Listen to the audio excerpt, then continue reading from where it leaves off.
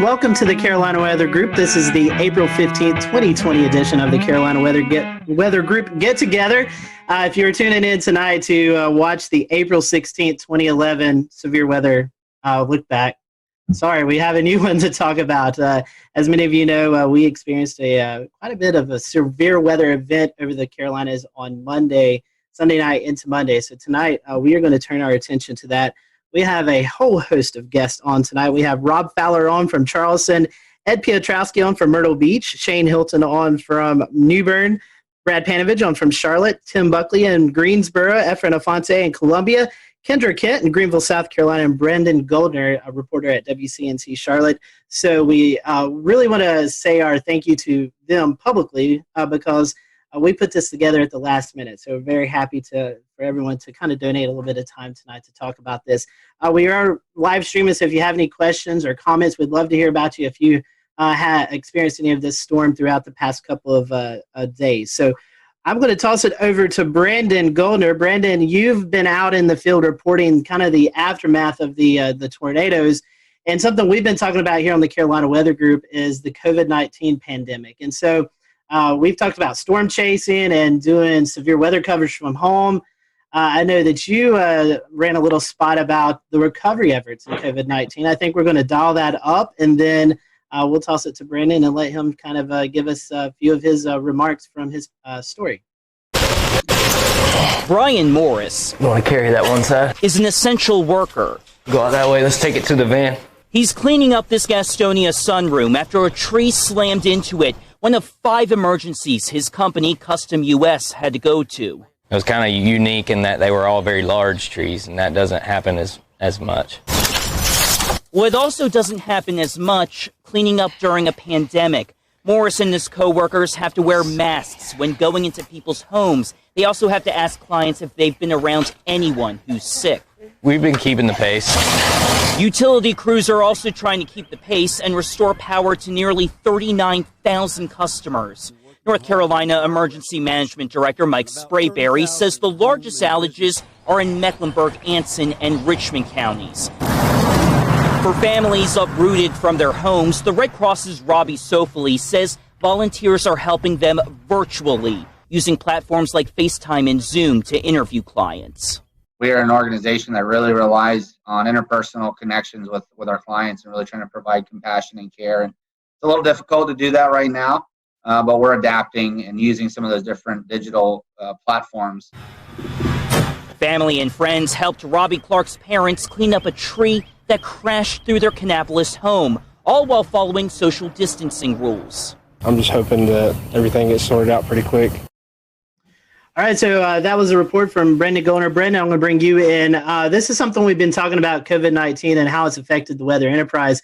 As you was out reporting, talking to the folks, what was it like kind of in this new time that we're all experiencing?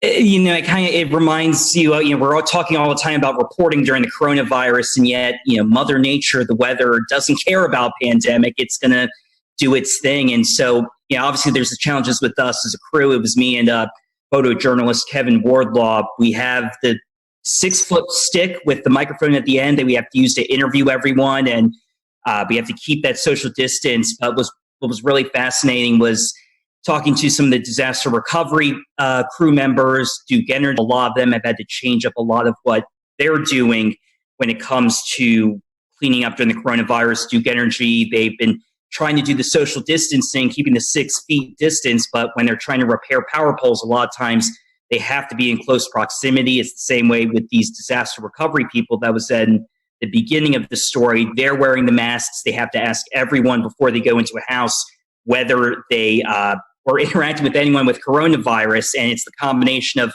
all of the weather damage with having to deal with the coronavirus. So it's been really a double whammy for a lot of people. And so, after disasters, we've seen it with the Nashville tornado, Jonesboro, Arkansas tornado a couple weeks ago. The community really comes together. How do you think that, how is the community interacting with their neighbor helping neighbor? Did you see any of that, even though we're in the midst of it? It's actually a good point. We didn't see nearly as many people outside as normally, especially there was Monday, we were at there was a fire at a house caused by a tree that snapped power lines, and then it went into a house, caused a fire. Thankfully, no injuries. But normally you'd see a lot of people out and about milling around asking for help, but really there weren't a lot of people out. A lot of people were just standing on their porches. A couple people wandering up, but keeping that 6-foot distance. But it's a good point. You really didn't see those huge crowds of people like we normally do, and probably likely due to COVID-19. Brendan, we appreciate that. We appreciate you joining us tonight, giving us that perspective. Hang around if you want to. I'm going to toss it to Dan, and Dan, you was out actually chasing this event. Maybe we can talk about that towards the end of the show, but I know you want to bring in one of our panel or one of our guests. Yeah, so talking kind of about some of the stronger tornadoes that hit there in South Carolina, I want to send it over to Rob there. There were a couple of significant tornadoes that hit, especially given the fact that this developed with not these ordinarily discrete supercells that would produce larger tornadoes, but they were within the line there. And especially we saw some interesting things like the Hampton County EF3, the Walterboro EF1s. Can you talk a little bit about that, Rob, that being in your area? Yeah, absolutely. I've been here in Charleston for 33 years, and I've been through several tornado outbreaks, and I don't know how substantial compared to other parts of the country they are. We know every tornado for us is very important because we don't get that many, so we don't really prepare that often for these. But when we got here early on Monday morning to see what was going on in southeast Georgia, because these really started there and then crossed over the Savannah River and came all the way through eastern South Carolina. So to see the debris ball in Hampton County, which officially the winds are 165, they finished that survey and released it today, but it's on the cusp of an EF4. And I think here in South Carolina since 1950, only 3% are EF3s and 1% EF4s. So you're talking about something very rare for us in a state that, depending on which service you look at, averages 12 tornadoes a year. Then obviously, for us here in our Channel 2 viewing area, Hampton County is more in the Savannah area. Our neighbors down at WSAV taking care of that, but that's still in our state. But then Colleton County is the next state over, or next county over, and then we really got concerned there, seeing what was going on in Hampton, transferred to Colleton County. Colleton County, that was released. There were 3 separate EF1 tornadoes there, one of them 110 miles an hour that, if you saw the video, did damage at the Low Country Regional Airport. Unfortunately, we had one fatality there. A tree came through a house and killed a lady there. And then kept on moving into our more populated areas of Dorchester, Berkeley, and Charleston counties. Had a separate tornado that moved, probably started as a water spout, moved over Edisto Beach. And then they surveyed just a little while ago that Berkeley County, they released it. And that was an EF2 with the winds of 120 miles an hour. So, and then came into Ed's territory up into Georgetown County. We kind of share that, and they already had confirmed tornadoes up there. And I know Shea Weatherflow, you guys measured a wind gust of 114 miles an hour right there. So, Dan, to put it, I don't know. I'm still shaking my head. I'll put it that way. It was just something I've never seen before, and I've been through a lot of the hurricanes that produce tornadoes like Francis, but this was unbelievable. In Irma, we had 4 tornadoes in the Charleston area, but I think we're all still shaking our heads. Okay. Yeah. Well, and I was watching very closely on radar as that Hampton County tornado started showing up on radar in CC, and also kind of the debris ball that was showing up there. I mean, that was a significant signature on radar that you just don't often see in the Carolinas at all. It's something you would generally see more in the deep south of Alabama, Mississippi, or in Oklahoma, Kansas, something along those lines. The damage report has it at least a half a mile of width of that tornado.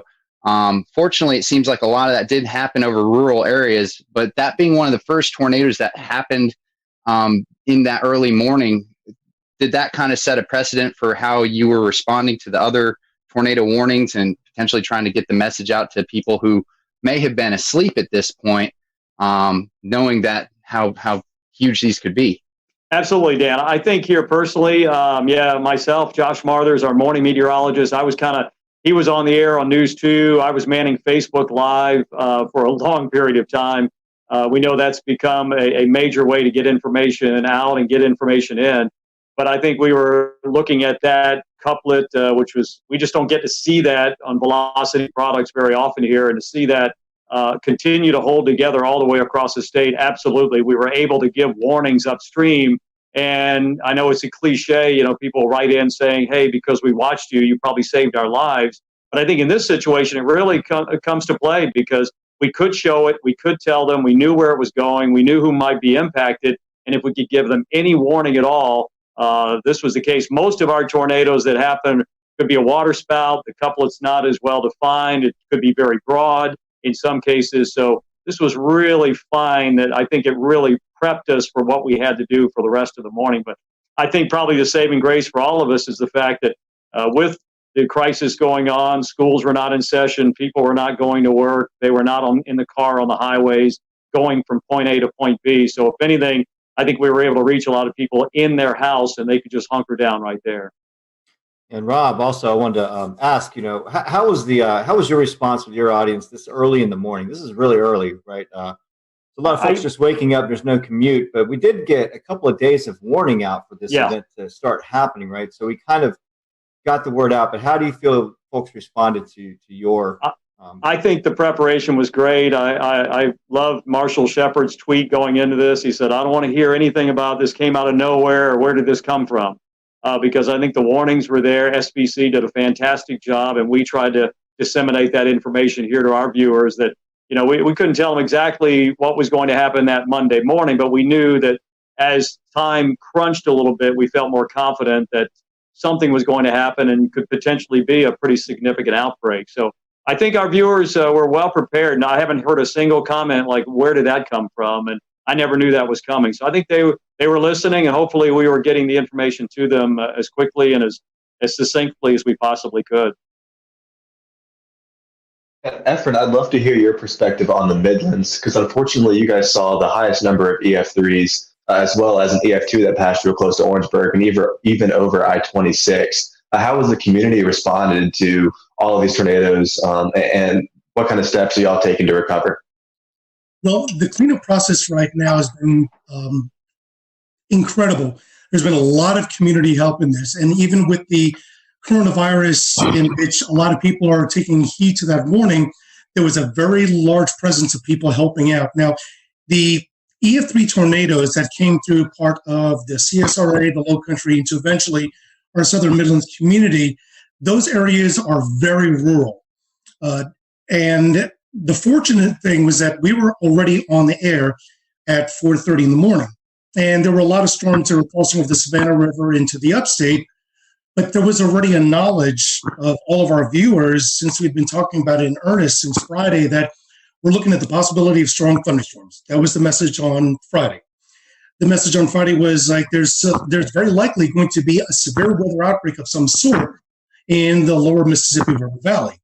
That message usually is taken with a grain of salt because it's not us. It's not even near us. And as we got into Saturday, our morning meteorologist, Danielle Miller, started emphasizing that we're looking at the possibility of strong to severe storms in South Carolina. Half of the models from Storm Prediction Center and their risk included the northwest half of South Carolina, and then on Tuesday, the eastern half.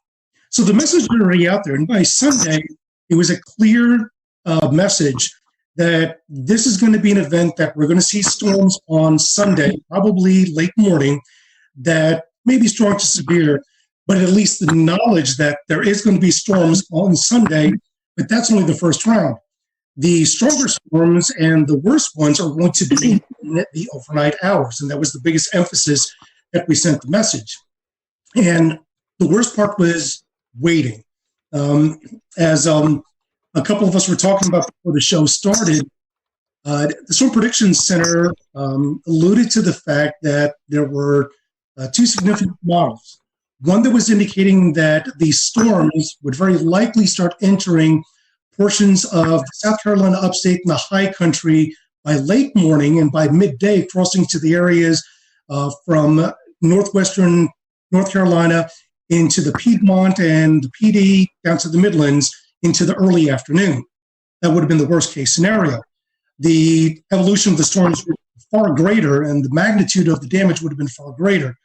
The other model was ones that verified showed that it came in a lot earlier.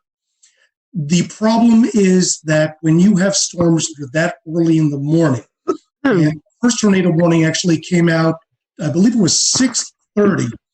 That was the tornado warning that was in Richmond and Columbia County in Georgia.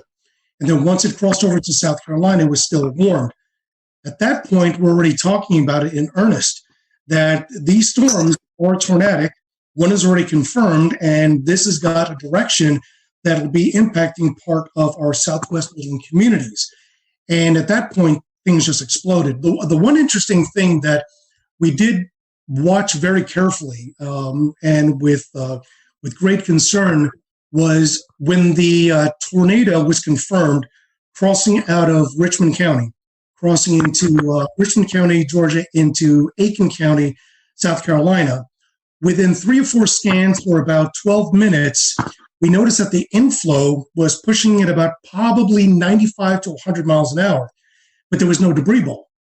Once it got right along the county line of Barnwell and Aiken County, there was no doubt a debris ball. Within a span of 5 to 7 minutes, 2 scans later, we now see 2 debris balls. And I mentioned on chat, I was like, guys, do we have twins? And they said, we definitely have a TDS on both storms. So now we got a bigger issue. We now have 2 tornadoes that are heading almost in the same direction, at least parallel. And the message is already out. You have to take your tornado precautions. The craziest part about this is that, and I'm sure a lot of the meteorologists here will say, Rob alluded to it, this is something that does not happen in the Carolinas. We're well known for the Carolinas to have the type of tornadic event that's low cape, high shear, versus when you go out into the central and southern plains, it's the exact opposite. But we've had our fair share of tornadoes that have been low cape, high shear, but nothing to this magnitude. I'm really hoping that the viewers were prepared. Unfortunately, we had 2 deaths out of the EF3 tornado that went through western Orangeburg County in the community of Livingston, and as well as 7 injuries.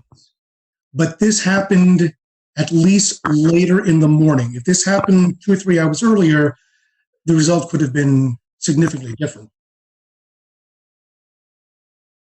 Efren, you were talking about the twins. There's some speculation on Twitter, and after looking at the radar scans, it could have kind of been like a Fujiwara effect, like they were kind of dancing around each other. Any comment on that? That's a good possibility. Keep in mind that the only data that we can go off, since we can't really go off of any visual satellite, is off of the radar, but that is the possibility.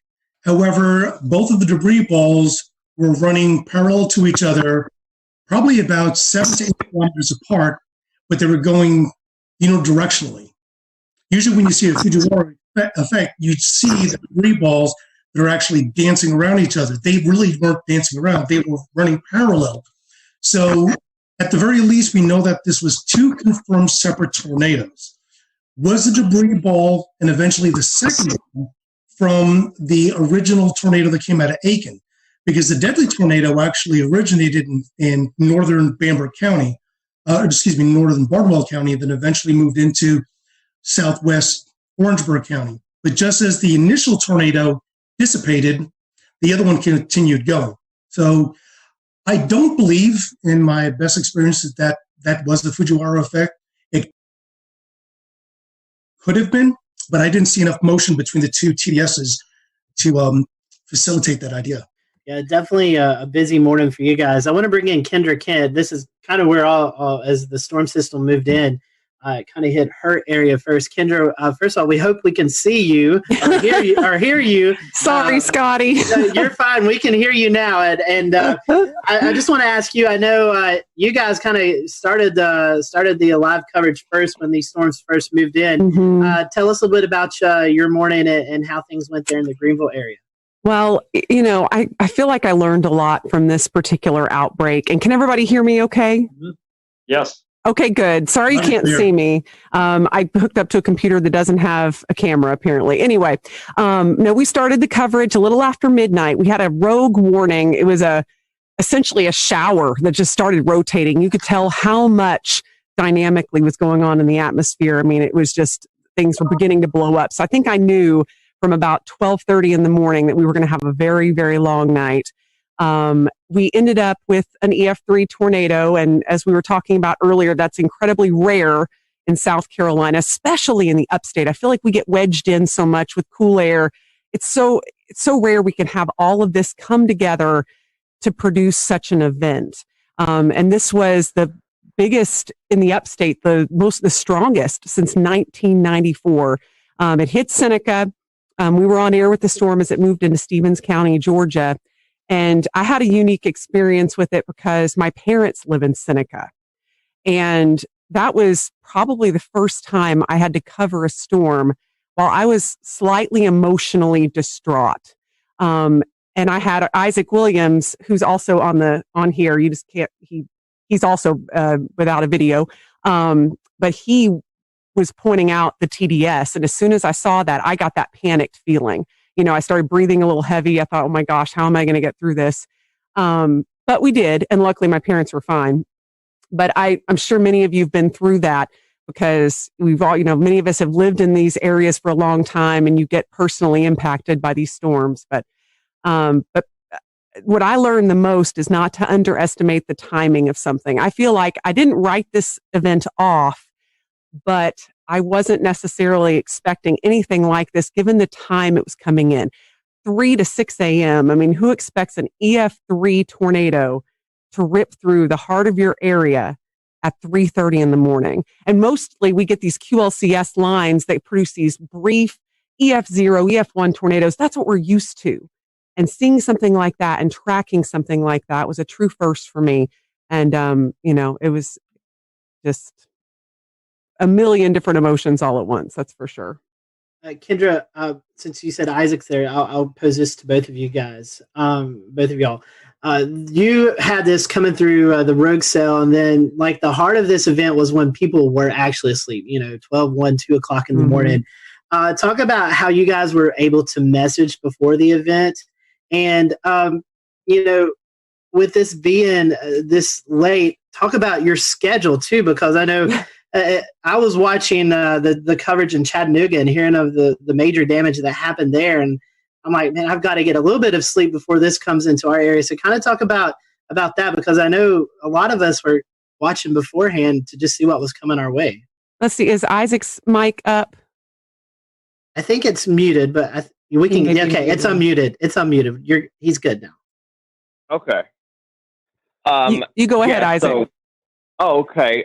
Thanks for having me briefly. I'm one of the morning people, so I'm like almost up past my bedtime here. But so just to kind of with the messaging and any rest. Unfortunately for me, I have plenty of interest in Mississippi and Alabama. That's where I'm from, and for whatever reason, a lot of people still ask me, about the weather there, and they depend on me, and that's great. So I didn't actually sleep going into this event.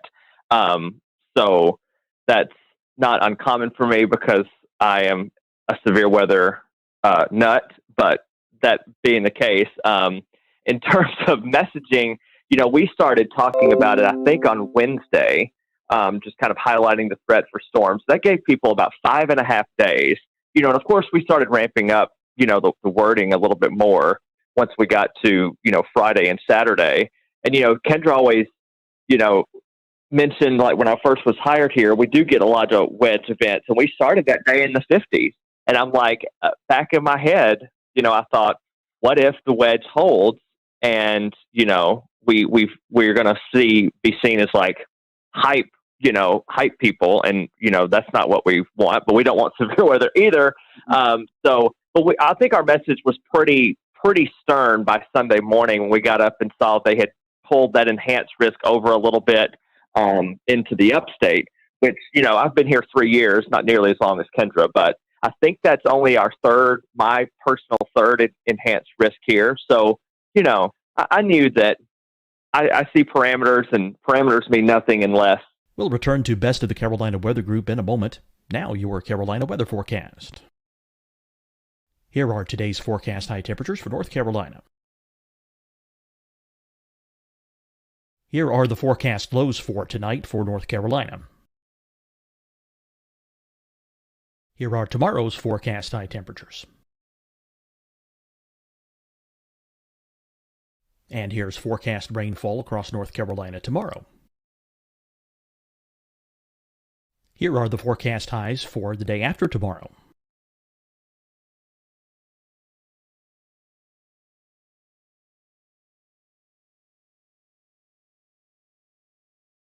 And here's the forecast rainfall across North Carolina for the day after tomorrow. This is the total rainfall forecast across North Carolina for the next 3 days. Here's the severe thunderstorm outlook for today from the Storm Prediction Center.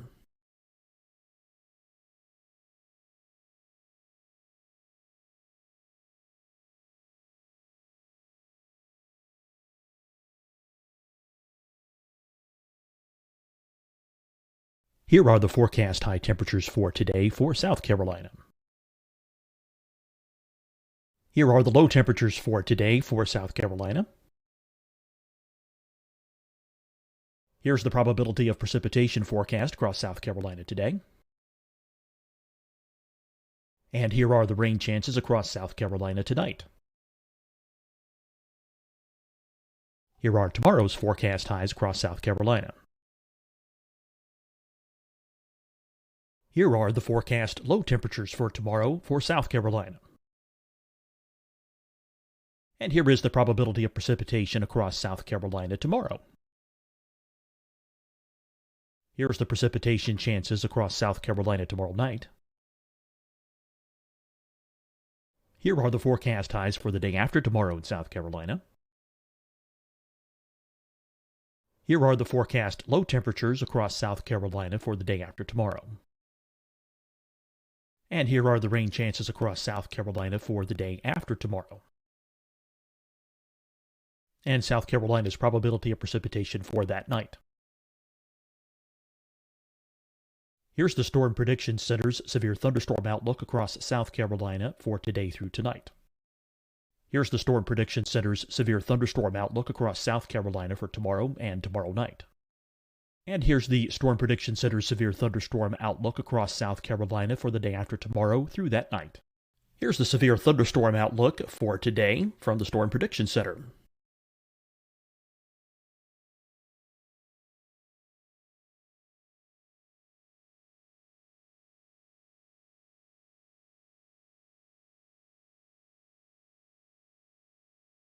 And now here's a live look at weather radar across the southeast.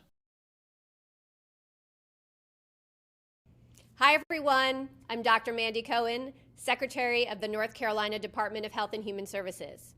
And when you follow the 3 W's, you protect your family and your neighbors from COVID-19. When you leave your home, practice your W's. Wear a cloth face covering, wait 6 feet apart, wash your hands often. Wear, wait, wash. We're in this together. Stay strong, North Carolina. Deciding when to wear a mask isn't about who you know or how well you know them. Just ask yourself, will I be with anyone I don't live with? If the answer is yes, get behind the mask. Help slow the spread of COVID-19. Get behind the mask. Learn more at covid19.ncdhhs.gov. Fight the spread and take a stand against coronavirus. Wear a mask in public. Stay at least 6 feet apart from others. And get tested. Join us and fight the spread. Visit scdhec.gov/COVID-19. Getting tested for COVID-19 helps you to take the steps needed to protect yourself, your loved ones, and your community. Find a testing location at scdhec.gov/COVID-19 testing. You'll see your Carolina weather forecast at 25 and 55 past. And now back to the best of the Carolina Weather Group on the all-new Carolina Weather Net. No, but I knew with those parameters that we had the potential to have something, fairly unusual happen, but I wouldn't have had I don't work weekends, so I don't even know if I would have said something about a strong tornado even the night before, just because it's just so rare to get them here. Yeah, and I think just given how late it was at night, and we knew this was likely going to be taking at least some linear form. Yeah, I wasn't expecting that either, and it really it caught us off guard. But to see a TDS like that move through our area, and I know the rest of you all saw that too as South Carolina meteorologists. I mean, just something you don't see every day, and it kind of takes your breath away. They're used to that in Alabama and Mississippi. We just don't get that stuff here. Yeah, and then right after that. Right after the Seneca one had briefly lifted right over Clemson, we had the EF2, what ended up being an EF2, another TDS outside of Slater, which that's, almost in the 3,000 feet elevation, in the extreme northern part of Greenville County. That debunks the whole tornadoes can't happen in the mountains thing, Definitely. So we were watching that, Evan and I, because Evan doesn't live too far from the line there. One last question, and we'll come back to you guys later on in the show. But at the time, we didn't know how long the tornadoes were on the ground. But I think one of the tornadoes there in the Greenville, Pickens County area was on the ground for around 8 miles. So these were not also big tornadoes, but they're also long track tornadoes, something that we're not too accustomed to as well. Yeah, again, that was a huge shocker. But when you saw the signatures on radar, there was no doubt that was going to be a large tornado. And they even put that in the wording of the warning, which I was very happy about. I feel like that really brought people's attention up. And the thing you mentioned earlier too, these were happening at 3:30 in the morning, probably the worst time a tornado could hit. I mean, when people are in their deepest sleep, and all you can do as a broadcaster is beg people to wake up their kids, get their dog, whatever they need to do, get to their lowest level. And so I feel like this was one of the scariest nights for our viewers, hands down, and no less scary for the rest of the state, of course, but at least it was more toward daybreak for some of you guys. But yeah, for us, it was just the dead of night, and we were just hoping that people were heeding the warnings. Right. And for sure, with that, with the Seneca one, we were in a situation where the TDS was so strong, so fast. Like I don't want to say it came out of nowhere, but like that TDS appeared and it was like violent looking, like on the first scan that I saw. And we were dealing with the situation, like once it went past Clemson, I think we had debris fallout on CC. So we weren't positive that it actually wasn't still down because it still looked like, something could be there. You thought it was like debris being fanned out or whatever, but you weren't sure, even though the circulation looked a little weaker. But I'm like, we're not going to take any chances with it. Obviously the tornado warning was still in effect. And, that was another little unique challenge, is that I've never actually dealt with debris fallout before, where we said, okay, well, this signature is debris, and yet something similar was happening down the line. And we're like, well, this may be actually debris that's still being lofted, but the tornado's not still down. So it was a very unique situation. Again, Kendra keeps bringing this up. It was in the middle of the night at 3:30 in the morning, but I feel like people were wide awake and they were watching and they were prepared, which is good. All through the days, we were like, Kendra made a graphic, I think on Thursday, that said, what do you need to do? It was just like a simple little headline graphic, but it was like so informative about charging your batteries, keeping your phone on not silent if you sleep with it on do not disturb. I remember saying Friday morning, what you can do, you can, sleep with it on loud for one night, because it can help save your life. So it was a insane, again, I worked in Mississippi. I've dealt with, plenty of tornadoes in my day, but yet this is still a first for me as well. All right, and I'm going to go ahead and bring Ed Petrowski from WPDE in Myrtle Beach. And Ed, we saw what looked like the tail end of this Hampton County tornado pop out all the way over at Murrells Inlet. Brad Panovich was nice enough to share a link with us. I'm going to pull it up here and share my screen. Let's see if we can get it to work here. And the tornado that you're seeing here in Hampton County, there's some debate of whether or not it started over on the Georgia side of the Savannah River, but If we look at the start of the track and draw it all the way over to where it exited the South Carolina coast here, then we're looking at about 144 to 158 miles, somewhere in that vicinity. And so, we know this continued on, maybe up even into the Oak Island area of North Carolina, but it's just impressive to see the length and track of that storm. It did pop out at Myrtle Beach, where one of our weather sensors for weather flow got a reading of 114 miles an hour. We had a pressure drop of 7 millibars within a 1 minute time span. So that reading went up within 2 to 3 minutes, from 46 to 76 miles an hour to 114.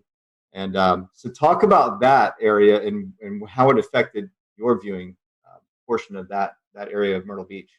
But for us, considering what happened across the rest of South Carolina, we were relatively unscathed. We had no injuries and no deaths. There was never really any really tight circulation anywhere in our viewing area.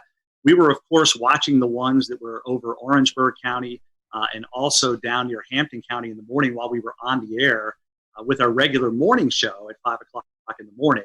And those were the two big storms, the two supercells that we were watching very carefully, knowing that they were heading generally in our direction. The one in Orangeburg County faded away before it ever got to our viewing area. But the one in Hampton County that eventually went over Monk's Corner, eventually got into Georgetown County, and they warned for that one where there was EF1 damage done in Sandpit and Graves. And then you hit a really populated area on the south end of the Grand Strand where Litchfield Beach is located and Pawleys Island as well.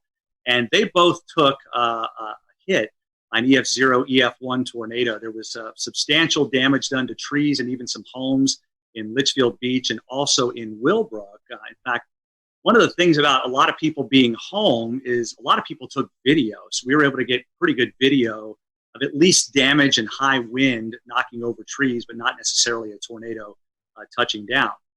And then, of course, it went out over the ocean, became a water spout, and that's when it rolled over the Murrells Inlet jetties with the recording of 114 mile per hour winds. And, I look back in that and I think, my goodness, if that was just a couple of miles west of there, we would have had substantial damage on the south end of the Grand Strand. And if it had paralleled the Grand Strand coast, it could have buzzsawed the entire Grand Strand, nearly 60 miles with extensive damage. So we were very fortunate that it actually went out over the ocean.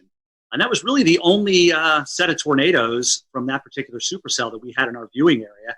Although I will say in Marlborough County, which is just to the east of Chesterfield County, in the northern part of the state, we had a massive microburst of 110 mile per hour winds that did substantial damage in Wallace. And of course, everybody, when they get that kind of wind, thinks it was a tornado. But in reality, it was a microburst. Although on radar, it did have some rotation. It wasn't very tight there either. But Steve Paff, who works with the National Weather Service in Wilmington, those guys do a phenomenal job. They went out and did the survey yesterday and were able to pinpoint where they had 80 to 110 mile per hour winds. And, typically for us, in the summertime, we get those pulse thunderstorms where we'll get 60, 70, maybe 80 mile per hour winds with a collapsing thunderstorm. But in all the years I've been here, I can't recall one time where we've had a microburst that caused 110 mile per hour winds. But you hear it all the time. They're just as damaging sometimes as tornadoes. Wow, that's pretty impressive. Yeah, just looking at that, the one at Litchfield, they classified as an EF2. Do you think the Waccamaw River Basin had something to do with reforming of that, or do you think the mechanical features, right, when it came to land, maybe help with strengthening or re-intensifying that system?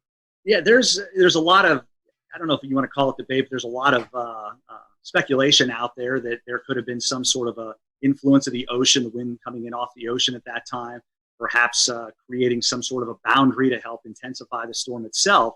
But yeah, it was an EF0 over Litchfield Beach, and then it blew up to an EF2 when it went over the Murrells Inlet jetty. So it got pretty strong fairly quickly. And again, we were lucky that was over the ocean.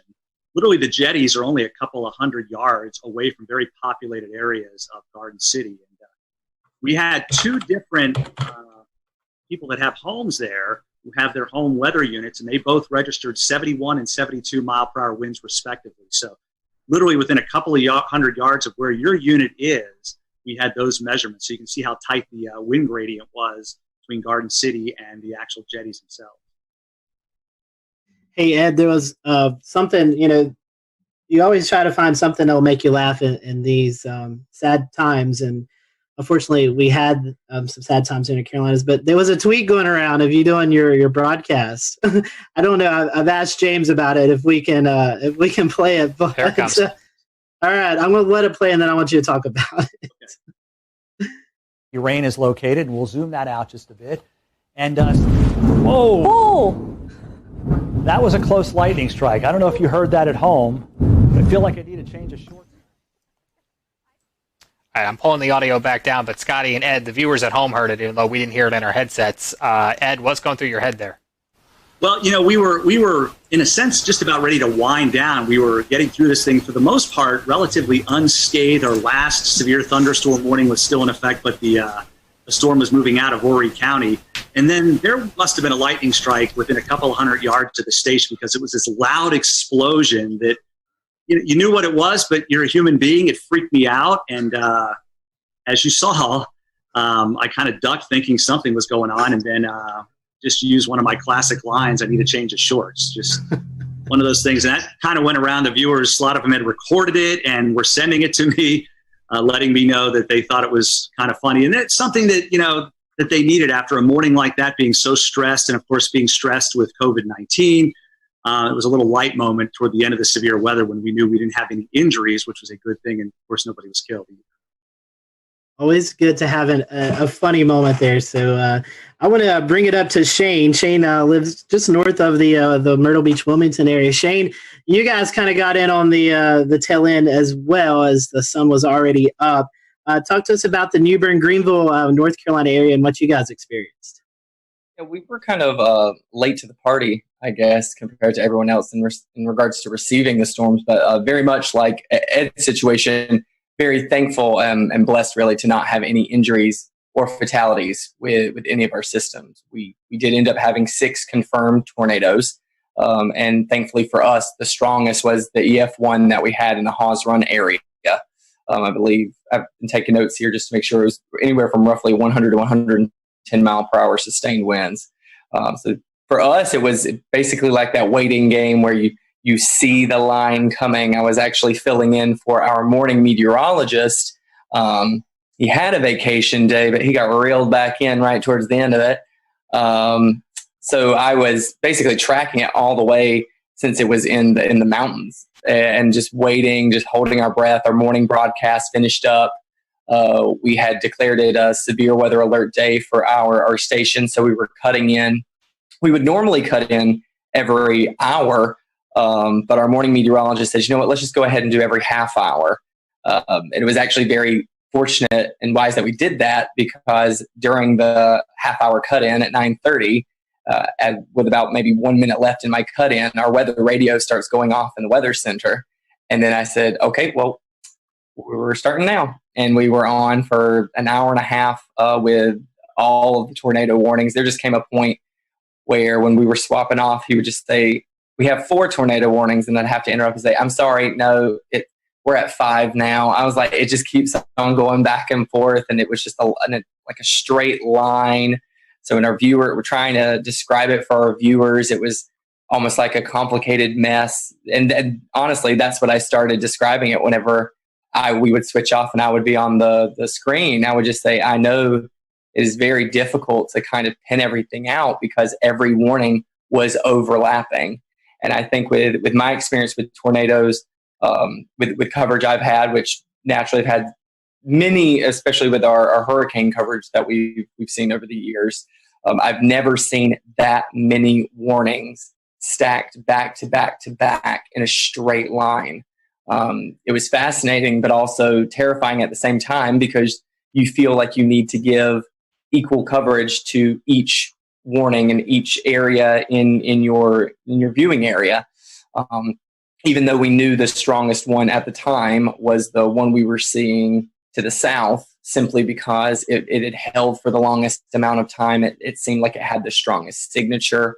Looking back on social media after everything kind of died down a bit, I was able to see what other meteorologists from around the country had done and taken screenshots, and seeing all the feedback and all the scans of it that we weren't even able to see at the time. because we were having to bounce in between 6 different tornado warnings all at the same time. But looking back on it, it was very clear seeing everyone's screen grabs of the tornado warning to the south, that was the strongest one. It had the strongest sustained winds. It had the longest track out of all the tornadoes that we were tracking that morning.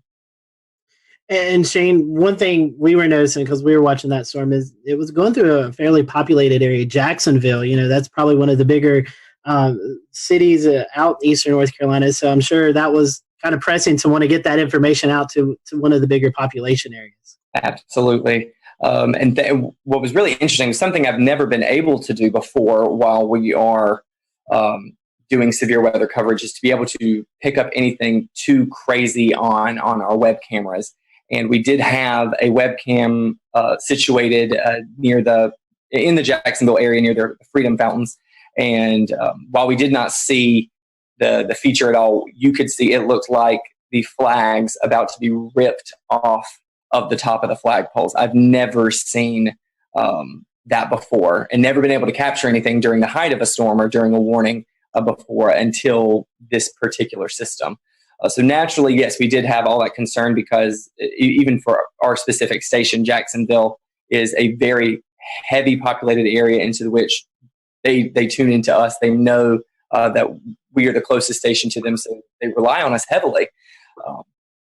But thankfully, I believe the heaviest damage that was sustained in that area was at a hog farm. So we might have a few pigs that won't be tuning into our broadcast next time. But like I said, just very thankful and blessed that we had 0 fatalities, 0 injuries throughout the entire morning. Shane, I got a good chuckle out of that. Thank you. Tim, we still have 2 areas to cover, Charlotte and Greensboro. So Tim, I want to start off with you. I know you're just dying to talk. We've had you waiting for 40 some odd minutes now, but you guys did have 1 tornado in Alamance County. Can you kind of tell us a little bit about that and maybe some of the relief that you felt that there was only 1 and things weren't quite as bad as they could have been? Yeah, sure. Thanks, guys. So, this kind of thing that we were tracking for days, all of us were tracking it for days. It was pretty much all anyone could talk about for the Easter weekend. So one of the things leading up to it, I kind of sensed I was kind of trying to read the room and on my Facebook page and to see where people's heads are at. It really seemed like people were dreading this and they were very freaked out and they really were spooked, just in the sense of maybe they were stressed out already. I am not a psychologist, but there was just a lot of stress building up. And I think whenever something is coming in the middle of the night, people are really worried, and justifiably so. So one of the things we decided to do is just let them know, we're going to be there the whole night.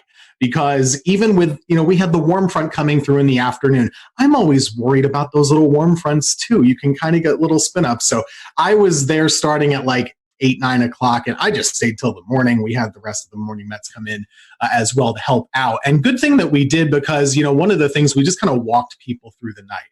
We would just do Facebook Lives and they would chime in and we would say, everything's still okay. You can go to bed, but make sure you have the phone. And you got to wake up if the warnings are issued. And people really did that, and I think it helped out. But you mentioned we had 1 confirmed tornado in our area.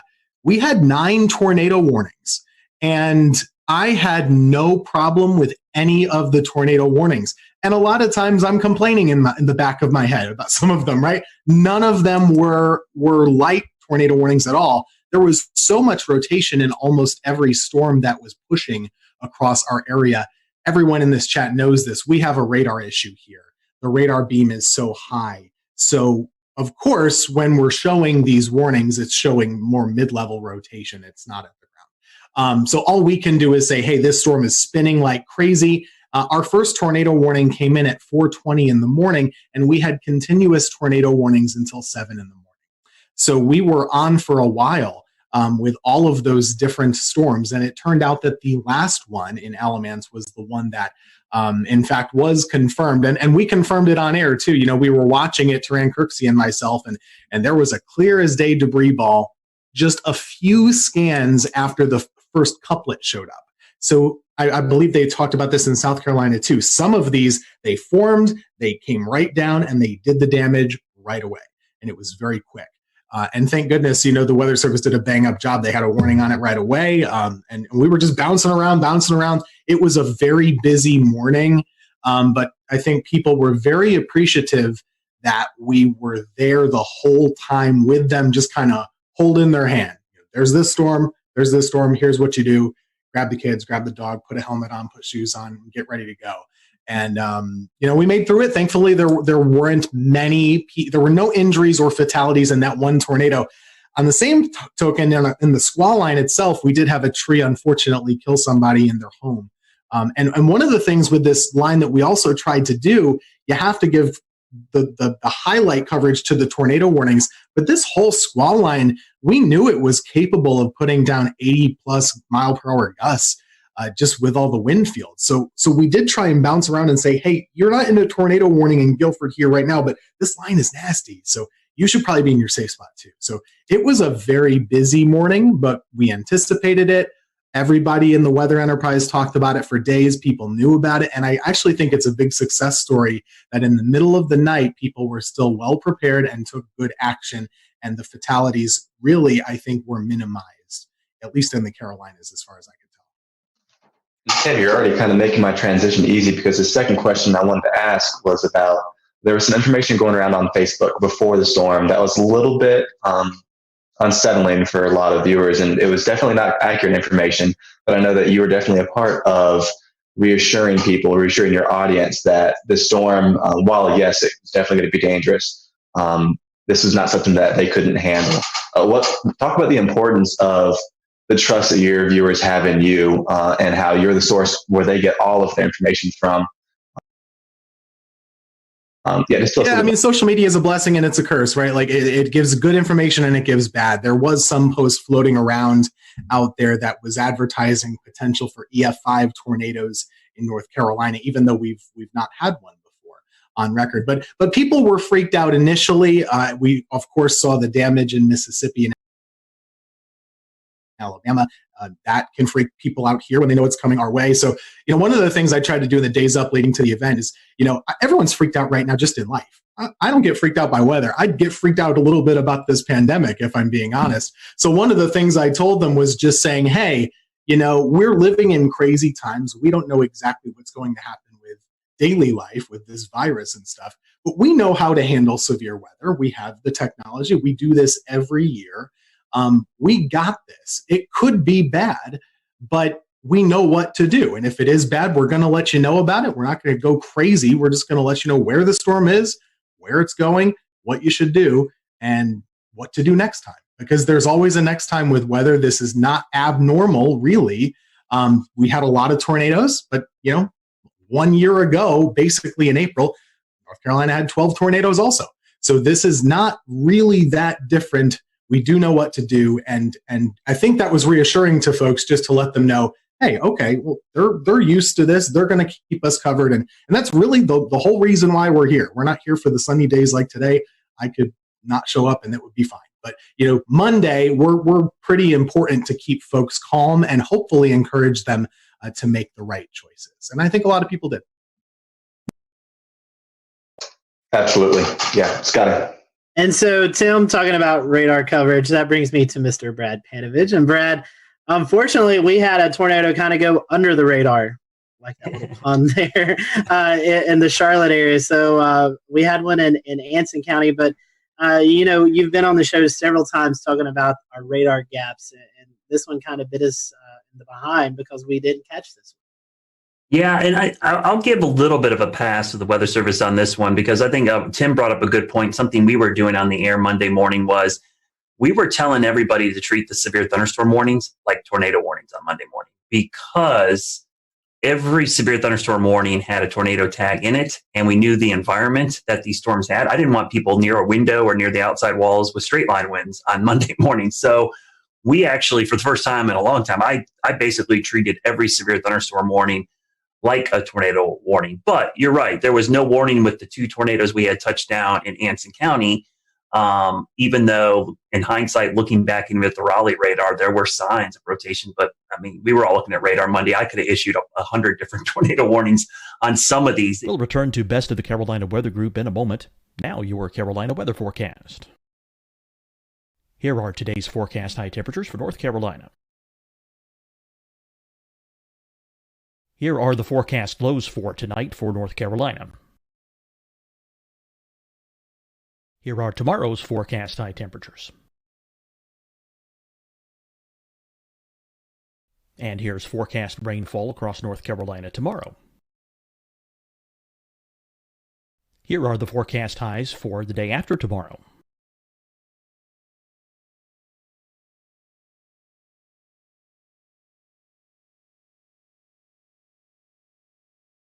And here's the forecast rainfall across North Carolina for the day after tomorrow.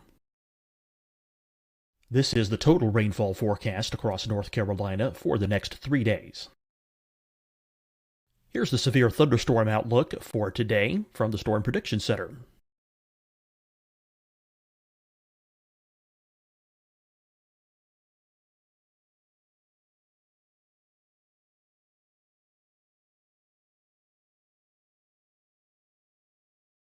Here are the forecast high temperatures for today for South Carolina.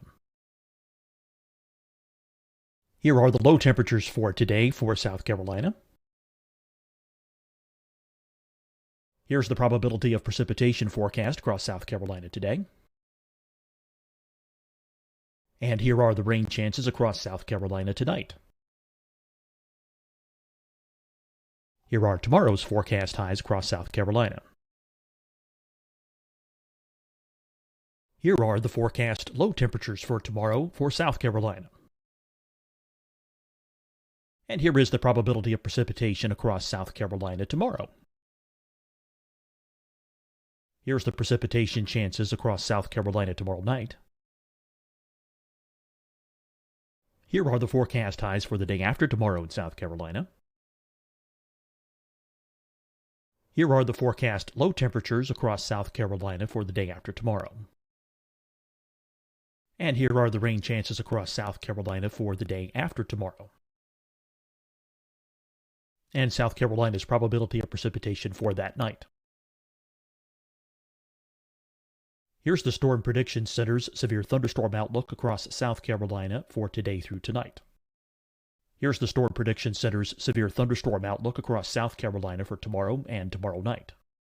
And here's the Storm Prediction Center's severe thunderstorm outlook across South Carolina for the day after tomorrow through that night. Here's the severe thunderstorm outlook for today from the Storm Prediction Center.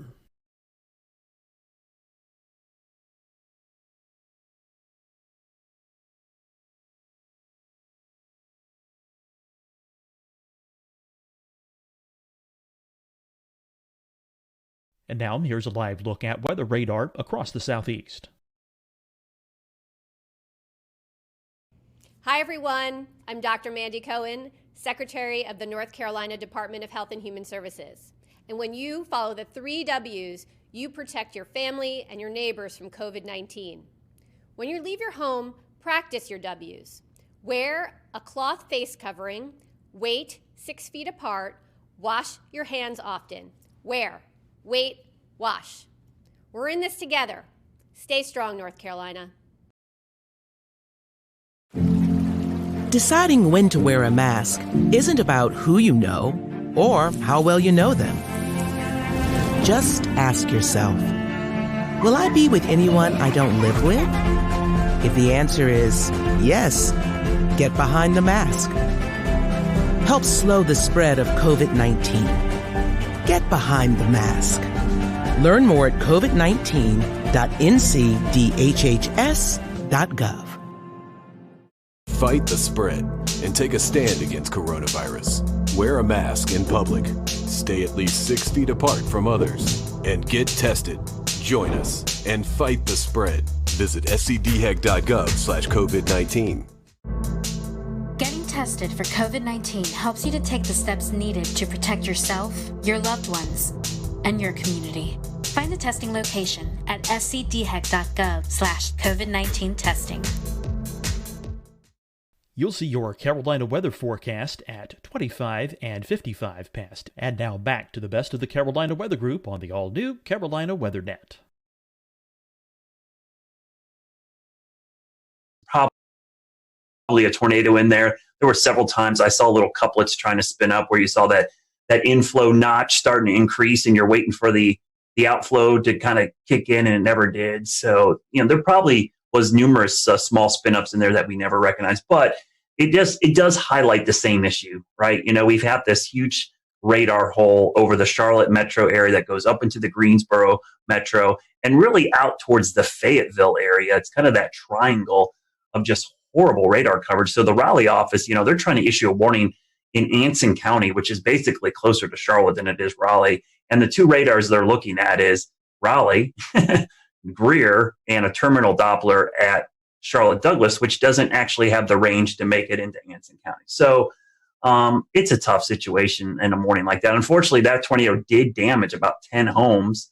It was an EF2, and we had several farms damaged. So it did quite a bit of damage, actually picked up a couple mobile homes. But it does highlight the issue. I just hope that at some point, I think this COVID-19 thing has kind of set back our North Carolina radar project to do some private-public partnerships.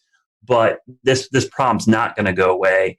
And hopefully in the very near future, we'll have the goal is to have 3 C-band million-watt dual-pole radars spaced out over that radar gap to enhance radar coverage going forward. But, man, that was, every time this happens, I'm like, I wish I had a better look. I wish I had it, especially that time of the morning when no one's spotting these things. You need that radar coverage. And it really makes it difficult. And I'll just say one of the things about the coverage that morning, everybody knew this was coming. The only messaging issue that I had with this whole event was because of the timing being between day 1 and day 2 outlooks from SPC, there was a lot of disconnect about this thing like skipping over us. And the one thing I tried to do Sunday night and Monday morning was like, hey, you got to understand the day 1 outlook goes from 8 a.m. Sunday to 8 a.m. Monday. And then the new one comes out for Tuesday. It's 8 a.m. Tuesday to 8. And so it looked like it was going to jump over the Piedmont, but it really was just an artifact of it being right at that time of day between the two outlooks. So that was the only issue I had communicating. A lot of people thought this was going to happen on Sunday, and it really was a Monday morning event. So from that standpoint, I'm glad a lot of people paid attention, but the timing was a real problem because of the way the outlooks are issued from SPC. Ideally, we'd like to have had it from midnight to midnight. I think that would have had a much better perspective of what's going on. For the viewers, a few asking about radar. For those who may not be familiar with radar, tell us why the Charlotte area, the Greensboro area, Fayetteville area is kind of in that hole. Why does the radar miss those areas? Oh man, it's a lot of politics. I'm not going to lie to you. When the Weather Service was reorganized, for whatever reason, Charlotte, which is, I'm biased, I live here, but it is the biggest city between Atlanta and Washington, D.C., all right? It does not have a radar within 50 miles of the biggest population center in this part of the country. And that doesn't just affect us. It affects Tim up in Greensboro and Winston-Salem. It affects Hickory, Boone. It affects a large area. And so there's some little stopgaps. And I hear this all the time from people, well, you got a terminal Doppler radar. I'm like, all right, terminal Doppler is a Band-Aid. It's like a little tiny Band-Aid that helps fix a little bit of the issue. But, if I had to tell another meteorologist, hey, I'll take your 88D out and put a C-band, non-dual pole radar there to take you out, they would never want that, right? They would want an 88D dual band radar. And so it's just a Band-Aid approach. And we just have a huge issue with it. And it's unique to Charlotte. We are the biggest city in the country that does not have a radar within 50 miles of the city. So luckily, local governments are recognizing this problem. We've brought it to their attention. I think everyone brings up their phone app and goes, oh, we've got radar coverage. A lot of people don't understand that radar are like cell phone towers. The farther away you are from the dish, the worse your reception is. And so in Charlotte, we got this big population center, and our closest radar or set cell phone tower is in Greer, South Carolina. So it makes it incredibly difficult. It's not that we don't have any coverage. I don't want to make it feel like, we're in this giant hole. We just have degraded coverage. We have really poor coverage. We have 1 bar on our cell phone. We want 5 bars. So what we're trying to do is get that radar closer because the radar beam, as you see in the picture right there, thanks, James, the radar beam goes in a straight line, but the Earth curves. So by the time the radar beam gets to Charlotte, depending on which part of Charlotte you're in, it's at 8,000 to as much as 10,000 feet above our heads. Tornadoes happen down in the lowest 1,000 or lower. So missing a lot of these tornadoes is a problem with the radar gap. And so I hope going forward that this problem will get solved. For years, we tried doing this back 10 years ago, and we went through federal, issues, and it's just dealing with the government sometimes incredibly difficult to get things. But now that we have this private-public partnership, it's the closest we've been to solving this problem, because we've got local, state, and even private entities involved, and the data is going to be public and free for everybody. Speaking of partnerships, I wanted to ask Brad and Shane and Tim. Unfortunately, a lot of our other guests had to jump off because they have a 10 p.m. newscast. But in this era of COVID-19, you guys aren't in the weather center with your fellow meteorologists. You're doing a lot of work from home. How was the communication preparing for this event? Was it any different? I mean, I know you wasn't personally beside the meteorologist, but was the communication still there? Was there anything that you think maybe it could have went better or not as good? I mean, any comments on that? We over-communicated, and the only reason that I really over-communicated was watching Ryan Vaughn in Jonesboro a couple weeks ago work from home and cover a tornado there. And I thought, it gave me a little sigh of relief saying it could be done, but they still had somebody in studio. So we talked a lot over the weekend. We had probably 2 or 3 Zoom calls over the weekend talking about coverage. And I said, if this was not COVID-19, I would be in the studio right now. And luckily, my general manager and news director said, you know what, we want you in the studio too. So for the first time in a month, I was actually in the studio instead of home. And I worked in the morning show. Normally, I'm an evening shift person, but I came in and tag team with Larry. We did do social distancing. We never crossed paths. We stayed away. I stayed in one location, which unfortunately meant I didn't get to go to the key wall, but I could be in the weather center with a standing shot and do it. So I think, and to answer your question, Scotty, we actually over-communicated, probably more so than we ever had, because we knew the logistics of this was going to be really problematic. Yeah, just to echo that, we did the similar thing. We had the fun part about planning is you get to be on Zoom calls with your boss like every other day, right? So we had a lot of Zoom calls just like this, and it made planning a little bit more tricky, because we really had to advocate for the necessity of being in the studio. And it's not just a presentation thing, like that's somewhat cosmetic, but I don't have a generator at my house. None of the folks on our weather team do. So that was really the thing. What if? And we have 3 folks working, but it could sure happen that all of us lose power. So we really needed to be there. But when we were, I was at we have a separate room key wall. I was there. I didn't talk to anybody. You can see Ruben is and zooming. then in the studio, Taran Kirksey was there in front of a monitor wall with a computer with our graphics. And we had another meteorologist at home just doing like this and Facebook and stuff. So it really worked out well, but it was more planning and, just jumping through all the hoops that we all have to do just to go to the grocery store or something like that now. Strange. Yeah, I think kind of just like adding on top of that, this situation has brought anything, it's teaching everyone, in the communication field, how to communicate even more, or the importance of communicating more. In our case, we are still fully broadcasting from our station. We don't work from home. I typically will do noon shows twice a week, and then I do double shifts on the weekend, all of our morning and all of our evening shows. So I'm usually the only one in the station for the meteorologists on Saturdays and Sundays anyway. So I was closely monitoring it. And whenever I saw it on one of my weekday shifts, I think I had sent an email out and said, I think we should go ahead and just start having a plan in place. This is our first time trying it with social distancing. So I think it's even more important that we start planning further in advance. And I just think these are times like this where you do learn how crucial communication is between a team. And I think it really applies for all fields, not just our specific industry. We started it with an email chain. We did not do Zoom conference calls because I don't like my employer to know how many times I'm wearing pajamas when I'm on the call. So it is all on the phone only. But at the end of the day, you're keeping in touch with them. You are making sure that there's consistent points that are going to every single one at every level so that everyone is on the same page.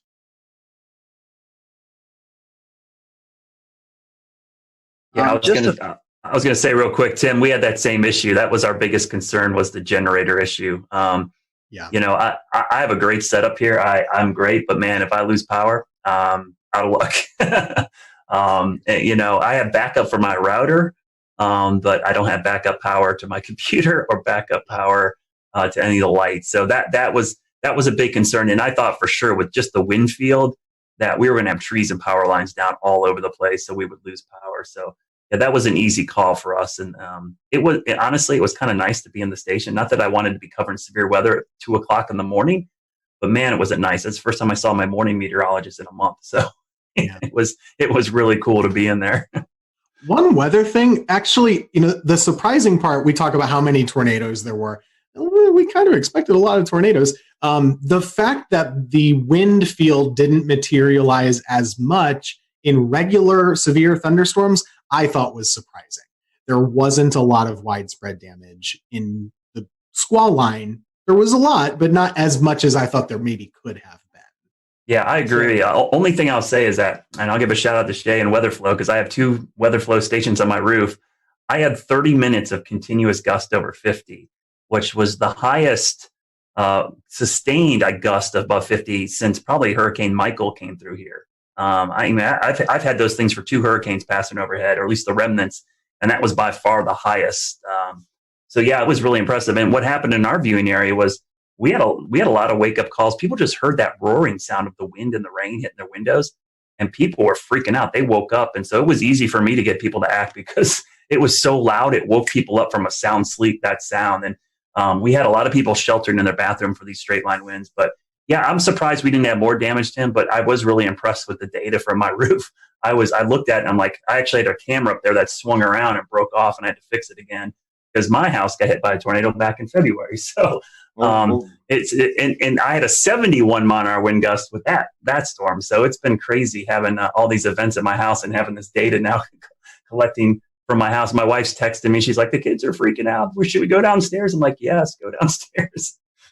Well, Brad, what a way to QC those stations with a camera breaking, right? And then the stations are still standing. But I mean, that's pretty impressive if you think about the mechanical features over land, how trees and other homes block wind, and you're still getting gusts like that. You could almost assume that just above homes, right at the treetop level, probably several knots stronger just because of those mechanical features. But yeah, even here along the coast, just like Tim said, I was surprised we didn't see a lot of those, those gust fronts or there's really strong convergences right ahead of the storms. It never really materialized here. I mean, we got 30 to 40 knots, and then maybe one little spike upwards, but we didn't see any of these big blasts of wind like we normally do here at the coastline, where the energies just drop out of the storm, and then we get a long line of really strong wind. So that was a good thing because it was less damage over the entire area, even though we did have one tornado along the coastline, immediate coastline, and even one just inland. But a lot of folks just saw a lot of heavy rain, lightning, and just some gusty wind at times. It wasn't terrible. So, I mean, there's a little bit of reprieve from that storm, at least here along the immediate South Carolina coast, except for Murrells Inlet area and Litchfield. Yeah, so today's date, I think, is kind of significant, too. The initial thing we were going to air today was going to be about the 2011 tornado outbreak that everybody really thinks about when they think about the strongest storm system maybe they've lived through or seen. We chose to do this instead because this was such a significant severe weather outbreak. Going kind of back to you, Brad, and anyone else who wants to talk about it, is there any sort of feedback that you're receiving from the public that this is going to be kind of the new thing in their heads as the biggest severe weather threat that they've seen? Or how do you think this compares as far as response to what we kind of saw on April 16th, 2011? I remember that April well, because that is the highlight of that month, but there were 4 separate significant severe weather events back in April. We had a derecho, we had baseball-sized hail, and we had the tail end of the Tuscaloosa tornado outbreak actually affect the Carolinas. And then April 16th, which I remember that night because I stayed up all night long and watched that line of supercells pass over Charlotte, not touch down, and then immediately as the sun came up, start spinning. But I think what helped us out on Monday, 2 things. One, COVID-19, everybody's home. They're sheltering in place already. But 2 was our tornado outbreak back in early February. that was still fresh in a lot of people's minds. We had significant tornadoes that morning, and that wasn't too long ago. And that was in Charlotte. That was, we had EF1 damage across a big chunk of South Charlotte, including my backyard. So I think that in the back of people's minds helped. And anybody who's worked in emergency management or done this, the level of preparedness is only as good as your memory of the last disaster. And in this case, having that last disaster kept people prepared. And so they were kind of ready for this. Yeah, for here, this one is not going to be remembered for years for most of the Piedmont area, and at least near the Triad, I wouldn't say, except for the folks who actually were in the tornado path in Alamance County. Just to add to this time of year, it's always very busy. 2 years ago today is the anniversary of the Greensboro tornado, which is still so fresh. We had a reporter do a story today. How is East Greensboro doing?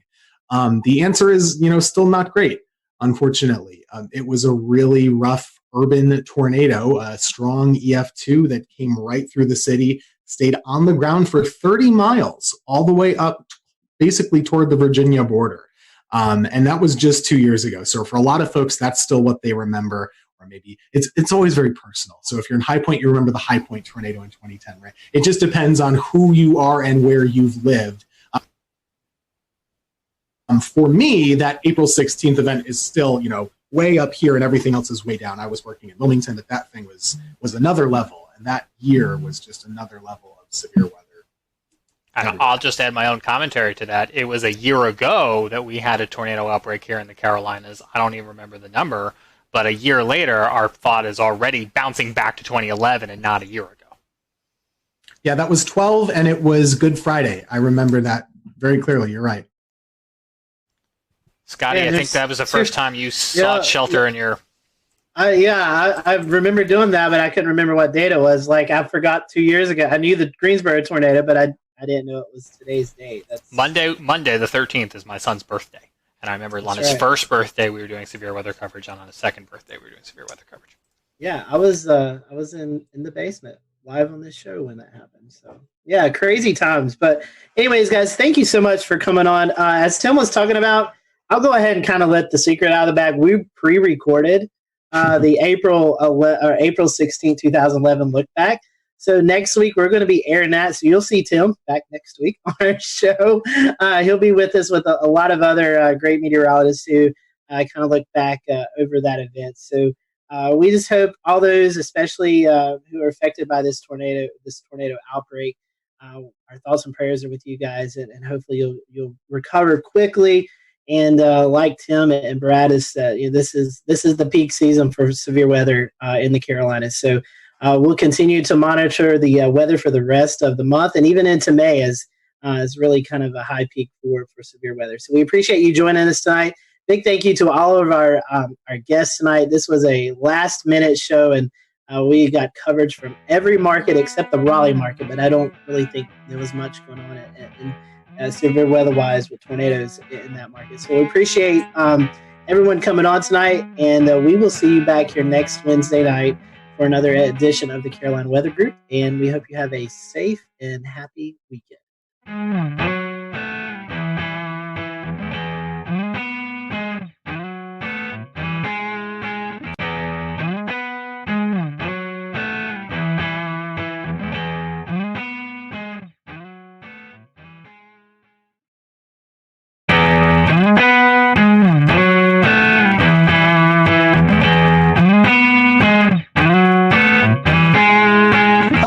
Welcome to the Carolina Weather Group. We're happy to have you this evening.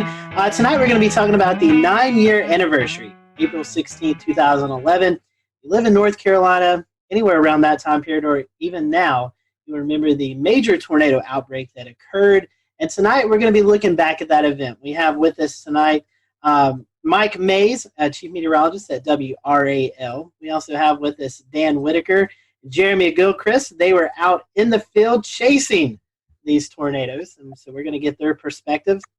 Also with us, we have Tim Buckley, who is the Chief Meteorologist at WFMY, but at the time was working in Wilmington, North Carolina at WWAY. And we have Gannon Medwick on with us, who is chief meteorologist at WECT in Wilmington, but at the time was working at WNCT in New Bern, North Carolina.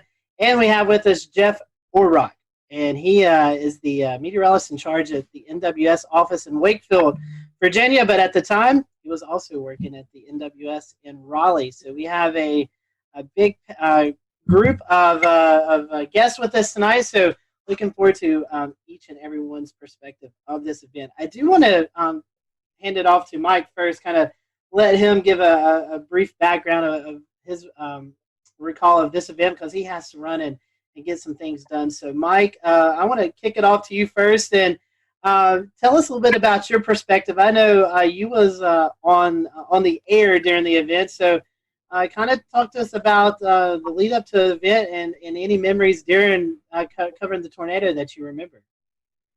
First off, I'll apologize. We got our cleaning crew coming into the studio, so it's probably going to get loud because he's pushing his garbage can around. I recall a few days prior to the event, which happened on a Saturday, SPC putting us in a risk. I believe it was moderate on that Friday, and then Saturday morning I woke up to a high risk. Now, at the time, Greg Fischel, who was the chief meteorologist at the time, was out of town. He had a family emergency up in Pennsylvania, so he had to leave. So I have never covered an event as massive as the one that happened on that Saturday without him being here. So it's kind of like he's Batman, I'm Robin, and then Batman's gone and Robin has to take over. So for somebody who's never been the lead, it was kind of nerve-wracking. But I had Nate Johnson with me, who had tornado coverage experience. He was the chief meteorologist in Abilene, Texas. You guys probably all know Nate. So that morning, just the way the atmosphere felt, you could tell something was coming. And around lunchtime, 1 o'clock, we started having the tornadoes develop over the Sandhills. The first one, I believe, was in Sanford, had caused the damage to the Lowe's home improvement store there and tracked to the north and east. Now, I've been here in North Carolina since 1994. I've been in tornado coverage, but I've never had tornado coverage of long track tornadoes like the ones we saw that day. And at one point, we had 4 tornadoes on the ground, and Nate and I were juggling back and forth, where I was handling 2 tornadoes, he was handling 2. It was just an incredibly rough day, and I'm sure everybody here in this group has their own stories about what happened. The hardest part for me, I guess, was watching that tornado leave Sanford, and it was making a beeline to my house, to my neighborhood. I have family in town, and I was hoping and praying that they were watching the coverage on TV. And I know, Tim, you're on TV. How do you get the point across to people that you know to take shelter? I couldn't stop and pick up the phone and say, hey, listen, a tornado's coming to the house. You need to take cover. So that's one thing that was upsetting to me. The tornado passed about 50 yards from my house. I damaged the subdivision right next to mine. I had some damage to some fencing. That was about it. I was very fortunate. And then after it passed my neighborhood, it was heading right here toward WREL. And I remember Nate Johnson yelling out loud to everybody in the studio, go to the basement, because it was at the time coming straight to the TV station, but at the last moment, it moved a little farther east and hit downtown instead of coming here. So it was a really, really rough day. And I thought after all was said and done, because we were on there from 2 in the afternoon to 11 o'clock at night nonstop. I mean, we had continuous coverage the whole time. And when it was done, I thought, okay, this is going to be the worst. This is the benchmark of the worst coverage of a storm that I'll have in my career. But then we had Florence, and it was just days upon days of coverage with that. But yeah, it was not the best. And Jeff, from a National Weather Service perspective, how did y'all prepare, and how were y'all getting the message out in the days ahead of the event? Yeah, I mean, the fact that we had the moderate risk the day before, and we already had a feeling we were headed into a high risk, to be honest with you. So, we were already heavily staffed for that day. We already had a pretty good game plan. And I want to say by the time the storm started to move in from the west and really get going, I want to say we had at least a dozen people in the weather office, and we sectorized warning operations so that we could have 3 or 4 different folks issuing tornado warnings simultaneously, and at the same time, folks working with Skywarn. I was kind of helping lead operations and also doing a lot of phone calls to the emergency managers. There's a lot of spin up ahead of this. There was a lot of email traffic, a lot of email briefings the day before. I remember even briefing Seymour Johnson Air Force Base because they. We'll return to Best of the Carolina Weather Group in a moment. Now your Carolina weather forecast. Here are today's forecast high temperatures for North Carolina. Here are the forecast lows for tonight for North Carolina. Here are tomorrow's forecast high temperatures. And here's forecast rainfall across North Carolina tomorrow. Here are the forecast highs for the day after tomorrow.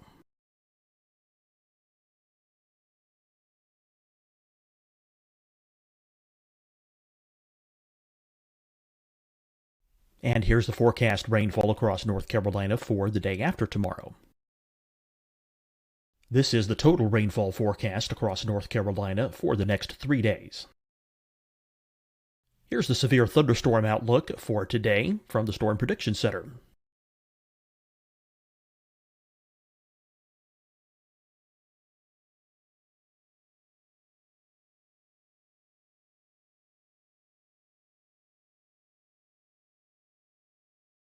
Here are the forecast high temperatures for today for South Carolina.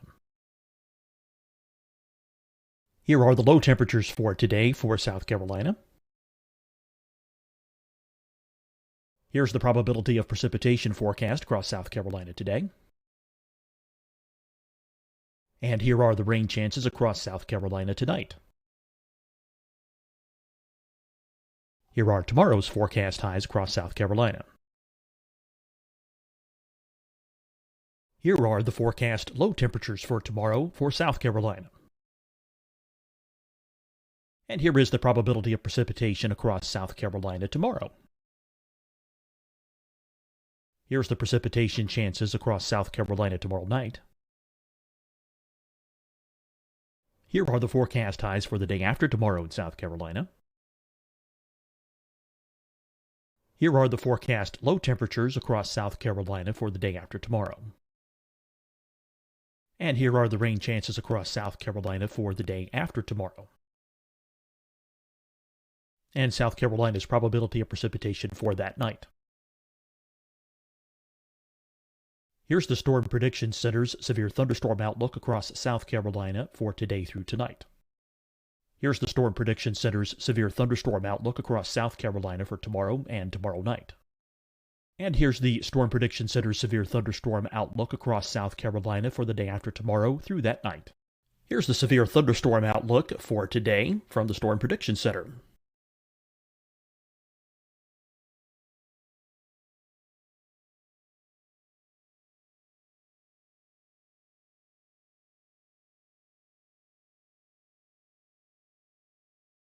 And now here's a live look at weather radar across the southeast. Hi, everyone. I'm Dr. Mandy Cohen, Secretary of the North Carolina Department of Health and Human Services. And when you follow the 3 W's, you protect your family and your neighbors from COVID-19. When you leave your home, practice your W's. Wear a cloth face covering, wait 6 feet apart, wash your hands often. Wear, wait, wash. We're in this together. Stay strong, North Carolina. Deciding when to wear a mask isn't about who you know or how well you know them. Just ask yourself, will I be with anyone I don't live with? If the answer is yes, get behind the mask. Help slow the spread of COVID-19. Get behind the mask. Learn more at covid19.ncdhhs.gov. Fight the spread and take a stand against coronavirus. Wear a mask in public. Stay at least 6 feet apart from others. And get tested. Join us and fight the spread. Visit scdhec.gov/COVID-19. Getting tested for COVID-19 helps you to take the steps needed to protect yourself, your loved ones, and your community. Find the testing location at scdhec.gov/COVID-19 testing. You'll see your Carolina weather forecast at 25 and 55 past. And now back to the Best of the Carolina Weather Group on the all-new Carolina WeatherNet.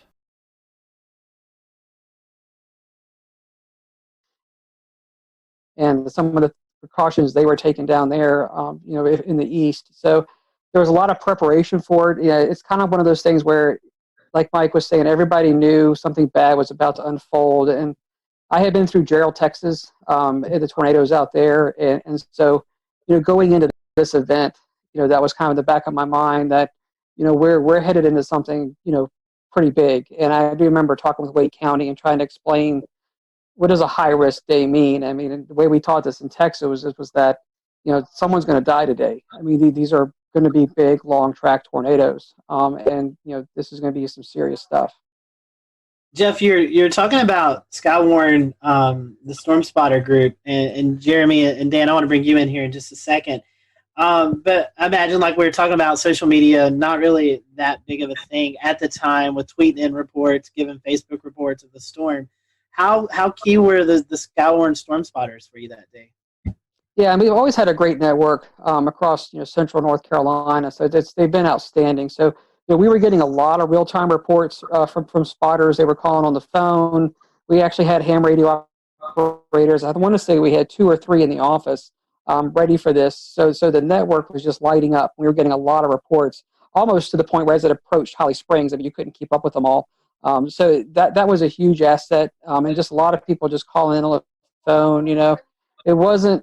We didn't have the social media like we do today, but we really pretty much knew what was going on. We had heard the Lowe's had been destroyed about the time it was getting into Wake County. We'd already heard that the Lowe's hardware had been severely damaged or destroyed down there. And of course, you could see the debris ball on radar. So you kind of had a sense that this was really serious stuff going on. But there was a lot of great real-time reports, not only across the Raleigh area and down towards Sanford, but also with the Fayetteville up to a Wilson tornado. I mean, we had a lot of great reports with that as well. Mike, one question for you made me think. You're saying that before Florence, this was the biggest event you covered. Do you see any storm fatigue, even from 9 years from now, people kind of comparing severe weather events to April 16th? There was a lot of anxiety every time a risk would come up. You'd feel that. You'd feel what happened on April 16th. I would worry every time we had a SPC 3-day outlook, and on the 3-day outlook there was like an enhanced risk or maybe just a slight risk, and what it would be when we finally got to that day. And I got to the point where I was dreading severe weather coverage because of what happened that day. I'd get anxiety, I'd get scared, but I've gotten past that, and that's a good thing. I remember that day when we had the 4 tornadoes on the ground at one time. I was worried about, okay, how are we going to cover this? You can't show everything at one time. And we had to make sure, Nate and I had to make sure that we spent enough time on each storm to let people know that, it was coming to their communities, that they had to remain safe. But how do you juggle 4 tornadoes, inform everybody in their paths, and make sure you allot enough time so they know what's going on? We tended to hang with the one that went through Raleigh more and Fayetteville more because it was affecting larger populations, but that was the hard part and the worrisome part, that we weren't giving enough, coverage to one tornado and giving too much to another one. Tossing over to Tim and Gannon as well real quick.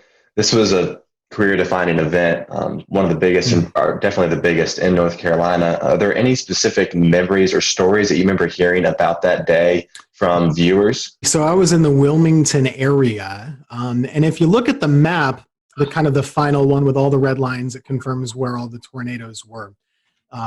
Oftentimes, the worst stuff doesn't quite get to Wilmington, right? And in this case, it didn't either.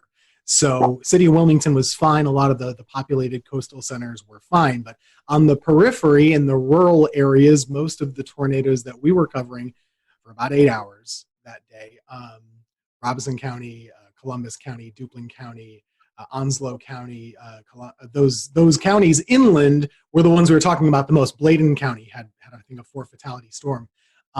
We, as always we do, actually got a lot of angry phone calls that day because most of the people in our area, they weren't seeing much other than blue sky.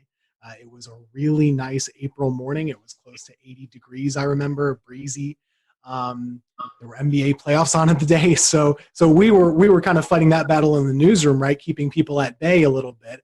while we were doing tornado coverage. Now, later on, people understood how serious it was, especially once you started to see like the destroyed those foods and everything. But that was my first time ever really doing tornadoes, to be honest with you. It was my second year in Wilmington. Prior to that, I was in college, so I didn't know a lick about tornadoes. I grew up in upstate New York. I went to school in Pennsylvania. We don't get tornadoes. I mean, not really. So this was new for me too.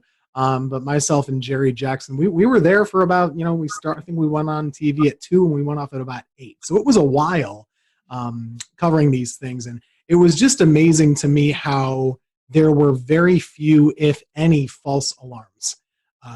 There were 1 million tornado warnings and there were 1 million tornadoes, to use hyperbole. But they were pretty much each cell produced as it was going through, and it was just boom, boom, boom, one after the other.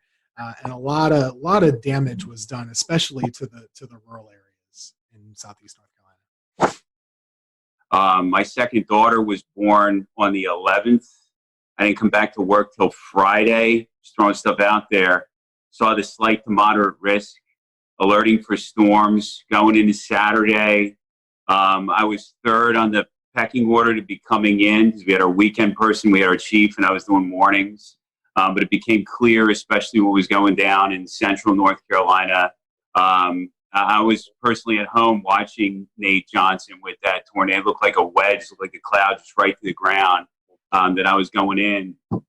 And it's coming back to memories about just making sure you spend time on one storm to identify where the rotation is and give enough lead time before you have to move on to that next storm. And at some points, there were 6, 8 active warnings.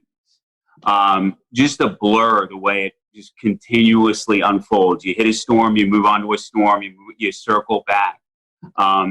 Population centers, as Mike mentioned, preferred. There was the one at Tarawa Terrace in Jacksonville. That was a big center in the Greenville-New Bern television market. Jacksonville is the largest city. We had to hit that. Then we saw the storm report that the Bertie County storm had actually killed numerous people. Ended up killed 12 people. So that was surreal.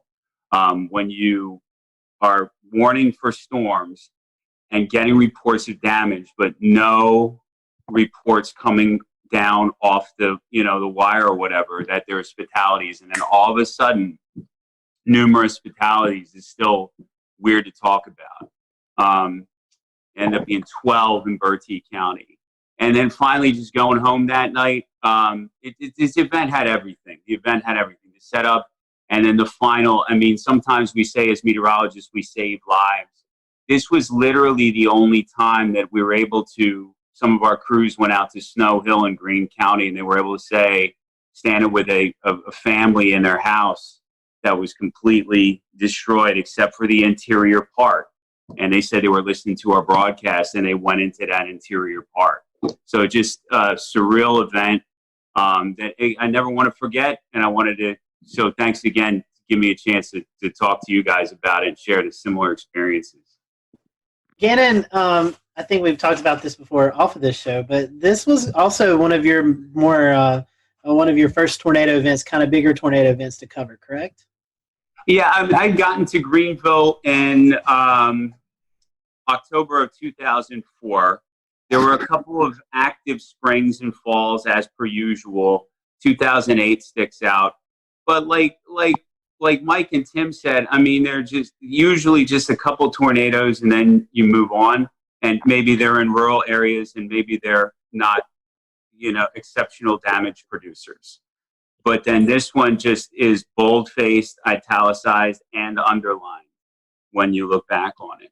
So yeah, the biggest event, and thank God it's still the biggest tornado event. Dorian was a huge producer, but still nothing compares to April 16, 2011. I've been to a few conferences and I've heard, Jeff, I'll send this to you. Obviously 2011 remembered for the Tuscaloosa, Alabama, April 27th event. Had that not happened, this would have been the event that a lot of the meteorological community would have looked back on tornado-wise, Jeff. as the Weather Service, I know you guys do a lot of meetings and stuff. Has this event kind of tailored some of your studies or some of your outlooks on stuff that you've, I guess, done case studies on this event to kind of find out the whys of what happened and how to better prepare for maybe the next setup we get like this? Yeah, I mean, there's no doubt this event, I mean, it still stands out, even though, like you're saying, the later event was even larger than this one. For our region, this is still, what our benchmark, storm. And, it even went up, not even just the Carolinas, eventually went up into Virginia and did a lot of damage up there too. So, it's been widely studied. It was before some of the newer technology came out with on the radar, even some of the new impact-based warnings. So we've actually gone back in and rerun cases like this with what we call the impact-based warnings. And we did use tornado emergency, but nowadays we even have more tags we can put into the warnings to kind of say, okay, it's radar confirmed on the ground before we even have, spotter reports of anything on the ground. We can confirm it just using radar data. And so we've actually used cases like this and kind of run back through them with some of the new products, the new ways that we issue tornado warnings, as well as some of the different dual pole products. So, we do go back in and kind of practice and relive some of these events like this, putting them more into, I'd say, the current time. So this is definitely a benchmark event.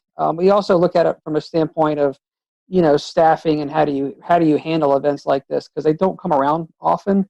So, you kind of go back and look at, how does operations run in the Weather Service office when you have an event like this, making sure that, you're dotting your I's or crossing your T's. Every storm is being interrogated, simultaneously, and that you've got warning operations going, for each individual storm, and you're doing your coordination with 911 centers and working with emergency management, and then keeping the damage reports, as they're coming in, also sending them out. So, looking at how an office should run, and how we should be running our operations to keep things, being pushed out so folks know what's happening. I mean, we use events like this to kind of go back and revisit and relive, what we did right, and also sometimes where we can improve. But it's important to kind of take these events in context, realizing we'll have an event, something like this again at some point in the future. We hope not, but we've got to be ready for it.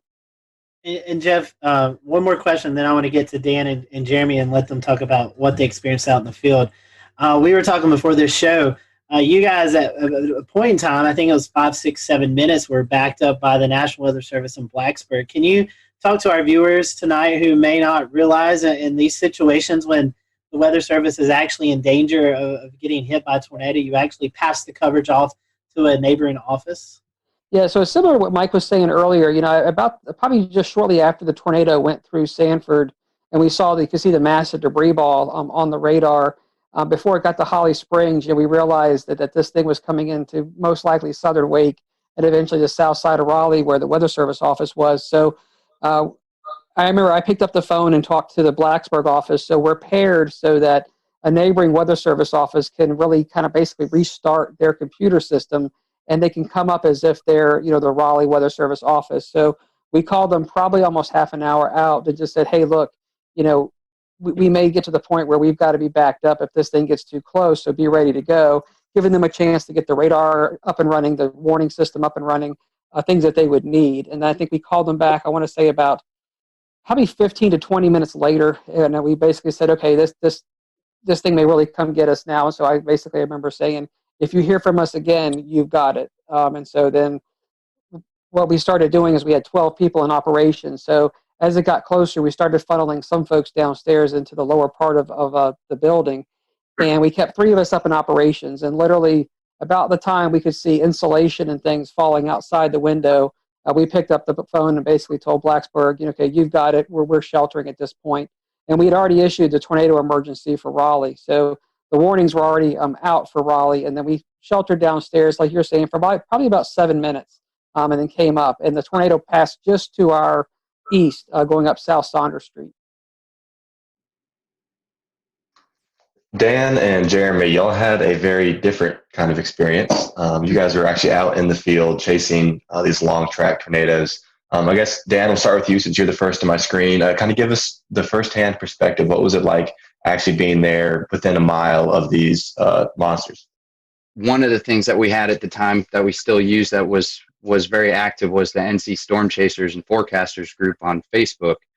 And fortunately, there's a lot of information coming in through there being funneled in as well. And I remember I was in Alabama, I caught the storm, and all of a sudden there started being people kind of looking at some of the parameters for the next day in North Carolina.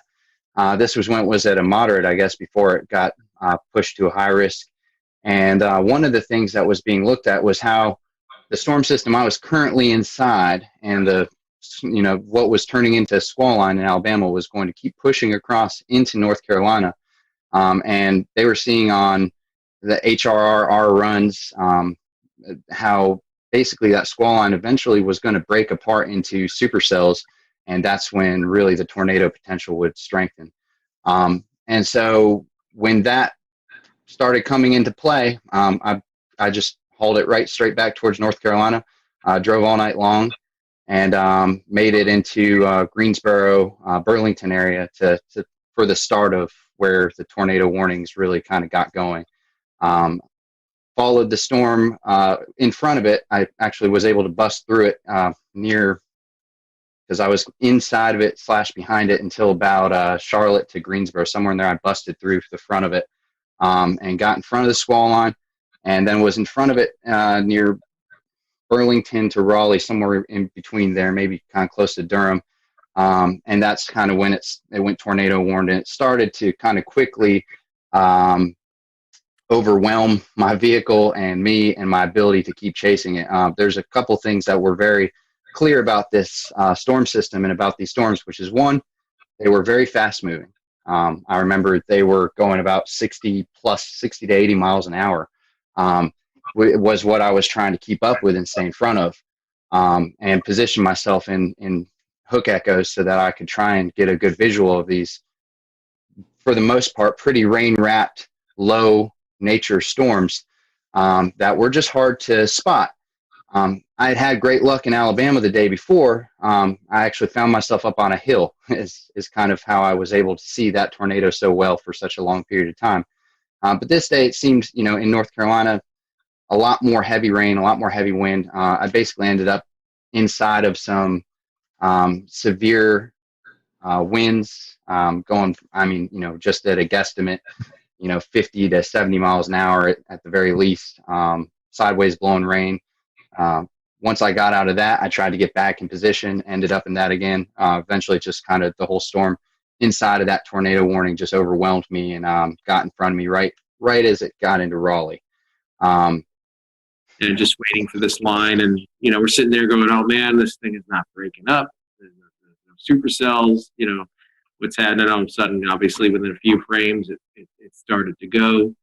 And so we're in Newton Grove still, and which is the right area to be. We just got a little impatient, and so the first one, by then it was already hitting Sanford in the lows, and we decided to speed on towards Raleigh to try to get it there. And I do remember, as Mike May said earlier, the broadcast, Kevin had his ham radio with us. He had a ham radio in the car because he was doing the storm spotting. But I do remember that specific broadcast said, do not approach Raleigh, stop where you are, and all this stuff. And one thing I do remember about that whole day is just a surreal feeling that I can't even describe of the atmosphere. And the winds, even outside, the thunderstorms are blowing 40 to 50 miles an hour. Lots of inflow into these supercells from a long distance away, blowing dust and all of that. But when we got to Raleigh, as it was said, it went up South Saunders Street. We were not far from there, coming onto the belt line. And it was, I remember specifically seeing the power flashes just to my left as we were coming in. And we stopped right there because we knew it was rain wrapped. We couldn't see it. And we looked for an exit after that.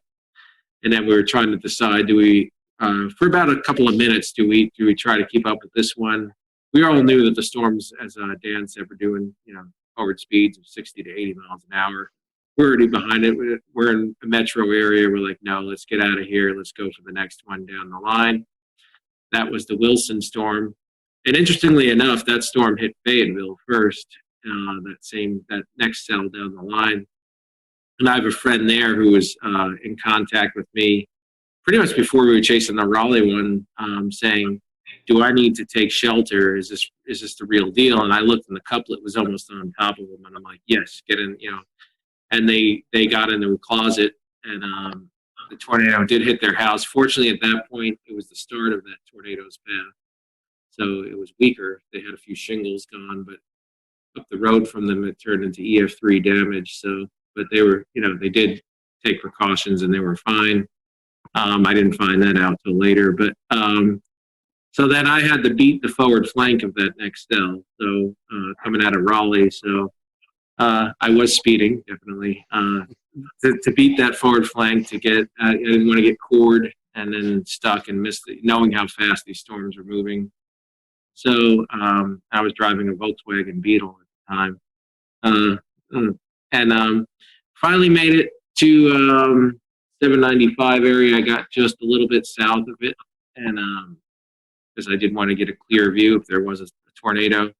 And then we were going up 795 northbound, and so we get a straight on look at it, and I looked to my left, and I saw the rotation. I looked to my left, and like, is that what I think it is? Because it was there wasn't that much contrast at that point, and it was open field, and so we just decided to stop there. And then it came out from some trees, and sure enough, that's the tornado, which many of you have probably seen the video of.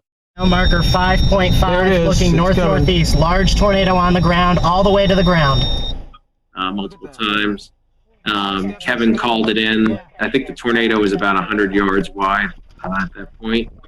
We were about a mile and a half away. I could have gotten a lot closer to it, but I did not know the area that well, so I didn't know if I was going to pull up. That's the only reason I didn't. I didn't want to lose the view we had, and I knew how fast it was moving. I knew we had one shot to get a look at it, and that was going to be it, and then it was going to be gone. And so we decided, all right, we got a good view here. Yeah, no, we're not super close, but we'll just stay where we are, and we're safe here. So we watched it, and then kind of faded into the rain from where we were as the rear flank downdraft came around, and we got hit by that a little bit. And then after that point, we took off for the next cell down the line, which we ended up in Farmville outside of Greenville. And we just missed it. We weren't fast enough. These storms were moving way too quickly. So we just had to find we actually had to use an escape route and go into the rain and hail so we get away from the couplet and let it pass, because we weren't going to be able to see it from where we were. And then, so we did. And then we went into Farmville, and we saw the damage there. It just happened, but immediately, amazingly, the emergency crews were there. They were probably there within a minute or two after the storm passed. And so we took a look for a minute, and I remember letting, again, cell phone. Smartphones were relatively new, but I did have one, Pickle 3. And I remember just letting a guy whose house got damaged use it to call his family. And then we wanted to get out of the way of the emergency services as quickly as we could. So then that was it. And then there was a squall line behind that. That was it. And then we went home after that. And then the last thing I remember is going to the NC State Library to upload my footage to YouTube, since I had the super fast connection, as quickly as I could. And I think I remember emailing Mike Mays and sending him the link or something like that right away. And then Ariel, I know, put it up. And then it actually ended up in a few things, like a National Geographic did a special on that whole spring, because, as Dan said, there were a number of outbreaks that spring. Everybody remembers Tuscaloosa and all that. This was one of 3, I think, major outbreaks that they covered in that series. And so it ended up kind of spreading from there. And I think it is still my most viewed video to this date. But and that was about it. That was about the general summary of my day right there. Were you guys able to, after this event, in the days to come, to go out and survey some of the damage? If so, what kind of stuck out to you guys? Our biggest storm was in Bladen County, in Elizabethtown specifically. There were 4 fatalities there between, I believe, Elizabethtown and closer to Bladenboro. Also, a couple. We'll return to Best of the Carolina Weather Group in a moment. Now your Carolina weather forecast. Here are today's forecast high temperatures for North Carolina. Here are the forecast lows for tonight for North Carolina. Here are tomorrow's forecast high temperatures. And here's forecast rainfall across North Carolina tomorrow. Here are the forecast highs for the day after tomorrow.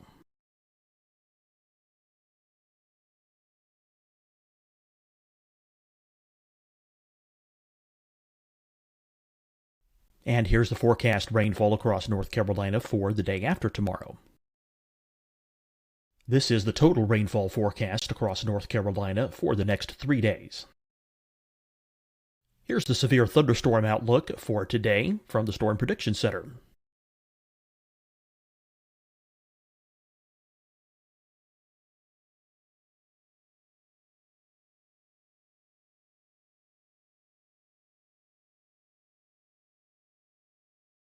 Here are the forecast high temperatures for today for South Carolina.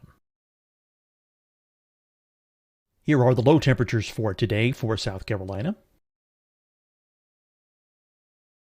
Here's the probability of precipitation forecast across South Carolina today. And here are the rain chances across South Carolina tonight. Here are tomorrow's forecast highs across South Carolina. Here are the forecast low temperatures for tomorrow for South Carolina. And here is the probability of precipitation across South Carolina tomorrow. Here's the precipitation chances across South Carolina tomorrow night. Here are the forecast highs for the day after tomorrow in South Carolina. Here are the forecast low temperatures across South Carolina for the day after tomorrow. And here are the rain chances across South Carolina for the day after tomorrow. And South Carolina's probability of precipitation for that night. Here's the Storm Prediction Center's severe thunderstorm outlook across South Carolina for today through tonight. Here's the Storm Prediction Center's severe thunderstorm outlook across South Carolina for tomorrow and tomorrow night. And here's the Storm Prediction Center's severe thunderstorm outlook across South Carolina for the day after tomorrow through that night. Here's the severe thunderstorm outlook for today from the Storm Prediction Center.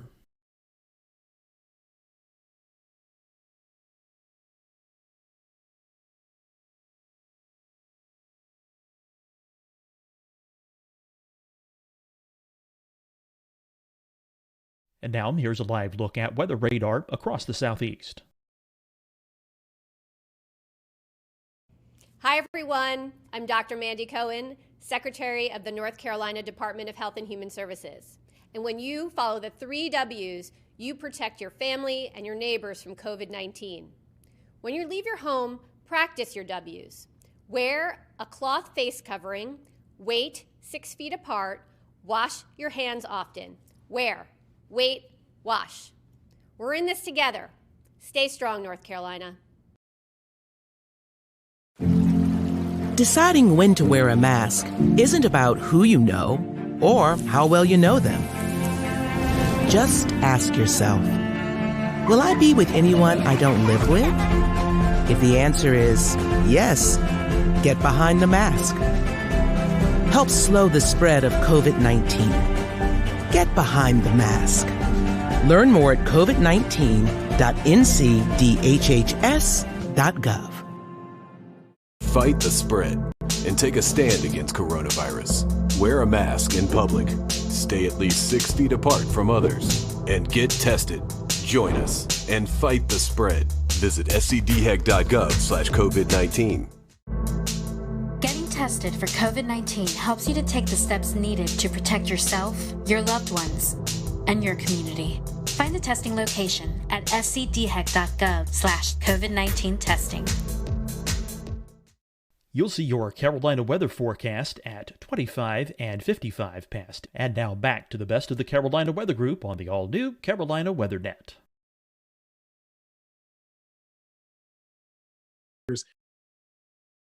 I'll say they had a tough time coming back from those reports because a lot of the structures really were just torn apart. It was EF2 damage, but a lot of mobile homes, a lot of weakly built structures there didn't stand a chance at all based on the strength of the storms that day. So like we usually see in North Carolina, a lot of times the tornadoes are short-lived and on the grand scale rather weak. This was just, there were a ton of tornadoes and most of them were really strong ones by our measure at least too. So the damage was much worse than we usually see in a tornado outbreak. It was tough to watch. I remember a lot of people really, if they weren't personally affected by it, emotionally they certainly were, and there was a big outreach to try and help folks in the weeks following. So I have a question, Tim, coming back to you. How do you think the public responded as these warnings were going off and folks were being warned, hey, look, stay inside. These tornadoes are canvassing a wide area. There's no exacts, but do you feel like a majority of the public really responded well to that, or do you think maybe it was a learning lesson for a lot of folks? Well, I think it is difficult. Every event is different, right? And I think after this event, probably people took warnings more seriously because this was such a significant one and really a generational one. On that day, I can't really speak to how individual folks reacted. I think it was hard for them to understand. It was such a beautiful, bright, and sunny day in most of the areas until those storms got right up on top of you. So it was almost difficult to understand to the layperson how serious the weather really was. So a lot of these tornado warnings, like Dan was saying earlier, these storms are going 60, 80 miles per hour. The polygons were pretty big to account for that size, and you might have the warning going off and you're still in the sunshine, right? So that's not a typical response where you're going to shelter right away. You might take your time. So I do think that there was, number one, a challenge with it being a midday on a Saturday, a little harder for folks to maybe be paying attention normally. I guess it was always a case-by-case basis, but you look at the fatalities, there were a lot. There were just a lot. So I do think it was a learning lesson for a lot of folks. After all these storms had passed and the days following the event, you guys had to go out and conduct storm surveys. What did that look like, and how busy were y'all? Because that was a lot of tornadoes to cover. And so within the first day, we knew we needed to get the fatal tornadoes that were long track. We needed to get those really well defined. And so we got those done. And then there were still some additional surveys on those two. But then really you spent the rest of the week going out into different areas. It took about a week to survey the entire area to get all the tornadoes in. But we focused on the ones that we knew were the worst, that there was the most attention on, just to get the EF rating, the tracks, the intensity, really identifying how the people died. When we lost people, that's a tough thing to have to do, to go out there and work with families that have lost everything. And a lot of times they're out there picking over their stuff, and you want to learn what they've gone through a little bit, but you've also got to be very careful. But most people really do want to talk to you and tell you their story. So we get out there and interact with them. The Lowe's was just an incredible story where they had heard the warning, and then somebody came in to the front of the Lowe's and basically said the tornado's coming. And I remember we talked to the manager. He got on the loudspeaker in the store and just told everybody to go to the back where the bathrooms were. There's more infrastructure in the back. And, of course, the tornado hit. It blew in those big sliding glass doors. It blew those in. The whole front wall of the Lowe's hardware blows in, and the front roof collapsed. And so the manager in that Lowe's, I mean, who knows how many lives he saved. But there was a lot of good stories like that, but there was a lot of tough stories with a lot of loss through the day. That makes it tough. But it took us a week to get our hands around all of the damage across central North Carolina. What's your lasting memory from this event? If you could share it with the folks who are watching, what's your lasting memory from the event? I'll start with you first, Jeremy. Well, with me, I think it was just even more than the tornado itself, was just a surreal feeling that entire day, and the surreal feel of the atmosphere, those winds, like I said, that were inflow into the storms themselves. Just the, kind of nervous like Mike Mays almost being a little bit scared. I think we all were a little bit. I mean, at least I was at the same time as being, excited to possibly see a tornado. Of course, I don't want to see anyone get hurt. Nothing quite compares to what that system did. Everything from the speed to the tops of the storms being, in a lot of cases, kind of lower topped, and especially the moment where it went from the squall line into breaking up into those individual supercells, and seeing that, like Jeremy said, happen in a couple of frames on radar, aka 10 minutes in time. All of a sudden it went from a messy situation to you have 8 of the most textbook supercells in a line sweeping across the state at a high speed. Being in the middle of that and seeing the actual sun break through the squall line as those storms separated was just a surreal moment, something that I haven't seen happen in North Carolina since, or anywhere really for that matter. I mean, every now and then a strong storm system will separate from a squall line to supercells, but I've never seen anything to that degree. This was a long week event for us because it took a long time to get all the surveys done. But I mean, going back to that day, things I remember, obviously being in the office, but just how well everything did work. We did lose, more people than obviously you never want to lose anybody. We saved a lot of lives that day, and so going out there and seeing how much devastation there was and how many people were doing the right thing and seeing how well things went in the weather office. I remember watching WRAL, like Mike was talking earlier, and they had tornado emergency just in big, bold red across the bottom of the TV set. They were on wall-to-wall coverage. We were getting great spotter reports. It was one of those days where everybody was intensely worried. We all had a heightened awareness, but everything really worked the way it was supposed to work. I mean, everything we had practiced, all the work we've done with the media and Skywarn and the training inside the office, it just all came together. And so, while we lost people that day, and that's always a tragic thing, there was a lot of things that did work, and a lot of people came together and I'd say performed at a top level. And at the end of the day, it saved lives. For me, I was definitely still a kid at the moment. I think I was 23 years old or 24 years old or something like that.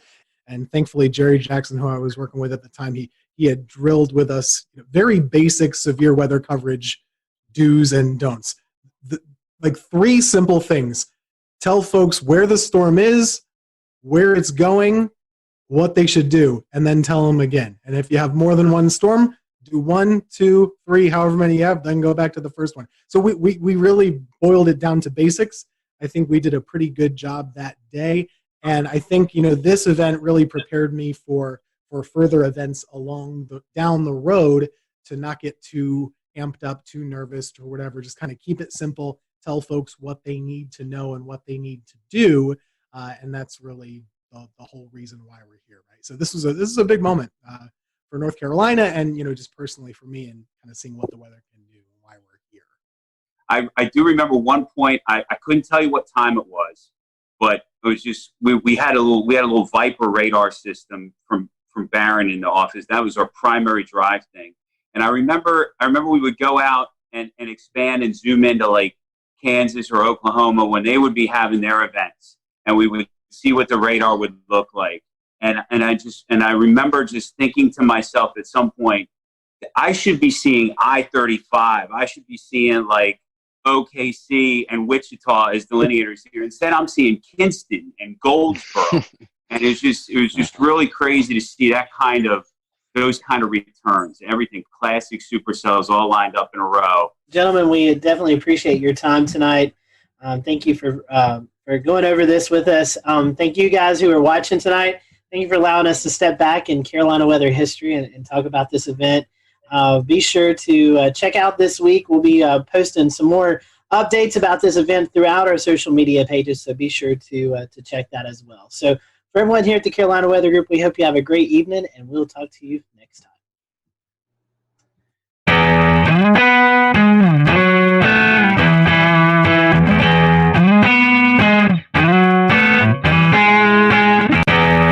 I'm James James Brierton in Matthews, North Carolina. This tree, one of many that has fallen here in Matthews and across the two-state region of North Carolina and South Carolina following last Thursday's tornado outbreak. 10 tornadoes in all confirmed by the National Weather Service, who then spent Friday going out and surveying damage like this here at the playground of Matthews Elementary School. The school closed on Friday with power still out and trees like this still down. School was closed in Charlotte, Mecklenburg. Now, the National Weather Service happened to be celebrating its 150th anniversary this week. We're going to be talking about that coming up. The important life-saving mission they played today was all created over a century and a half ago. But first, let's talk more about the recovery efforts here in Matthews and across the region. This tree, the EF1 tornado coming through here on Thursday, caused damage across the region. 95-mile-per-hour winds knocking down trees like this, and also, unfortunately, taking down some homes where the roofs were damaged when big trees like this fell. All in all, we had about 2 storm deaths across the region, and that's too many.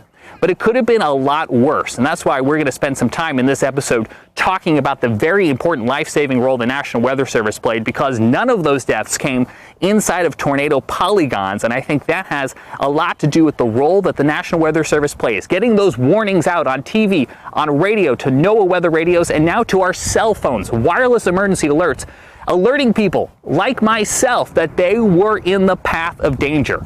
On Thursday, I was trying to make my way to the day job at the TV station when I received one of those wireless emergency alerts on my phone. I happened to be streaming on Periscope at the time.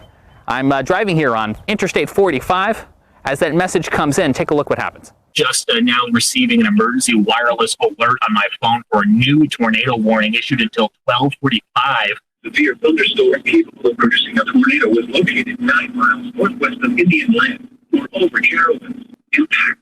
Flying debris will be dangerous to those. All right, so this actually might be a problem for me. All right, ladies and gents, we might be seeking shelter here in the next little bit because I'm going to be coming right into this, and that is not my intention. As soon as this lets up a little bit, I'm going to go and look for some damage in that area. Right now, I am not moving. I am just to the south of that warning. That is where I want to stay. I do not want to be in the thick of it, but I want to be able to move quickly afterwards to take a look at what might be going on around there.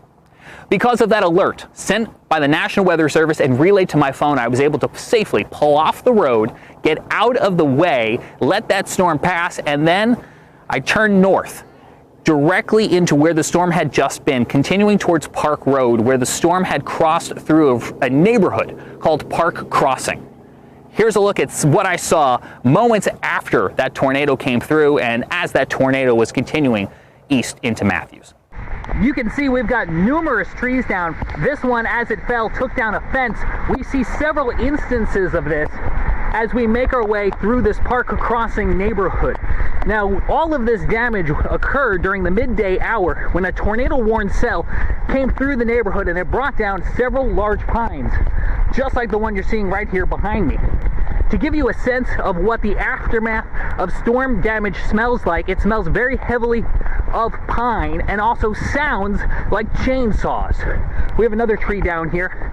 This one just barely missing this brick home as it did kind of fall here and then continue to land, if you take another look, right across their front yard. So a very close call here for the family that lives right at the entrance of Chatham Oaks. This is inside, again, that Park Crossing Drive neighborhood. Now we are just to the west of Park Road. I was onto the east side of Park Road where the Cameron Woods neighborhood was not too long ago. Whatever came through here then immediately went through there, brought down several trees as well too.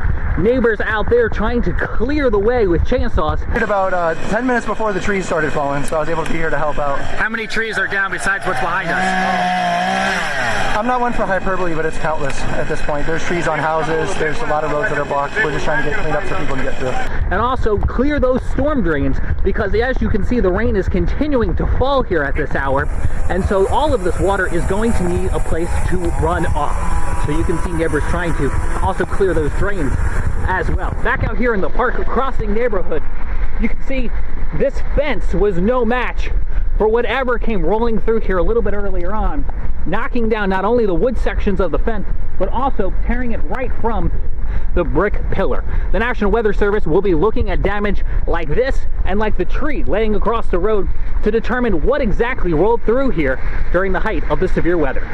The EF1 tornado that came through Mecklenburg County, not even the strongest of the storms we saw. This EF2 tornado caused damage in Gaston County near Kings Mountain, where it toppled 4 of those huge metal transmission towers that Duke Energy runs to bring power into the region. It took 150 workers this past weekend to get all of that cleaned up and back up and running. And when they twisted and laid on the ground, I mean, it just the structures were twisted. If you're going to look at the footing of that, you'll see where it was a twist. It wasn't a break, it wasn't a bend. It just twisted the structures and they came down together. So it was a very severe wind that caused these structures. From Gaston County to back here in Mecklenburg County, those were just 2 of the tornado warnings that were issued here for the greater Charlotte area. Numerous storms across the region, a lot of them in that greater Charlotte area. Joining us now from his home in Morganton, North Carolina, is Scotty Powell with a look at some of the other storms. Scotty. One of the first tornado warnings to be issued was for Cleveland and Lincoln County. The National Weather Service was able to confirm an EF1 tornado touchdown 1 mile west of Lawndale in northern Cleveland County. The end location was 3 miles northeast of Fallston, right near the Cleveland and Lincoln County line. One of the stronger tornadoes that we saw occur on Thursday was an EF2 tornado that occurred just outside of the city of Kannapolis, North Carolina, in Cabarrus County. The tornado began just west of Interstate 85 near Lane Street. The awning of a service station was damaged. The strongest damage was found just east along Pless Road, where several homes were damaged from this tornado. This damage suggests wind speeds of 125 miles per hour. The tornado weakened as it moved east, snapping and uprooting trees as it went, and it ended in Rowan County. Again, no fatalities or injuries from this tornado. I'm Carolina Weather Group panelist Scotty Powell. Thank you so much, Scotty. Continuing our coverage now with even more of those storm survey results from the National Weather Service. Here's Evan Fisher.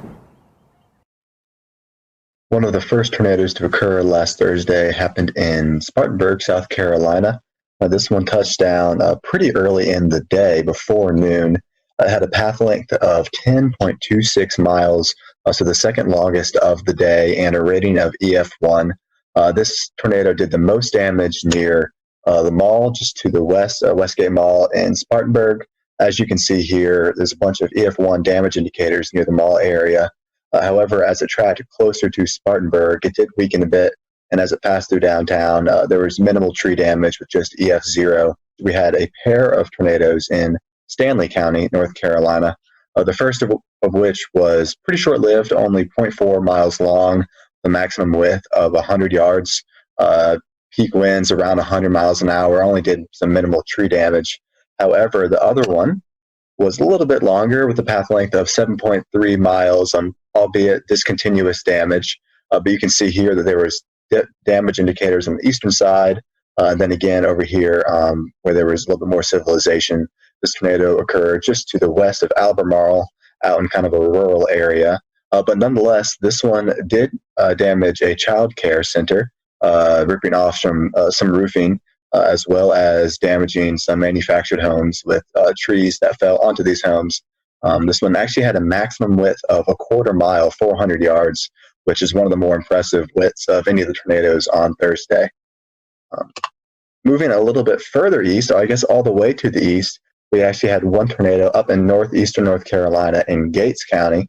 As you can see, compared to all the others, if we zoom out, the rest of the tornadoes were down here near Greenville and Charlotte and Greensboro and Raleigh. However, there was one up here in Gates County, rated an EF0. Kind of flip over to the damage survey here. Tracked about 3 miles with peak winds at 85 miles an hour. Touched down near Taylor Mill Road and Askew Road, and crossed Turner before doing some tree damage, as well as a few homes suffered damage, mainly from falling branches. From Evan Fisher now to Tim Pounds, who joins us with a look outside a storm that crossed from Georgia into South Carolina. Well, thanks, James. The storm team out of the Columbia, South Carolina office of the National Weather Service confirmed that an EF1 tornado touched down in southwestern Aiken County. This occurred near Vaucluse in the Springfield Church Road area near Stableview Farm. Luckily, there were no injuries or fatalities indicated with this storm, and it was a pretty short-lived storm with maximum wind speeds of 105 mile an hour. The tornado only had a path length of about 1.15 miles and a maximum width of 75 yards. Another area of concern in the Augusta area was the Savannah River. The U.S. Army Corps of Engineers indicated that there was going to be a lot of extra flow from all the rain that occurred in the area, and they had opened the floodgates on the Strom-Thurmond Dam, releasing almost 30,000 cubic feet of water per second. So it was going to be a lot of water going down below the dam in the next few days. But other than that, that's about the extent of the storm report here in Augusta. James? Also had a lot of water that fell.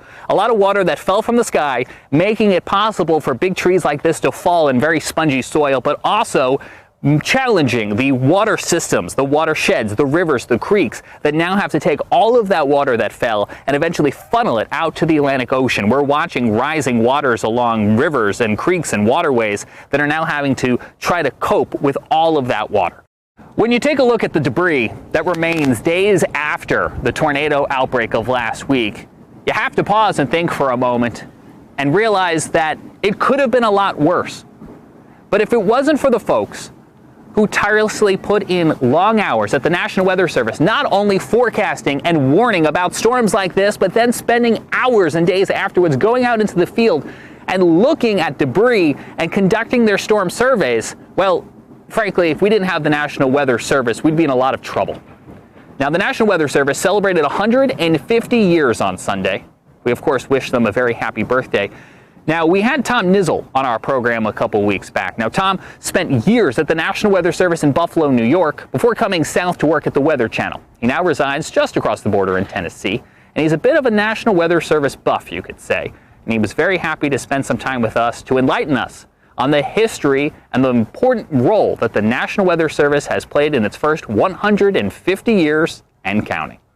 Tom, you got to know the National Weather Service from the inside. What does this 150th anniversary mean? Well, I'm old. I'm not quite that old, but man, I look back. I have 32 years in the National Weather Service. They're celebrating their 150th anniversary. So do the math, man. I've been there for 1/5 of their entire history. I am old. But I'll tell you, I love going back and look at the history of a National Weather Service for the United States. And a lot of it has its roots back to my hometown, Buffalo, New York, which was one of the original 24 forecast offices in the U.S.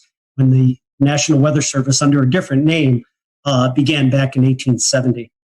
It's amazing when you think about the United States and think about the roots of weather and weather observations. My gosh, when our forefathers came here to the U.S., think about the fact that everything they did in their lives had some connection to the weather. I mean, they spent most of their time outside. It was an agrarian society. So two of our most famous weather observers and our most famous original weather people in the United States were two of my favorites, a guy by the name of Ben Franklin and Thomas Jefferson, right? Franklin was amazing. He was one of these Renaissance men that was interested in everything, and he was a great scientist. Franklin, by the way, was the first person to really study and chart something that's right offshore of the Carolinas, known as the Gulf Stream. That really was actually discovered in a way in a scientific basis by Ben Franklin. Franklin also took weather observations every day. How about Tom Jefferson, another Renaissance man? This guy took weather observations on a regular basis, and he shared those observations and developed a network with people that were around him. In fact, the cooperative weather observers in the United States today, their top honor that they can get is the Jeffersonian Award for them taking weather observations. So those are two of the guys that really started things off.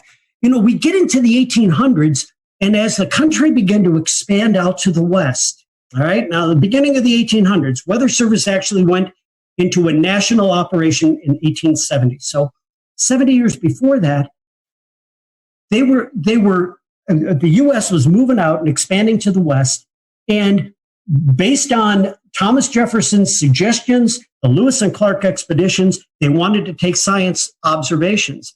Most of the Army surgeons who were trained as scientists would take weather observations on a daily basis.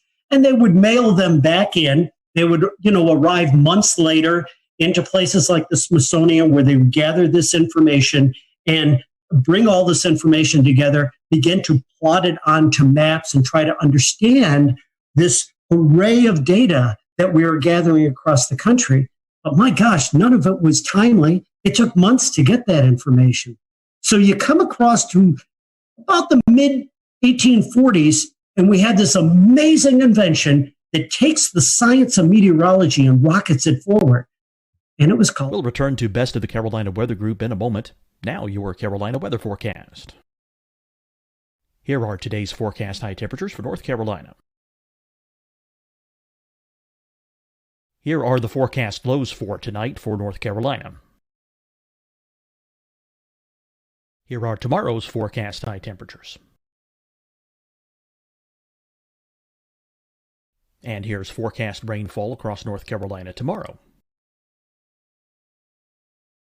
Here are the forecast highs for the day after tomorrow.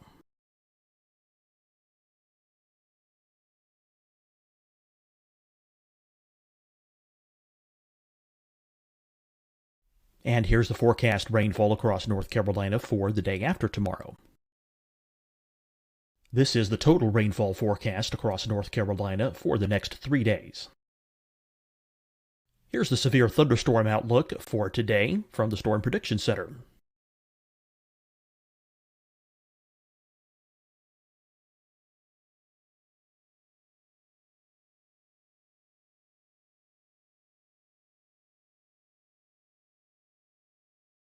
Here are the forecast high temperatures for today for South Carolina. Here are the low temperatures for today for South Carolina. Here's the probability of precipitation forecast across South Carolina today. And here are the rain chances across South Carolina tonight. Here are tomorrow's forecast highs across South Carolina. Here are the forecast low temperatures for tomorrow for South Carolina. And here is the probability of precipitation across South Carolina tomorrow. Here's the precipitation chances across South Carolina tomorrow night.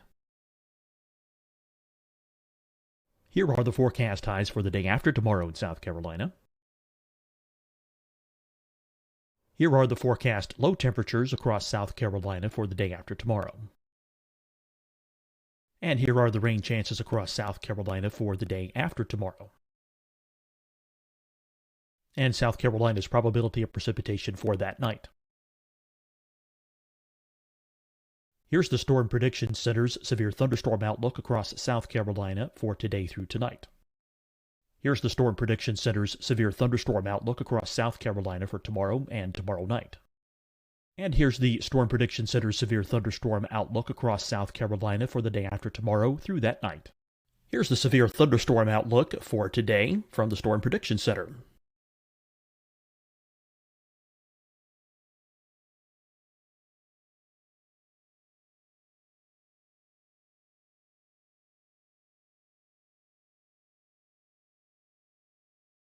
And now here's a live look at weather radar across the southeast.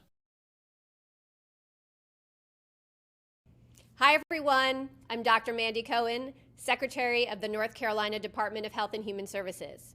And when you follow the 3 W's, you protect your family and your neighbors from COVID-19. When you leave your home, practice your W's.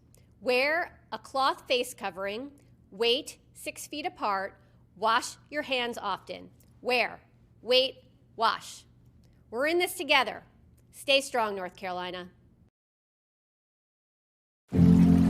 Deciding when to wear a mask isn't about who you know or how well you know them. Just ask yourself, will I be with anyone I don't live with? If the answer is yes, get behind the mask. Help slow the spread of COVID-19. Get behind the mask. Learn more at covid19.ncdhhs.gov. Fight the spread and take a stand against coronavirus. Wear a mask in public. Stay at least 6 feet apart from others. And get tested. Join us and fight the spread. Visit scdhec.gov/COVID-19. Getting tested for COVID-19 helps you to take the steps needed to protect yourself, your loved ones, and your community. Find the testing location at scdhec.gov/COVID-19 testing. You'll see your Carolina weather forecast at 25 and 55 past. And now back to the best of the Carolina Weather Group on the all-new Carolina Weather Net. Once you got the telegraph, you could get this data from around the country that these surgeons were taking, and in almost real time, you could get it to one central area where that data could be compiled. You'd have the data quickly, you could analyze it, and then understand what was going on a more real-time basis. And this was all done at a place called the Smithsonian Institution. And Joseph Priestley was the guy that was there that was gathering all this information and beginning to plot weather maps. Well, we get into the Civil War, and that kind of detoured in some way the expansion of science as far as weather was concerned. But boy, the Civil War brought a lot of technical expertise and other inventions that would then help propel all of this technology and science forward. So let's get into the late 1860s now. And we're a couple of years beyond the Civil War. And the railroad transportation really wasn't coming into its own at that point. So a lot of the transportation that occurred between the inland parts of the country and getting out to the coast in the northern half of the United States occurred on the Great Lakes. There was a tremendous amount of shipping that occurred on the Great Lakes and moving not only goods and materials, but moving people and passengers around. And in 1868 and 1869, in 2 consecutive years, there were over 1,100 shipwrecks on the Great Lakes. Think about that, 1,100 shipwrecks and hundreds of fatalities on the lakes. Well, now I go into 4 cogs in the wheel that I think were most important people that were responsible for the development of a national weather service. Because of all the fatalities that were occurring on the Great Lakes, due to weather, by the way, due to severe weather, there was an amazing guy by the name of Increase Lapham, Lapham. This guy was, again, another Renaissance man. He was a geologist, and he was, at that point in Wisconsin, very interested in the weather. Again, a scientist by many, many means. He plotted weather maps, and he sent a lot of news clippings to his congressional representative about all these fatalities that were occurring on the Great Lakes. And there has to be something done to develop some type of weather warning system for these bad storms that were coming across the Great Lakes.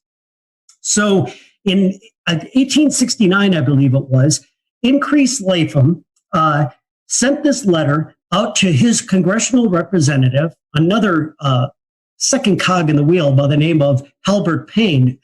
And Payne took this information and introduced a resolution under Ulysses S. Grant to the United States Congress.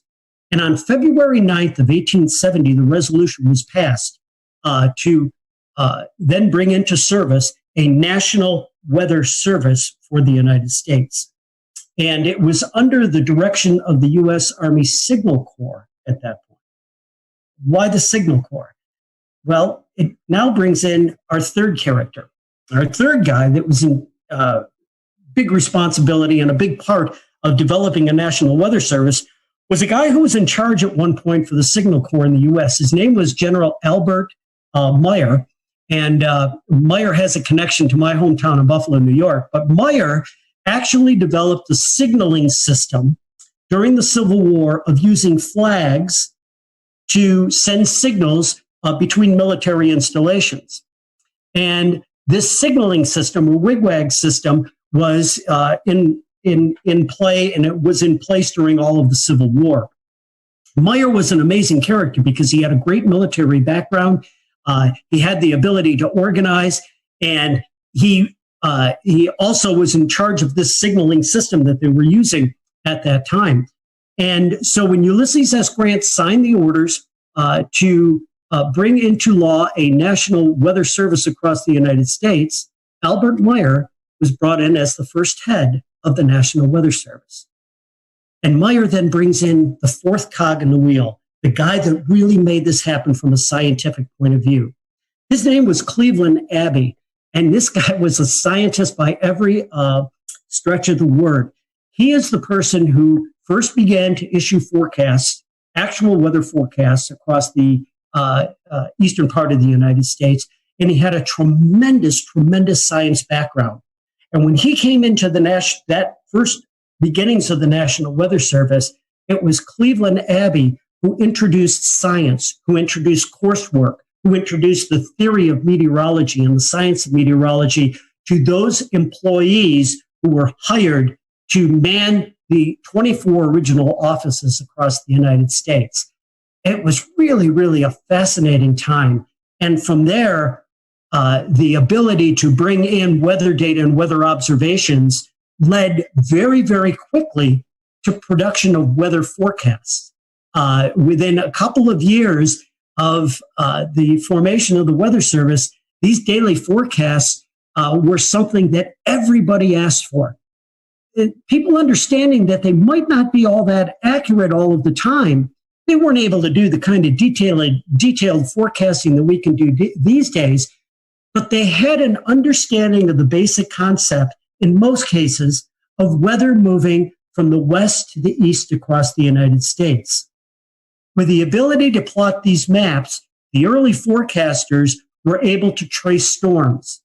And as storms were moving from Chicago to Detroit to Cleveland to Buffalo and out to New York City, these forecasters could time to some degree the occurrence of this bad weather that was coming in that direction.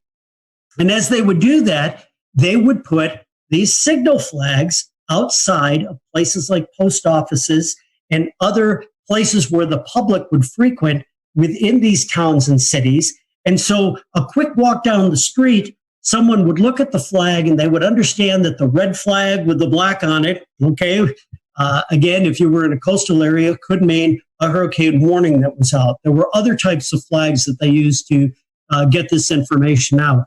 But it was amazing how quickly the science grew and how quickly the Weather Service expanded as we went through that time frame right after the Civil War. Tom, if you think back to what they started with and what we have today, if you could imagine, what do you think they would make of all the tools we have today? But it'd be like being on a different planet. I mean, you think about the fact that, yeah, they were getting weather observations, but there was no such thing as a satellite to monitor the weather from space, a radar to look at precipitation, even heaven forbid, a computer model, something that would actually foretell by using basic laws of mathematics what the weather would be like several days or maybe even into weeks in advance. It would be like a different world. And by the way, because I'm such a senior person at this point with a history of being in the National Weather Service, I came into the Weather Service at a time before computers were even introduced into weather forecast offices. At a time where there was something called a teletype machine, a machine where it actually typed out the weather observations onto this giant typewriter. And as weather forecasters, we would rip that information off of this machine and sit down and hand plot and draw weather maps. I got to do that when I was an intern in my first couple of years within the National Weather Service. And to go from that to what we have today is amazing. So I can't imagine what someone like Cleveland Abbey would be thinking if we were able to place him into a science office like we have within the National Weather Service today. This is a very specific reference, and I'm not sure how many of our listeners will know it, but if you've ever been in the New York metropolitan area, and Tom, you're obviously from the state, and you listen to 1010 Winds AM, they have the tick tick tick tick tick tick tick tick tick tick tick tick. That's what I'm imagining when you say teletype. Just all of that constant automatic typing. So the RFK bridge getting up to the Bronx is also very slow, and because of that, leaving Manhattan. That brings back memories for me, because that was the background noise in the Weather Service. It was like the old newsroom where you heard that, and that was the teletypes rattling away. I'm going back to my history. Only 35, 40 years ago in the National Weather Service, when I first came online, that's when we were first beginning to get satellite pictures, we'll call them, into the National Weather Service office.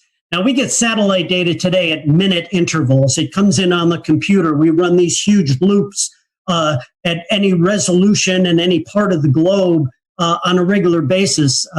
Everybody can do that online these days. In the weather office back then, we would get one image that would come in every hour. And if you wanted to do an animation of what was going on, all those images were placed on a clipboard. And you literally would take your fingers and take the pictures and let them go. And you could see the clouds moving across the eastern part of the United States. That was our animation back then. And that was after a tremendous increase in science and technology.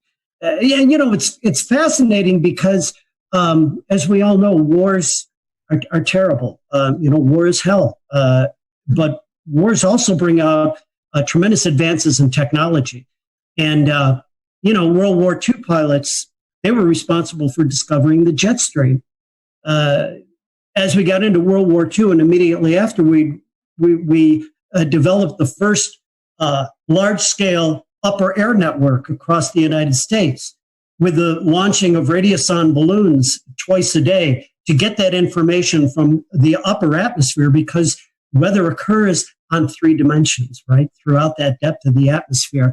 The advance of weather radar. My gosh, you took military radar, again, developed in World War II, and then after that war, they not only saw airplanes when they were looking at the radar, but they saw these features that kept getting in the way of them looking at airplanes. It was precipitation from storms. And, we turned that into the ability to monitor weather systems and then get into the tremendous science of severe weather and understanding tornado genesis and tropical storm formation from all of that technology. So it's just been amazing to watch the history. And it all began back there in 1870 when there was concern for the loss of life on the Great Lakes and of course, along the coastal areas from shipping as well.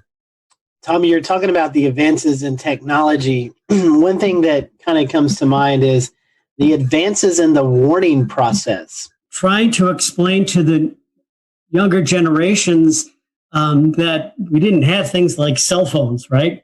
Just a generation or two ago, with these text messages and alerts that came across at any time of the day or night, the ability to communicate that information has saved countless lives and will continue to do so. And the ability now to be able to put out 911 messages to a huge area, an entire community, to get that information out, has been married with the technology that allows us to be more confident to get those warnings out by being able to use something like a Doppler radar to understand what we should be warning on and what we should not be warning on.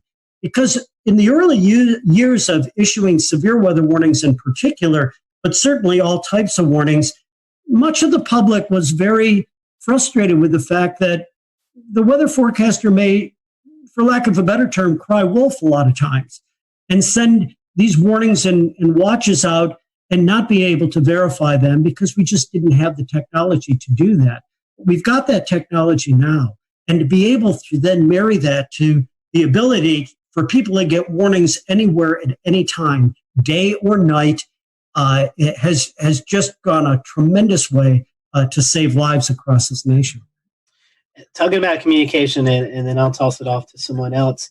One of the biggest tools that I think we all in this chat utilize is NWS chat, and the ability for the forecasters and the weather office to communicate with TV, radio, storm spotters out in the field. I mean, just the instant communication that we have, I think, is pretty cool. And it's cool to see the advances in the National Weather Service with that. You know, that's a really important point. And what it's done also is it's changed the responsibilities and the type of work that goes on within the National Weather Service offices.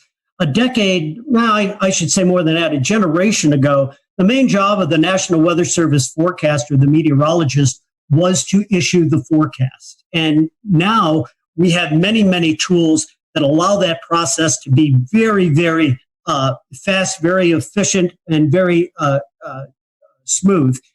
But what the forecasters do now, where they really, really make a difference, is what we refer to as decision support or decision support services.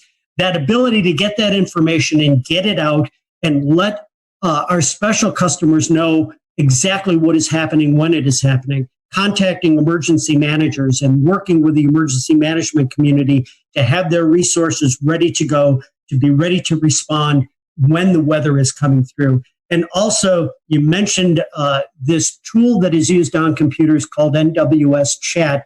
It's the ability for the forecast office to chat or to talk or message to many of its users, its media, its emergency management system, those types of individuals, to get the most reliable and timely information back and forth from those communities and sending out their thoughts from the National Weather Service offices. I found it fascinating when I worked at the Weather Channel that we, within a matter, and I mean this, within a matter of less than a minute in many instances, a damage report, say somebody had a half-inch hail that came down in their neighborhood outside of Charleston, South Carolina, and they sent a report in on their phone to the National Weather Service saying, we got hail here. Within a matter of a minute or so, the Weather Service gets the report, pops it into a computer that goes into this system, and at the Weather Channel, our graphics meteorologists were watching that data coming in, and when they picked that data up with the click of two buttons, it ended up on air. I was amazed to see how quickly that process took, and it's the ability to get that information and communicate it out to the public, because time is of the essence, especially with severe weather. So it's another huge increase in technology that, once again, is helping to save lives. Tom, I don't know if there's any telling what this world would be like without the National Weather Service. So let me try to phrase this closing question to you this way. What would day-to-day life here in the United States be if tomorrow morning we woke up and there was no National Weather Service? I think it would be chaos. If you think about how much of our economy and daily life is tied directly to the weather, and the way you see that most succinctly is being in the checkout line at the grocery store, because everybody's talking about it. You have to know what's going on with the weather if you're going to react with the real world. Everything from our transportation to our agriculture to daily life in general revolves around the ability to understand how nature, how the atmosphere is going to impact us over the next several days. Without the National Weather Service, I think we would be way, way behind in where we are right now. We again thank Tom for his time, and to all of the folks at the National Weather Service who continue to keep us safe each and every day. We can't thank you enough. And to you at home, thanks for joining us for this special edition of the Carolina Weather Group. For all of us, I'm James Brierton in Matthews, North Carolina. We'll see you again real soon.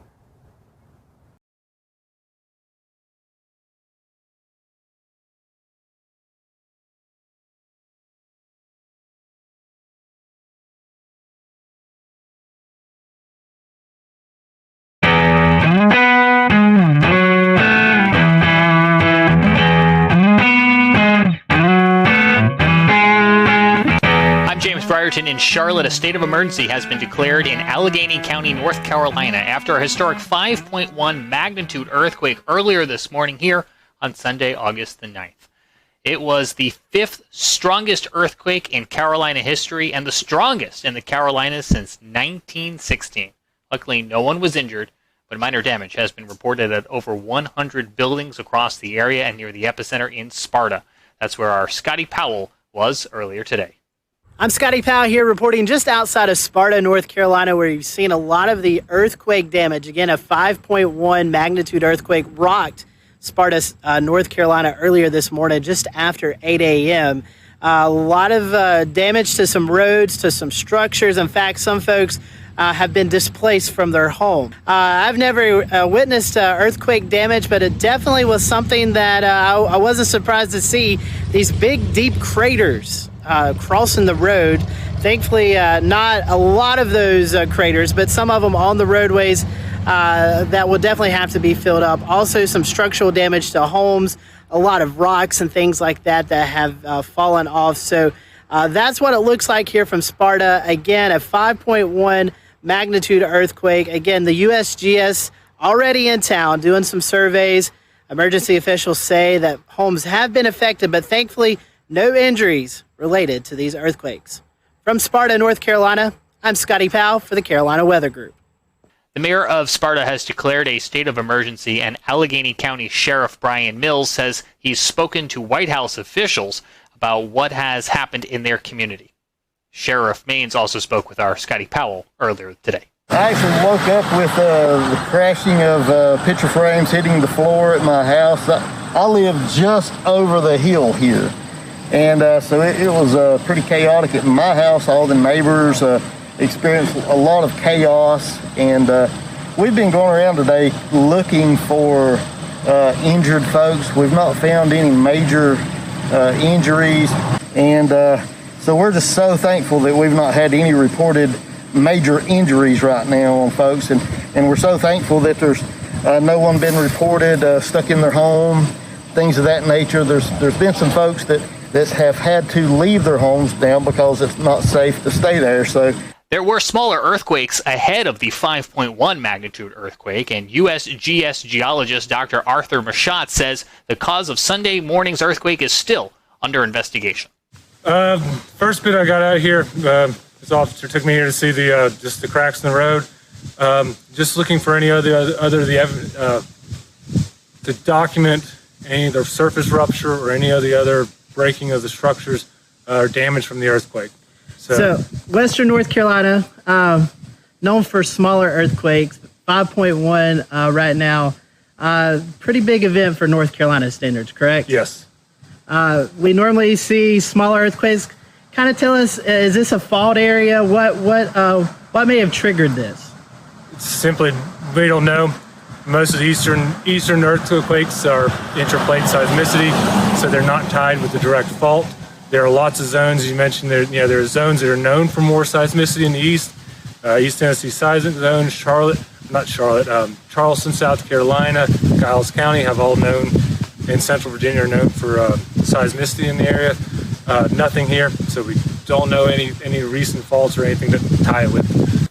Reports of shaking and tremors could be felt upwards of 150 miles away from Allegheny County, North Carolina on Sunday morning. We have 3 reports for you coming up, one from Greensboro, one from Charlotte, and one from Bristol. And we start in Greensboro, where WFMY Chief Meteorologist Tim Buckley spoke with our own Evan Fisher to recount his early morning wake-up call. So bizarre. You don't expect anything like that in North Carolina. We get earthquakes from time to time. Sometimes they happen, and most of the times we don't even know about it because they're so weak.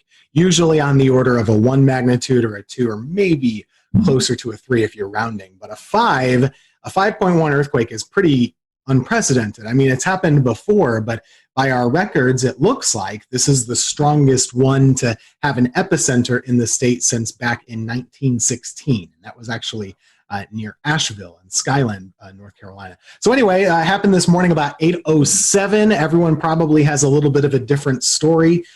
For me, I was sleeping soundly, and then it happened, and I really woke up. And bizarre, I've never felt an earthquake before, so for me, that was a first. I've missed the other ones. This one definitely was strong enough to wake me up. And checked my phone right away. Tons of messages on Facebook, on Twitter, emails. everyone immediately, this was within like 5 minutes, wanted to know what was going on. And it took a little bit for that report to come in from the USGS, where we get our earthquake info. But once it did, it was pretty clear. Yeah, that was a strong earthquake, and it wasn't that far away. Starting to see some trickles in of damage reports here and there, mainly in that Sparta Blue Ridge area.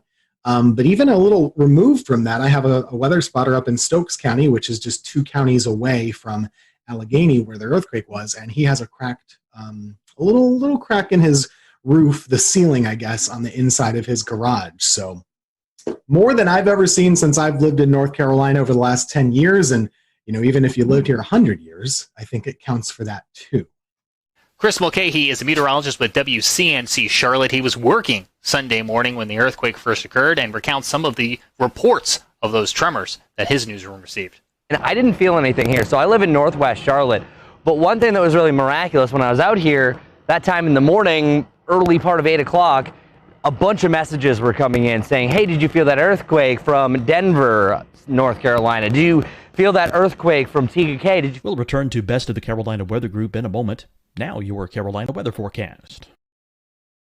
Here are today's forecast high temperatures for North Carolina. Here are the forecast lows for tonight for North Carolina. Here are tomorrow's forecast high temperatures. And here's forecast rainfall across North Carolina tomorrow. Here are the forecast highs for the day after tomorrow.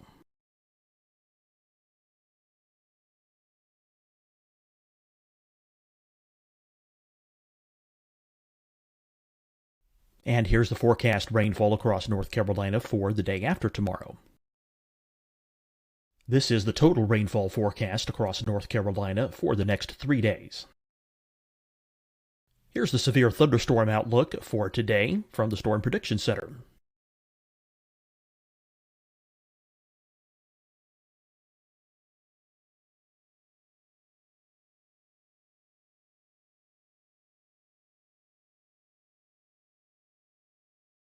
Here are the forecast high temperatures for today for South Carolina. Here are the low temperatures for today for South Carolina.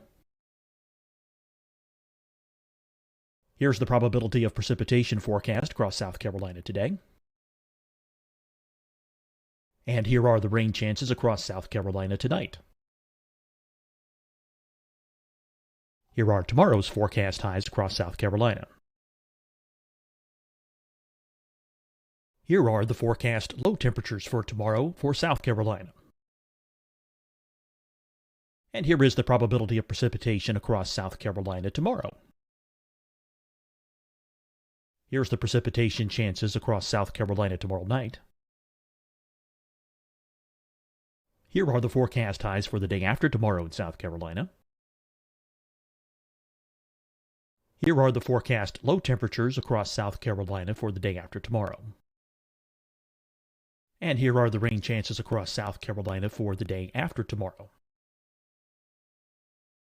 And South Carolina's probability of precipitation for that night.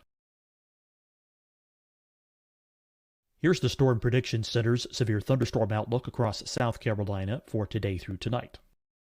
Here's the Storm Prediction Center's severe thunderstorm outlook across South Carolina for tomorrow and tomorrow night. And here's the Storm Prediction Center's severe thunderstorm outlook across South Carolina for the day after tomorrow through that night. Here's the severe thunderstorm outlook for today from the Storm Prediction Center.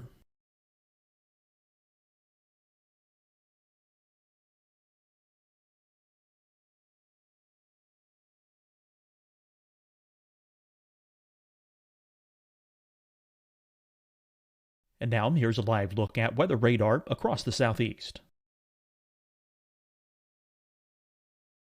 Hi, everyone. I'm Dr. Mandy Cohen, Secretary of the North Carolina Department of Health and Human Services. And when you follow the 3 W's, you protect your family and your neighbors from COVID-19. When you leave your home, practice your W's. Wear a cloth face covering, wait 6 feet apart, wash your hands often. Wear, wait, wash. We're in this together. Stay strong, North Carolina. Deciding when to wear a mask isn't about who you know or how well you know them. Just ask yourself, will I be with anyone I don't live with? If the answer is yes, get behind the mask. Help slow the spread of COVID-19. Get behind the mask. Learn more at covid19.ncdhhs.gov. Fight the spread and take a stand against coronavirus. Wear a mask in public. Stay at least 6 feet apart from others. And get tested. Join us and fight the spread. Visit scdhec.gov/COVID-19. Getting tested for COVID-19 helps you to take the steps needed to protect yourself, your loved ones, and your community. Find the testing location at scdhec.gov/COVID-19 testing. You'll see your Carolina weather forecast at 25 and 55 past. And now back to the best of the Carolina Weather Group on the all-new Carolina WeatherNet. Parts of Lancaster County, this was a big deal. No matter what, even though I didn't feel anything, I gotta admit I'm a little bit disappointed, but seeing this unfold live time as we were doing our cut-ins for the Today Show, this is a historic event. Over 100 years ago is the last time that we had anything close to this, and even though there was one back in 1926 that was just a little bit stronger or similar strength, that's still a long, long time. So this is a big historic event, and one thing that I love that I learned today is that every year worldwide there are 500,000 roughly earthquakes that are detected. Of those, only 100,000 earthquakes are actually felt. The big fact, only 100 of those 500,000 produce damage. So that means the chances of this happening worldwide is a 0.0002% chance of happening. Our own Ricky Matthews works in Bristol, Tennessee, and here's what they saw in their community. Here in the Tri-Cities, where we felt the quake over the mountain chain, even though we're about 80 miles or so from where the epicenter was. If you kind of go from Kingsport, Tennessee, or kind of Johnson City, Tennessee, a lot of people in our area still reported feeling the shaking this morning. Right after 8 o'clock, I started to get reports of people saying they felt something, and my Twitter feed lit up of all the reports from people saying that we felt an earthquake, or we think we felt an earthquake, and suddenly we were in a we were kind of trying to gather information, but a lot of reports of people experiencing shaking for a few seconds in our area. No reports of any type of damage in our area, but certainly something that kind of caught a lot of people by surprise early Sunday morning when they were just trying to sit down and enjoy their coffee. And there you have it. It seems 2020 had another trick up its sleeve, but we're happy to report once again no injuries following that 5.1 magnitude earthquake near Sparta, North Carolina on Sunday morning. Before we go, a quick tropical update for you. There is a tropical wave located a few hundred miles off the African coast. It continues to show signs of organization. A tropical depression could form in the next few days as the wave moves west at about 15 miles an hour. The next storm, if it were to be named, would be Josephine. On behalf of everyone here at the Carolina Weather Group, including Evan Fisher and Scotty Powell, I'm James Brierton in Charlotte. Thanks for joining us for this special edition of the Carolina Weather Group, and we'll see you back here again real soon.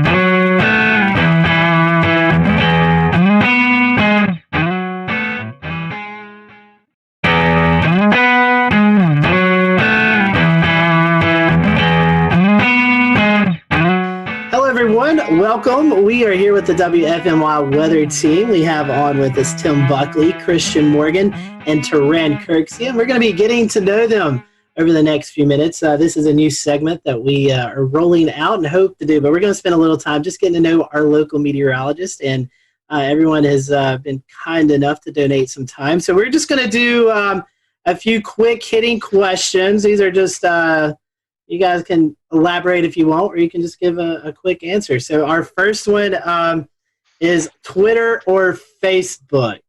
Which do you prefer more, Twitter or Facebook? I'll start with Tim. Twitter, as long as it's not bad Twitter. But I like weather Twitter. Okay. Christian? Definitely Twitter. Facebook has the ability to take something you posted 3 days ago and highlight it 3 days later, which makes the information very much out of date. So I feel like Twitter, if you can't say it in 140 characters, then you're saying too much.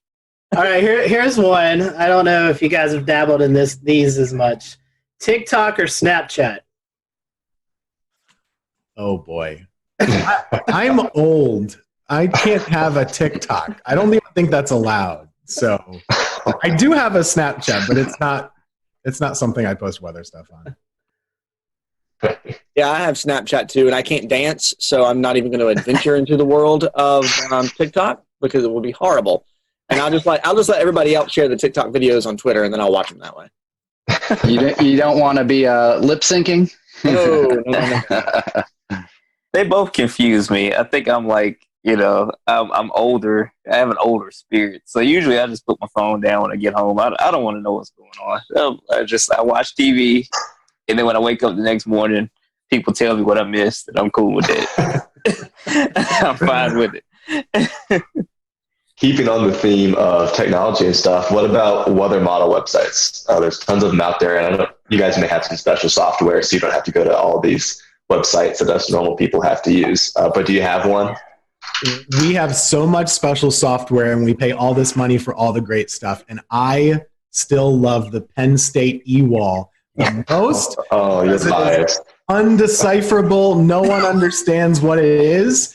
But I do, because I went there, and that's just my comfort zone. It's like my chicken soup for my weather soul is looking at the page of garbled numbers, knowing what it means. So I do like, and it's the only one that has an easy to understand 6-panel chart for like the NAM and stuff, and I like a 6-panel chart. Okay. I've used that website for like 15 years, and I'm still confused by it. but it was the first website I used a lot, though. Now I use Pivotal Weather a lot, and occasionally I'll look at some other ones if it's like hurricane season or something like that too. Yeah, the first time I met Tim, he was showing me this Penn State e-wall, and I said, "What is this thing that looks like it's from 1985 that I cannot understand?" And I laughed at him for it, but he's like, "Oh, it's got all these charts and things on it." I was like, "Okay, I'm gonna find a different website." And then I took my weather classes and stuff through Penn State, and I was like, "Oh man, I really love the e-wall now." It's fun to actually sit and work side by side with Tim, because we actually understand the Penn State e-wall and how great it actually is. But also, like, we do have it's something you have to pay for, but WeatherBell has some good maps on it. But I really like to use Pivotal Weather, especially when we look at severe weather parameters. They have it very easy to access on there. I can't say that we've really dabbled in the e-wall, but definitely agree with you on WeatherBell and Pivotal. I think I'd have to throw in Tropical Tidbits just because that's where I started, and so nice having those easy assignments. Keep on this topic. Do you think that weather data is too easily available? Yes, but there's nothing we can do about it. Okay. I have two opinions on this. Number one, I don't think it should be that easy. I don't think it should be easily available to people that aren't seeking it out. So what I mean is, like, if you want to really be able to look at a weather model, of course I agree that's a good thing to be able to do. But I don't like that it gets out there to people that aren't wanting to see it. So it gets posted to Facebook, and then my grandma gets it and says, "Oh gosh, this is really bad." That's the bad part that we all know about. So in a perfect world, it's 1995 and only the weather folks have the weather models, but you can't put the toothpaste back in the tube. I think with it being so accessible, yes, it's public knowledge. It's out there, so why can't you access it? But at the same time, you get a lot of these hype weather sites and, people who think they're weather gurus and don't really understand it. And they like to, screenshot things and then post hype weather stories based on looking at one model.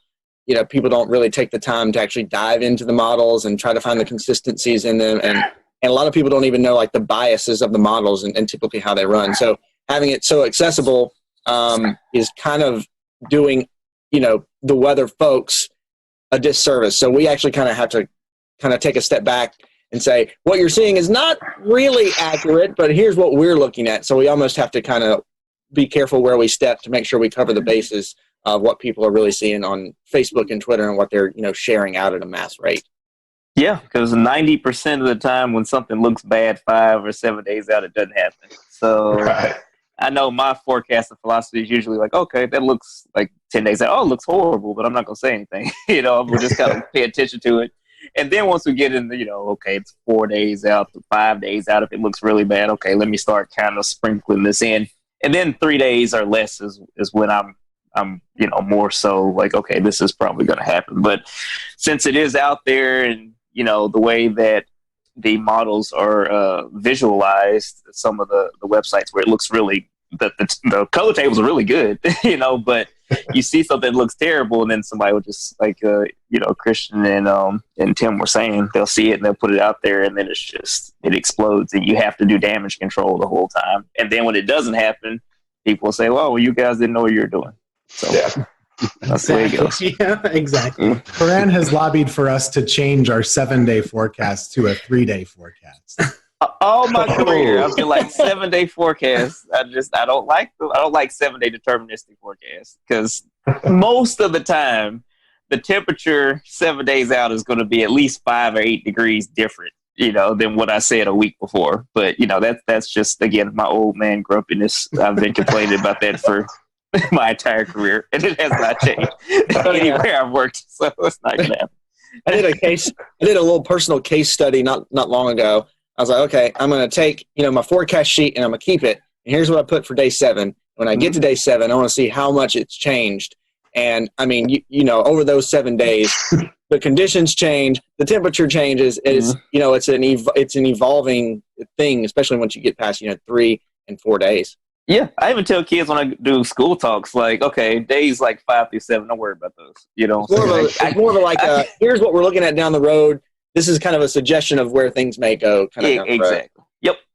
And heavens forbid you put a snowflake in day 5 or 6 and it doesn't happen. Never do that. That's the rule of thumb. Never do that. I could think it could be a blizzard. I'm not putting a snowflake on day 7. Dig your own grave. Mm-hmm. Kind of bringing it back around for your viewers here. What was it that kind of jump started y'all to want to become weather people? Was there a defining moment, or was it something you kind of always knew you wanted to do? Most people have like one weather moment that they saw or they lived through or they experienced. For me, I don't really have one of those, but I did grow up in probably the snowiest part of the country that people live in, which is upstate New York, right along Lake Ontario. We got like 200 inches of snow a year. And so weather was just hugely controlling of your life for about 4 to 5 to 6 months every winter. So I always wanted to know what the weather was going to be. I always watched the Weather Channel and told my mom what they were saying, even if she didn't care. And that's just what I was interested in. And the TV thing just kind of followed suit. I didn't know that was exactly what I wanted, but that kind of just worked itself out. So that was my spark, were snowflakes. And I hate snow, by the way. So it's just, maybe that's why. Yeah, I'm going to catch heat for this from Tim and Taran. I really like snow.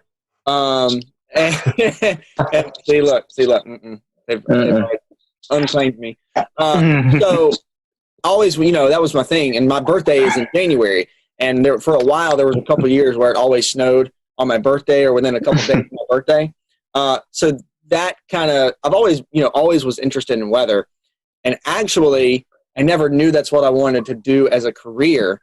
I always wanted to do broadcasting, radio or TV of some sort, and work in radio for a while and then try to get my foot into TV and a couple of different avenues.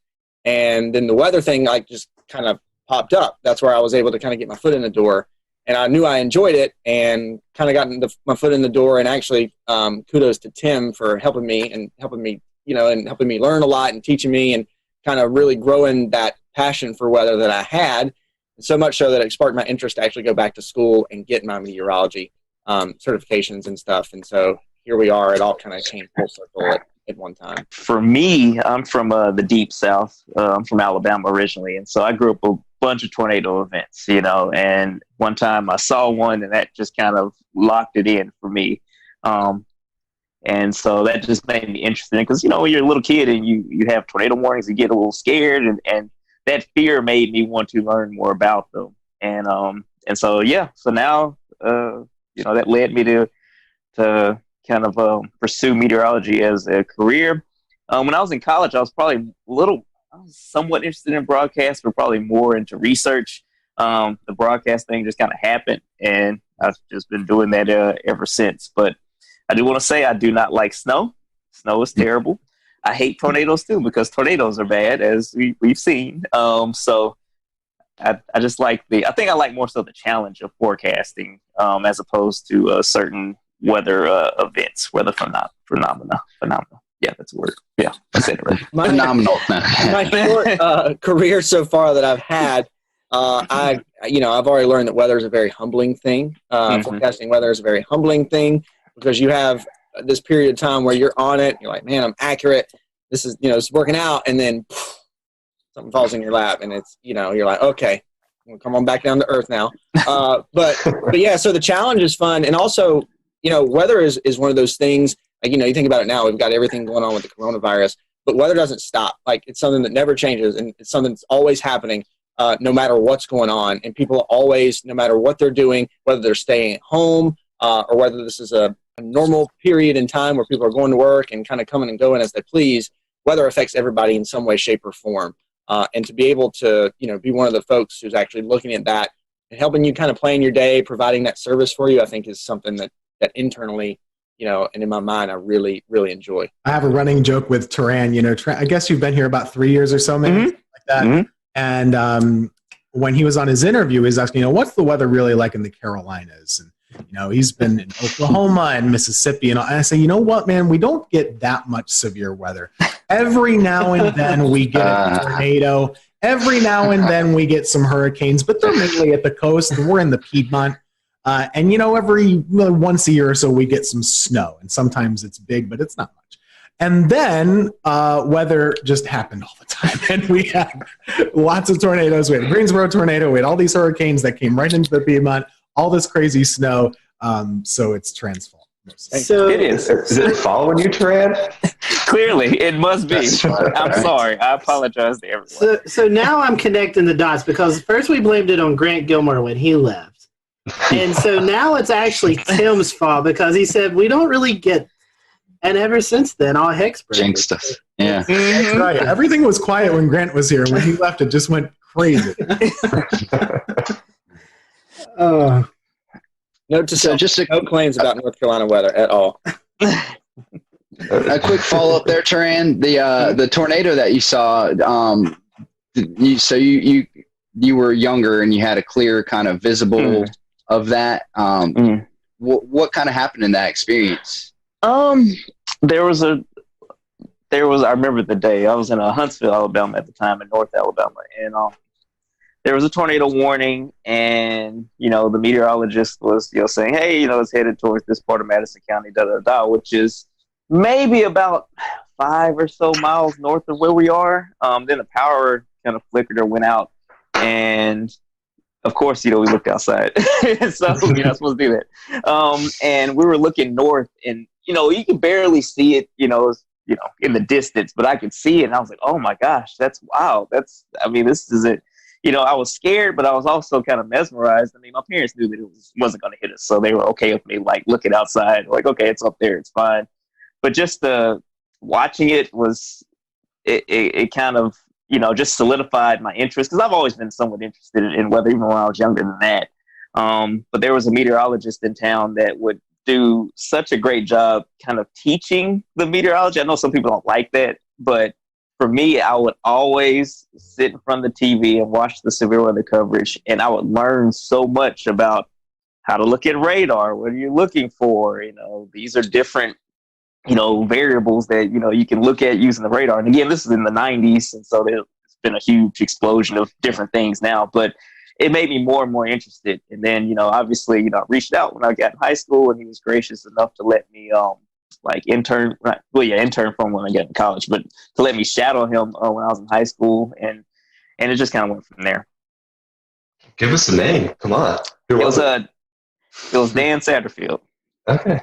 I know that's a name that, some people had different opinions, but he was awesome. And even to this day, he's, just so gracious, if I ever have a question or anything, or, he has always been one of those people that I could, Like, hey, I don't understand this, I don't understand that. And he's one of the big reasons I ended up going to Oklahoma. He started telling me about, oh, yeah, a lot of tornadoes out there. You can learn a lot. I'm like, okay, sure, I'll try it. So, yeah. Well, that's great. I think you're reading right off our question sheet. One of the next ones I was going to ask is, do you guys have a weather role model? So, Rand, we just got your answer. Tim, Christian, a weather role model? I wasn't that active. I mean, it was hard. It seemed crazy back, when I was growing up, which is not that long ago in the 90s. It seemed crazy that you would actually be able to reach out and talk to your meteorologist locally. That is so accessible now with social media. So I didn't really have any interaction with any of my local meteorologists, but there's a guy by the name of Dave Eichhorn up in central New York who was on Syracuse television for a long time. And I would always watch him and Dave Longley and Jim Teskey. Two of them are still there. And they really geeked out about the weather. And I wouldn't say they got excited about the weather when it was bad, but they really did have a professorial approach and really explained it a lot. And I liked that. And I thought that was really interesting. And they would really tell you, if this lake effect band isn't here and it's there, there's a reason why. We're not able to predict it that precisely. And so those were definitely the folks that inspired me, even though I didn't really interact with them much. The funny part about now being in the position that I am and having social media is we interact a lot on social media together now, just chatting about local weather, and they know I'm from my little small town that they cover and all that stuff. So it's cool. That's neat. Yeah, for me, so I actually grew up in this market. So I was very in tune with all of the weather folks in the market at the time. And so there was one person that I won't name because we're with, a competing station right now, but I watched them all the time. And that's just kind of, I would always, that would always be the thing. And when they were calling for snow, that's what I wanted to know about. That's who I wanted to see. And I wanted to learn, why it was happening, and also more so to know how much we were going to get. But at that point, Tim, like Tim said, I never really thought that, when I was in middle school, that you could actually reach out to those folks and actually, have a conversation with them.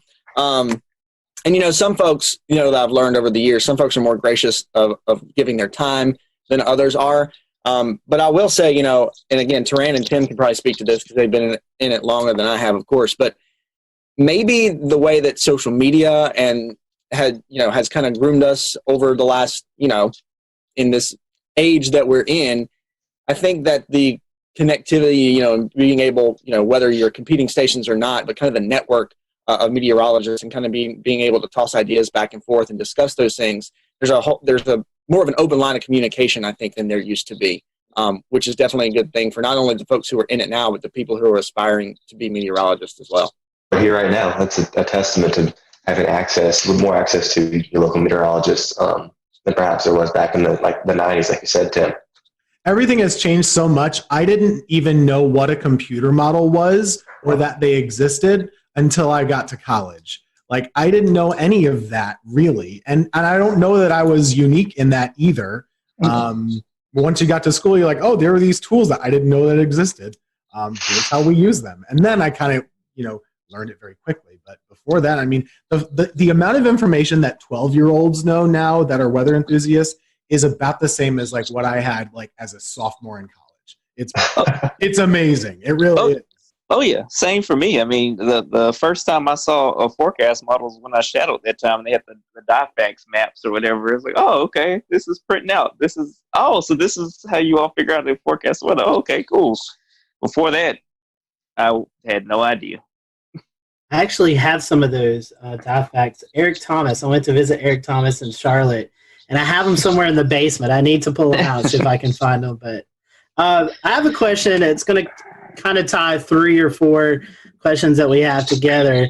It's kind of the future of meteorology, working from home, and the role of social media, which we all 3 are experiencing right now in the COVID-19 pandemic. So what are your thoughts on the future? Do you see working at home maybe more of a thing to come and doing a lot more via social media?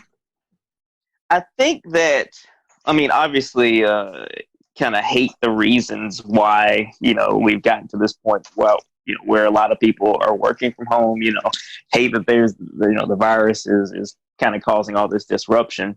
But with that said, a lot of friends I've been talking to over the past well, somewhat talking to. I'm kind of introverted. Occasionally, I'll ask them a question. I got to have one conversation a week with friends.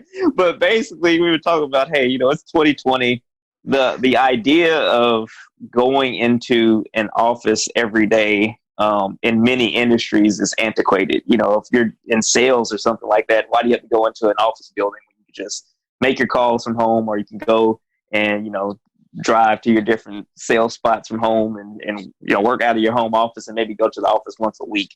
I think a lot of employers are seeing that their employees can be just as productive or even more productive at home, depending on how they work or what works best for different people. I know everybody's different though. So for extroverts, it's probably important that they go into the office regularly to get that social interaction. For introverts, they might work better in solitude. So I think that as meteorologists, when you look at it, most weather days are fairly benign, fairly quiet.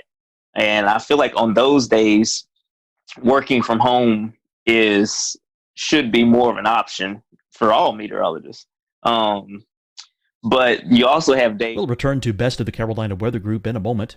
Now your Carolina weather forecast. Here are today's forecast high temperatures for North Carolina. Here are the forecast lows for tonight for North Carolina. Here are tomorrow's forecast high temperatures. And here's forecast rainfall across North Carolina tomorrow. Here are the forecast highs for the day after tomorrow.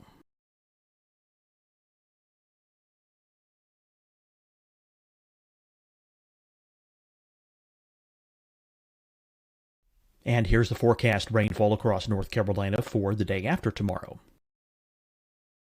This is the total rainfall forecast across North Carolina for the next 3 days. Here's the severe thunderstorm outlook for today from the Storm Prediction Center.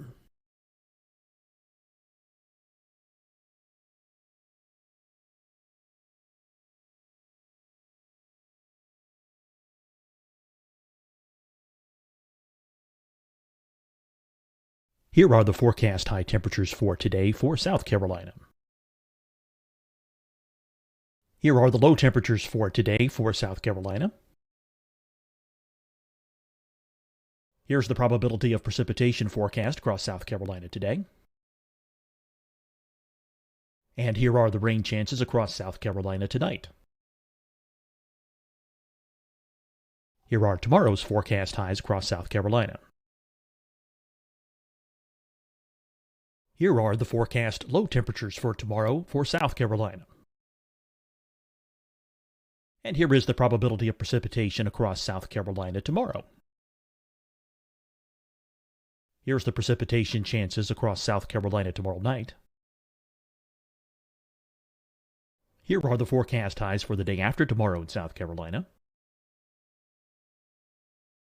Here are the forecast low temperatures across South Carolina for the day after tomorrow. And here are the rain chances across South Carolina for the day after tomorrow. And South Carolina's probability of precipitation for that night. Here's the Storm Prediction Center's severe thunderstorm outlook across South Carolina for today through tonight. Here's the Storm Prediction Center's severe thunderstorm outlook across South Carolina for tomorrow and tomorrow night. And here's the Storm Prediction Center's severe thunderstorm outlook across South Carolina for the day after tomorrow through that night. Here's the severe thunderstorm outlook for today from the Storm Prediction Center.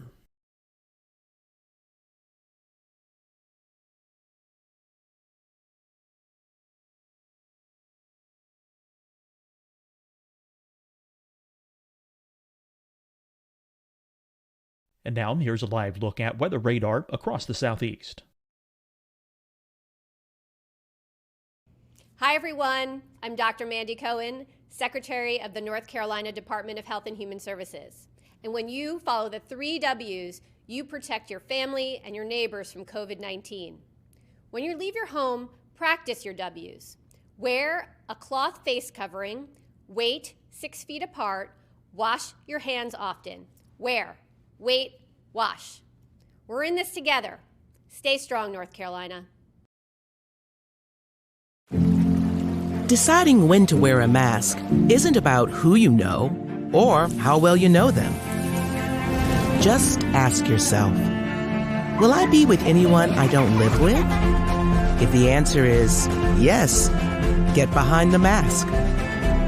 Help slow the spread of COVID-19. Get behind the mask. Learn more at covid19.ncdhhs.gov. Fight the spread and take a stand against coronavirus. Wear a mask in public. Stay at least 6 feet apart from others. And get tested. Join us and fight the spread. Visit scdhec.gov/COVID-19. Getting tested for COVID-19 helps you to take the steps needed to protect yourself, your loved ones, and your community. Find the testing location at scdhec.gov/COVID-19 testing. You'll see your Carolina weather forecast at 25 and 55 past. And now back to the best of the Carolina Weather Group on the all-new Carolina Weather Net.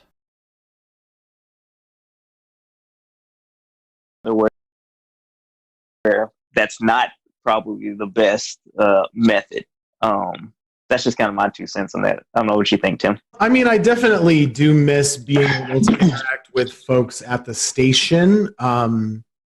However, typically meteorologists aren't interacting with one another personally face-to-face because we're on different shifts.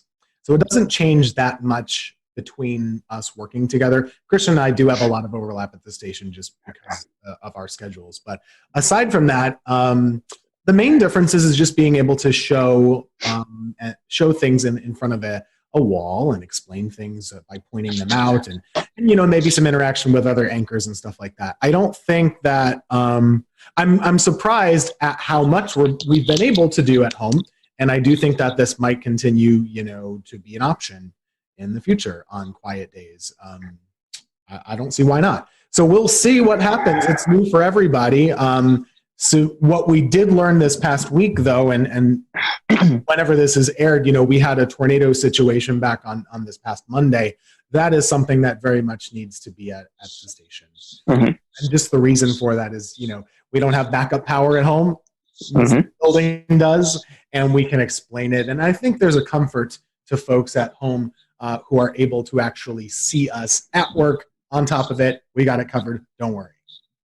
Agreed.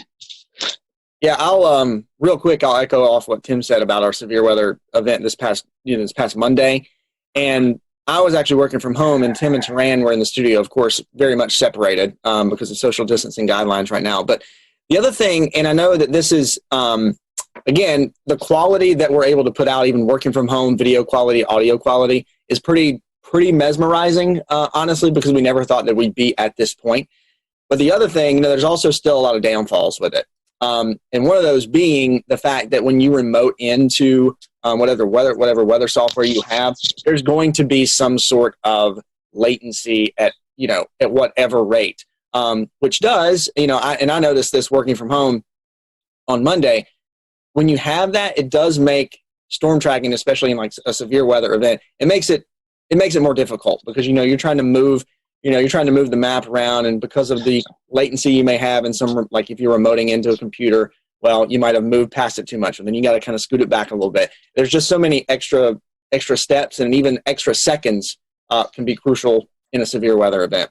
But taking an overall approach to it, working from home is interesting. I've always been one of those folks who, all right, I have to get up and get ready and then go out the door to kind of get my, get my mind in the right place to do work.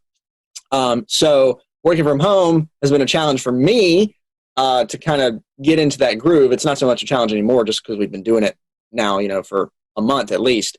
But having that interaction with folks in the building, even though, here's the weather center over here and here's the news people over here, and we come together at the newscast, just kind of having that interaction. The lines of communication are, of course, a whole lot better. Tim and Taran, and if you've been in a newsroom, like this, like you can just scoot the chair back and you yell something across the room or say something across the room. Now, working from home, okay, got to send this email, or did I check this on the wall chat, or did I send somebody a text message? So the communication line kind kind of is something you have to kind of double check yourself on. But I think there's something about, if the weather's nice, of course, we can forecast from anywhere. Yes, we have some tools at the station, but we can do a forecast from anywhere as long as we have internet. We can even look up stuff on our phone, if we need to do that. But working from home and putting the forecast together, is easy. But I think when things return to normal, if we are seeing more work from home situations, I think just being in the station, being in the studio, at least for the shows, has a value to it that you can't replace. No, absolutely. It's amazing all of the, just how much we've seen this working from home thing develop over the last 2 months.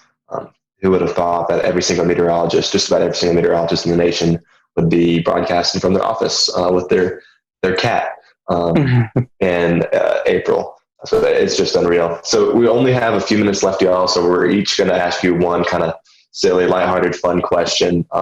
So I guess, Tim, I'll start off with you and we'll go around. What is your favorite non-weather hobby? Favorite non-weather hobby? Getting outside and hiking and taking pictures. That's it. Great choice. And I know it's supposed to be fast, but I got this hobby, I think, by a product of working weather. And the reason is when I moved to Greensboro, I was working weekends. My days off were Wednesday and Thursday. No one in the world, let alone in our building, has days off on Wednesday, Thursday. So I had nothing to do. So I got in my car and I would drive to pretty places like Hanging Rock or the Blue Ridge Parkway or something like that. I would drive a long way and get to know the area. And then I got to know hiking. And at the time, I was just taking pictures on my iPhone. And then I kind of, started getting a better camera. I don't take as good pictures as Dan, but I try. He's my inspiration for good photos as well. So that's my hobby. Christian, Turan? Music for me. I'm a drummer in a 10-piece party and dance band that plays across the Southeast quite a bit. So music is my outlet. And then I love being outdoors. So even though I'm not that great at it, I love going golfing. And that's a nice thing from working from home. Like, even on these days, if I don't go in until the afternoon, the days working from home, I can just, walk out or go to the golf course and walk a couple holes, kind of get my fresh air for the day. And so, but music is my main hobby. Golf would be the second one. I like to spend time outside as well. Just kind of sitting outside is always nice. And I like to barbecue, which is a verb and a noun. Okay. It's a verb and a noun. Contrary to popular belief. Read the dictionary, it's a verb and noun. Sorry, anyway. That's true. But Southern thing. It is, yeah. It's a verb and a noun in Alabama, and it's a verb and a noun in North Carolina too. Do people up north not think that it's a verb? Well, there's they use it much differently. Yeah. I can run out the clock on this if you want to. Go for it. The actual thing that you cook with, the barbecue instead of the grill. So this is and the cookout up north is called a barbecue as well. Yes. I'm telling you, that's the way it is up there. Yeah, once all this social distancing stuff clears up, I'm waiting for some Turan ribs. Every Saturday I have to post of Turan cooking. I've had extra time on my hands. So, maybe our next lightning round will be in person. There you go. Turan, I got to ask you, vinegar or tomato-based sauce? Well, I mean, that's the big debate here in North Carolina. Man, you about to get me in trouble, man. All right, so again, I'm from Alabama, but I spent most of my life in North Alabama. So Memphis-style barbecue is what I'm used to. And then when I lived in Oklahoma, Texas-style barbecue is kind of, one of my big things too. I like more tomato-based barbecue sauce. Like, you have to put, for me, I do put some apple cider vinegar as I'm cooking it, but I don't just douse it in it. Like, I just want a little bit of tang and then more sweetness. That's just what I prefer. Very nice. Very nice. We'll give that to you. And on that, I'm with Turan on that. Even though I'm from North Carolina, I don't want to eat barbecue and have my throat burn. A good mix, a good middle of the road barbecue. Well, Christian, I didn't, because we need the viewers to still like us after that. Disparaging barbecue or whatever. And these are the fun questions. Christian, I didn't know you golf, so next time I'm in the air. We'll have to go hit the course. We'll do it, absolutely. All right, so one last, I guess, question before we wrap. Do you have a favorite weather or disaster themed movie?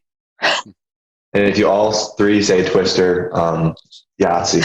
Yeah, that was what I was gonna say. It's so bad, but it was so entertaining. And growing up, I was like, "Oh man, this is awesome." So yeah, there was a volcano movie too that was really bad. What was the name of it? It was Volcano? Dante's Peak. Yeah, the Dante. Yeah, there were two of them. There's Dante's Peak, and then Volcano was like in L.A. Okay, Yeah. They're all really bad. Yeah. The worst one is The Day After Tomorrow. Oh gosh. Are you telling me that's not accurate? It is horrific. And I was in New York in January, and I went to the New York Public Library, which is a great free place to go. You should go sometime and check it out. It's beautiful. I took a picture in there and said, "Oh, it's a great place to visit." And everybody posted, "This is where they filmed Day After Tomorrow. Jake Gyllenhaal is all over these places." I was like, "Oh no, I'm reliving this horrible movie." Oh, well, guys, I have one question. I know you're talking about places to visit. We want to give a little love to the Triad areas. So what's your favorite place to visit? If you have visitors coming to the Greensboro, High Point, Winston-Salem area, where is your favorite place to go visit? Where would you recommend to people?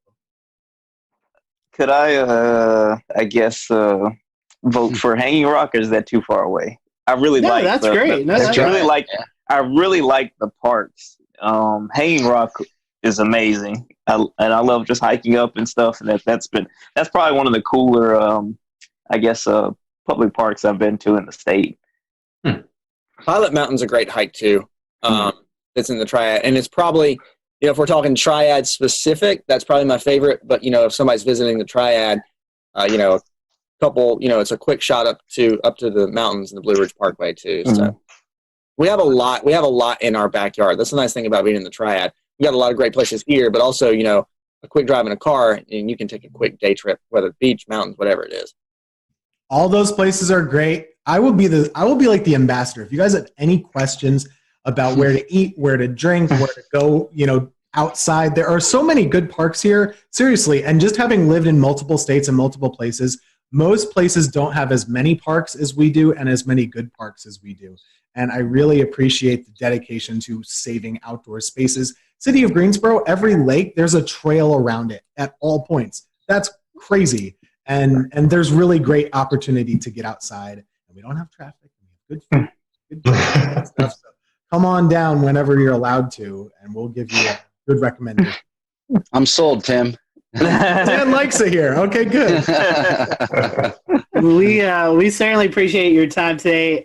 We talked about social media, so I'd feel bad if I didn't say, hey, give your guys a plug. How can they follow you guys on social media?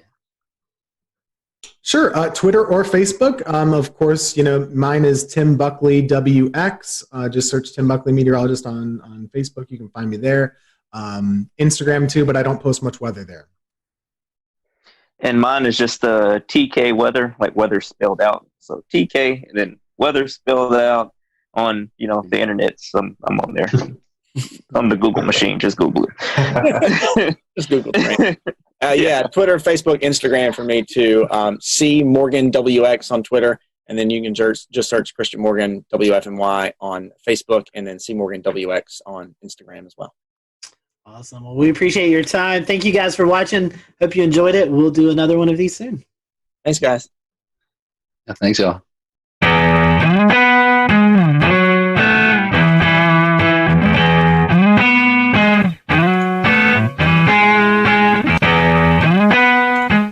And good evening from Charlotte. We are live with you on this Wednesday night. What a very busy day in the science and weather community here on May the 27th, 2020. We have a great show for you. It wasn't exactly the celebration that we were hoping for, as you probably know by now.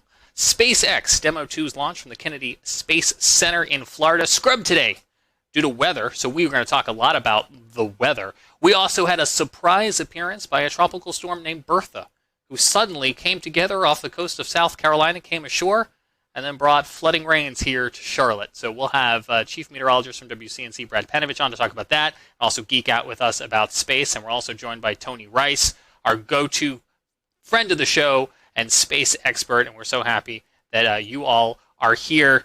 Let's get right on into it. If you're joining us live tonight on Facebook, on Twitch, on YouTube, or Periscope, you can comment along with our show. If you're listening to the audio podcast or you're happy to catch this replay on the new Looping Carolina WeatherNet, hello to you as well, too. Tony, let's just start with the elephant in the room. Not the day we were necessarily hoping for.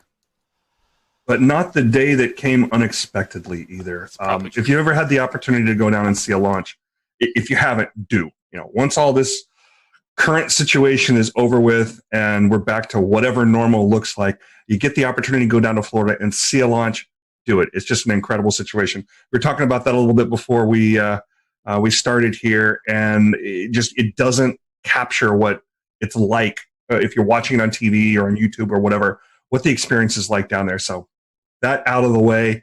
If you have ever been down there, you know that Florida weather is Florida weather, and we kind of expect these things to happen. I think there's one or two other places on the planet where there is more lightning activity. So we scrubbed today because of weather, but we scrubbed today mostly because of the potential of lightning.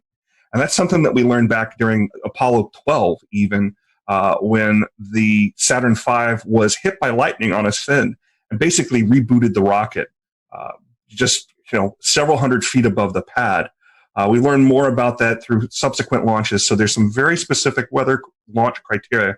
We can get into that, but basically what happened today is we violated one, maybe more, and definitely know of one of those launch weather criteria that has to be met before we're going to go fly. I just pulled a Scotty. I forgot to unmute myself. We're certainly going to get into some of that weather criteria, and we're going to break it all down because we got some really interesting information. I don't want to get too far into the program for anyone who doesn't know, Tony. Let me have you explain it. What is the significance of this mission? So this is the first time in basically 9 years that we attempted to launch astronauts from U.S. soil. So at the end of basically construction of the International Space Station, we retired the space shuttle. Space shuttle, the best way to compare it, and the reason that we didn't continue flying the space shuttle to take astronauts back and forth, astronauts stay about 6 months on board station before they come on back home. So we're continually rotating people through there. The best way to compare it is you wouldn't take a tractor trailer to go get groceries. And that's about the volume of space that was in the back of the shuttle's payload bay. If you're just taking supplies, well, we can send an uncrewed mission up there. SpaceX has been doing that for a while. We've got some other ways of getting cargo up there. But to take people back and forth, we've been buying seats on the Soyuz, launching them from Baikonur Cosmodrome out in Russia, actually in Kazakhstan. But we really wanted to get that capability back onto U.S. soil. So several years ago, NASA, as a part of the commercial program that includes cargo as well, we want to hand over basically low Earth orbit to commercial agencies. SpaceX is one of them. Boeing's also working on getting some capability there. So it was really important to get this capability back on U.S. soil. And Administrator Bredenstein talked about it today. One of the main reasons we want to do that is have one American up there right now. We want to have more. The more Americans we have up there, the more they can focus on specifically U.S. science. So the Dragon capsule that we attempted to launch today, we're going to give it another shot on Saturday, weather willing, has the capability of taking 4 up at once. That's even a better option than using the Soyuz, because the Soyuz can only take up 3, and those are at most going to be 2 Americans, and it's generally only 1. The Soyuz as well, and I don't know if others feel this way, but when I watch it, I feel like it's something straight out of James Bond, Soviet Union era technology, and that is like the complete opposite of what SpaceX has developed here, because they not only did hopefully a very efficient rocket based on what we've seen with the uncrewed missions, but also, and Brad, you were touching on this before the show, there's a little bit of style that they incorporated into not only the spacecraft, but also the suits we're seeing here. Yeah, they're very interesting. I love the helmets. The rest of it, I don't know. It almost looks like some kind of weird like leisure suit, and then they've got like shrimping boots on or something. Those were actually designed by a Hollywood costume designer. Elon Musk went out and specifically got one of the costume designers that was working on Marvel films and said, you go sketch us up something. You tell us what these are supposed to look like. Then they handed it over to the geeks who actually made it work and made it functional so it can protect the astronauts when it needs to protect them. But yeah, the helmets are cool. Those cool helmets, I love. They do look pretty cool, don't they? I will say one thing about the Soyuz, though. If you've ever seen pictures of the outside of the space station, you can pick those Russian elements out really, really easy. They're bulbous. And the reason they're bulbous is because a sphere is a very strong thing and can hold pressure really well. But the thing about Soyuz and the thing about those older rockets and those older capsules is the thing that you really want to have underneath of you and around you when you're in space is something that is well tested. And those rockets have been around a long, long time and are very well worn and have had the bugs worked out of them. We had an incident a couple of years ago where one of the solid rocket motors that come off during ascent bumped into the capsule, and they ended up having to going into abort mode that they hadn't done in I don't know for how long. But previous to that, we really hadn't had any incidents with the Soyuz. The Soyuz is old-fashioned, and it doesn't look that great. It certainly isn't as sexy as what SpaceX is doing out there with their nice, clean cockpit and reverse lighting. Much like you have over your shoulder there, Brad. You've got some style there as well. But it's very functional, and it's very reliable. Can you talk to us? We know you've been following this SpaceX progress probably a lot closer than most. Can you talk to us about what SpaceX has had to overcome to get to be the first commercial operator to take astronauts back? And what are some of the challenges that they may still face as somebody who's not as well seasoned? Yeah, well, they're still going to have to face some challenges there, simply because you got to have the first flight sometime. And it's kind of a first flight, and it kind of isn't. It's on a well-proven rocket. The Falcon 9 has a pretty good safety record. We've only lost a couple of them. But what they really have going for them is iterations. They've flown these things over and over and over, so they had an opportunity to perfect it. Does that mean that it's perfect? Certainly not. But it is sufficient to the point where not only SpaceX is comfortable with it, but if you listen to the NASA administrator and the folks that are involved in these kind of decisions, particularly during flight readiness reviews that have been going on for the last couple of weeks, they're confident. They have enough confidence to put those two astronauts on top of them. So what they have ahead of them is they'll learn something on this flight. Hopefully it'll go off without a hitch on Saturday. Hopefully the weather will cooperate. But they're going to learn some things. There's going to be something that didn't go quite right. There'll be something that can be improved upon. When you listen to the call during the launch, one of the last people you hear from is a flight test director. And that may seem a little odd that, we got two people on top of this rocket and we're about to send it off into orbit and we're still testing. But this is absolutely a test. The name of this mission is Demo 2. It's a follow-on Demo 1. Demo 1 was pretty much what you're going to see on Saturday, but without the astronauts. Every one of these things is a test, and it's a way to gather more data and to improve on things. The setback that SpaceX had, I don't even remember how long ago, it was sometime last year or maybe even the year before that, where they lost one of the Crew Dragon capsules on the pad because of some of the hypergolic fuels that are used on orbit. They're fuels that basically, if you put part A and part B together, you create an explosion. You point that explosion in the right direction, you got thrust.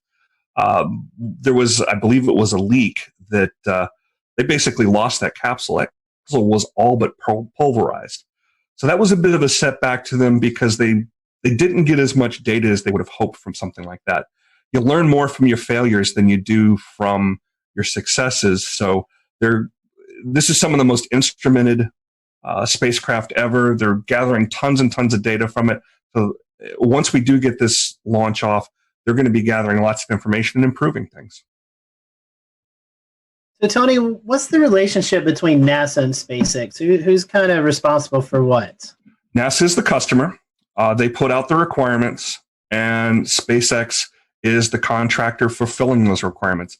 It's kind of a similar relationship as the DoD would have with any of their contractors, if you're familiar with that world at all. That being said, though, there's a fair amount of oversight that NASA still has in this, particularly because of the human spaceflight aspect here. There are people on board this thing. There are former astronauts that are involved in all of those reviews. And somebody asked during one of the press conferences this week, who in NASA, if anybody, can raise their hand and say, no, something's not right, something's not safe.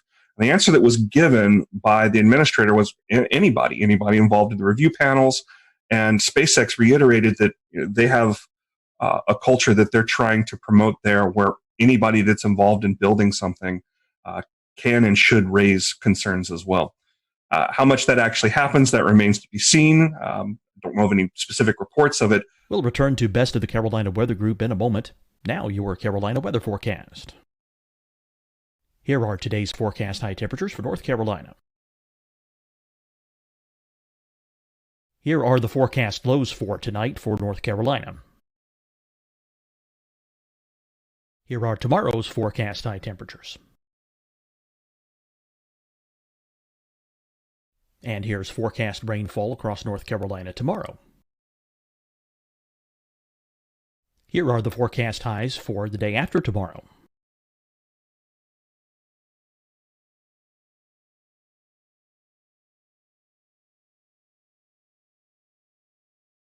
And here's the forecast rainfall across North Carolina for the day after tomorrow.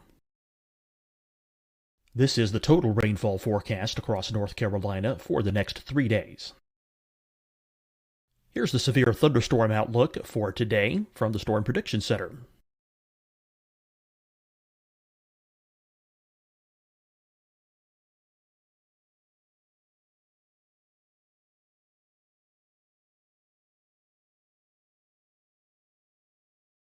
Here are the forecast high temperatures for today for South Carolina. Here are the low temperatures for today for South Carolina. Here's the probability of precipitation forecast across South Carolina today. And here are the rain chances across South Carolina tonight. Here are tomorrow's forecast highs across South Carolina. Here are the forecast low temperatures for tomorrow for South Carolina. And here is the probability of precipitation across South Carolina tomorrow. Here's the precipitation chances across South Carolina tomorrow night. Here are the forecast highs for the day after tomorrow in South Carolina. Here are the forecast low temperatures across South Carolina for the day after tomorrow. And here are the rain chances across South Carolina for the day after tomorrow. And South Carolina's probability of precipitation for that night. Here's the Storm Prediction Center's severe thunderstorm outlook across South Carolina for today through tonight. Here's the Storm Prediction Center's severe thunderstorm outlook across South Carolina for tomorrow and tomorrow night. And here's the Storm Prediction Center's severe thunderstorm outlook across South Carolina for the day after tomorrow through that night. Here's the severe thunderstorm outlook for today from the Storm Prediction Center.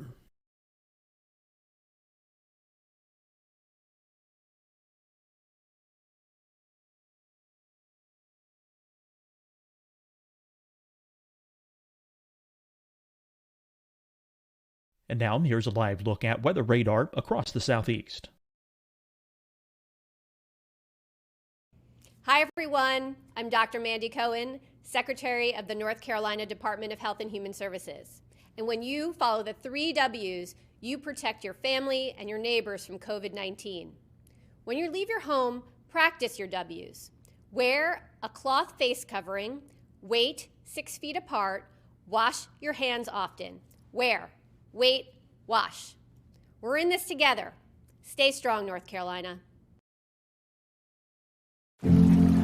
Deciding when to wear a mask isn't about who you know or how well you know them. Just ask yourself, will I be with anyone I don't live with? If the answer is yes, get behind the mask. Help slow the spread of COVID-19. Get behind the mask. Learn more at covid19.ncdhhs.gov. Fight the spread and take a stand against coronavirus. Wear a mask in public. Stay at least 6 feet apart from others. And get tested. Join us and fight the spread. Visit scdhec.gov/COVID-19. Getting tested for COVID-19 helps you to take the steps needed to protect yourself, your loved ones, and your community. Find the testing location at scdhec.gov/COVID-19 testing. You'll see your Carolina weather forecast at 25 and 55 past. And now back to the best of the Carolina Weather Group on the all-new Carolina Weather Net.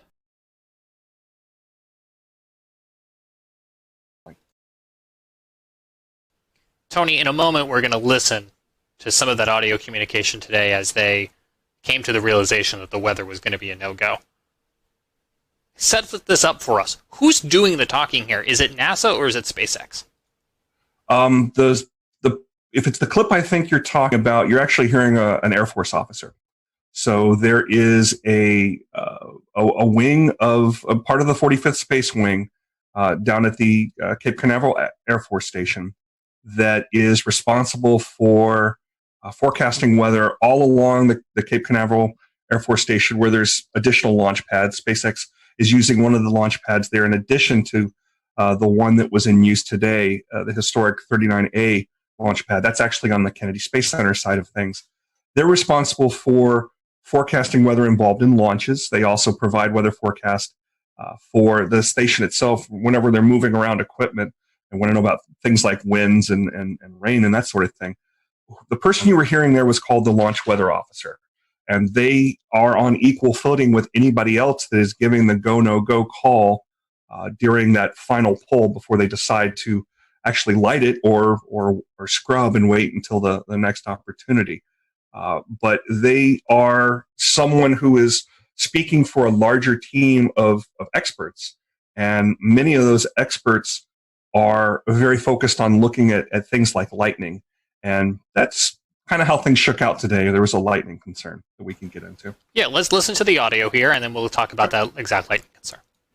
Unless you can give us another 10 minutes, I don't think we're going to get there with any of the rules today. I'm going to give you 10 minutes. I mean, another 10 minutes past T0. Oh, 16:45 local. I think we'll probably be clear on all the rules, but not quite going to make it for this. Okay. We're going to check back in with you in about 2 minutes, and then I'll call it up at about 17 minutes. Okay. Yeah, there's some of them are starting to count down, but we still have one above 2,000. So if that gets below... So Tony was talking there a little bit as we came back about some of the liquid oxygen. You can explain that to us as well, too. But, Tony, what we were hearing there was about 20 minutes left in countdown, and they were so close, we think, to getting the weather rules all in agreement, and it just didn't come together. Yeah, it just didn't line up quite right. They were keeping an eye on some cells out towards Orlando, and very excitedly noticing that the cells were starting to break up. I was watching them, live there as well. There's a rule that says several of the rules mention 10 nautical miles, which, if you've ever been down in that area, runs out not quite to Titusville and I-95.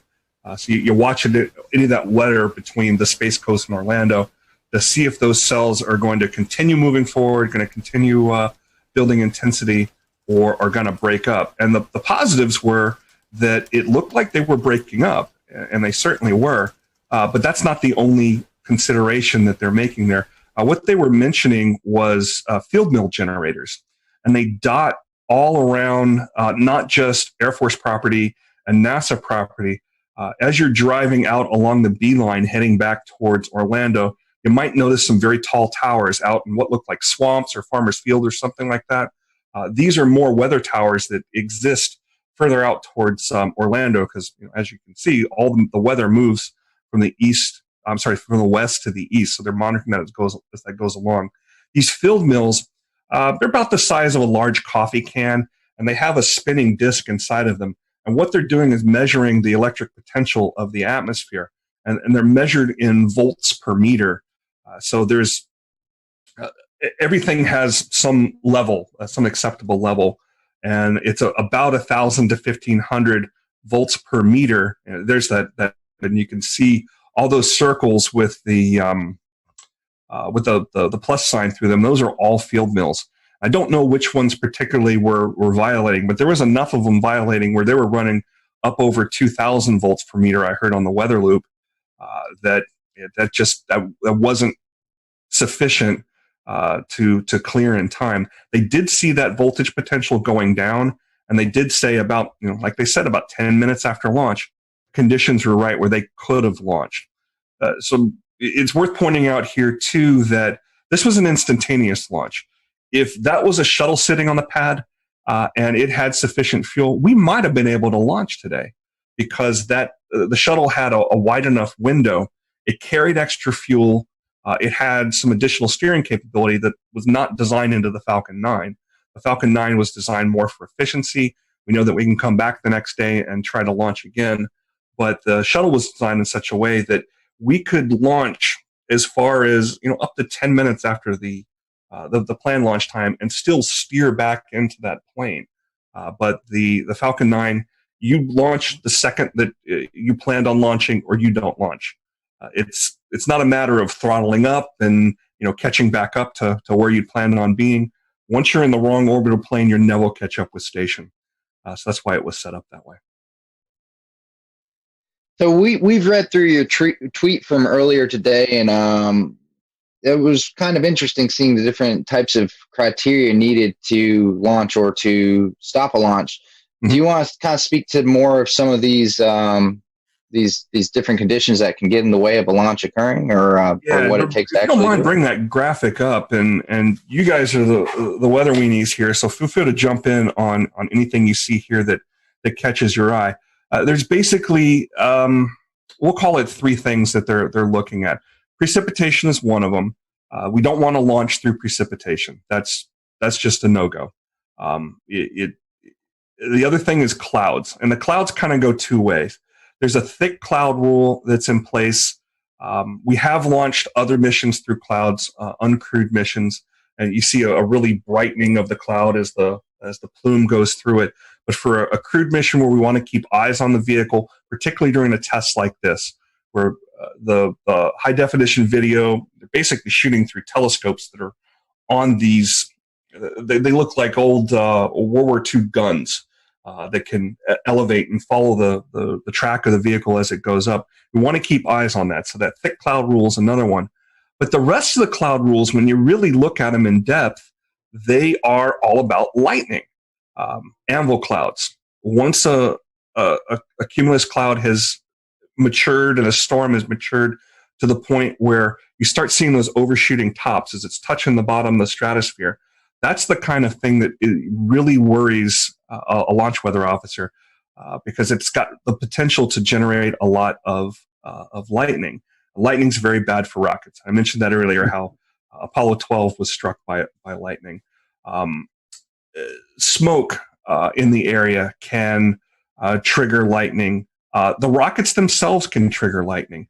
That plume that is coming off the rocket can act as a bit of a grounding rod, and the lightning is drawn to the vehicle itself because it's trying to find that path to the ground, and the plume itself can create a path to the ground. So any potential for lightning in the area we want to avoid.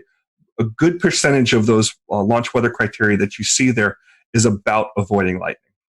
Yeah, Tony, I was going to say the lightning is concerned, but I can see two or three other ones, especially the convective debris one and the within 10 nautical miles of an anvil. those were all met as well. So it wasn't, and I think it wasn't just one storm. They had storms exiting and also storms coming in. They were kind of surrounded. It was just a bad situation. As soon as I was looking at the radar and saw the lightning, I was like, this did not look good. Yeah, the times when I'm down there, I definitely have radar on my phone out watching it, and you can watch the storms boil up. Little tiny cells boil up halfway between Orlando and the Space Coast.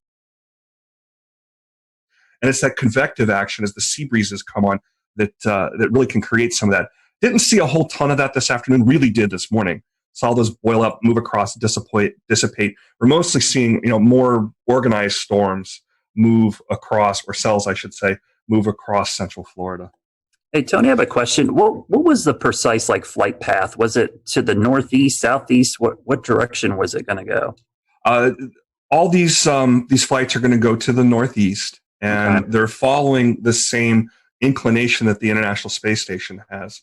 So when you're looking at an orbit, everything's relative to the equator, and you measure that angle between the equator and wherever your flight path is, and it's I have the exact number. It's 50-some degrees, so it kind of runs up the East Coast, almost parallel to it.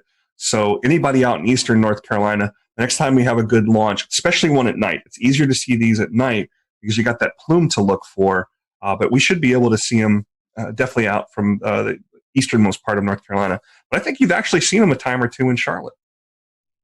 Yeah, we got lucky with that sunrise launch because the sun was coming up and it illuminated the plume on the horizon, and it was spectacular. It freaked people out, but as soon as I saw it, I knew right away. I'm like, oh, this is awesome. It was just the perfect setup of lighting and angle and everything. Brad, Venus freaks people out, so. Well, Tony, I have a question. We're talking about the weather and it kind of scrubbed this launch. So what happens now? I mean, what do you think the mindset of these astronauts are? I mean, now you get pumped up for this, and now it's kind of wait a few more days. I think this is a bit of muscle memory for them. It is not built up in their mind, maybe to the point where we think it might be, because they've done this so many times. There's a comment made on the broadcast today. Well, we got another good dry run. In their minds, that's probably what this was. A more organized dry run with more cameras and more attention. They saw this as a positive thing. This was another chance to check out the suits. This was another chance to check out, make sure those Teslas would make it to the launch pad without any problems there. I didn't see any superchargers on the launch pad, so I guess those things were fully charged before they popped the astronauts in there. It was another chance to see their families. They've been in quarantine for a good amount of time. That's normal. We always quarantine our astronauts before they go, something we learned back in the Apollo days. So they've done this so many times in simulations and dry runs and things like that, that this is kind of business as usual. This is their office. I'm sure they wanted to fly today, and they would have rather gone today than have to wait a couple more days. But it's another chance to do a little more study. It's another chance to work through some of these things in their heads. So in the end, it's a positive thing. Tony, actually playing on the screen right now is some emotional video of them saying goodbye to their family, and it's most notable in these coronavirus times that they are 6 feet apart and social distancing. But I think you just hit upon it too, in that space is a very sterile environment, and there typically are some separation and some quarantine. Can you talk at all about, did coronavirus amplify that? Not really. The main thing that the main impact that it had on this launch was in the support personnel. The folks that are working directly with the astronauts, this is the operations checkout building. It's existed since I believe the Gemini days, or definitely during the Apollo days. This is where there's some small apartments the astronauts stay in. There's some dining facilities. There's, of course, a kitchen there. And there's folks that support that. So there's fewer people involved with that. And the people involved with that were in their own quarantine as well. But this, that distancing you saw there used to be when the astronauts would arrive from Houston into the Kennedy Space Center, near that landing strip where their aircraft would come in, there was this drainage ditch, that the families would be on one side, and the astronauts would be on the other. And that was where they said their goodbyes. So it's very common for the families to be separated from the astronauts just for their safety. One thing that's worth noting in that great video where you saw the two boys, the similarities with these two astronauts are kind of fun. They both have two boys about the same age. Both the astronauts are about the same age. They joined NASA. They were accepted into the astronaut class of 2000. So there's a similarity there. They're both test pilots. One was in the Air Force, one was in the Marine Corps. They both married astronauts as well. And both of their wives have PhDs. One's an oceanographer, and the other is a mechanical engineer. But they're kind of similar in that regard. So it's really cool that they got to see their families here. And the one thing I really like about the Tesla is once those doors are shut and those guys are sealed in, the boys got to go up and wave goodbye to their fathers a little bit closer. You didn't get that in the Astro van. They just hopped on board and headed out there. Kind of brings us right back around to that whole stylistic difference we're seeing now with SpaceX in 2020. Did we think Elon Musk was going to put them on a motorhome and send them out there? No, he's going to send them out there like this. I did like the addition of the worm logo too, the old worm logo type. I was going to ask you that. That was going to be my end question. But is that your preference over what I learned today is otherwise called the meatball? The meatball, NASA has 3 logos. The meatball is what you see on the door there, and each one of those little items on there, the red swoosh represents aeronautics. You see some stars back there. Obviously, that's representing the space aspect of NASA. NASA's covering both aeronautics and space exploration. But the NASA logo, the stylized logo type, the worm logo we call it, I remember that from when I was growing up, so it's kind of nice to see it back. I don't have a preference personally. I think it's great to see them both. Tony, is there anything maybe we didn't ask you about that was on your mind today that you think would be important to include in tonight's conversation? Something to look for in the future. Well, obviously, we will keep an eye on the weather on Saturday and Sunday. The next launch opportunity, Saturday at 3:22 p.m. NASA's TV is going to start about 12:15 with coverage. So there'll be plenty of things to see there. There's a backup opportunity on Sunday at 3 o'clock. So hopefully we'll be able to get this thing off this weekend. But once that's finished, the next set of astronauts that go up on this Crew Dragon, I believe they're going to use all 4 seats. So we'll see this really starting to meet the demands that it was set out there for. And keep in mind that this isn't the only commercial human spaceflight effort that is out there that NASA is partnering with a commercial entity. Next, we're going to see Boeing. And we don't have dates on when that's going to be, but Boeing has a Starliner, is what they call their capsule. And it's going to be on top of an Atlas rocket, which is put out by United Launch Alliance. SpaceX builds both their capsule and their vehicle, and the launch vehicle, the Falcon 9. But there's an additional partnership with United Launch Alliance, which NASA has a long, long history with. Just about every uncrewed mission, all the robotic missions through the Jet Propulsion Laboratory that are out there studying the sun, studying Mars. We're going to have a launch of the Curiosity rover's twin, Perseverance, here in July. That's going to be on a United Launch Alliance rocket as well. That's a very well-proven rocket, too. It's actually the rocket I've seen launch the most. The times I've gone down there mostly to see uncrewed launches. So keep an eye out for that as well. Is the plan here to get some commercialized versions of the International Space Station up there orbiting? That's one of the things that's being discussed, and it's certainly not going to be the last station up there. It is the most expensive, most complicated things humans have ever built. So I don't think SpaceX is going to be putting up their own version of this anytime soon. Are there commercial benefits to having an ability to do science and do manufacturing in low Earth orbit and taking advantage of the microgravity? Absolutely. We're doing things like we're even 3D printing human organs on station, something that you just can't do in the normal gravitational environment of Earth. You have to be up there in microgravity to do it. So there's applications. That's something that's going to happen. Is it going to happen in short order? Probably not. But there's definitely applications in space, and that's the direction things are going. Tony, we appreciate your time. Our fingers are crossed that we can get this off the ground this weekend and return United States astronauts to the space station from U.S. soil. Hopefully the weather cooperates. And I think you've got some TV obligations coming up there in the Raleigh area. And so we'll let folks in that area know they can catch you here in a little bit on TV. And we appreciate you squeezing us into your very busy day. Does anybody want to go on record and make weather predictions for Saturday? Or are we gonna launch on Saturday? It's Florida, like you said, Tony.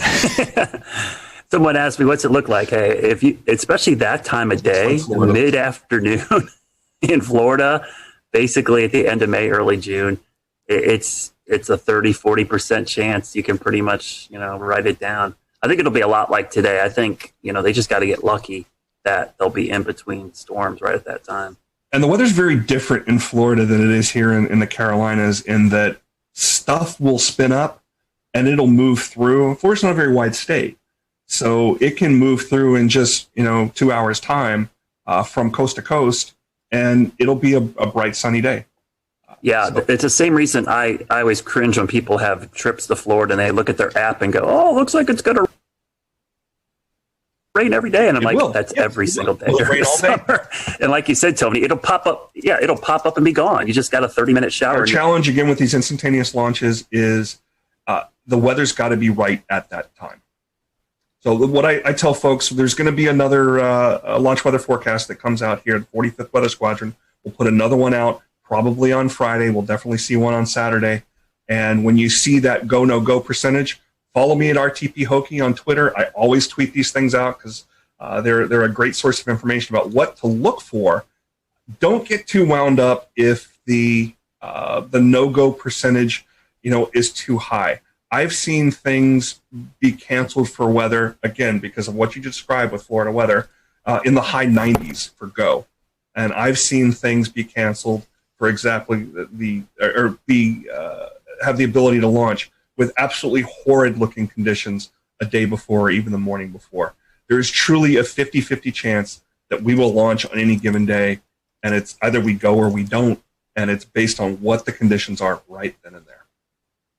Tony mentioned during our broadcast tonight the Air Force 45th Weather Squadron, who was watching the weather very carefully down there and providing not only real-time conditions but forecasts for this and many other launches. We had the opportunity to have them on this show in January of 2018. There's a whole episode where we talked to them about all sorts of things, but we pulled the soundbite about lightning, and Tony showed it earlier, all those different lightning detectors. Let's just roll a little bit of that clip so we can hear straight from some members of the 45th, at least at the time here when this was recorded, about how they go about tracking some of those weather conditions.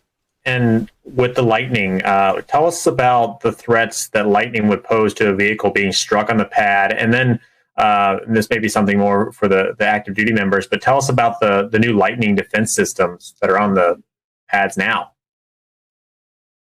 So one of the major threats, again, for the range is lightning. And the reason why this is a threat is it poses a risk to the electrical system of the rocket. And it can actually cause a threat to the steering system.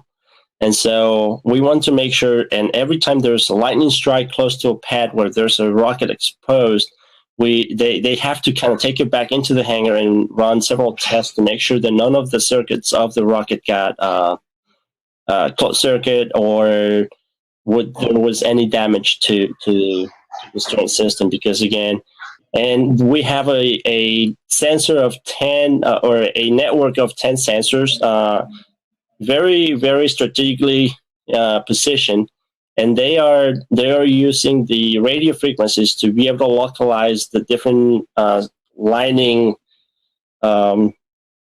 step leaders. And so each step leader is sending out a signal, and via triangulation, we are locating that step leader. So with those sensors, we can start pinpointing cloud to cloud or cloud to ground lightning strikes. Right now, the resolution that we have is 50 meters. So we can localize or we can pinpoint a lightning strike within 50 meters of the actual location where it struck. Some very interesting stuff. You can find that show in the Carolina Weather Group archive. We also have it looping this week if you're checking out our new nonstop Carolina Weather Net channel on YouTube and on Twitch. We want to switch gears now and talk a little bit about the surprise that was Tropical Storm Bertha today. We'll bring in Brad in a minute to talk about some of the lingering flooding concerns. It looks like we still have one of the 2 flash flood warnings right now at this 9 o'clock hour here in Charlotte, but I know Jared Smith in Charleston is on a tight time crunch as well, too. And Jared, you guys woke up in the, bullseye of this thing this morning. Yeah, it started as we knew that something was going to happen. So I think that's the most important thing to note, is that the surprise was the naming. It wasn't necessarily the fact that we were going to have heavy rain, that we were going to have gusty winds, that we were going to have a marginal tornado threat. All of those things, we went into this knowing that was a possibility. And we went into this knowing that there was a 20 to 30% chance that this thing could turn tropical. The Gulf Stream, much like you two, moves in mysterious ways. And so it was again this time. It just absolutely took off like a rocket. It started as a very strong velocity cup with the Weather Service in Charleston. It actually put out a special marine warning that ended up acting like a cone of uncertainty. Because during the time of that special marine warning... We'll return to Best of the Carolina Weather Group in a moment. Now your Carolina weather forecast. Here are today's forecast high temperatures for North Carolina. Here are the forecast lows for tonight for North Carolina. Here are tomorrow's forecast high temperatures. And here's forecast rainfall across North Carolina tomorrow. Here are the forecast highs for the day after tomorrow.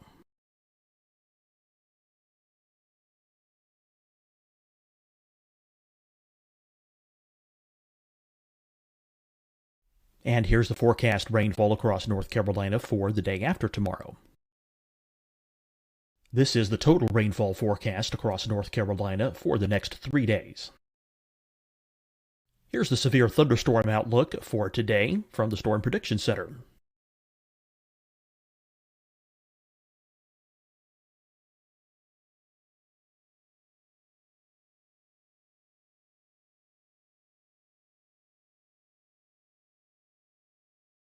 Here are the forecast high temperatures for today for South Carolina. Here are the low temperatures for today for South Carolina. Here's the probability of precipitation forecast across South Carolina today. And here are the rain chances across South Carolina tonight. Here are tomorrow's forecast highs across South Carolina. Here are the forecast low temperatures for tomorrow for South Carolina. And here is the probability of precipitation across South Carolina tomorrow. Here's the precipitation chances across South Carolina tomorrow night. Here are the forecast highs for the day after tomorrow in South Carolina. Here are the forecast low temperatures across South Carolina for the day after tomorrow. And here are the rain chances across South Carolina for the day after tomorrow. And South Carolina's probability of precipitation for that night. Here's the Storm Prediction Center's severe thunderstorm outlook across South Carolina for today through tonight. Here's the Storm Prediction Center's severe thunderstorm outlook across South Carolina for tomorrow and tomorrow night.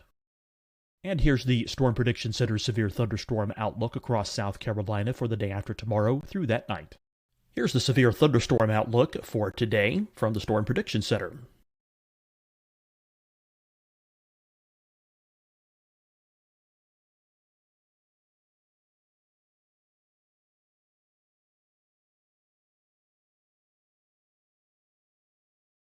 And now here's a live look at weather radar across the southeast.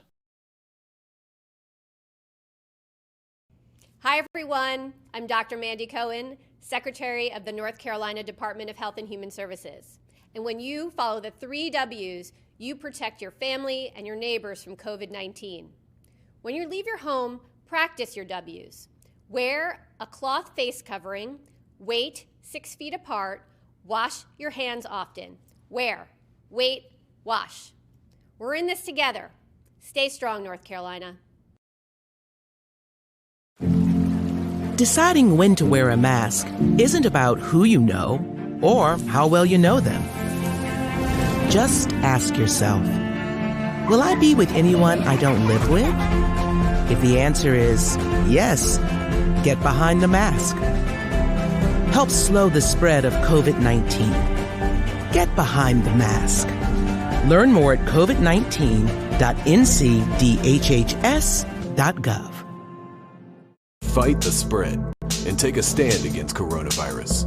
Wear a mask in public. Stay at least 6 feet apart from others. And get tested. Join us and fight the spread. Visit scdhec.gov/COVID-19. Getting tested for COVID-19 helps you to take the steps needed to protect yourself, your loved ones, and your community. Find the testing location at scdhec.gov/COVID-19 testing. You'll see your Carolina weather forecast at 25 and 55 past. And now back to the best of the Carolina Weather Group on the all-new Carolina Weather Net. Bump the probability up to 70%, and then by 8:30 they had classified it as Tropical Storm Bertha, just 30 miles offshore. And so we're like, oh, okay. So this is happening, and yeah, it came ashore. It was had some pretty good wind gusts. The buoy at the Edisto buoy went to 59 miles an hour, which was pretty good. 30, 40 mile an hour wind gusts, some scattered power outages, especially as you got into Myrtle Beach. Wasn't that bad. We've had way worse. We had tornadoes last week, right? And we had even heavier rain. Of course, we had flooding downtown, as we often do, but we had that even worse last week. So, again, we kind of knew that there was going to be something here. The fact that it got named when it did, was kind of like, okay. But you could see it. I mean, you could see it coming together on the radar. And that guy, it started developing a little eyes like, wait a second. You start to see that it's expanding out from being this water spout producing supercell to something a little bit more, a little bit broader. So, it was caught us by surprise a little bit as far as that development. But again, we knew that this was going to kind of be how it went. There was nothing really surprising about that part. No major problems here in Charleston aside from the flooding that we're used to. But now it's just going to go up the gut and send a bunch of rain up there. We did set a rainfall record at the airport today, 2.08 inches, new record. Breaks a record set in 1977 of 2 inches straight on the dot. So, we got another pretty good deluge of rain after, the bone dry start to May. So, yeah, it was an interesting day. I'm still getting comments tonight on Twitter and Facebook saying, oh, wait, there was a tropical storm? What? It's like I was too busy. My favorite one right here is I was too busy disinfecting everything to know that there was a tropical storm. So, to give you a general idea of what kind of event Bertha was here, really wasn't that big. But did you say that we're up the gut? Because that's what I took away from what you just said. Yeah. Well, it's running. You do a little football analogy here. We're just going right up. It's doing the old Hugo. Oh God, the track parallels to Hugo were kind of fascinating, actually. And yeah. Fortunately, there were no parallels as far as intensity, so that was good. So that got some locals, buzzing a little bit as far as like, ooh, that looks familiar. We've seen that before. But yeah, at landfall, the Hurricane Center said it had 50 mile an hour winds. Now, Shay Gibson, our panelist, he helps maintain a pretty dense mesonet of weather stations here, and really along the southeast and with weather flow, and they didn't see anything like that. So it'll be interesting to see kind of what the postmortem looks like on this. I'm going to be very interested to see how this goes. I know that And I'll tell you what, it's like the local weather service had everything, nailed down and ready to go. And so to switch to tropical mode just on the fly like that, usually they have some time to prepare for that. Today they had to just flip flop into tropical operations, and kudos to the weather service in Charleston for making that just so seamless. They did such a wonderful job keeping everything flowing, keeping everybody informed. So not an easy day for anybody in weather, to put it mildly. Well, Brad, your colleague to the south, Chief Meteorologist Efron Afante at WLTX, had a graphic. I was just looking to see if he tweeted it. I saw it on the air earlier that kind of just did a timeline, and I'm going to paraphrase because I don't have it in front of me, but it was essentially 5:30 advisory, 20% chance, 7:30 advisory, 70% chance, and then somewhere at like 9:30 it was like landfall.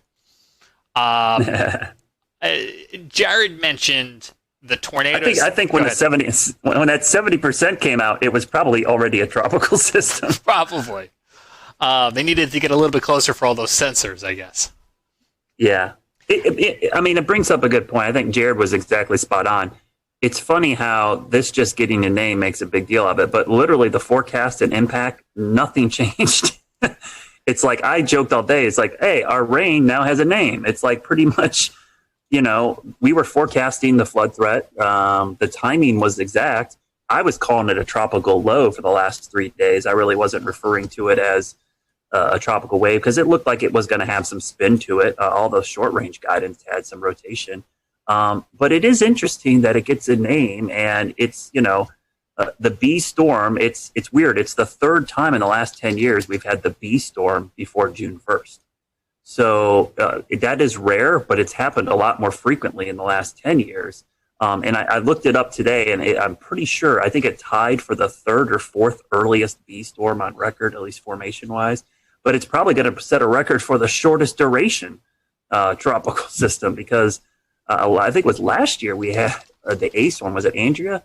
Only like 3/4 of a day did it maintain tropical characteristics. So this will be interesting to see what kind of longevity stats it's going to come up with. But the thing to remember about these is, I think as a communicator with the public, is the name really isn't important. It's the impacts. And I think if people focus on the impacts more, the name is not that big of a deal. For instance, everybody was freaking out about this today, but it honestly did less damage and issues to us than a cutoff no-name low last week, which plagued us with flooding for 4 days, tornadoes, straight line winds. So it's a really good wake-up call about how we communicate weather impacts. I know for insurance purposes, especially on the coast, that the naming is a big deal for deductibles and stuff.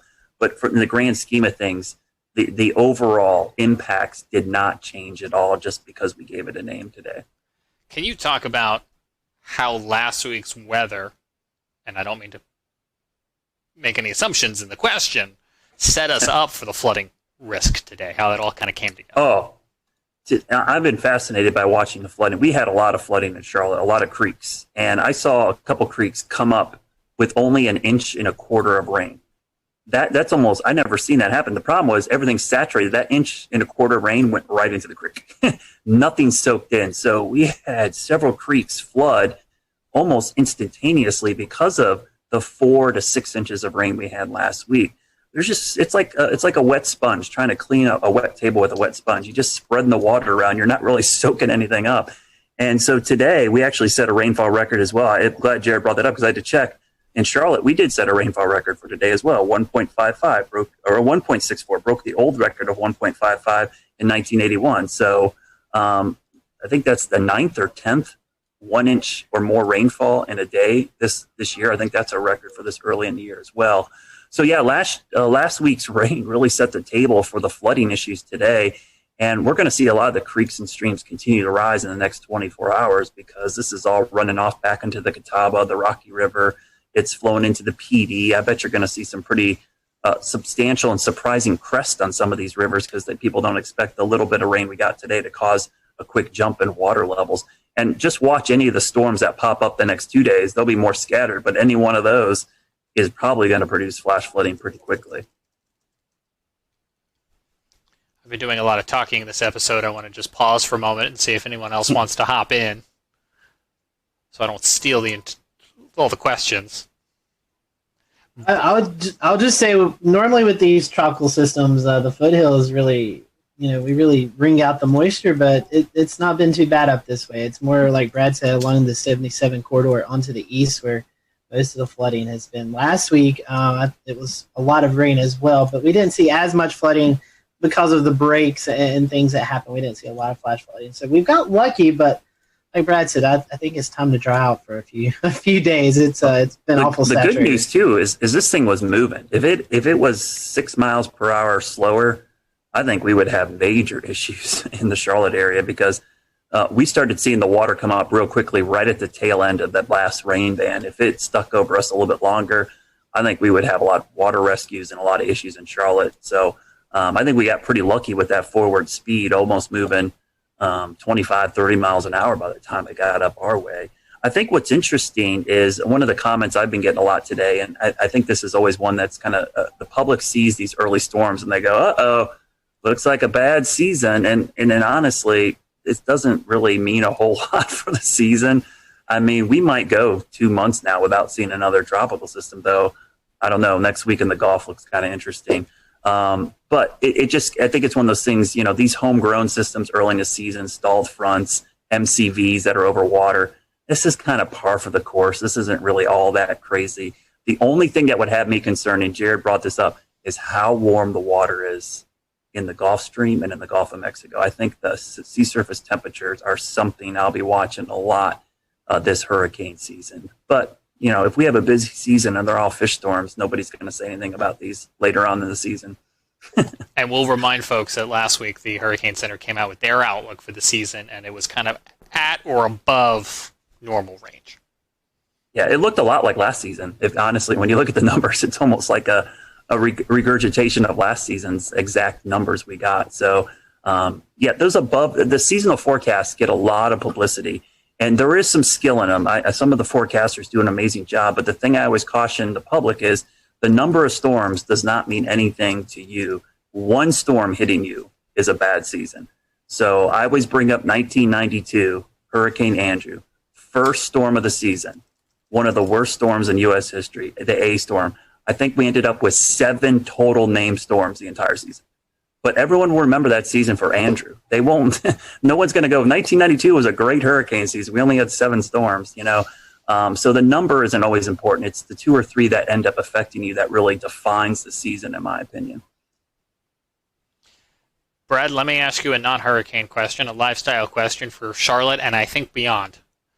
It's been raining so much lately, I haven't been able to get out and cut my lawn, tend to the garden. Oh, when am I going to be able to do that? I think this weekend, this cold front, I think this, if we didn't have all this rain and all this other stuff going on, we'd be talking a lot about this cold front in early June. I mean, it's going to, Monday and Tuesday, we're going to be in the low to mid 70s in Charlotte, morning lows in the 50s. That's the first 2 days of June. And dew points in the 40s, that's like heaven. So it is interesting to see that after this rainy pattern, we're going to get this great treat of weather to kick off the meteorological summer. So people will get the chance to mow their lawn and let their yard dry out. I've been pretty happy because my lawn looks amazing this year. If you do say so yourself. Yeah, we got so warm so early. I was able to get the fescue like in shape, and then getting rain. I haven't turned my irrigation on once.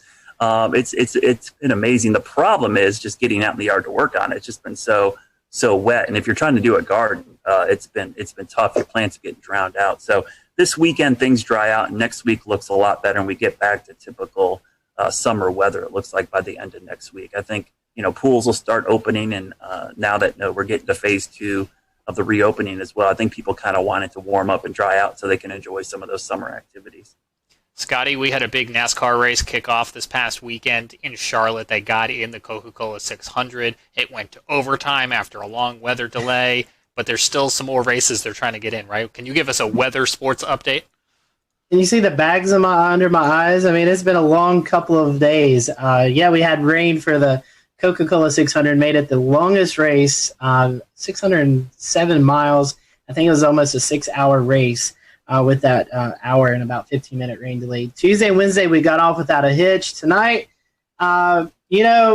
tonight we had rain ending around the 8 o'clock start time, but the problem was it's going to take about 2.5, 3 hours to dry the track with all the humidity around. So that would be a start time of about 11:30, and that's just not the best for folks who are wanting to watch on TV. So we're going to try again tomorrow evening at 7 p.m. out at Charlotte Motor Speedway.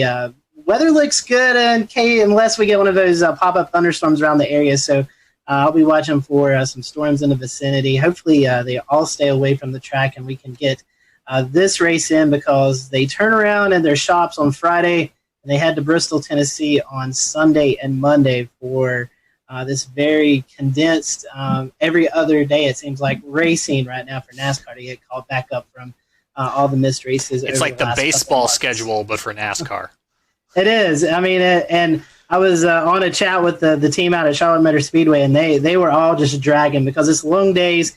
Teams come in early in the morning. They have to go through all the COVID screenings, and just makes for a very long day out the track, and then you have to deal with the rain. So I know they are ready for it to clear out and get the racing back underway. So, yeah, we'll try again tomorrow night. Scotty, I think I was cracking up. We do a lot with NASCAR, and it's just so funny. We're going to cram all these races in the Carolinas in a 2-week period, and the 2 weeks we have it's like the wettest 2 weeks of the entire spring. It's funny. One of the folks we work with at the track, Brad, they said maybe this is God telling us we shouldn't have started this early. I mean, it all made sense to have all these races regionally, but it's like, what a horrible time. It's like we've been just getting soaked and washed out. I did want to tell you one thing about Bertha, guys. I was just looking something up real quickly because I was thinking about it. The accumulated cyclone energy for Bertha. Look at this chart. The name storm day for Bertha was only half a day. I believe that is going to be a record for the shortest duration name, and 0.4 accumulated cyclone energy. So if you look at the chart here, it shows observed versus climatology. Even though we've had 2 early season storms, it's barely above climatology. So I've always liked looking at this metric, because if you're not familiar with this metric, it basically shows intensity of storm and duration of storm. It comes up with a calculation called accumulated cyclone, or ACE. And I think it's a really good metric for trying to see how active a hurricane season is. So even though we've had 2 storms, you can see it's kind of accumulated cyclone energy of almost nothing. I was just looking because I had lost track of it, and I was like, is it still a depression? It is still a depression right now, because I was like, I wonder how long it's going to actually hold on to this Bertha name. But I guess one of the naming regimes for the Hurricane Center, once a storm is downgraded to a depression, it keeps the name even as a depression until it becomes a remnant low. So it will be Tropical Depression Bertha, and probably till at 2 a.m. I bet the 2 a.m. advisory tonight it'll get dumped, if not earlier, maybe 11. It's still in there. Let's see. Yeah, 2 a.m. Thursday, it's still a tropical cyclone as a depression, and then 2 p.m. Thursday, if we're just looking at the cone mile markers, it's post-tropical depression Bertha somewhere over Pennsylvania, just to keep us on our toes. So we'll see. Brad, thank you for your time. I know your day's been very busy. Your week's been very busy. One last plug for Weather School. You got a couple more days of that left, right? Yeah, 2 more days of Weather School. We will have, I believe if my numbers are correct, without our glitches, I think exactly 60 episodes of Weather School a DVD since box the beginning of March. That's pretty impressive that we've been able to do that every single day at 1 o'clock. We've done a weather segment online live and on YouTube. So 2 more days of the school year. I will be happy. I love doing them, but I'll be honest with you, it's made for some long days, especially when you have to get up and start at 11 o'clock producing this thing and get your day rolling, and then try to teach 2 kids in your house their homeschooling as well. So it's been an interesting, but I love it. But I love the fact that it's all online, James. That's the great thing about it, is that archive is there now, and people can go back and use these. They're evergreen. They're going to be able to go back, and that playlist is on the WCNC's YouTube channel, and you can go watch them and use them for lessons in the fall, next spring, whenever. They're always going to be there. So that's the cool thing about it. Absolutely. Do want to acknowledge you guys have been working real hard on those. You've been doing some long days because you've still got television due until 11:35 at night. But WCNC.com/weather school will take you over to that playlist, and they'll live there forever. And so a lot of hard work, and now you've got this great archive that folks can utilize at any point. We'll let folks know that, as always, you can check out the Carolina Weather Group podcast, the audio version of the podcast on Spotify or on Apple Podcasts. If you're on Apple Podcasts, we'd love for you to leave us a rating and a review. It certainly does help. You can always watch the show live when we do these roundtable discussions by joining into the conversation on YouTube, Facebook, Periscope, Twitch, and as I mentioned earlier, we're experimenting with a new nonstop channel called the Carolina Weather Net on YouTube. So you may see episodes just like this one repeating at a future time in a wheel. We will be back on all of our streaming platforms this weekend for the launch of SpaceX Demo 2. And we leave you tonight with some sound from astronaut Christina Cook. She spent almost a year aboard that International Space Station starting in 2019, and she is a graduate of NC State, and she had this to say about the mission, and she spoke earlier today with NASA TV. Thank you, Marina. I now have the distinct pleasure of being joined by one of NASA's record-setting astronauts and a recent resident aboard the International Space Station, Christina Cook. Christina, thanks for joining us. Great to be with you, Dan. Christina, we're coming up on 20 years of continuous human presence on the space station, and you were one of those humans. What's it like to see a new milestone like this launch unfold after so much history already? So much history indeed. It is really just such a testament to NASA. Not only are we pushing the boundaries of knowledge and discovery and exploration, but we're pushing the boundaries on how we accomplish that mission. We're bringing in commercial partners. We're fostering a space economy. So we're making sure that we're always pushing forward, always taking that next step. I think it's such a privilege to be part of an organization that recognizes if we're not actually making steps and innovating every single time we do this, then we're not truly answering humanity's call to explore and to push those boundaries. Christina, I know Bob and Doug are veterans themselves, but what advice do you have for Bob and Doug, given your experience as a long-duration station crew member? Well, being able to live on board the International Space Station and work there is just such a privilege. You know, you're a steward of this amazing laboratory that's bringing so many benefits down to Earth and also learning how we can push farther into the universe. So it is quite an honor, and I think that's the main thing about how it feels to be up there for a long duration. You know, in terms of advice, Bob and Doug have been great mentors for me. They've given me advice for so many years. It's strange to be the one who could be in a position to offer them anything. But I would say that as, you know, shuttle flyers, they used to participate in missions that were really, really intense, go, go, go all the time. Long duration space flight is more of a marathon than a sprint. So I would tell them to take that moment, enjoy it, and, you know, really welcome the opportunity to have part of your mission be taking it all in and sharing that with the people that got you there. Thanks again, Christina. Always a pleasure to hear from you and fantastic words. Thank you for sharing. Thank you. My pleasure.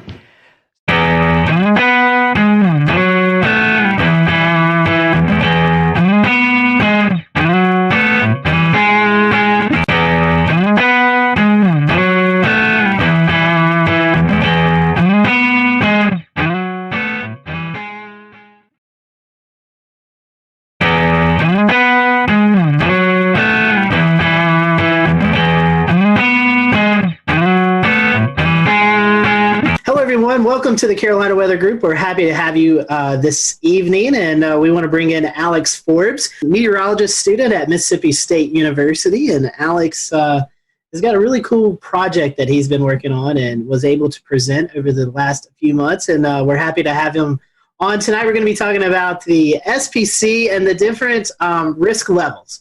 You know, sometimes you hear us talk about marginal, slight, moderate, all that good stuff. Well, Alex was able to interview you all with some assistance from some meteorologists and kind of get a better understanding of when we mention these things, what do you actually learn from it? So tonight we're going to be talking about that, some of his findings.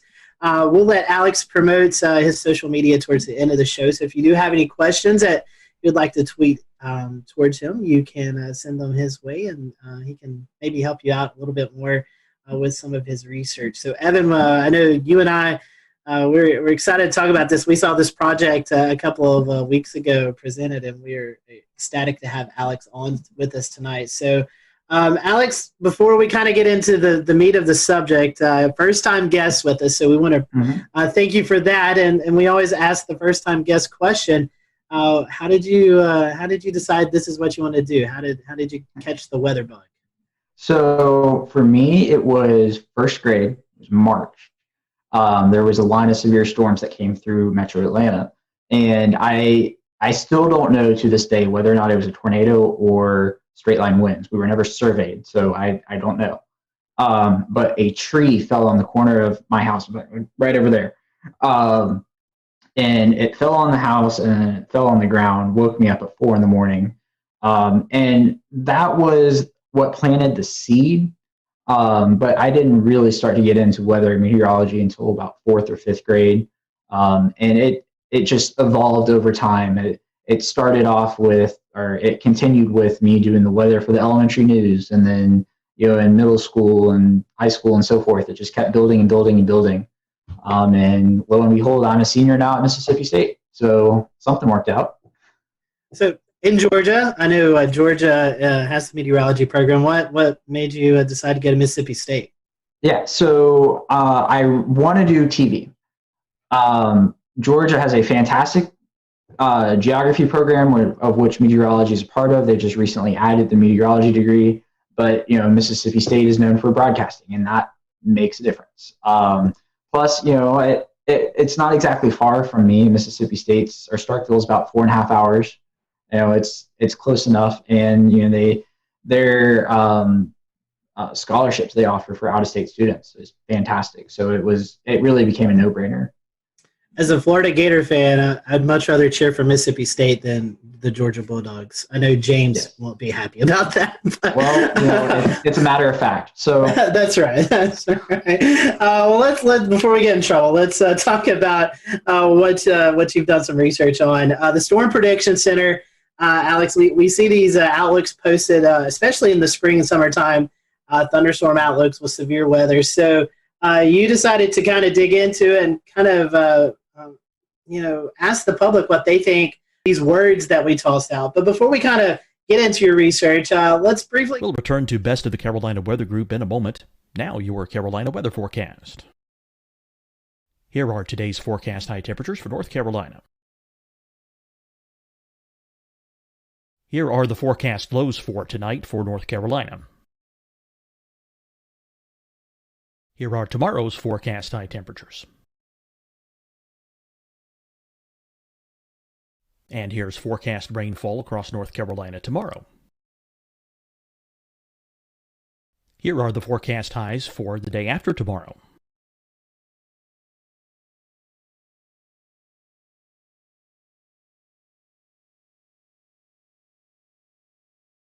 And here's the forecast rainfall across North Carolina for the day after tomorrow. This is the total rainfall forecast across North Carolina for the next 3 days. Here's the severe thunderstorm outlook for today from the Storm Prediction Center.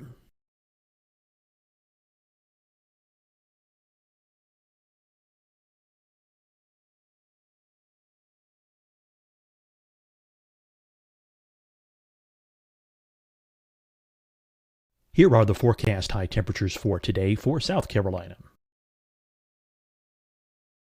Here are the low temperatures for today for South Carolina.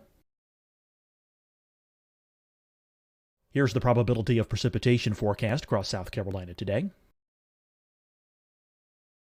And here are the rain chances across South Carolina tonight. Here are tomorrow's forecast highs across South Carolina. Here are the forecast low temperatures for tomorrow for South Carolina. And here is the probability of precipitation across South Carolina tomorrow. Here's the precipitation chances across South Carolina tomorrow night. Here are the forecast highs for the day after tomorrow in South Carolina. Here are the forecast low temperatures across South Carolina for the day after tomorrow. And here are the rain chances across South Carolina for the day after tomorrow. And South Carolina's probability of precipitation for that night. Here's the Storm Prediction Center's severe thunderstorm outlook across South Carolina for today through tonight. Here's the Storm Prediction Center's severe thunderstorm outlook across South Carolina for tomorrow and tomorrow night. And here's the Storm Prediction Center's severe thunderstorm outlook across South Carolina for the day after tomorrow through that night. Here's the severe thunderstorm outlook for today from the Storm Prediction Center.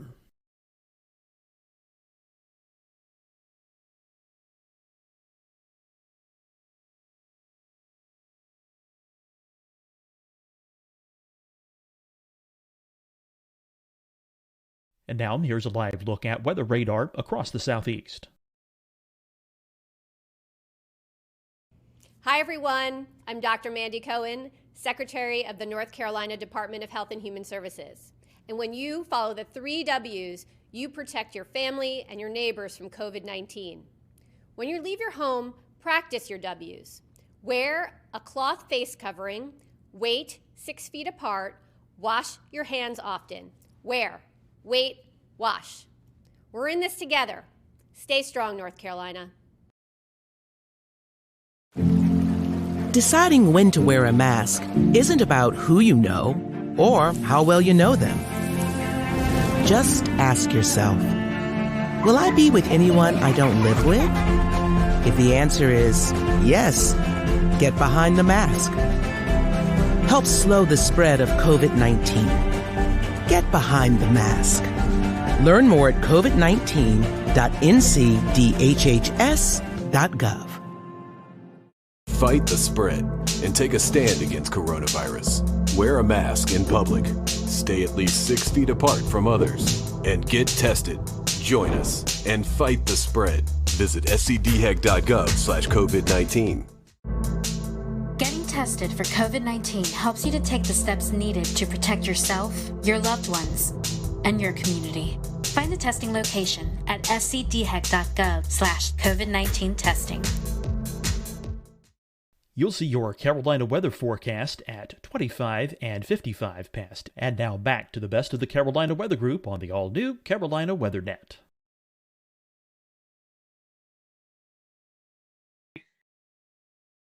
I know you had to do some research about those categories and basically kind of what kind of weather we see with those. Can you talk to us a little bit about those categories and you know what they mean and maybe then we can lead into some of your research? Yeah, so the Storm Prediction Center issues convective outlooks. You might know them as the avocado maps. Typically, it's a green region with a yellow region inside of that, with an orange region inside of that. You know, sometimes you get the moderate, which is the red, and the high, which is the pinkish purple color. So what I did was a belief that has existed among broadcast meteorologists for a long time is that the names don't work. So marginal you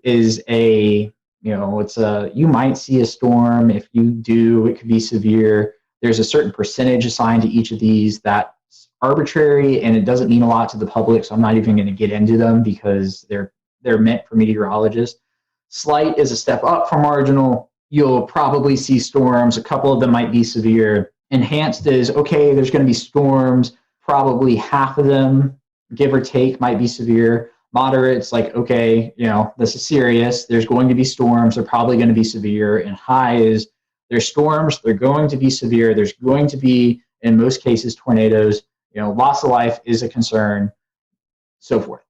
But the other thing I would point out about them is that when these categories were updated in 2015, they're not equally weighted. Right? So the marginal was the old C text. It wasn't a category before this. It's not like an old slight is now marginal. It's new category. Slight was split into two. They kept slight for the lower end of the threat and they added enhanced for the upper end. And then moderate is still moderate and high is still high. So if you jump from a slight to enhanced, that's not the same from jumping from an enhanced to a moderate. And that's part of what confuses a lot of people is that meteorologists understand that an enhanced to a moderate is a much bigger jump from a slight to enhanced. People see, the lower category to the next category, and they say, okay, just another notch higher. So that's pretty much it in a nutshell. The other thing I will add is in recent years, the Storm Prediction Center has begun to acknowledge a number system in association with the words. You'll see that on a few of their graphics, but it's not widespread use yet. So you reached out to the public to kind of do a survey and to see how people were handling the threats and interpreting all of the different lingo that's associated with them. What led you to choosing the Southeast as your kind of study group area? Yeah, so there's been studies in the past that show the Southeast United States is emerging as the new tornado hotspot within the United States. A lot of severe weather studies are based out of the traditional tornado alley: Oklahoma, Kansas, Nebraska, Arkansas. Also, I live in the Southeast. I want to know what people around me think. I want to work in the Southeast. I want to know what my potential viewers one day think right now. I think there's a tremendous value added about knowing that the data is from a specific region, so such that I am not conflating people's understanding of the outlook terminology in Georgia versus New York, because we get convective outlooks almost every day in the spring and summer. In New York, they get them 5-10 times a year, maybe. That's an estimate. I don't know for sure. So I think there's tremendous value added in having a specific area and understanding that and what those people think in that spot. So what'd you find? I know that's kind of a big question with a big answer, but tell us about it. 4,000 responses culminated into this. And the headline is that what meteorologists, the hierarchy of the words that the Storm Prediction Center uses, that the meteorologists understand, is not understood by the public. Now, I will throw this caveat in there in that the convective outlooks technically are not designed for the public. They never were. They still aren't. They are designed for meteorologists to take and then interpret and relate to the public. But that does not negate the fact that they are used on TV channels, social media, everything that the public sees almost in terms of weather on a regular basis.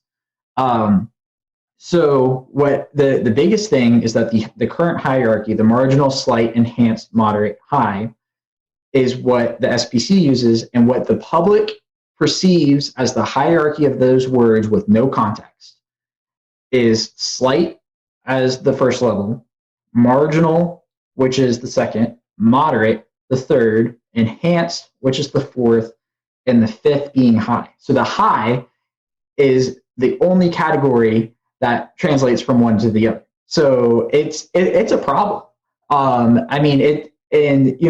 The results even surprised me to an extent. I expected the moderate and enhanced flip, but I did not expect the slight and marginal flip. It's something that needs to be taken into account, because whether we like it or not, the public has become the primary consumers of the convective outlooks. And if there's a disparity in what people believe, especially when it's conveying life-threatening information, perhaps days in advance, it matters. So that's the SPC part in a nutshell. There were some other pieces of the puzzle that was good news. Over 95% of people correctly identified alerts like a tornado watch, a tornado warning, severe thunderstorm watch, severe thunderstorm warning. 82% either agreed or strongly agreed that a severe thunderstorm, the term severe thunderstorm, means that the storm is capable of causing as much damage as a tornado.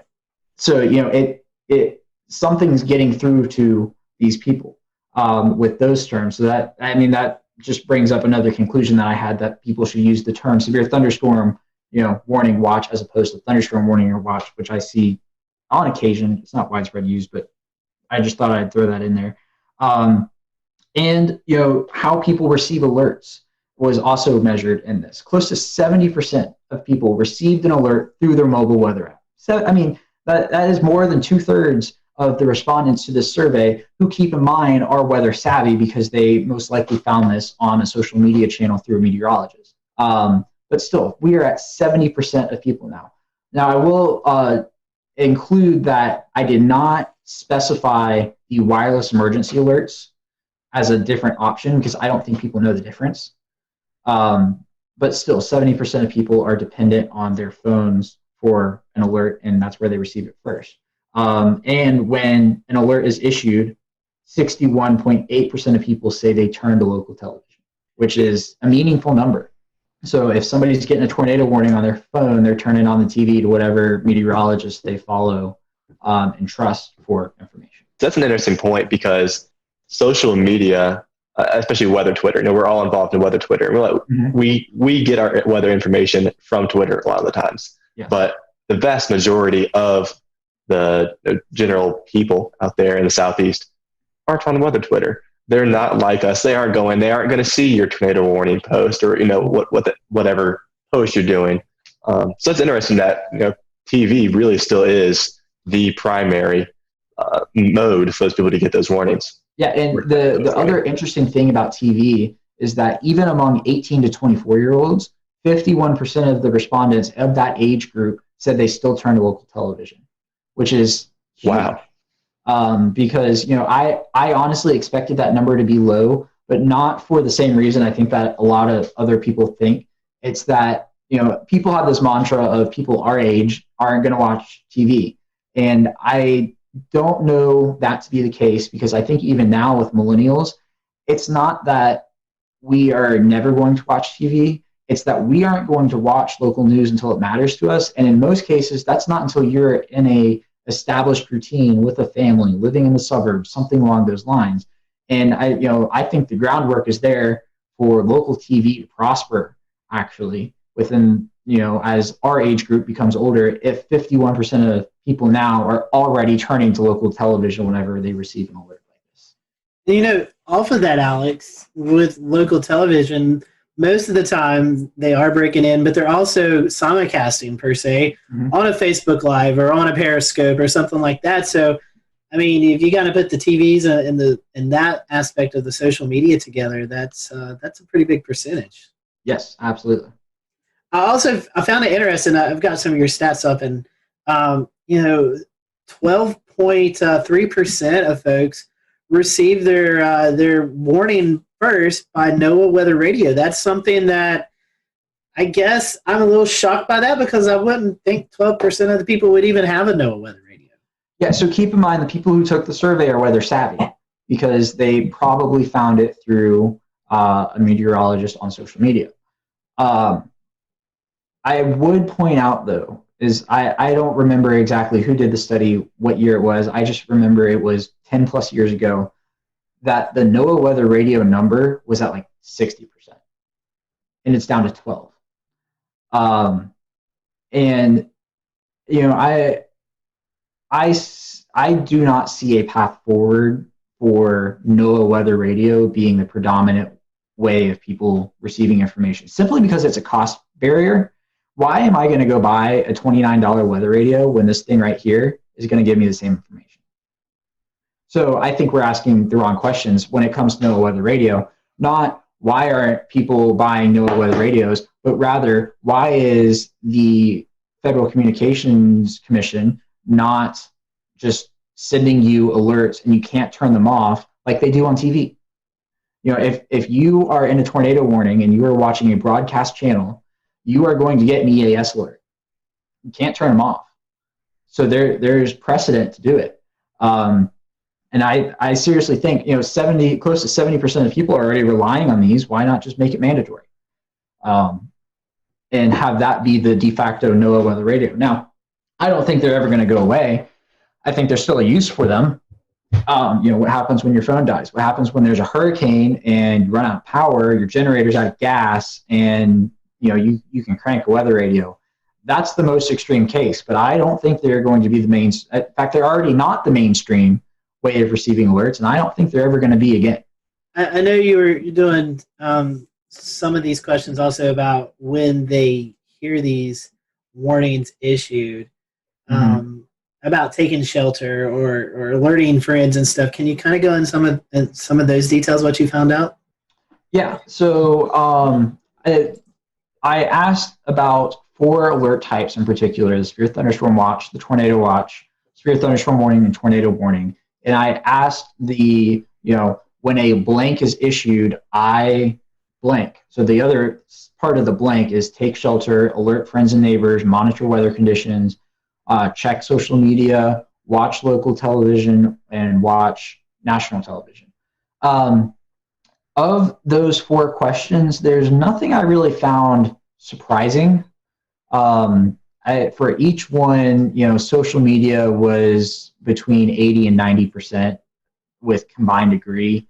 For the troubling, I guess a troubling aspect is for a severe thunderstorm watch. 22% of people said that they take shelter.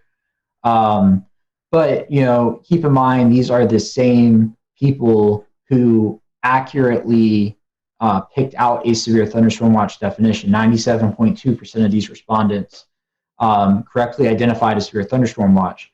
So, it comes down to people's interpretation of what take shelter means. Does that mean you just stay inside all day? Does it mean you go to the lowest level, most interior room? I don't know.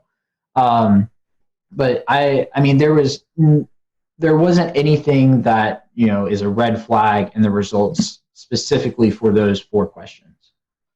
You were talking about wanting to go broadcast TV in the Southeast. So keeping that in mind, there's a lot of different styles of severe weather coverage. I think you have some folks who just kind of say, present the radar. And then you have folks like James Spann who really gets down into the specifics, like it's going to affect the Dollar General in town X or town Y. I know you may have not surveyed the folks on that, but what's your opinion on that? What do you think is most useful for those folks who are turning into TV watching this coverage? Yeah, no, absolutely. The most precise you can be, the better. One of the reasons why James Spann has the following he does is because people see him as one of them. The fact that he knows where the Dollar Tree is in Gordo, Alabama, which I happen to know where it is too because I drive past there to get to Mississippi State, and he uses that example all the time, so I feel good about it. It matters because, like I said, people feel like he's one of them, but also he knows the area. It adds validity to his call to action of, okay, I know where this is and I know where it's going. And if he can tell somebody, I know where it's going and I'm telling you now in, Coleman, Alabama, if you are on Main Street, people trust him. And that's what it comes down to is who do you trust? And one of the reasons why people trust him is because they know he knows what he's doing. And the more information you can provide, the better it is. What does the future look like? Is this something that you can be able to advise the SPC on? And they're going to look at your findings. They're going to be able to maybe make some adjustments, hopefully, in the future? Yeah. So an interesting thing about my findings is that there is a similar study that is working on being completed now. I don't think it's published just yet. They're working on it out of University of Oklahoma, Sean Ernst. He found the exact same hierarchy issue with respondents out there. So the Storm Prediction Center knows about it. They can't just flip a switch and change it. Nor would I say I'm calling on them to do that, because at the end of the day, even though we all use the convective outlook, we have to remind ourselves that it is not designed for the public. It is distributed to the public because it has to be under federal law because they're a federal agency. But at the end of the day, my main goal in publishing this was providing the groundwork to broadcasters and using a 1 through 5 scale to describe those terms, because a number scale is a universally identified language. 1, 2, 3, 4, 5 means the same thing in English as it does in Spanish, as in French, as in German, and it's already used for things like the Saffir-Simpson scale, the enhanced Fujita scale. People understand that the higher the number is, the worse the threat is. And just eliminating the words off the screen provides much more clarity for the general public, and I would encourage that to this day. Some folks are trying to go down the color line and trying to make colors represent the different severity. What's your thoughts on that? So I might get in trouble for this. A lot of meteorologists don't like the color scale, and I do. I think the green, yellow, orange, red, pink works. So within that, you have the built-in green, yellow, red, good, moderate, bad. And people are smart enough to drive that, okay, the orange between the yellow and the red is the intermediary. And if there's something after the red, it means it's probably worse. It doesn't matter what color it is, it's probably going to be that. And 2 other things I will add is no matter what colors you use, I still think people are going to translate the color to a number. If you show them 2 areas and you have, if you show them a green and a yellow area, and the yellow area is inside, and you've got a legend up top, and there's the 5 colors, they're going to translate with that. Okay, so it's the first 2 colors, and the yellow is the second worst. So, and there's the whole principle of a region within a region, right? You're not going to get a moderate area that is surrounded by a marginal area directly. You're always going to have a leveled marginal, slight, enhanced, moderate, high, as it stands now, with that area. And I think people are smart enough to be able to derive that if there's a region within another region, the higher threat is in that smaller region that is entirely contained. And I'm not sure if y'all have had Castle Williams on in the past. He's from University of Georgia. He did his dissertation on something similar to this, but he focused on some of the colors and the overall communication of it. And the recommendations that ended up coming out of his project is that meteorologists should always use the same region, so you're not adjusting the SPC map, and the same colors as the SPC. You can change the wording, you can make it your own, you can give it a different feel, but as long as you keep that consistency, people are going to understand it. So, I mean, that's my 2 cents on it. I'm a senior meteorology student at Mississippi State. I am in no position to be making that type of decision whether or not to change something, but I think it works. And I think a lot of the confusion comes from the words and not the colors. So, Alex, was there anything in the research that we kind of haven't covered or that surprised you that you still want to go over before we kind of start to wind the show down? Yeah, so there's an interesting idea that was, or everybody's gut reaction to my findings was, okay, we need to change the word order. And I don't think you can do that because there is already an existing order. And if you change it, you're just going to confuse more people. Because what happens when, Sally down the road doesn't know that it changed and all of a sudden a moderate is now at level 3 and she's freaking out because it used to be a level 4 and that's a noticeable difference. The other piece of data I would put to back that up is that, sure, even though 50.4% of people, a majority of people saw slight as number 1, 49.6% of people did not. The biggest disparity was that was the biggest disparity. That 61.9% of people saw moderate as a level 3. 38.1% of people did not see moderate as a level 3. So even if you reconfigure the words, you're still going to have a problem. And I think those numbers would go up because you would just cause more confusion with a change. So that's why I advocate for an entirely number-based scale. I think it works. Just dump the words completely. You will confuse far less people. I think it's a very interesting topic because, as you were saying, I think it's hard to change the names.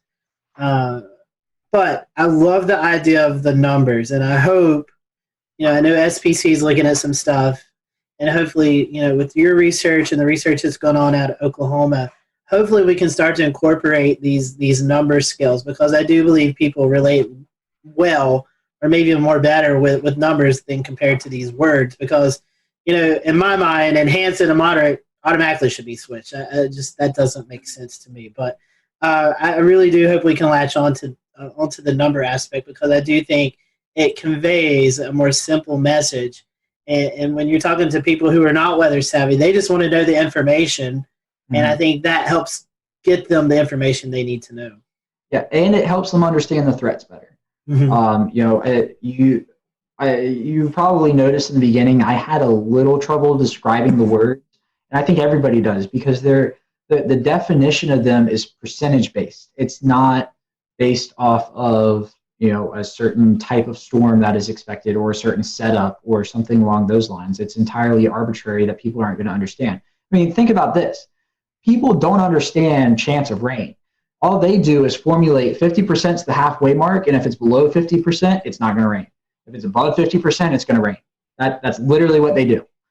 I have asked people who are not meteorologists this question, and I have gotten that answer more often than not. So that's part of the issue, in that the groundwork for this is percentage based. But I would just circle back to one other thing is that while the SPC cannot change their outlook with the flip of a switch, a chief meteorologist at a station can, as long as their news director is on board. You know, I will use Atlanta as an example. Even though I was an intern at Fox 5, what they do is they show the numbers and the words, which is most common for now. We're working on that. Channel 2, WSB here in Atlanta, has dropped words completely. All they do is show the colors. They use a slightly different color scale. Not going to get into that, but on the screen, they literally type out level 3 risk, and then they list the threats. At NBC, the NBC station here, they do the same thing. They show the words and the numbers. And the CBS station has dropped the words. They show the colors with the 1 through 5, and they bookend it with low and high, which could also work. But you know, it just goes to show that there should be a consistent message. I think the consistent message should be the colors, and I think everybody's on, or the numbers, not the colors. Well, I mean, yes, the colors, but for my perspective, the numbers. I think everybody's on board with it. They were just afraid to drop the names. And I am saying drop the names. Well, Alex, we definitely appreciate your time and this research that you've put in. I know it's getting some attention, and we're happy to have you on the show tonight. We want to wish you well there at Mississippi State. And for those who may want to learn more about this project or just kind of follow you throughout your career, how can they follow you? Yeah, so on Twitter, it's at AForbesWX. On Facebook, if you just search my name, Alex Forbes, my page will pop up. And on Instagram, same as Twitter, at AForbesWX. I have a drone. I love to fly drones. Half of my tweets and Instagram videos are drone videos. We'll return to Best of the Carolina Weather Group in a moment. Now your Carolina weather forecast. Here are today's forecast high temperatures for North Carolina. Here are the forecast lows for tonight for North Carolina. Here are tomorrow's forecast high temperatures. And here's forecast rainfall across North Carolina tomorrow. Here are the forecast highs for the day after tomorrow.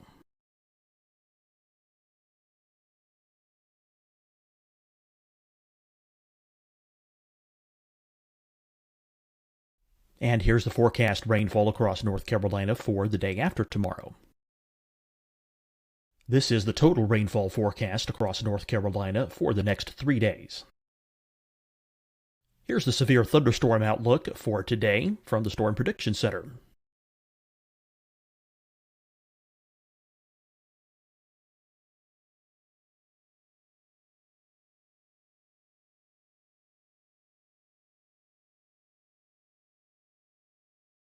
Here are the forecast high temperatures for today for South Carolina.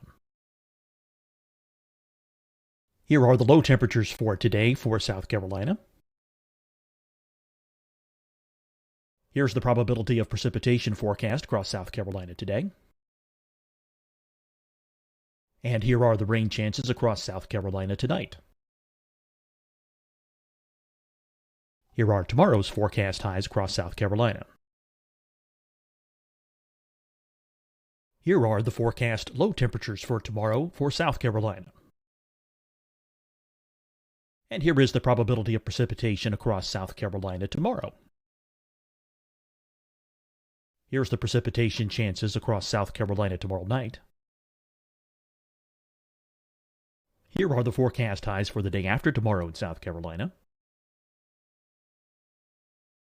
Here are the forecast low temperatures across South Carolina for the day after tomorrow. And here are the rain chances across South Carolina for the day after tomorrow. And South Carolina's probability of precipitation for that night. Here's the Storm Prediction Center's severe thunderstorm outlook across South Carolina for today through tonight. Here's the Storm Prediction Center's severe thunderstorm outlook across South Carolina for tomorrow and tomorrow night. And here's the Storm Prediction Center's severe thunderstorm outlook across South Carolina for the day after tomorrow through that night. Here's the severe thunderstorm outlook for today from the Storm Prediction Center.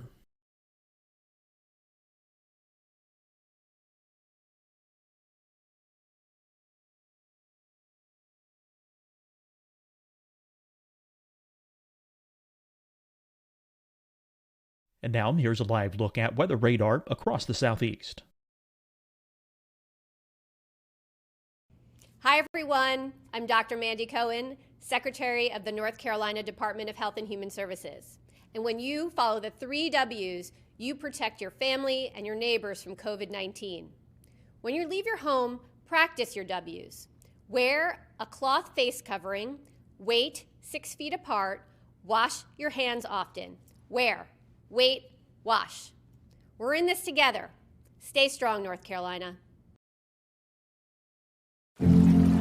Deciding when to wear a mask isn't about who you know or how well you know them. Just ask yourself, will I be with anyone I don't live with? If the answer is yes, get behind the mask. Help slow the spread of COVID-19. Get behind the mask. Learn more at covid19.ncdhhs.gov. Fight the spread and take a stand against coronavirus. Wear a mask in public. Stay at least 6 feet apart from others. And get tested. Join us and fight the spread. Visit scdhec.gov/COVID-19. Getting tested for COVID-19 helps you to take the steps needed to protect yourself, your loved ones, and your community. Find the testing location at scdhec.gov/COVID-19 testing. You'll see your Carolina weather forecast at 25 and 55 past. And now back to the best of the Carolina Weather Group on the all-new Carolina Weather Net.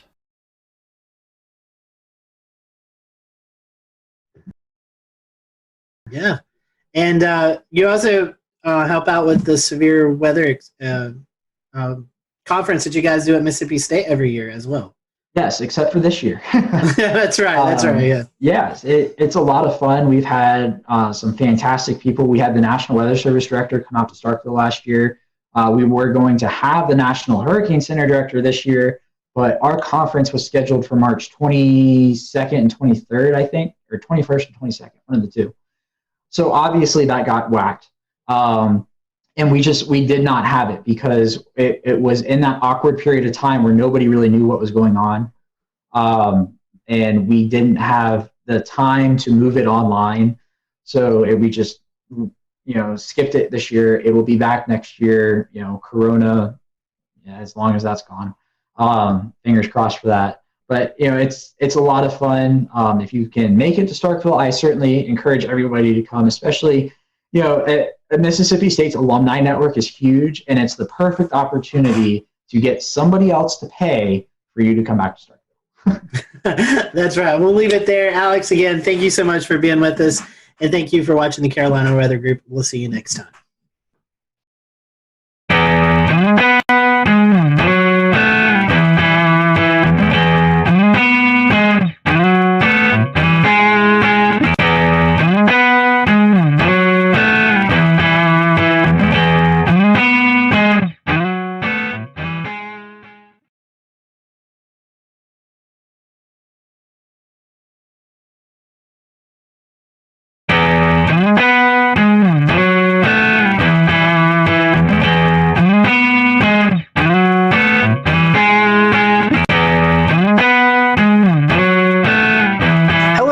Welcome to the Carolina Weather Group, show number 304. We all hope you've had a great start to the new year. Tonight we have on with us Aubrey Urbanowitz. She is the chief meteorologist at WHSV in Harrisonburg, Virginia. And so you may know Aubrey if you listen to a lot of weather podcasts. Aubrey is a panelist on the Weather Brains, and we're going to definitely dig into that. But tonight we're just going to get to know Aubrey and what got her hooked. She's got an interesting story about joining the meteorology field. So we appreciate you watching tonight. If you have any comments, just send them to us on our Twitter page at Carolina WX Group, or you can comment on the stream that's going on right now. So Aubrey, welcome to the show. Thanks so much for having me, guys. I appreciate it. It's nice to, kind of cross podcast. That's right. That's right. Normally we do that National Weather Podcast month, but we're doing it a couple months early. So Aubrey, we was kind of a little bit talking about your foray into meteorology. You didn't start off your college path didn't really take you into broadcast meteorology. You actually started with a restaurant chain. So tell us about that little interesting story that kind of got you into weather. So I had zero aspiration to be on television. I was, when I kind of went through high school and started college, I really wasn't sure what I wanted to do. So I had a great job at Chili's restaurant. I kind of worked my way up and I started to become a corporate trainer. So as a corporate trainer, if you're not familiar, you would basically become part of a team. You would travel around and do new store openings as a corporate trainer, train new employees. And you kind of got to see a lot of the country. In fact, I got to do several international openings. And, I just kind of got to meet a lot of people. And it was on a lot of these new openings where I kind of discovered my passion for weather. So I started doing openings in 2003. In 2004 and 2005, Chili's had this goal of opening 100 plus restaurants. And if you think back meteorologically, in 2004, 2005, what happened? Hurricane season. 2004, that's when Florida was almost wiped off the map by all 4 hurricanes. I was in 2 of those, 2 of the 4. Hurricane Katrina was kind of a turning point for me, really. I was sent back to Louisiana to help rebuild some stores after I had been there and evacuated. For Katrina, I was there during Rita and ended up being there for 3 months. I was in Louisiana so long, they ended up starting to take state taxes out of my checks. So after that, I went back to, I was living in Johnson City, Tennessee at the time, and I went and saw Mark Reynolds at WJHL, who responded to an email that I had sent and brought me into the TV studio, and I asked him questions, and I wanted to be behind the scenes. I thought maybe, producing, I can make graphics, I was good with computers, and he said, there's no jobs in that, you need to be in front of the camera. And I said, oh, that's not me, that's not what I want to do. And he said, you can do it. I think you can do this. And he said, I want you to take a look at this program. And he pointed me in the direction of Mississippi State. And somehow blindly, I agreed to it and kind of followed his advice. And within maybe a couple weeks, I was enrolled or accepted into the Mississippi State distance program. And I was able to not only take classes and finish my degree, but also I was still able to travel with Chili's for at least 2 years and still able to do corporate openings. And so I got an internship and yada, yada, yada. I got my first job at WHSV in Harrisonburg, Virginia, and fell in love with this place. Absolutely never intended to be here past my 2-year contract and re-signed, got promoted. Here's the thing. I got promoted to a Monday through Friday position from weekends after I think 7 or 8 months. After working in a restaurant for 12 years, meaning weekends and nights for 12 years, I thought, wow, I have weekends off.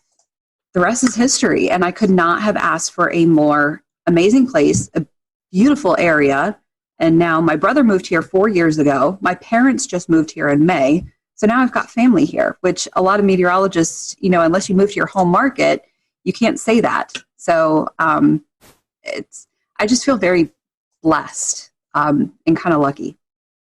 Now, Aubrey, you mentioned that you had no interest in going on TV. So none. From one industry into a completely different industry, where did you gain your experience on how to get yourself ready to go on camera and do live weather forecasting? Is that something you learned along the way? I know there's probably some folks that'll be watching that might be interested in seeing how you transitioned into that to get your confidence level up to be able to forecast on camera. So it was all the leadership in Chili's. It was the training role that I had. Working for Chili's for so long, I knew every item. I was quality control. I knew exactly what little details went on every single menu item. I could recite that menu backwards and forwards. I could teach.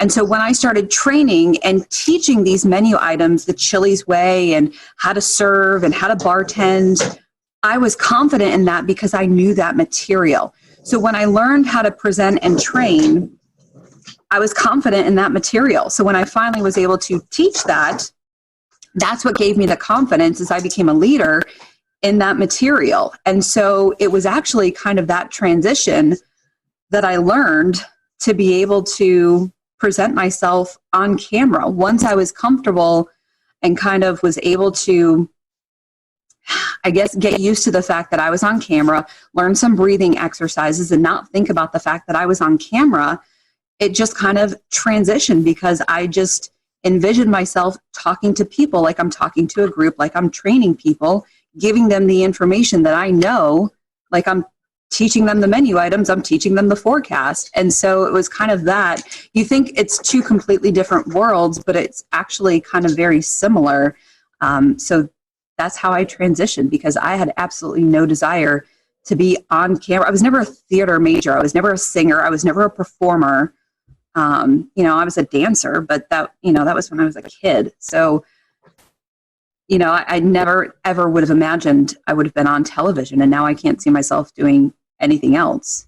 I love that history. I love how you put yourself on the fast track through that whole process. I can see. So going through the program, getting your meteorology degree, getting a job, it's something you became passionate about very quickly. So I'm assuming you probably have some favorite areas of study, maybe some research or favorite topics of meteorology. Would you like to share some of those with us? Yeah, so I've really developed a love for weather history. And I think a lot of that has stemmed from me learning this area and really kind of diving into Shenandoah Valley weather history. I'm not in a severe weather market. We get kind of a mix of every kind of weather. We do get 4 seasons.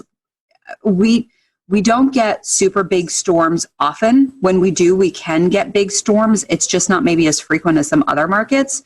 But we do have a good storm history. And so I think when I was diving into that is when I kind of developed my passion for weather history and really showcasing. And I did kind of a keynote address at the Mississippi State Severe Storm Symposium last year on learning the weather history in your market. When you go to a new TV station, you'll make that bond with your viewers when you do learn that weather history. And it'll also make you become a better forecaster when you learn a lot of that weather history in your market. And I think it was kind of during that process that I really developed that. And now, hurricanes are how I got into meteorology. So that I always have a soft spot for that, but I haven't really had much of an opportunity to forecast them. So I think I'm turning more into a severe weather nerd. And I'm really loving the structure of thunderstorms more and more. So I'm hoping to storm chase this spring. That's my goal. As I've become chief, you're stuck in the studio more and more. So you don't get an opportunity to see the sky as much, even though we all love to watch the sky. So I think I'm going to try and do that, but also try to, watch the sky more and more. So yeah, thunderstorms are definitely the sweet spot. You sure get your fair share in the Shenandoah Valley area. The Mid-Atlantic's a pretty volatile area of the country where fronts sweep through and crisscross and meander and cause all kinds of interesting weather up that way. What is cold air damming and how does it occur and how long does it last? So the cold air damming is kind of a special feature that happens in between the mountains. You can get kind of a stronger event, which can go all the way down from the mid-Atlantic, all the way down the mountains into Georgia and the Carolinas. You can get kind of a weaker event that maybe will affect part of Virginia, part of northern Virginia, and then you kind of end up with a really big temperature gradient in between a couple of areas. And a lot of that comes from high pressure. Some of that comes from coastal storms. So you have high pressure that moves over New England. Sometimes it moves over Pennsylvania. And due to that position of the high, when you have that clockwise flow, that brings in not only the cooler air from the north, but also the cooler maritime air, that cooler moist air from the Atlantic. And that cooler air is more dense, so it sinks in between the mountains. It can be intensified when you have an area of low pressure that moves along the coast. When you have that counterclockwise circulation, especially moving up the Carolinas, sometimes you can get some of your big icing events that way. You can also get some of your big snow events that way, depending on how deep that cold air is. So sometimes when you have maybe a weaker event, you can get a pretty decent temperature gradient. In fact, the February tornado event a couple years ago in Virginia, that was a cold air damming situation, or what we call a wedge event, where the Roanoke Valley was in the 70s, that wedge started to lift northward. Stanton, Virginia, which is in my viewing area, is the southern part of my viewing area, started to erode out of that wedge, and temperatures started to get into the upper 60s, where Harrisonburg, just 30 miles away, was stuck at 46 degrees. You can have, let's see, even just last week we had a wedging event where temperatures were, I think, a 30-degree spread within about an hour drive. So, you know, you can have a partly cloudy wedge. You can have a sunny wedge. Most times you have low clouds, stratiform clouds, a lot of drizzle. And then, of course, in the wintertime, you have to watch for your precipitation because you can get a lot of icing events. But temperatures are very interesting when you're forecasting the wedge. You know, I've learned that whatever you forecast, you know, drop it another 10, 15 degrees. Hey, Aubrey, yeah. I was wondering, Ben, your newest meteorologist back there, have you prepared him for the wedge? I mean, does he know what he's getting himself into? I have not prepared Ben for the wedge fully yet, although the good news is they're asking if I've prepared you for the wedge yet. The good news is Ben is from Richmond, and Ben also went to Virginia Tech. So Ben is also familiar with the wedge. So. He's good then. He's good. Yeah, so he definitely knows. But, you know, kind of the key to the wedge is to follow the dew point. You know, you'll do a lot better if you can follow the dew point at least. And whatever the models think and you doubt, just drop it another 5 degrees. That's always a safe bet. So, Aubrey, I want to reverse one of Shay's questions from earlier and ask, so the Shenandoah Valley has unique, you know, interesting weather, but also some difficult systems that are just hard to forecast. What are some of the hardest systems to forecast in the Shenandoah Valley? Well, even something like today, you know, we had a shortwave trough kind of rotating through behind yesterday's storm. And a lot of times when we have that happen, or we have a trough coming through after a cold front, we get this wonderful blast of upslope snow showers or the orographic lift across the Allegheny Mountains. So where I am in the Shenandoah Valley, we average about 20 to 25 inches of snow a year. Within a 2-hour drive, the Alleghenies average 100 to 110 inches of snow a year. So you have quite the difference with they get lake effect snow all the time. So when you have these shortwave troughs moving through, or you have the orographic lift, especially when you have strong wind and just enough of that maybe vorticity or upper level energy rotating through, you can get these snow squalls, these snow bands. So you have to watch out for those. And what happened this morning was I expected some of those snow bands. One, it was more intense. And two, they dropped a lot farther south, about 45 miles further south than I expected. So I'm always cautious of those. And so it's kind of just more about communication, because a lot of times the models don't fully pick up on those. You have to kind of watch for the hints. And so it's kind of one of those things where, okay, I'm looking for some snow squalls. Maybe I'll kind of generalize it instead of specifically saying, okay, I'm expecting some of these mainly in the Northern Valley. Maybe I'll say, you know, this is what's possible tomorrow. This is what snow squalls are capable of. And, you know, if you get in a snow squall, it can drop a dusting to an inch in some areas. But if you don't get one, you're going to have sunshine. So I think the snow squalls are definitely a little bit challenging. The other thing is precipitation, because a lot of surface fronts don't give us anything. You know, if there's not that upper level oomph, if we don't get, shortwave energy, if we don't get a jet streak, if we don't get any sort of vorticity or any sort of upper level support, the front just fizzles and we just don't get any precipitation. So because of downsloping can really kill a lot of our precipitation. So that's always challenging unless you have a derecho coming through like in 2012. So that's always a challenge, is precipitation. The one great thing here is that we're usually we are not as humid as east of the Blue Ridge. The Blue Ridge Mountains are not that tall, but what they do is they block a lot of that Atlantic moisture. So we don't get as severe storms. If you ever watch the radar in the summertime, we'll get some storms, but watch them light up like a Christmas tree as they move east of the Blue Ridge. if you watch the heat advisories come out in the summertime, 99% of the time, they're all east of the Blue Ridge because of that humidity. You know, we get a dew point of 66. That is a bad day here. So that's always kind of interesting. Well, that's interesting because I'm from Asheville originally, so a lot of the things that you're mentioning right now are exactly what we deal with. The downsloping, making Asheville the driest place in North Carolina, as well as we call it our northwest flow, snow showers and the snow squalls. So that's interesting how it connects to Virginia weather and North Carolina weather. They're so similar characteristics. Aubrey, we were talking earlier about you being on the panelist of Weather Brains. How did you get incorporated with James Spann and the crew down there?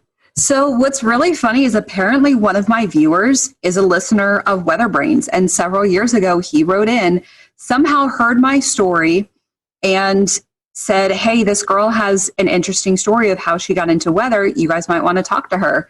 So Bill emailed me, and I was so intimidated. I was like, oh my God, I don't have anything to offer. You guys are amazing. Like, what? I don't have anything. So he had to kind of convince me to go on. And so I went on, and James was a little bit impressed of how I actually, I guess, spoke. And I guess a few weeks after that, Kevin had a little bit of a tizzy and kind of quit the show temporarily, which he's done in the past. Imagine that. The accelerant. And Bill kind of had me on again, and then he asked me if I'd be interested in being a panelist. And I was like, wow, okay. And it kind of fit into my schedule. I was doing the 5 and 10 o'clock show. I was doing the 5. Was I doing the 5 and 10? I think I was doing the 5 and 10. It ended up working with my schedule, and I agreed to it. And I'm so thankful I did, because the amount of people that I've met is just, it's just great, and it's just the weather community. And of course, you guys know Weather Twitter is amazing. And the amount of things that I've learned, and with my schedule now, I don't always get the opportunity to complete the show. So I have to kind of go back later, but it's just the coolest. And that's pretty cool. That's a cool story. That's something. I have a Kevin Seeley story for you. You'll enjoy this. This was back in the Google Hangout days. Google Hangout has since went away, but we always copy and paste in an email, send it to our guests, say, hey, here's the link to join in. Well, evidently Kevin didn't get that part, and he actually tweeted out, hey, here's the link to watch me tonight. So we had all these people bombarding our Google Hangout, and we actually had to shut it down and redo a new link and everything. And so that's our Kevin Seeley stories. We were talking, and all of a sudden these people just started popping in. We're like, who's that? And it was hilarious. But I think we can all echo it's pretty cool doing a weather podcast, and you get to meet so many people in the weather industry that you follow on Twitter, and you may have a brief conversation on Twitter, but you actually get to sit down and have a conversation with them.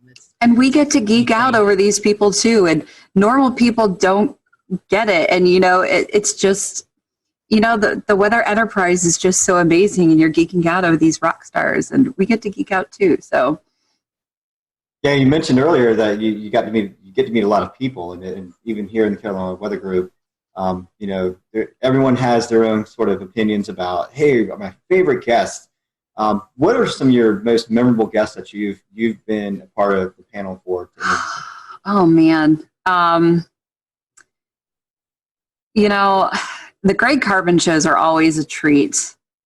Those are always good. Mike Bettis came on and talked to us about his chase situation that happened in was that 2013? I think it was either 13 or 14. Yeah. When they rolled over. Yeah, it was El Reno, and that was a pretty powerful show. That was hearing his story. That was always a powerful one. Let's see. You don't have to go into details. You don't say anything. Were you on show 404? Yes. That was interesting. That was an interesting. And you know what? I don't know that I even spoke during that show. But I do have the shirt from Helicity Weather that's plus minus F3. And I think I'm the only one that actually has that because I just think it's hilarious. We internally will just joke around. We'll just show at 404, and we automatically know. That's just that was an interesting show for sure. We have a couple more minutes with Aubrey. I know she has to get ready for the news tonight. Talking about weather brains and shows and guests you had. A lot of us have mentors in the weather world. Do you have any weather mentors? I would assume maybe James Spann might be one. I mean, any others that my biggest mentor is Mark Reynolds. I would not be where I am without him. Not only did he kind of blow my mind, he answered my email.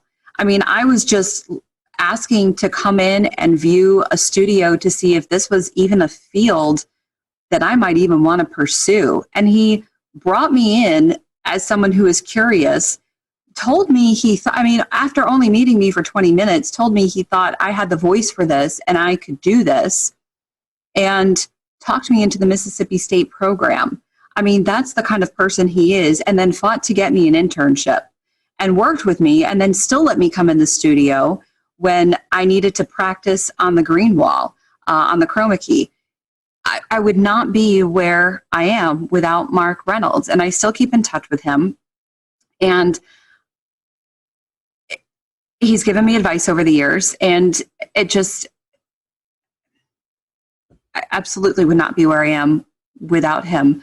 I wish I had a lot of other weather mentors. I've had to do a lot of learning on my own, which is not ideal. But someone who's determined. We'll return to Best of the Carolina Weather Group in a moment. Now your Carolina weather forecast. Here are today's forecast high temperatures for North Carolina. Here are the forecast lows for tonight for North Carolina. Here are tomorrow's forecast high temperatures. And here's forecast rainfall across North Carolina tomorrow. Here are the forecast highs for the day after tomorrow.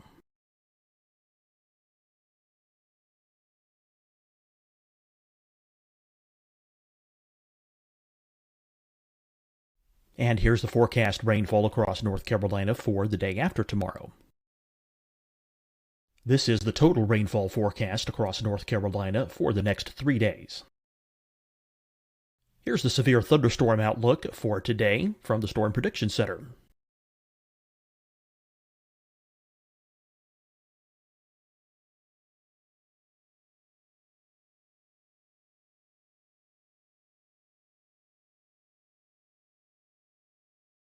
Here are the forecast high temperatures for today for South Carolina. Here are the low temperatures for today for South Carolina. Here's the probability of precipitation forecast across South Carolina today. And here are the rain chances across South Carolina tonight. Here are tomorrow's forecast highs across South Carolina. Here are the forecast low temperatures for tomorrow for South Carolina. And here is the probability of precipitation across South Carolina tomorrow. Here's the precipitation chances across South Carolina tomorrow night. Here are the forecast highs for the day after tomorrow in South Carolina. Here are the forecast low temperatures across South Carolina for the day after tomorrow. And here are the rain chances across South Carolina for the day after tomorrow. And South Carolina's probability of precipitation for that night. Here's the Storm Prediction Center's severe thunderstorm outlook across South Carolina for today through tonight. Here's the Storm Prediction Center's severe thunderstorm outlook across South Carolina for tomorrow and tomorrow night. And here's the Storm Prediction Center's severe thunderstorm outlook across South Carolina for the day after tomorrow through that night. Here's the severe thunderstorm outlook for today from the Storm Prediction Center.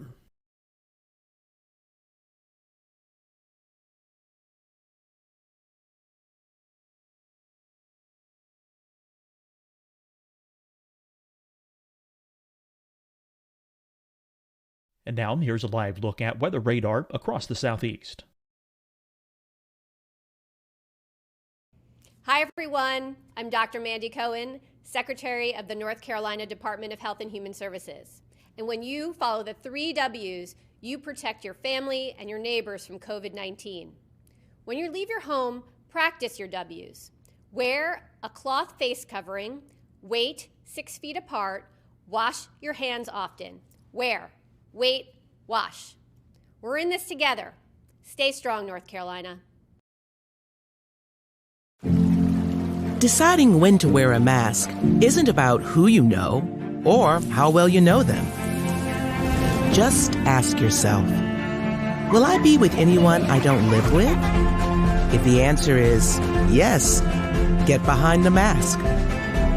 Help slow the spread of COVID-19. Get behind the mask. Learn more at covid19.ncdhhs.gov. Fight the spread and take a stand against coronavirus. Wear a mask in public. Stay at least 6 feet apart from others. And get tested. Join us and fight the spread. Visit scdhec.gov/COVID-19. Getting tested for COVID-19 helps you to take the steps needed to protect yourself, your loved ones, and your community. Find the testing location at scdhec.gov/COVID-19 testing. You'll see your Carolina weather forecast at 25 and 55 past. And now back to the best of the Carolina Weather Group on the all-new Carolina Weather Net.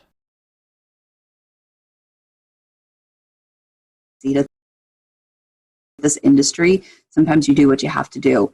So, but I would not be where I am without Mark Reynolds from WJHL, and he's amazing. And I know a lot of other people at NWA this year.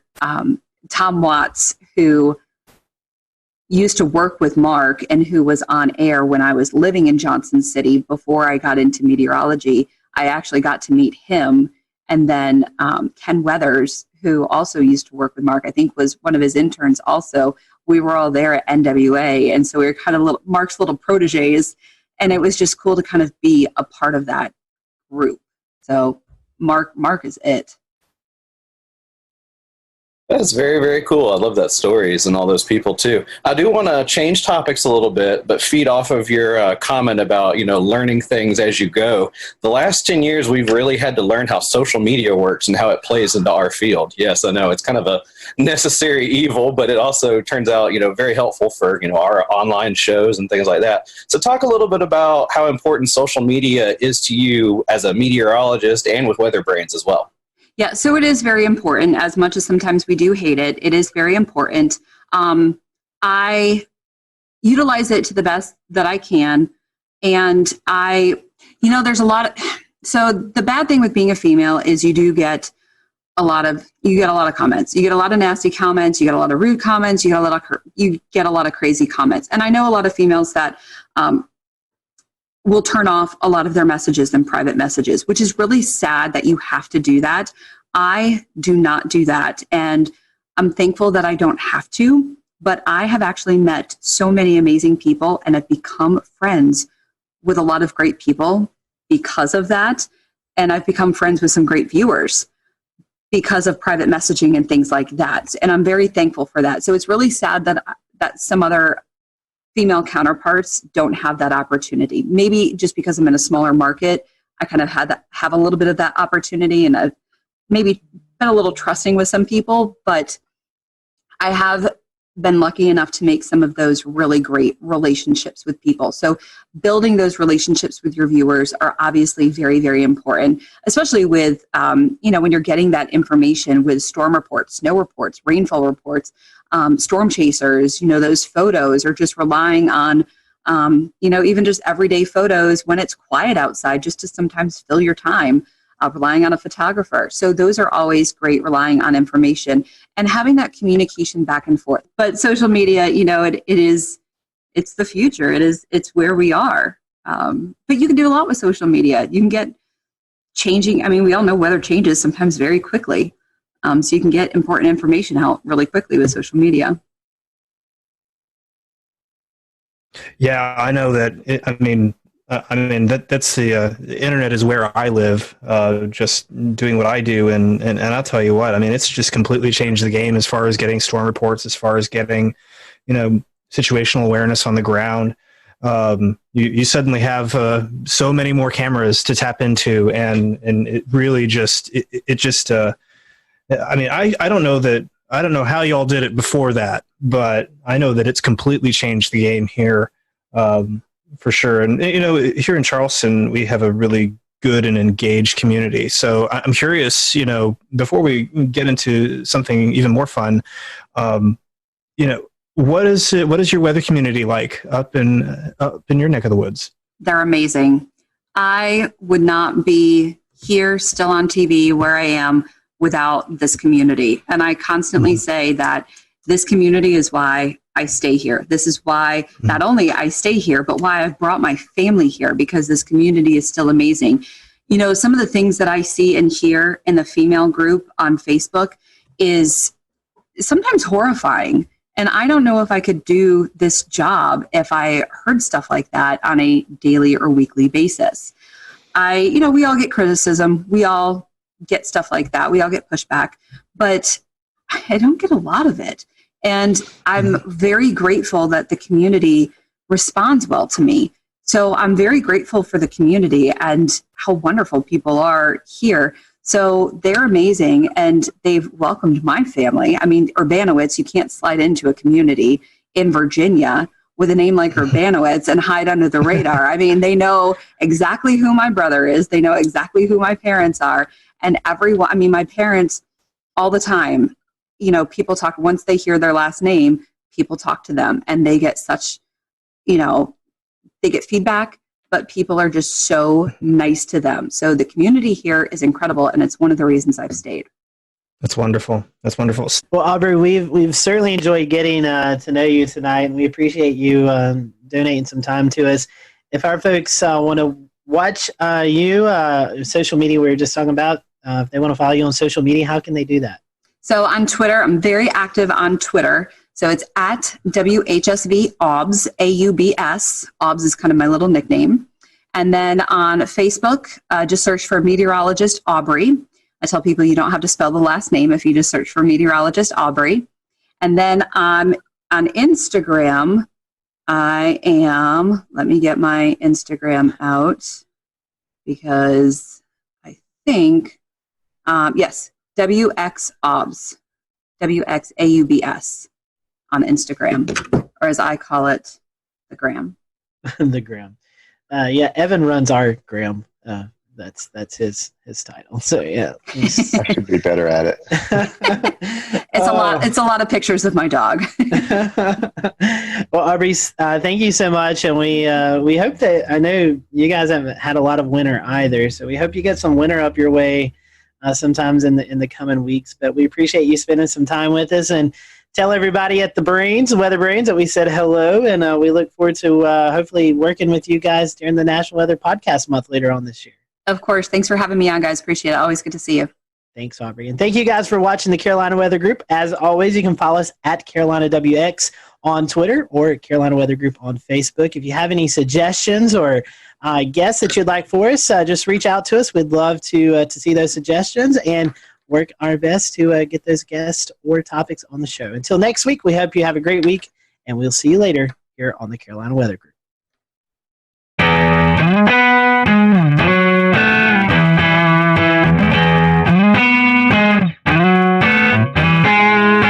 Hello, everyone. Welcome to the Carolina Weather Group. I'm Scotty Powell. We're happy to have you this evening. We have with us Stephen Path. He is the Warning Coordinator Meteorologist at the National Weather Service in Wilmington, North Carolina. And tonight we're going to be talking about ocean hazards.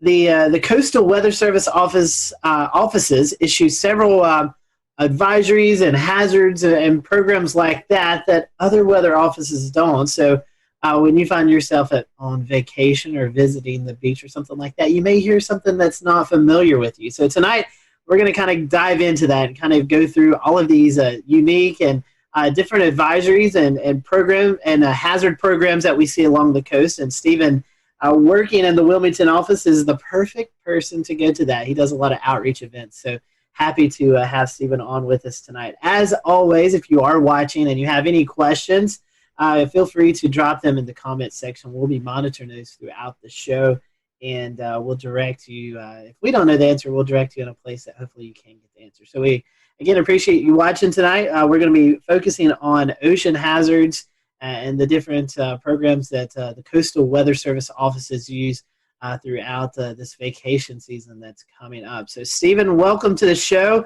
It's been a long time since we've seen you, so I hope that you've been doing well.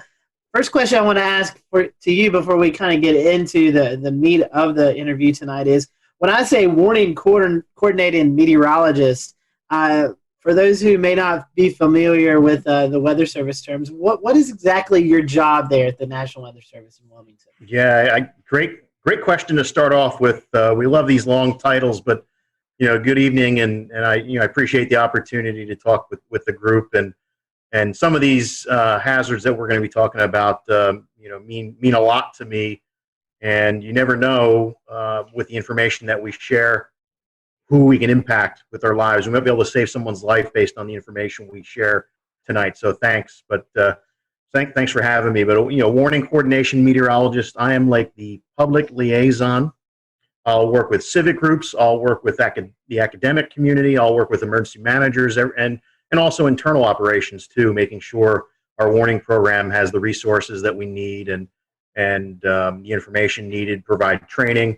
So it's absolutely amazing to me, because one day I can be working with a group of second graders. The next day I can be giving a stand-up briefing at an annual hurricane exercise, to working with the power squadron, working with the nuclear industry. It's absolutely amazing how many people that are impacted by weather in unique and specific ways and have unique needs that we can learn about and be able to help them as best we can. And I guess I'll go ahead and start off with our topics tonight. We look at ocean hazards, ocean and coastal hazards for what you do, and so we start breaking down into different categories. Is what is relayed to the public as far as warnings go, as far as safety concerns, and usually one of the things that sticks out the most is rip currents, because that one claims sort of the most lives on the beaches every year with rip currents and drowning. So I guess we'll start out with rip currents. Give us a little bit of explanation about what those are and what to look for.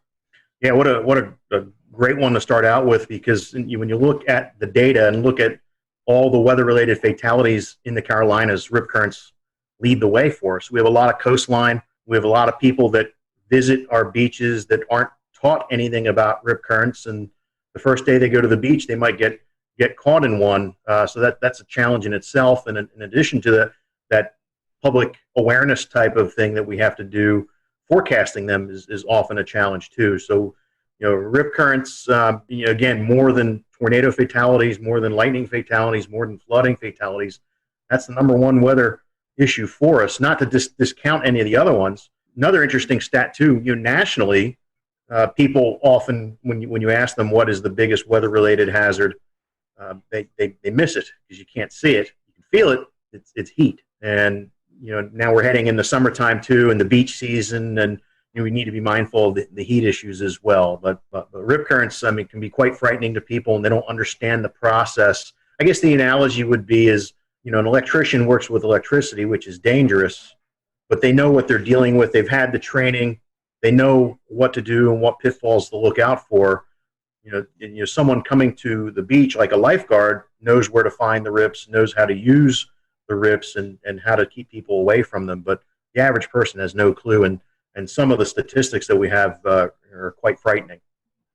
Right. I understand the lifeguards sometimes they have a direct line to NOAA service accounts across the WFOs around the coastal United States. So they call in a lot of times when they see rip current just to verify that it's happened. But that's very sporadic. It depends on where parks are and where some of these swim zones are. So where can the public get this information?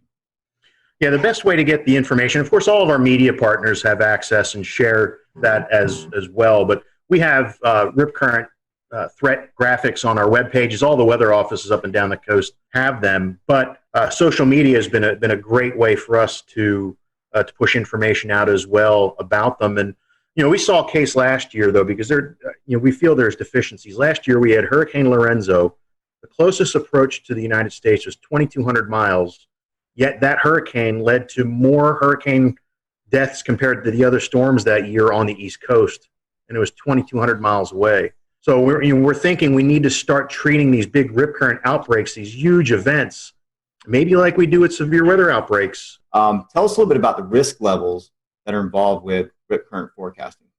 Yeah, when we look at the forecast and we're looking at wave data, we're looking at the synoptic pattern as well. But anything that can pile water up into the beaches is one of the big keys. So it could be persistent onshore flow, like that southerly flow wrapping around the Bermuda High that goes right into our south-facing beaches, where you have mass moving into the beach. You have to have it stay in balance, so it's going to try and flow back out to stay in a state of equilibrium. So if you have a lot of mass moving in, we typically see that mass being transported out via rip current. So mass in, mass out.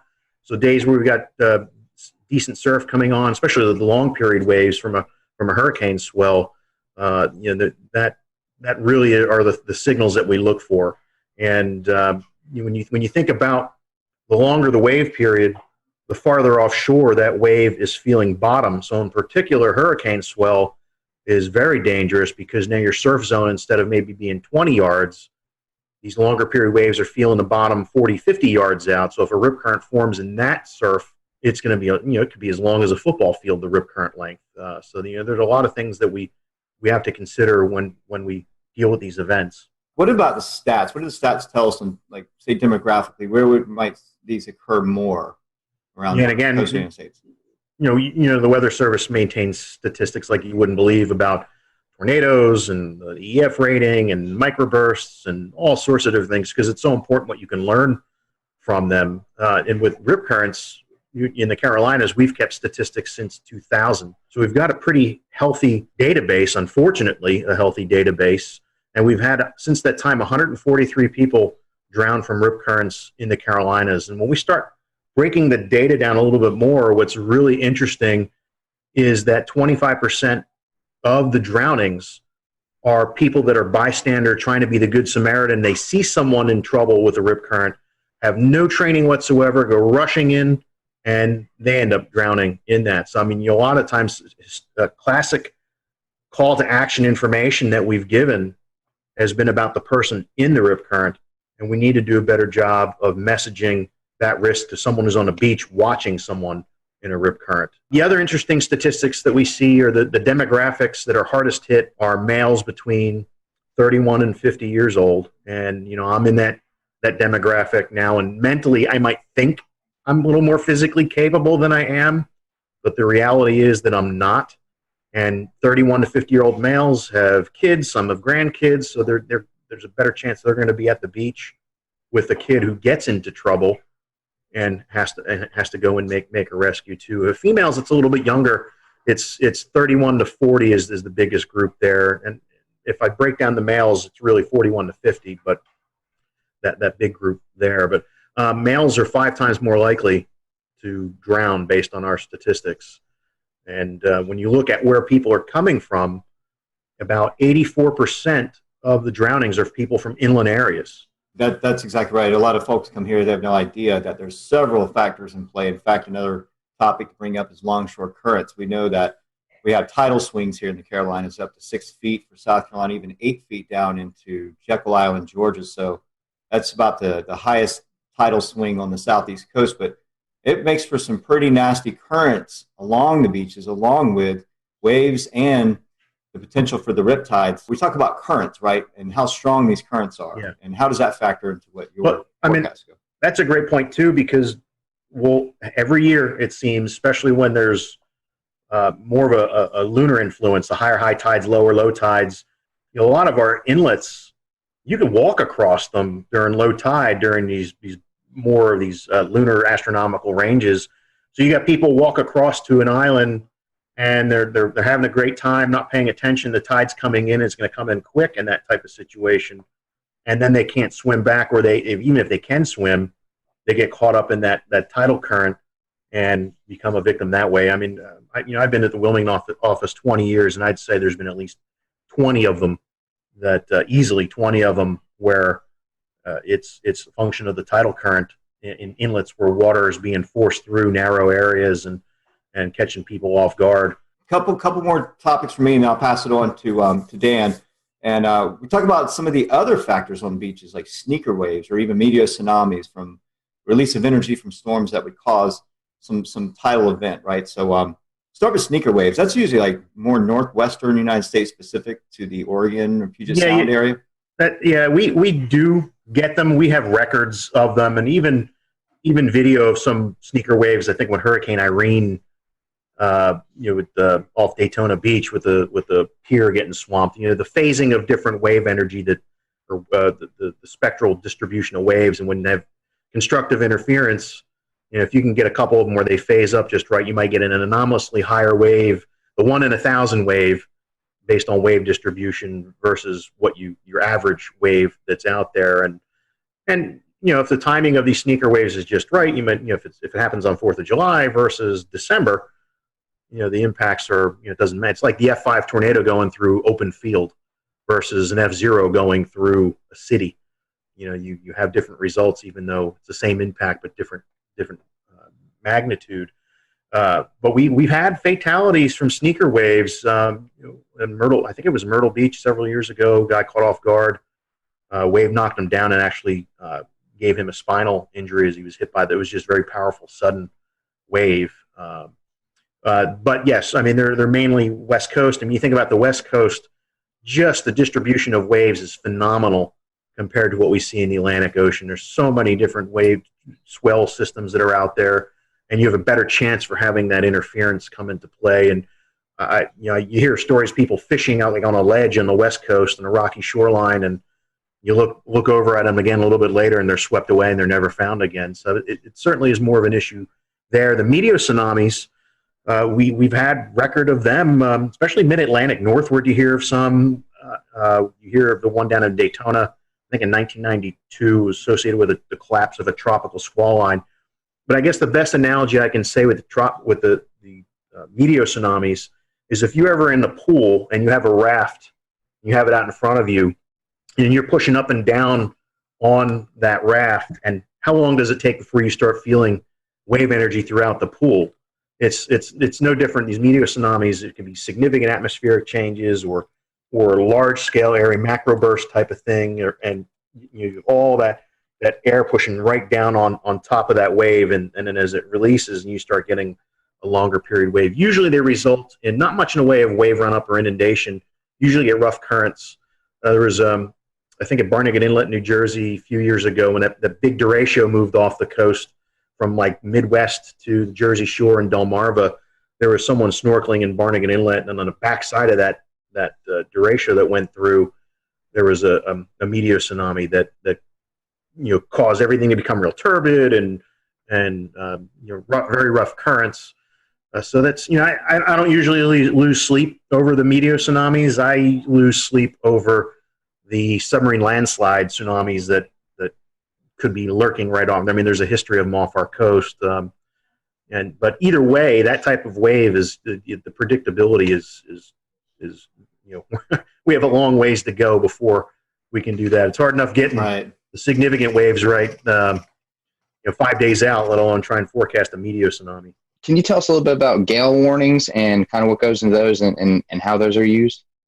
And we have weather systems that result in 34 knots to 47 knots of sustained winds, nor'easter or winter storm, maybe a strong gradient between two systems, non-tropical. Then that would be the warning that we issue for that. There's no sea requirement with that. Like small craft advisory is at least 6 foot seas in the Carolinas is the minimum threshold for seas. So that could be a swell that's from a distant storm that generates those waves. But more than likely, we're issuing a small craft advisory because we're seeing winds around 25 to 34 knots. And that's about the level it really starts making navigation dangerous. A 6 foot swell wave in the open ocean versus a 6 foot 4 second wave, a locally generated wind wave, big difference. You can have boats roll over with the higher frequency waves. They're very steep. We call them steep waves. Now that 6 foot swell coming in could be a hazard, especially as it starts shoaling. So around inlet entrances. So picture a boater trying to get out the inlet or come back in through the inlet. If you have those big swells coming in, they're feeling bottom, especially with a falling tide. Now you've got waves going counter to the current. They can be extremely steep, almost look like cliffs before they spill or plunge over. So we do have these deep water hazards as they migrate to the coast, can create certain issues for us. That's really interesting. And so our small craft advisories, are they changing to warnings? Can you tell us a little bit about the changings that are happening to that?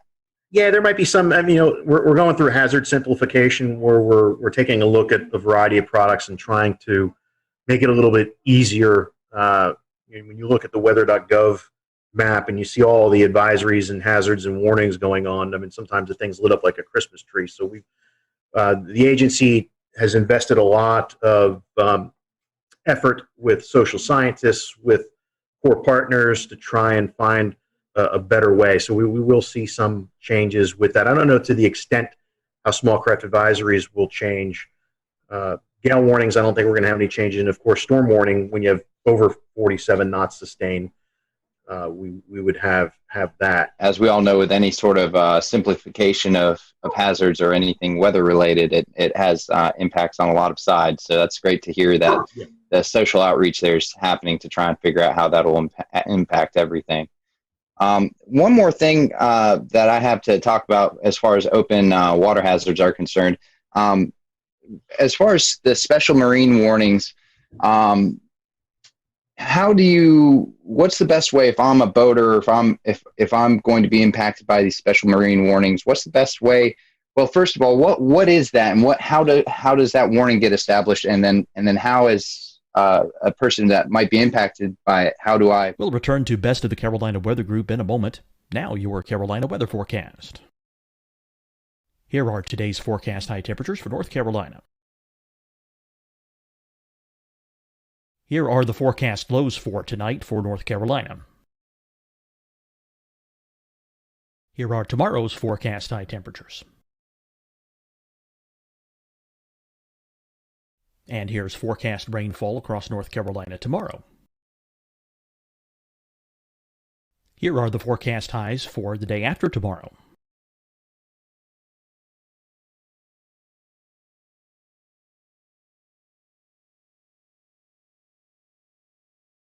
And here's the forecast rainfall across North Carolina for the day after tomorrow. This is the total rainfall forecast across North Carolina for the next 3 days. Here's the severe thunderstorm outlook for today from the Storm Prediction Center.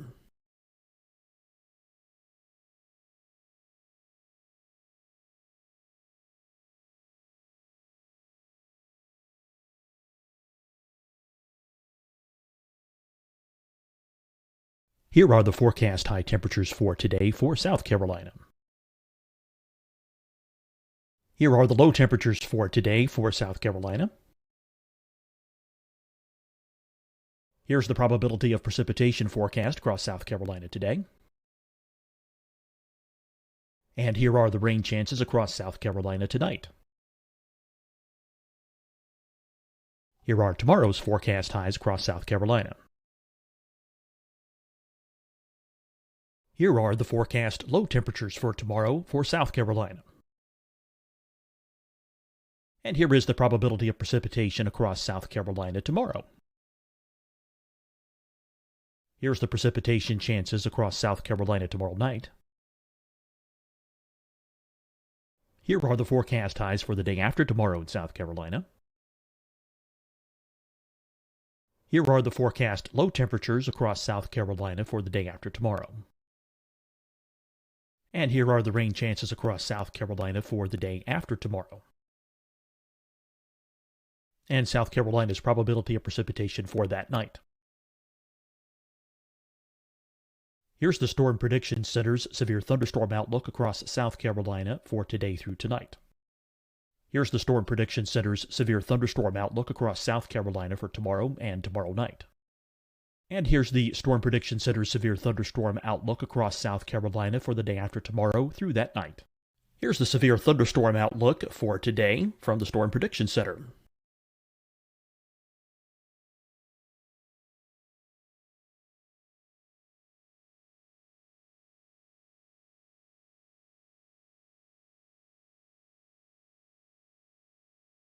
And now here's a live look at weather radar across the southeast.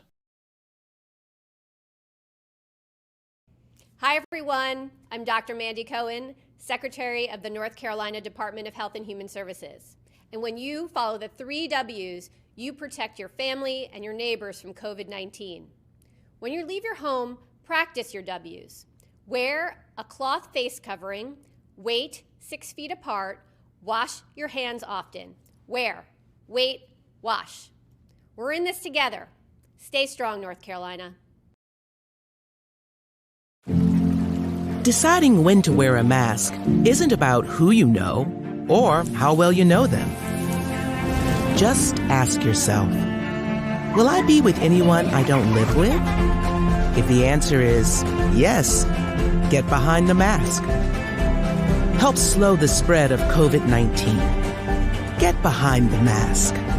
Learn more at covid19.ncdhhs.gov. Fight the spread and take a stand against coronavirus. Wear a mask in public. Stay at least 6 feet apart from others. And get tested. Join us and fight the spread. Visit scdhec.gov/COVID-19. Getting tested for COVID-19 helps you to take the steps needed to protect yourself, your loved ones, and your community. Find the testing location at scdhec.gov/COVID-19 testing. You'll see your Carolina weather forecast at 25 and 55 past. And now back to the best of the Carolina Weather Group on the all-new Carolina Weather Net.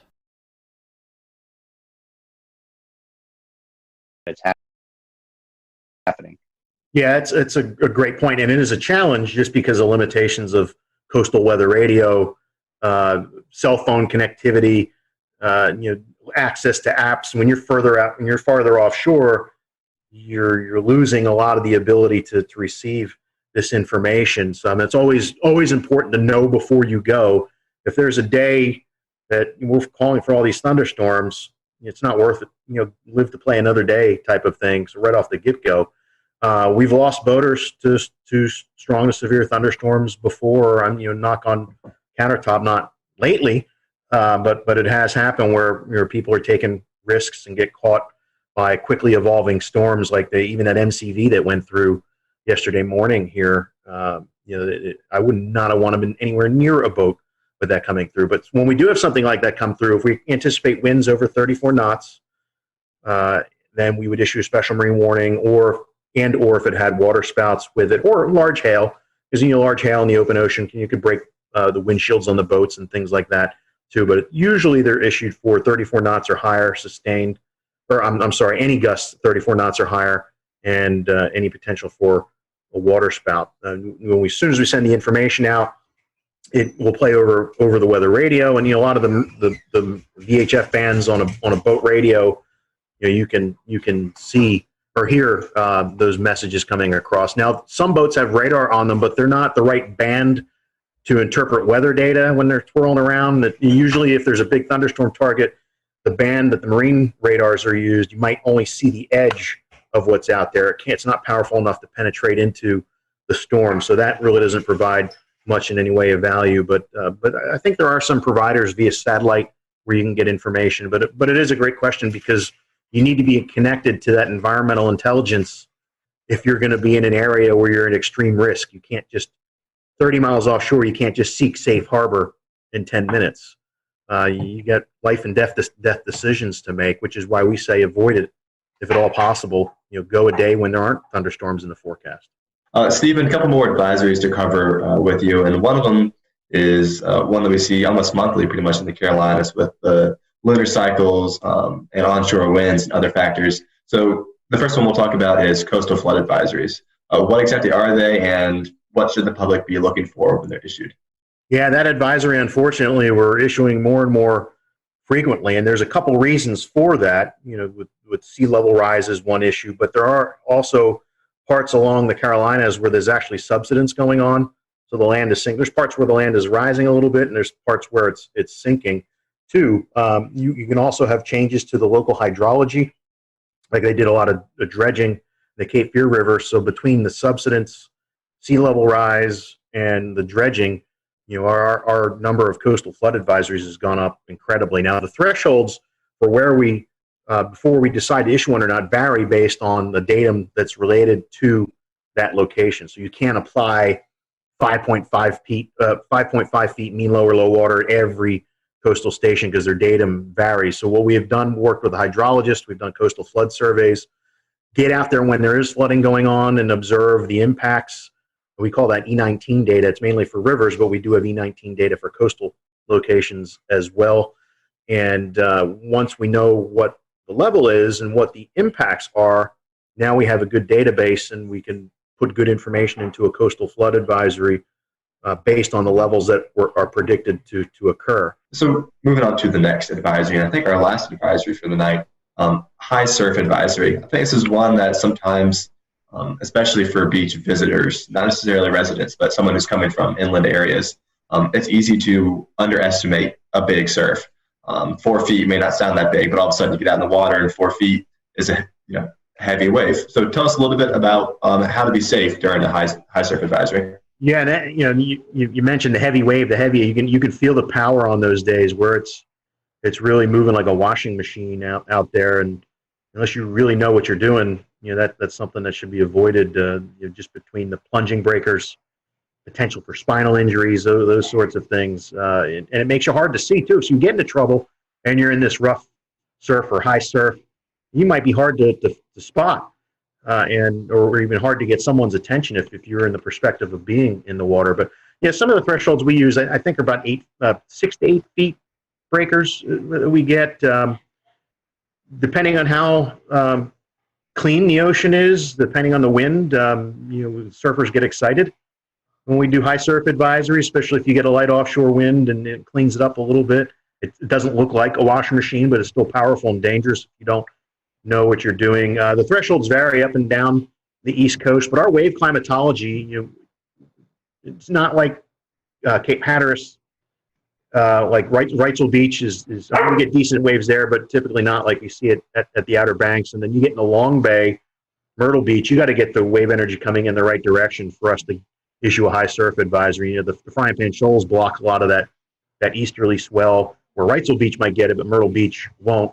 So it's really unique to the shape of the coast as well, but it's a great point to talk about. Move to my last question before I hand it off to Scotty. Chemical and oil spills, I'm probably going to see this a little bit less frequently, but if you're out in the water, it's certainly still a hazard if it's ongoing. Where is this a problem? Is it a problem in the Carolinas? And if so, how can we be aware that it's happening? Well, it's frightening how many tankers bring all sorts of scary things just off the coast. And the 21 years I've been in Wilmington, there have been a couple close calls, especially I think one time a barge with maybe number 6 broke loose off of Cape Fear, and luckily in a storm, and luckily they were able to get a hold of it and make sure it didn't cause any problems. But with oil rigs, it isn't a big issue for us because we don't deal with any. I mean, more for the Gulf Coast. I mean, I'm more concerned with maybe a ship with hitting a shoal or a collision, sea fog event, and you got ships carrying xylene or some other terrible chemical that collides with another one, and now we have to deal with the decision support thing, working with emergency managers. And that's why, it doesn't matter. It could be severe clear weather. We always have to be ready, and most of these events are a result of some mistake,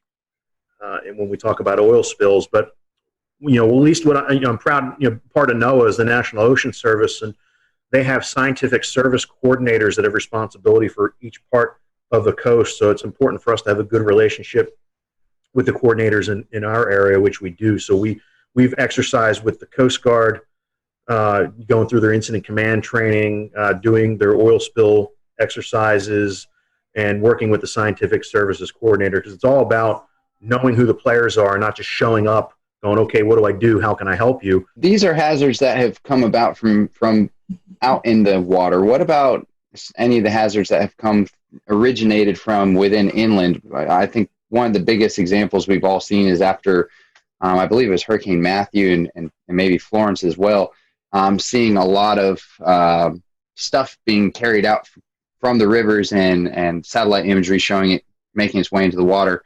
Was there any sort of response to that as far as keeping people off the beaches for a period of time, or any sort of hazards associated with that might happen again the next time we get a big hurricane? It's a great point too. There's the debris hazards too for boaters. There's the biological type of hazards too. There's a lot of things washing down pollutants that, I think the rule of thumb is, you really don't want to be messing with the water after a hurricane or a huge flood event. Bacterial counts are high. The other pollutants that are out there, give time for it to flush out. And what's amazing is that after a hurricane, the fishing is usually tremendous along the waterways and just offshore for that month or two afterwards. One thing that very photogenic around the Carolina coast, and we see these events happen, are water spouts. So can you talk to us about maybe the conditions that warrant to these water spouts? And I know you guys monitor these, and you give out surf hazards. It's kind of like a beach day forecast, and you give out water spout threat, lightning threat. So talk a little bit about that forecast you give out, but also the conditions that are really able to produce these water spouts off the coast. Yeah, and I got to give props to one of our lead forecasters, Tim Armstrong, who developed this water spout risk, where he went back and looked at a catalog of events that we've had over the years and found some really interesting information about instability and actually lack of shear type of environment, but with a boundary in the area like a land breeze or some other boundary that might be stalled up there. So it was, we think, people see a water spout and they might think it's it's the classic tornado, and some of them are, like the big Myrtle Beach tornado, July 6th, 2001, somewhere around there, was actually like a classic tornado that just happened to ride down the beach and move into the water. So some are classic tornadoes, like even the tropical cyclone tornadoes are more of the classic type versus your regular water spouts. So, but every summer we get the right instability in place. We get light winds through the atmosphere with that boundary there,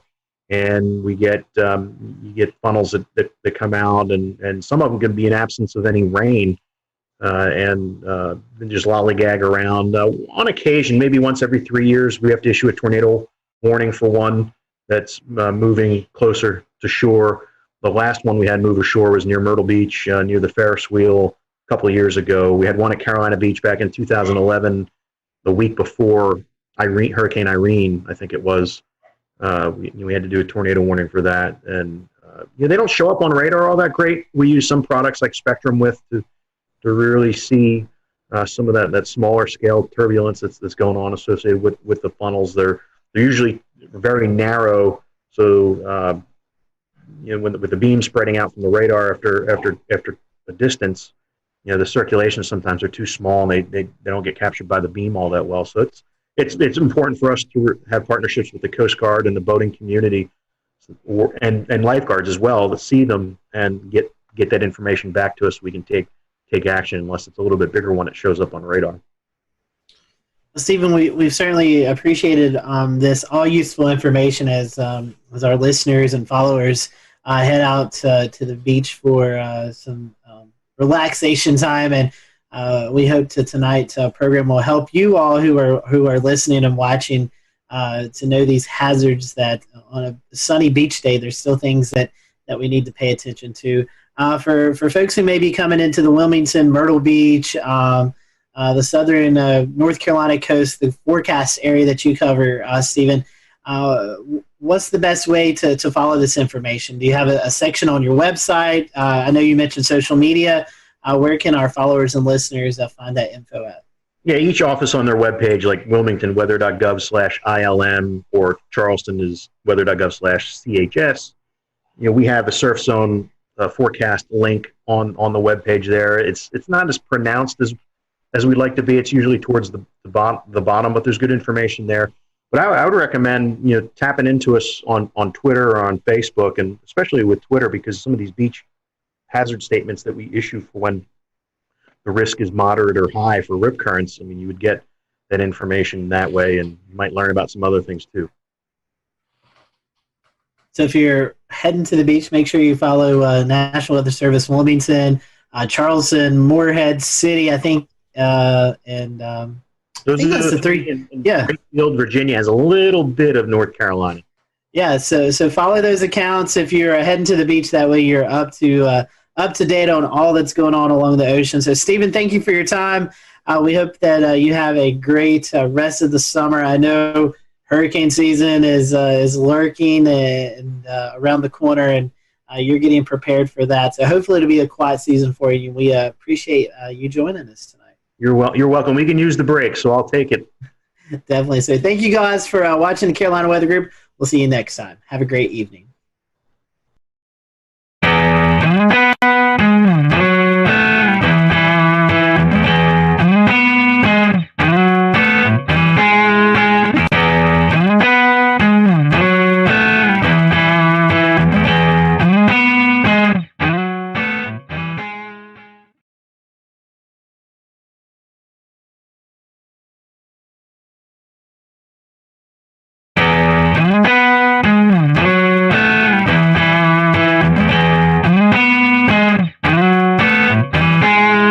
Good evening, everyone. Welcome to the Carolina Weather Group. We're happy to have you tonight, and we have a special treat for you. Chief Meteorologist Bill Wash from WCSC in Charleston, South Carolina, Emmy Award-winning Chief Meteorologist, who's also an author, a Lieutenant Colonel in the U.S. Air Force Reserve, and much more. We're looking forward to having Bill with us tonight, and Bill just celebrated his 34th year in broadcast meteorology, and we're just going to look back over those moments for this next little bit. So we're happy to have you. And towards the end of the show, we'll let Bill give out some of his social media information. So if you're not following Bill on Twitter or Facebook, definitely want to give him a follow, especially if you're in the Charleston area, if you plan to visit. So Bill, welcome to the show. I know we've had you on before, normally talking about hurricanes or landfalling tropical systems, but we wanted to get you on tonight just when the weather's calm and well, when we're recording this, the weather's calm, and we'll put that out there. But we just want to kind of get to know you. So our first time question for a lot of our first time guests is how did you get hooked into this crazy career that we all love to do here in the weather world? Great to be here, by the way. It's so cool to be with everybody. And I definitely watch love the podcast. It's funny. It's just kind of an accident, actually, believe it or not. I was really into aviation, into, flying airplanes. And I got my pilot's license when I was 16 years old. So I actually got my license to fly before I got my license to drive. So I had to get a ride to the airport to take my check ride. But anyway, I was really thinking about going the aviation route for a while. And my sister's boyfriend at the time was working in radio. And I really was fascinated by broadcasting. And he was about 3 years older than me, 3 or 4 years older. And she ended up marrying the guy. But, this was back in high school. And then he wanted to be a broadcaster, and he went into television. And I would hang around the radio stations with him when I was in high school. And I was like, this is cool. I like this. I like the broadcast is cool, but I really am fascinated by flying and weather, and really aviation weather was really what I was interested in, and thunderstorms and snow. Of course, I grew up in the snow belt, with the blizzard of '78 was the biggest thing that hit us when I was a kid. And I was like, by the way, I just dated myself there, but that's okay. So this big giant blizzard comes along. We have 52 inches of snow. I'm fascinated by the weather. I'm saying, I got to get into this. I got to figure it out. So I ended up, believe it or not, I ended up taking a bus. I lived in Rhode Island, and I took a bus downtown Providence. I probably was a sophomore in high school, maybe or something, and I snuck up to the TV station, which was Channel 10 WJAR. And the station was way up on top of the outlet. It was kind of like a Macy's type store, right? So it was on the top floor, and back those days, there's no security. There was no, it's just like the door opens in the elevator. I walk out. There was one woman there, and she said hello, and I just looked like I knew what I was doing. So I walked right into the studio, and there was, the guy I watched growing up on TV, John Giorgi. I'm like, oh, there's John Giorgi. Look at that green wall. Wow, well, what is that thing? Wow, a satellite picture. Holy mackerel. One satellite picture. It was, oh, look at those are the maps that they put the little stickies on. How about that? It was really fascinating. So, at that point I was hooked. So I ended up, knowing that I really like television, I really like weather. I wanted to put the two together. That's kind of how I ended up falling into this stuff. So you've definitely covered some big events in Charleston. Talk a little bit. We'll go into some specifics here later on, but talk about your time in Charleston and what that's meant for you. I know you've been a figure in the community. So what's it been like forecasting in Charleston? Oh, it's been fantastic. I mean, Charleston is such a great place. As I said, I was in Rhode Island, and I was looking for a full-time gig. I wanted to I had a great gig. I did, by the way, my dog is here. if you're wondering what, that's Ruby. And, so what happened was, I was looking for I wanted a, Monday through Friday gig or something like that. I looked very, very young, as I continue to this day, except for the hair, see? But anyway, so, I decided that I'd start looking. I wanted to go somewhere warmer. I really like tropical weather. I love hurricanes. So, and we, at that time, even in the 80s, there weren't that many big hurricane events. So I ended up, throwing my tape out there, and I got a call by the station here in Charleston, WCIV, and they said, hey, we're interested in you coming down, maybe being our chief meteorologist. Once their meteorologist was leaving, she was going to have a baby. And she was going to, just leave the business.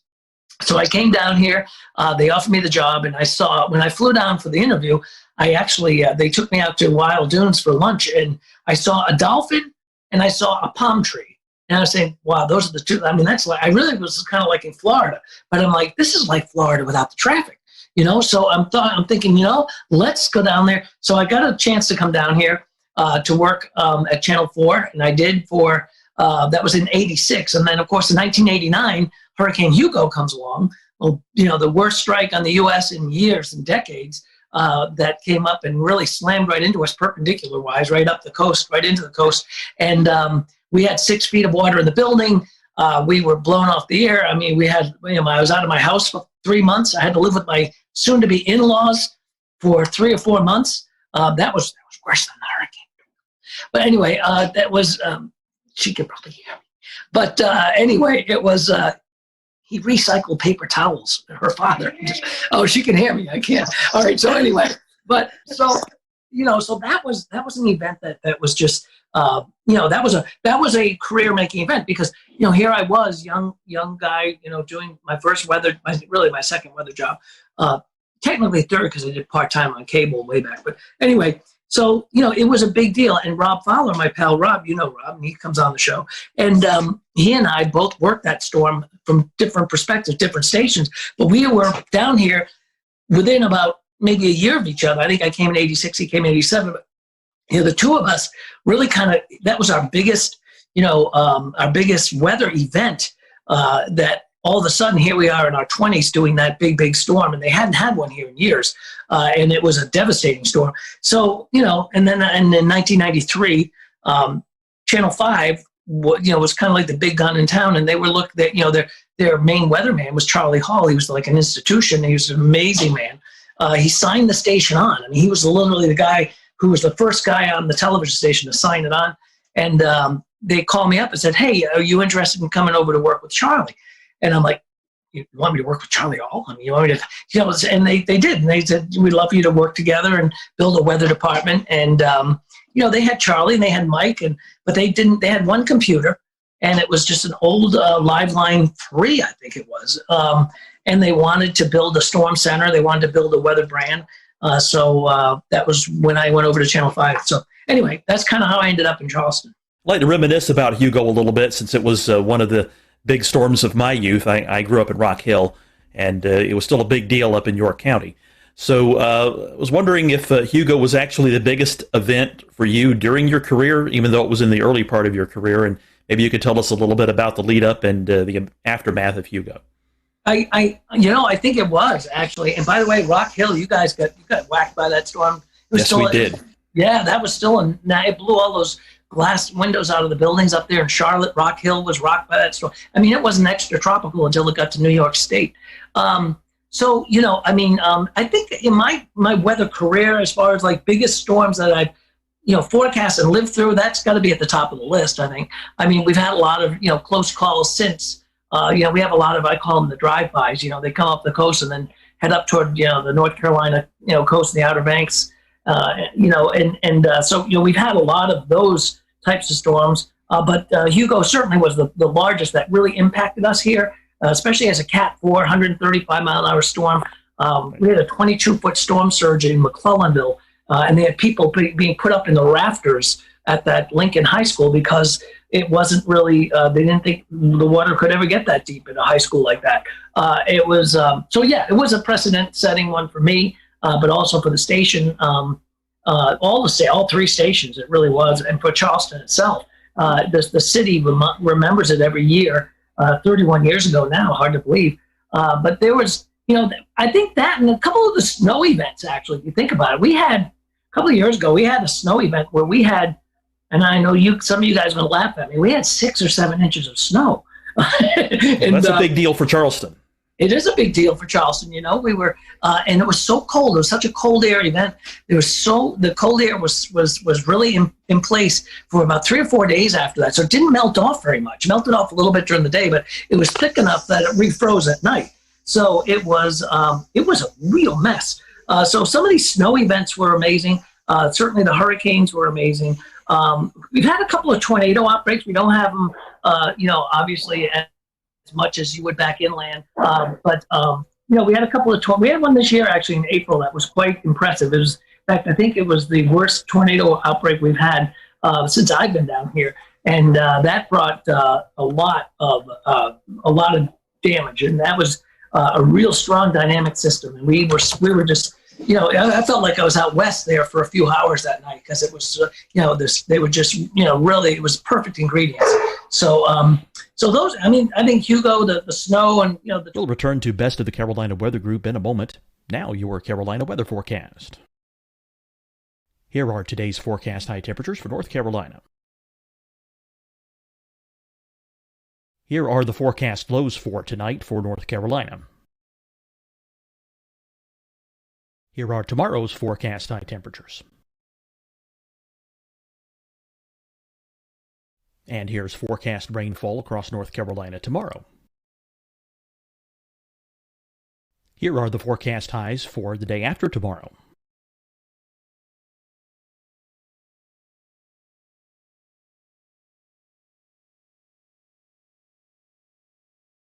And here's the forecast rainfall across North Carolina for the day after tomorrow. This is the total rainfall forecast across North Carolina for the next 3 days. Here's the severe thunderstorm outlook for today from the Storm Prediction Center.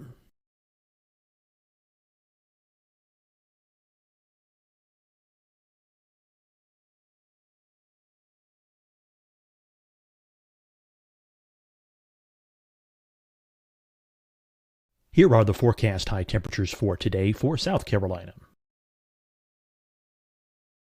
Here are the low temperatures for today for South Carolina. Here's the probability of precipitation forecast across South Carolina today. And here are the rain chances across South Carolina tonight.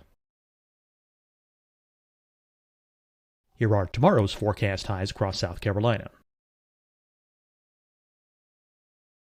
Here are the forecast low temperatures for tomorrow for South Carolina.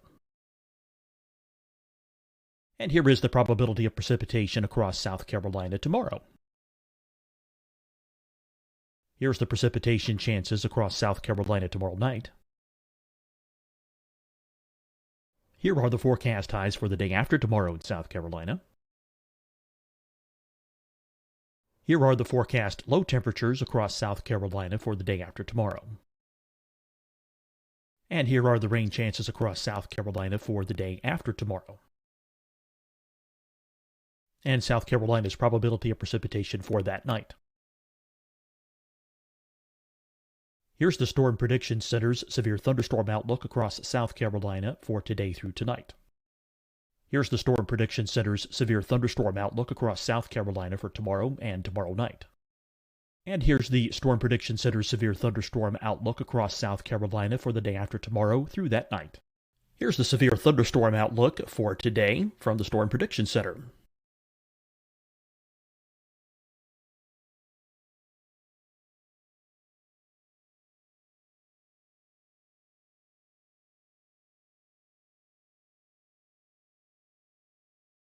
And now here's a live look at weather radar across the southeast. Hi, everyone. I'm Dr. Mandy Cohen, Secretary of the North Carolina Department of Health and Human Services.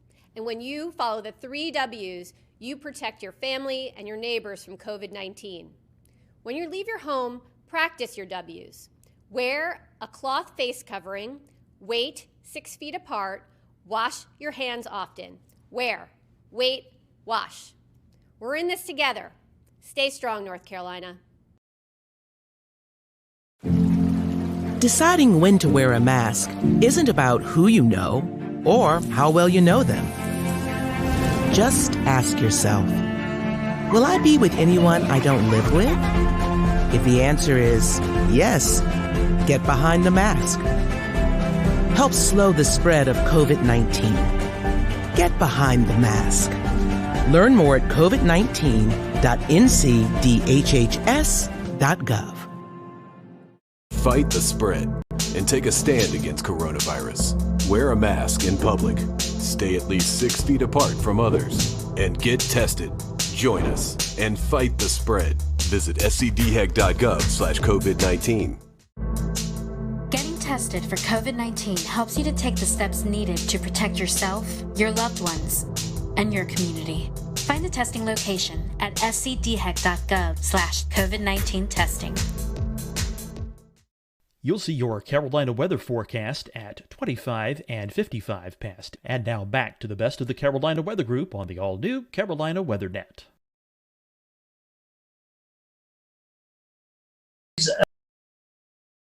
An adventure here. Going back to Hugo, there's one other thing I wanted to ask. Even today, do you still see reminders of what happened when Hugo blew through? You know, you do, actually, which is kind of interesting. I was on the Isle of Palms not too long ago, just about a week ago.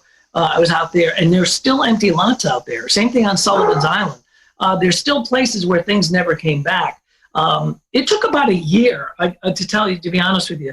You know, when you think about, Florida and Michael and Mexico Beach and places like that, we see these storms, and we see the impact. Like we had Laura, and we had, everybody covering it. We had the storm chasers out there. I was watching Jim Cantore at 3 o'clock in the morning, and then, then the media, everybody goes away.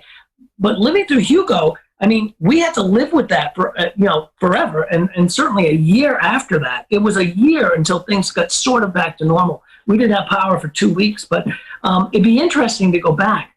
I think that'd be kind of an interesting documentary or something. You just go back to some of these places and say, okay, how are you doing a year later? How are you doing 2 years later? In particular, places like the Bahamas, right after Dorian. I mean, nobody really talks about it, but obviously, those islands, there was an incredible disaster. And it'd be interesting to go back to Freeport and back to Abaco and take a look at some of those places, because see how they're doing now. So I think to answer your question, there are things still around that you can tell that were pre-Hugo or post-Hugo. But we filled in quite a bit in 31 years. I would echo your thoughts exactly, because even now, if you go and walk around, you look at some of these oak trees and pine trees, you can still see where most of these trees, they were blown over, they were popped in half, so to speak. So you can still see where the knottage is and where new limbs have grown over the years, but you can see where the disformation is in a lot of the trees still, even after all these years. So yeah. Yeah, you really can. And there's a lot of people that live here that were here then. And they remember it. They remember surviving, getting through it, and things like that, and rebuilding their house, or getting back to what was a house. So, it's one of those things that is burned into your memory forever. Yeah, I recall. I don't remember the exact percentage, but I remember hearing that a sizable percentage of the trees, of all the trees, were knocked down or badly damaged and would soon die in the wake of Hugo. It was amazing. We were the morning after, we went back to the television station, and the pine trees were snapped at about maybe 20 feet up, 30, 25 feet up. They were all snapped almost at a uniformly, a uniform height, all in the same direction in one way, and then you'd see them all in the other direction, the other way, depending on where you were. And it was fascinating to look at the damage, because it was just so widespread. But a lot of those trees were, the Francis Marion Forest was completely devastated. And it's been a long time and it's still being rebuilt. A lot of those newer trees, or some of those trees that have come back, it takes a while, obviously. Bill, how was communicating the threats from Hugo, specifically the storm surge? We've made a lot of progress in the past 5 to 10 years of trying to explain what storm surge is and the areas it impacts. What was it like explaining the water that could come with a storm like that back in the late 80s? So that was interesting because, that was before slosh models, and that was before, we had the LFM. And so, we didn't have a lot of the great, tools we have today. And at the time, remember, the Hurricane Center only went out 3 days. They didn't go out 5 days. And we didn't have, the Euro. We didn't have all of these great products that push us out, so many days in advance. So it was really kind of using that technology, what we had, but letting people know about the storm surge was because it was kind of alien to these folks. They knew, remember, they haven't had a hurricane strike since at least, I think it was David maybe that came by in '79. Anyway, they hadn't had a major hurricane strike really since Hazel and Gracie way back in the 50s. They had some storms that came on up, but it was the first real major strike that could bring a major storm surge. So communicating that was interesting, and it was you had to kind of explain to people what it was, and a lot of people didn't think that they could see 20 feet of water. And I mean, there's a lot of people are saying, oh, they're overdoing it, and stuff like that. So getting that message out there was rather interesting. So Bill, I want to ask you a little bit about kind of bring your military background and career into your meteorology broadcasting career, and specifically when hurricanes like Hugo or other kind of big events like that have occurred. Is there part of your military background that helps you communicate that or be present and structured in the way you assist with letting people know the threats? Yeah, it does, Dan. I mean, what it does is it gives you, in the military, everything's about readiness, right? So when I was, when you're working on a staff, or you're working as whatever your job is in the military, everything is, especially in the reserve side of things, it's all about readiness. Are you trained up? Are you proficient in the software? Are you proficient in the forecasting? Is your staff ready for this? Is master control ready for this? Do they know how to put the crawls on? Do we know how to evacuate if we have to evacuate? There's in military, there's a lot of readiness. We had to, you have to do a lot of training. And I think that kind of background also kind of floats over to what we were doing. And I still to this day have readiness checklist for like tornadoes or tornado warning or severe weather. Making sure our master control has all of the things they need to make sure that they're ready to put us on TV at 2:00 in the morning if they have to. So a lot of that comes from the military background. Excuse me. That's Ruby. That's Ruby. So a lot of things come from the military background that go into television that help me pretty much get through these storms. But I think it's a good background. And military is a whole different world. When I was doing military on the weekend, I'd go away, or even during the week, I'd be like, it's like literally changing hats. It's a whole different world of the way things are done. TV has been a show business. We got the science side of it, but there's show business, and it's a whole different world where military, it's totally different. So if you're briefing a commander, for example, on an upcoming storm, or you're doing a battle group command type of, if you're doing a forecast for a battle group, you're talking about, different types of weather, but, those people, it's a different audience. So, yeah. So you use that training, I think, to help you be ready. Readiness is the most important thing. Well, that readiness was obviously very important in 1989 with Hugo, and it still is, though we've talked about before on this show. In the unfortunate event that South Carolina and the South Carolina coast and Charleston area were to ever face another storm like Hurricane Hugo, how prepared are we nowadays in the Charleston metro for a major landfalling hurricane? I think we're pretty well prepared. We're prepared, and we're at a point where we know what to do. We know how to get the messaging out there. We're prepared better than ever when it comes to communication between social media, the television, the OTT over-the-top stuff, all of the different platforms that we can broadcast to. So getting that word out is going to be even better. As far as evacuation and stuff like that, that is drilled pretty much every year. We have hurricane drills with the state and with the Highway Patrol and the National Guard and stuff like that. So I think South Carolina is pretty well prepared.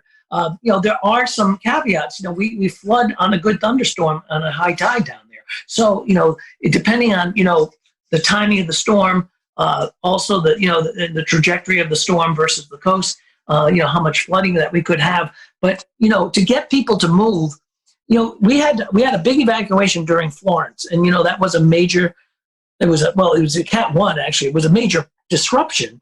But it wasn't even a major hurricane as it came down the coast, but it was a rainmaker moving at 2 or 3 miles an hour, just flooding North Carolina and northeast South Carolina. But yet governor, had evacuation all the way down through, Beaufort County down into near the South Carolina-Georgia border. That, put a lot of people out saying, well, why am I evacuating? That storm's up near Myrtle Beach, and it's really flooding like Conway and not us. So, and a lot of that, we have to try to explain to people and say, we don't make the evacuation call. We tell you what's going to happen, weather-wise, what to expect. So in that reference, I think we can be ready. But there are always going to be, and I will guarantee you guys, there will be people that stay on the beach, and they did, and they have stayed through storms like Hugo or like Michael or like Laura and stuff, and they may or may not even survive, but they did. I remember during when we had a couple of storms in Florida, down in along the Keys, people staying. Oh, I'm staying through it. And then they come back to them like, afterwards, like, I'll never stay again. Never. I'm out. I'm gone.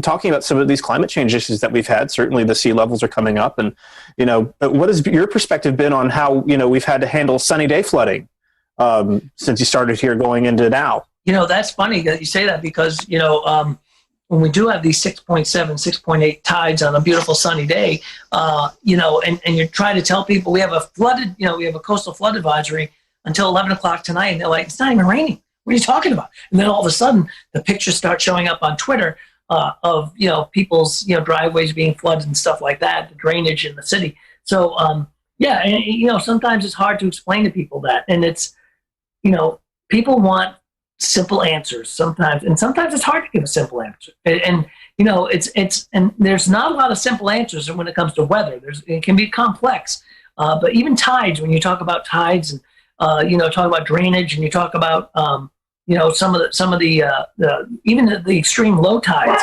Why boats are sitting up on when you have these blowout tides, boats are sitting up on the on sand, and they're like, did you say that was going to happen? Well, yeah, we did, but don't, so it's, it's just a matter of really schooling people. And sometimes it takes people by surprise a lot of times. It's difficult to communicate that sometimes too in the low country because you have a bunch of visitors. Like I remember when I was there for the NWA meeting in 2013, there was a king tide going on at the time, and you could go down East Bay Street and there was an area that was flooded. And sometimes I think getting the word out to people who aren't local to the area and know this kind of thing can happen every now and then makes things even more challenging. Yeah, that was a great meeting, by the way, Frank. We had a blast. That was a wonderful NWA meeting, and we'd love to have another NWA. We had an AMS meeting here too before that, and it's a great city for that.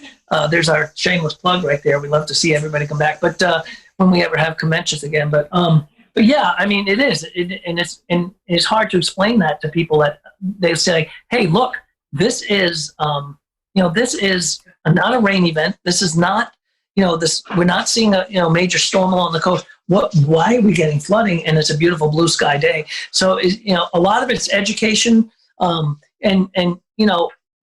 The TV folks will tell you all the time that, they give us 2.5 minutes to do the weather and say, oh, by the way, could you explain how this stuff works? So it can be, it's challenging. And I always, when I coach people and doing weather, I'm like, you're taking such a complex thing and you're making it simple, but you have to cherry pick the most important things and let people know about them. What's good about today, though, is that we have things like this podcast, things like social media, Facebook, And I'm sure you guys know, when we have big storms, and ask like Rob and everybody, Ricky will tell you, I mean, we're not only doing television, we're doing Facebook. And it's like, you'll do six shows and they'll say, by the way, can you do another Facebook Live in a half hour? And it's like, wow, I just went through all this, but I have to go through all this again. But again, it's sometimes for a totally different audience. So, we're kind of schooling people along the way as well. Well, Bill, besides the whole weather TV gig, besides the military gig, you've also done some writing, right? I have. That's kind of like a hobby, more fun than ever. Yeah,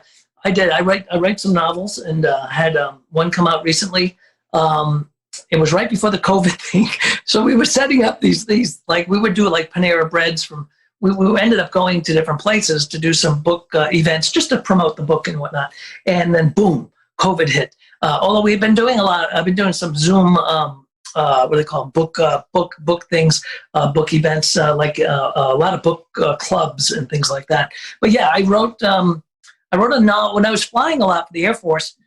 Really, I started thinking about this when I was Navy first, and when I went from the Navy to the Air Force, my job in the Air Force had me flying quite a bit in different places on C-17s, and so I started thinking about these stories and stuff like that I put together in a book and in a novel. We actually pitched it. My first book was pitched as it was more of a national security thriller, and it was pitched as a TV show. And my agent was like, you know what, this would be a good book if they don't buy it as a TV show. And they didn't go for the TV show, but the other people came up and said, we'd like you to do the book on it. So so I've done a couple of books and three novels, and it's fun. I mean, I don't do downtime very well sometimes, so I've got to be doing something. So I guess I write sometimes, and it's really kind of enjoyable.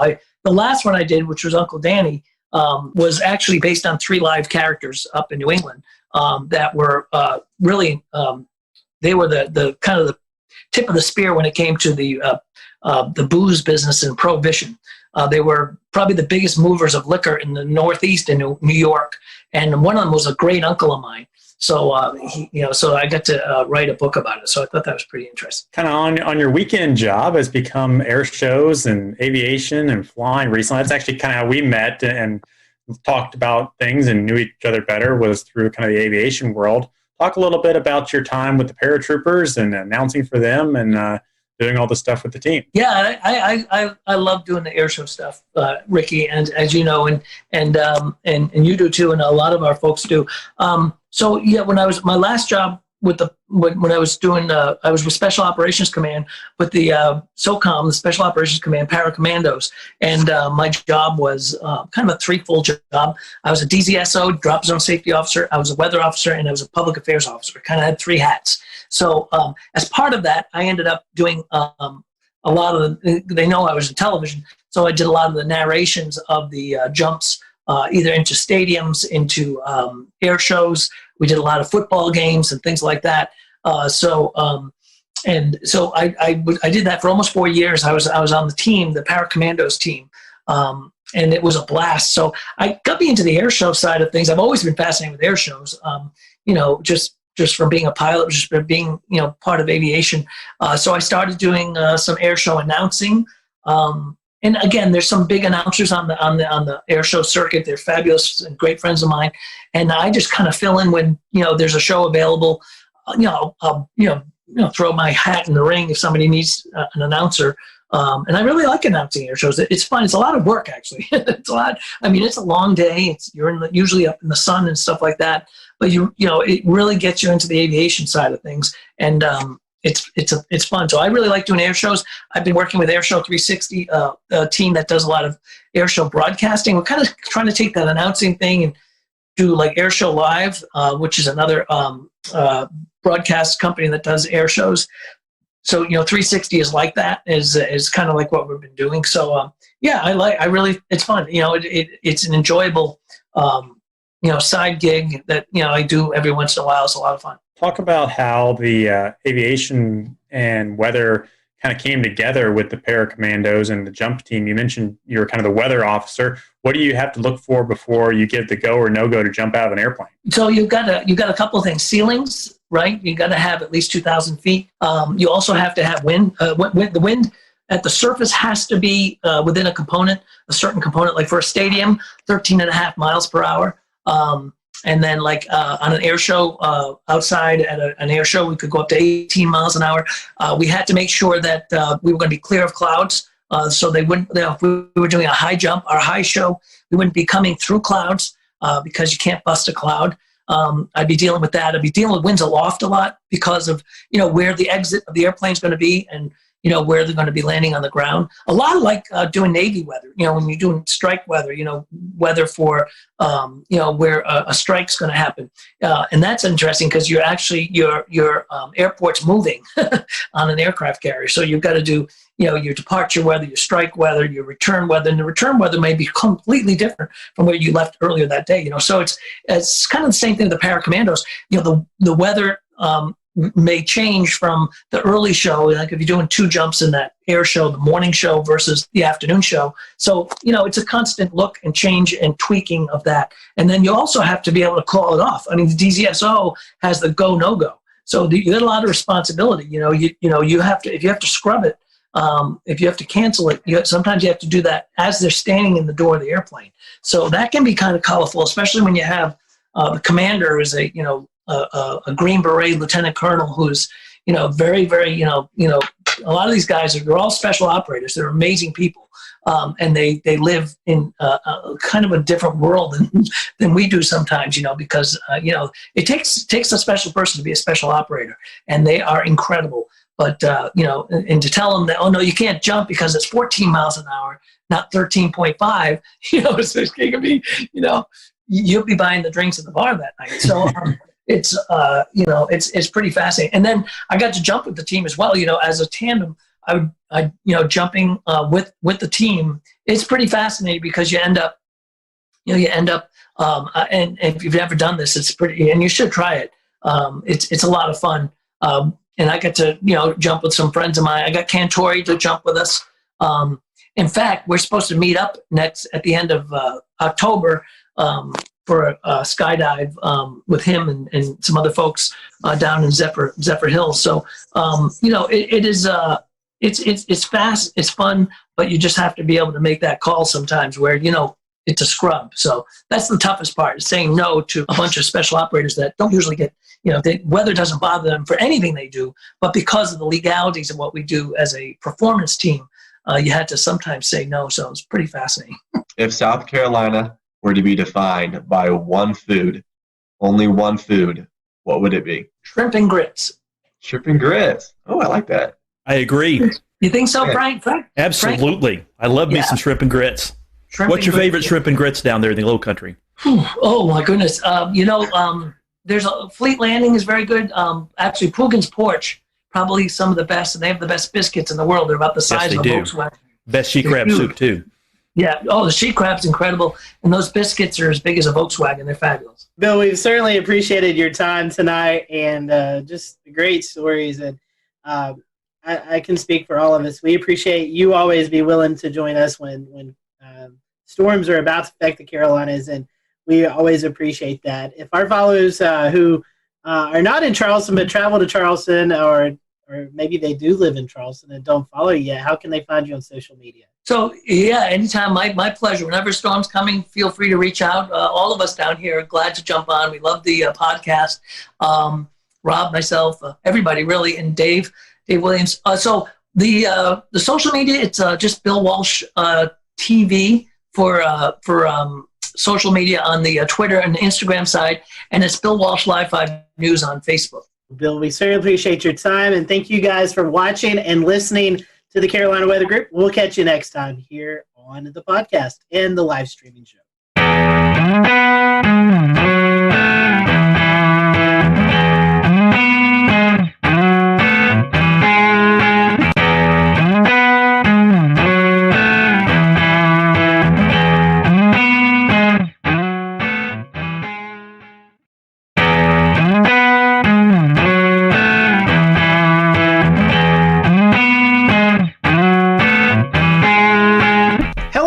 Welcome to the Carolina Weather Group. We're happy to have you this evening. Tonight we have a very special guest with us, former FEMA Administrator Craig Fugate is joining us. And Craig, we welcome you to the show. We're happy to have you this evening. Appreciate you wanting to spend some time with us to talk all things weather. You've experienced a lot from your journey in Florida to all the way up into Washington, D.C., being the FEMA Administrator. So we look forward to hearing your conversations tonight. For those who are watching, feel free to follow along with us on social media. Tell us what you think about the show. Let us know if you have any comments. So, Craig, welcome to the show. Our first question to our guests who've never been on is, what is your weather journey? Do you have a weather story? But I'm just going to ask you, what is your journey? I know you started off in Florida where a lot of weather affects you, but did you have a little bit of a weather bug growing up, or was it all in emergency management? No, I can remember as a kid, you used to get the hurricane tracking maps at the grocery store,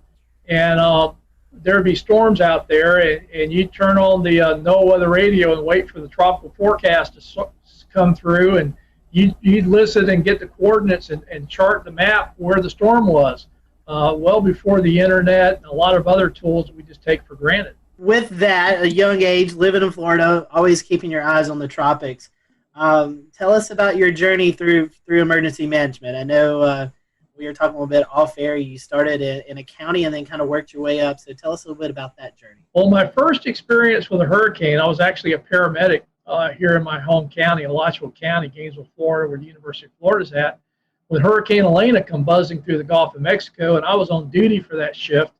And we dealt with a storm that couldn't make up its mind and set off the coast for several days before it left.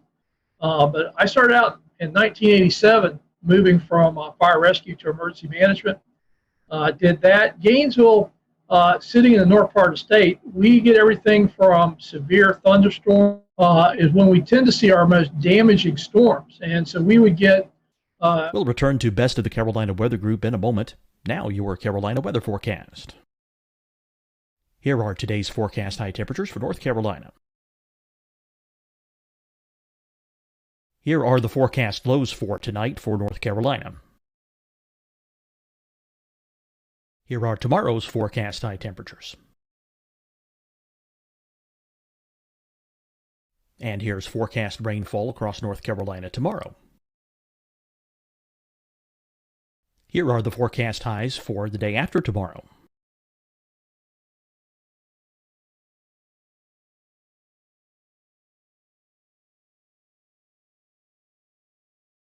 And here's the forecast rainfall across North Carolina for the day after tomorrow.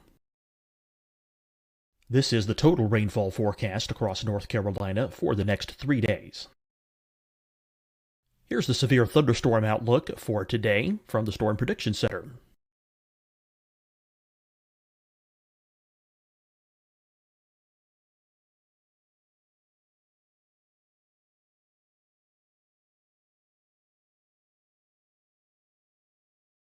Here are the forecast high temperatures for today for South Carolina. Here are the low temperatures for today for South Carolina.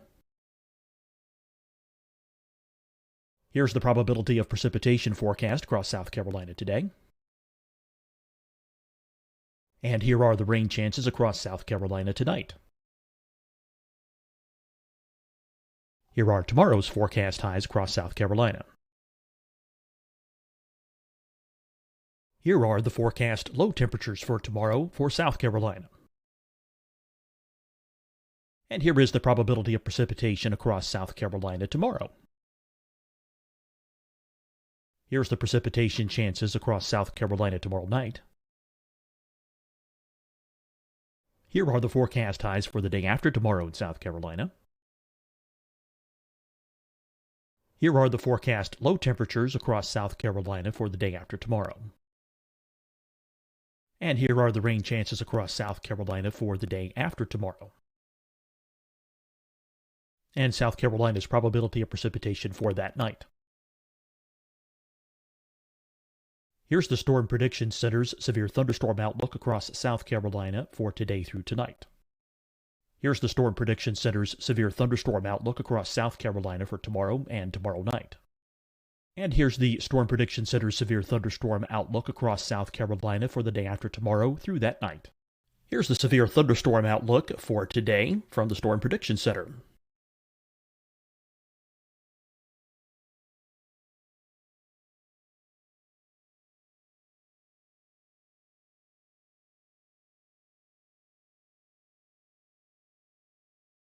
And now here's a live look at weather radar across the southeast. Hi, everyone. I'm Dr. Mandy Cohen, Secretary of the North Carolina Department of Health and Human Services. And when you follow the 3 W's, you protect your family and your neighbors from COVID-19. When you leave your home, practice your W's. Wear a cloth face covering, wait 6 feet apart, wash your hands often. Wear, wait, wash. We're in this together. Stay strong, North Carolina. Deciding when to wear a mask isn't about who you know or how well you know them. Just ask yourself, will I be with anyone I don't live with? If the answer is yes, get behind the mask. Help slow the spread of COVID-19. Get behind the mask. Learn more at covid19.ncdhhs.gov. Fight the spread and take a stand against coronavirus. Wear a mask in public. Stay at least 6 feet apart from others. And get tested. Join us and fight the spread. Visit scdhec.gov/COVID-19. Getting tested for COVID-19 helps you to take the steps needed to protect yourself, your loved ones, and your community. Find the testing location at scdhec.gov/COVID-19 testing. You'll see your Carolina weather forecast at 25 and 55 past. And now back to the best of the Carolina Weather Group on the all-new Carolina Weather Net. Moving through straight line wind, stuff like that. Went to the state of Florida, dealt with a lot of weather-related events, but most notably the 04 hurricane seasons. And then I went to FEMA. And again, a lot of what FEMA responds to is weather-related disasters. A lot of flooding, tornadoes, Tuscaloosa, Joplin, hurricanes. Most notably was Superstorm Sandy. So pretty much throughout my career in emergency management, probably more than anything else, has been weather-related hazards. Tell us a little bit about emergency management and FEMA and how they work together to mitigate after serious storms and other types of disasters. Well, the first thing I think people need to understand that the reason we have emergency management in the first place is the org chart of government's not built for disasters.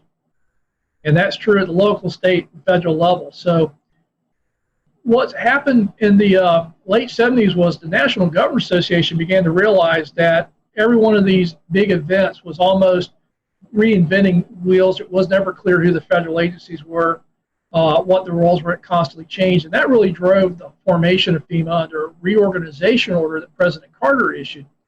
But the relationship is the way states are set up is they're the primary response to all disasters. Depending upon how that state's organized, generally our first line is local governments, mutual aid, state mutual aid with the federal government in case of FEMA, supporting governors. So every time I hear somebody saying, well, FEMA ought to be in charge, I remind folks our government's actually a federal government where states have the primary role in domestic emergencies with the federal government supporting them. And I like to point out that if FEMA was in charge of everything, it would have been hard to imagine an agency that could have responded to all the disasters that we saw during my term there without the leadership role of the governors, because FEMA just couldn't have handled all that. It really is this idea that all disasters are local.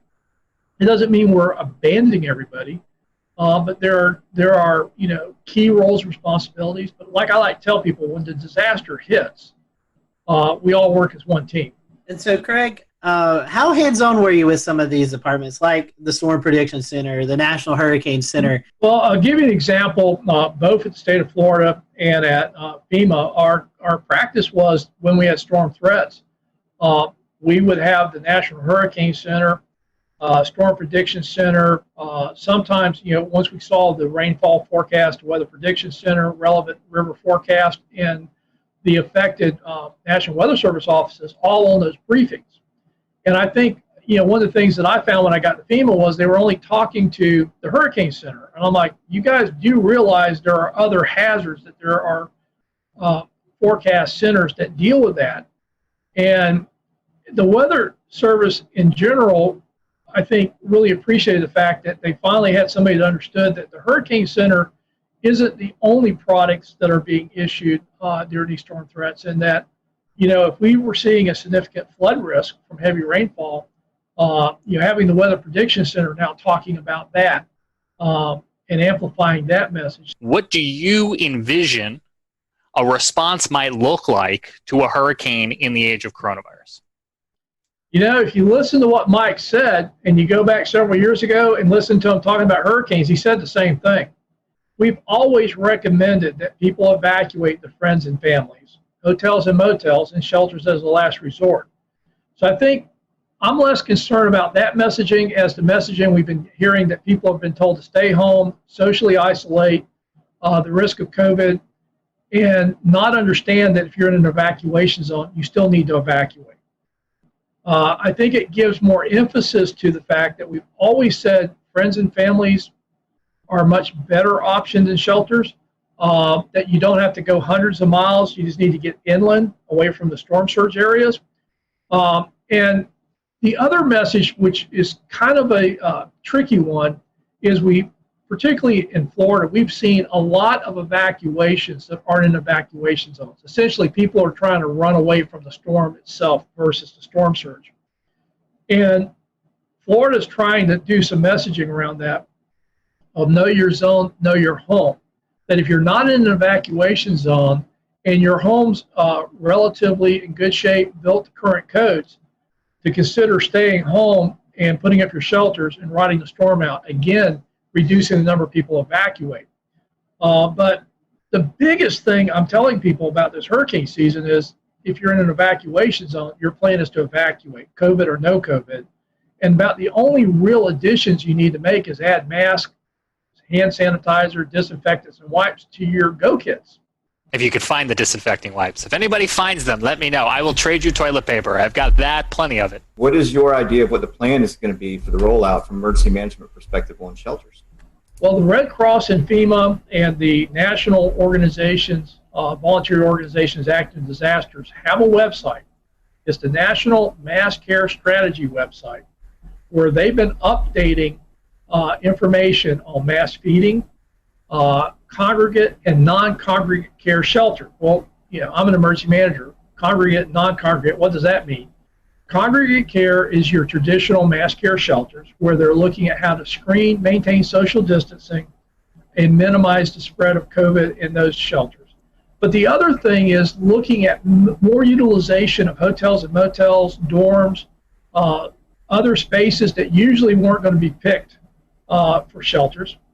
And I think there's an opportunity here. Everybody keeps telling me how hard it's going to be.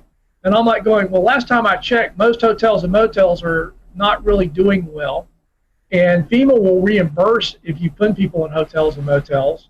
And I hear how hard it is to plan, but the reality is we have a lot of capacity, particularly in my home state of Florida, to put people up in hotels and motels. And FEMA will reimburse for that under protective measures. So we're still going to need mass care shelters. There's good information out there. It's updated fairly frequently as we learn more about COVID, and now that we're seeing cases increase. But the alternatives are, do you really want people not to evacuate because they're so fearful they have nowhere to go? Or do you prepare the shelters and understand that you're going to have to manage that with COVID and take the steps to minimize the spread? Craig, the current administrator to FEMA, testified earlier today before Congress. We're taping this, but today, earlier on the 22nd of July, you had an opportunity as well to provide some feedback to members of Congress. What did you tell them about what you're seeing in the state of the ongoing coronavirus response? Well, I think, again, my emphasis was on evacuations. We need to be clear about that and not mix messages with talking about how dangerous and confusing and everything else it's going to be, and really focusing on when you're in the storm surge area, that's the primary threat. We need to evacuate, and we need to acknowledge COVID, but we shouldn't use COVID as a reason not to evacuate. So we need to clear that communication up. But secondly, we know that moving people is a vector, and everybody talks about evacuations. I said, well, the other problem is going to be on the response. We're still going to need to move utility crews. We're still going to need to move search and rescue crews. But if you think about a lot of these disasters, we see a lot of volunteers moving. And that may not be our best tool. And everybody says, well, what are you going to do? I says, well, I don't know about you, but we got pretty high unemployment rates right now in Florida.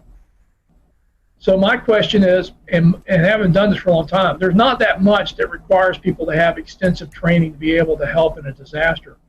And again, it's reimbursable. Why don't we hire people and put them to work locally? We've already seen this with COVID in states where local governments had actually hired restaurants to cook and prepare meals under contracts to feed people that were shut in or isolated or couldn't get to stuff. And again, I don't ever want to say we don't use volunteers, but I also think with the unemployment rates we have, particularly in the hospitality industry, I think there's opportunities to employ those folks during disasters to minimize the amount of people we have to bring in from outside of a community, but more importantly, start putting money back in the economy. So let me ask you this one, Craig, because in your experience in not only preparing or helping communities prepare for disasters, but helping them afterwards too, I'm curious where your expertise and your opinion lies on the whole question of schools. Do you have an opinion or thought on whether kids should be going back to the classroom at this point? This is going to be a hard one because I always like to talk about big numbers. Everybody said, well, there's little risk. Kids don't generally get that sick. We need to get the economy going. We need to get kids back in school. It's important for development. And I'm like, nobody's really answering this question. If the rate at which kids get sick and potentially the rate at which kids have serious complications or deaths are even like small percentages, like less than 0.1%. You're talking about thousands of children going back to school. Those are real people, and those are real numbers. And I don't think we have a good answer for that. I also think that there is opportunities to look at how we go back to the classroom setting. Everything from a lot of schools don't have enough room to do social distancing. So what if we split the day in half and we split the school up where half the school goes in the morning, half the classes go in the afternoon? What if we started doing more classrooms, weather permitting, outside? And again, because we're learning more about this is airborne and why masks are so critical in minimizing spread. How is that going to all happen? And I'm not sure we have enough answers because in Florida, some of the schools will open up, in the middle of August. So I think it would be prudent to think this through, get some consensus on ways to do this. And again, I just don't think saying you're going to open schools is the answer. But I also don't think that keeping schools closed indefinitely is going to work either. Shifting gears a little bit, you're passionate about the resilience divide. I see this here in Charleston a lot where we have, sunny day flooding, and it often affects places that are less affluent than places that are more affluent. A lot of the more affluent places are getting, they're getting some of the things like check valves. They're getting a seawall at the battery. But meanwhile, at the corner of Haggard and Fishburne, where there's low-income housing, you see at 6.8 feet tides, you start to see the creek overflow and start flowing across the road there. Several, we had 80-something coastal flood events last year. So let's talk a little bit about that resilience divide and how we can maybe bridge that. Well, the resilience divide is really how I'm trying to talk about the current process of using cost-benefit analysis to make decisions about investing in mitigation and building projects, particularly for future climate impacts, as well as the existing impacts we're already seeing. And so much emphasis is on how many tax dollars we save. You probably heard this, that for every dollar we invest, we save anywhere from $4 to $9. And so if you're looking at dollars, you'll actually save more money the more valuable the homes are that you're trying to protect. And lower income homes, working class communities don't score as well.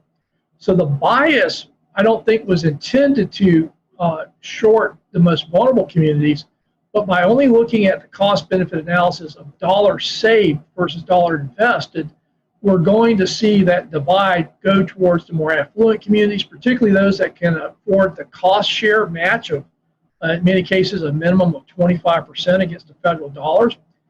And I think we need to broaden the definition of cost benefit analysis to actually talk about the functional impacts to families and communities, not just to dollars saved on property.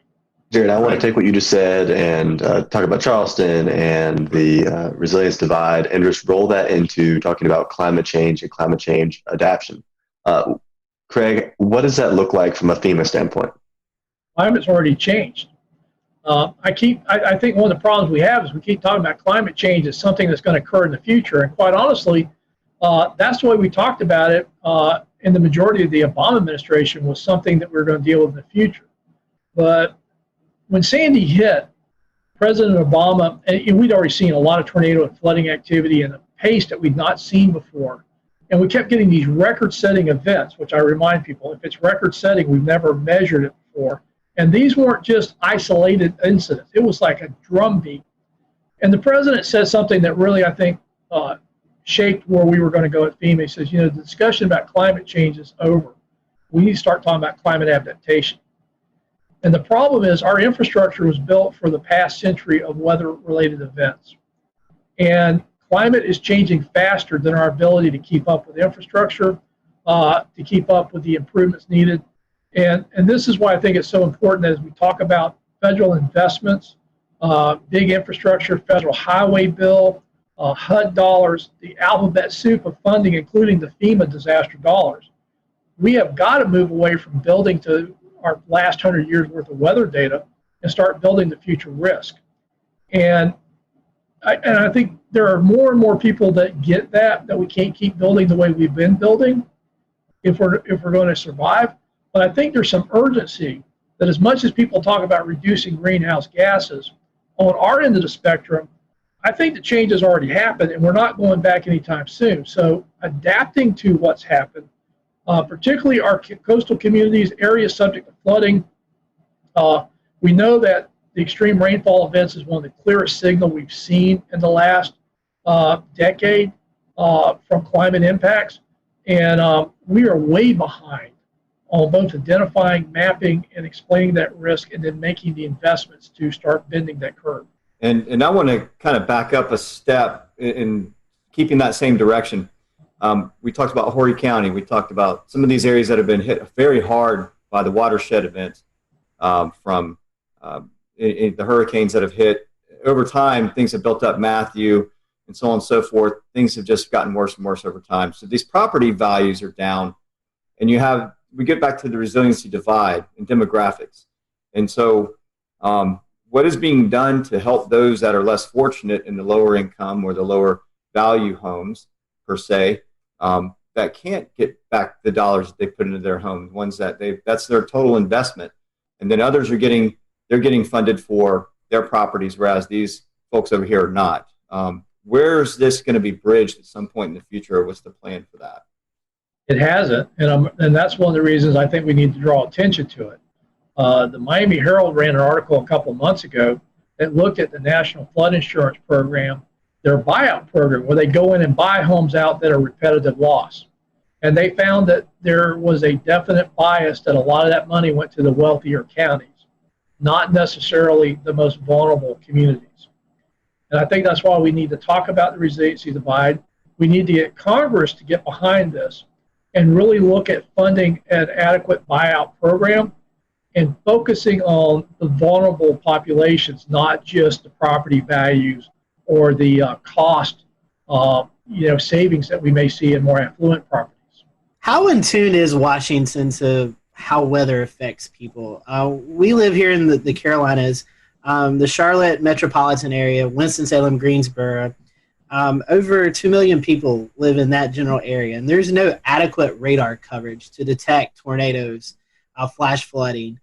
we hear these stories of folks who are continuing to have homes flooded, and they're not really getting the attention we need. Is this something that the Washington culture, the senators, the House representatives, they kind of push the weather and what it does off to the side?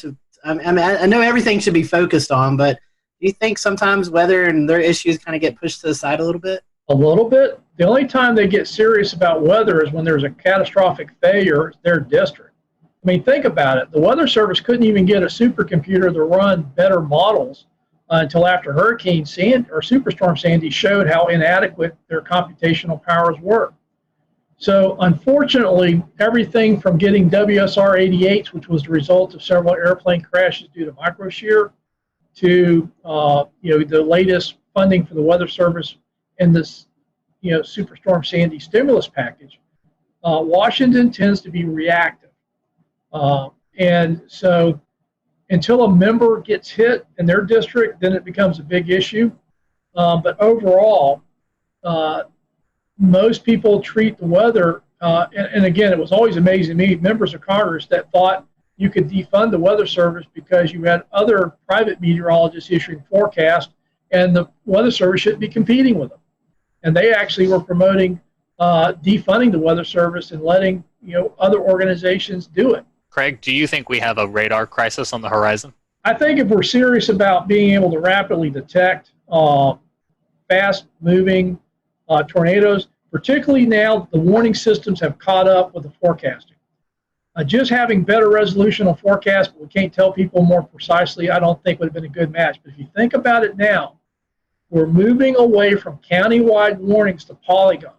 We now have, with the weather, the wireless emergency alerts, the better ability to geocode cell phones, and now moving past the original 120 characters to start including links in that, we can actually now issue across cell phones more detailed warnings from the Weather Service than their current technology can really do, and they've been migrating that way. So now they can do polygon warnings, yet they're still basing it upon radar technology that will miss part of that. There's still gaps in that coverage, and everybody forgets, unless you're in severe storm mode, those things are scanning. Everything you're seeing is delayed.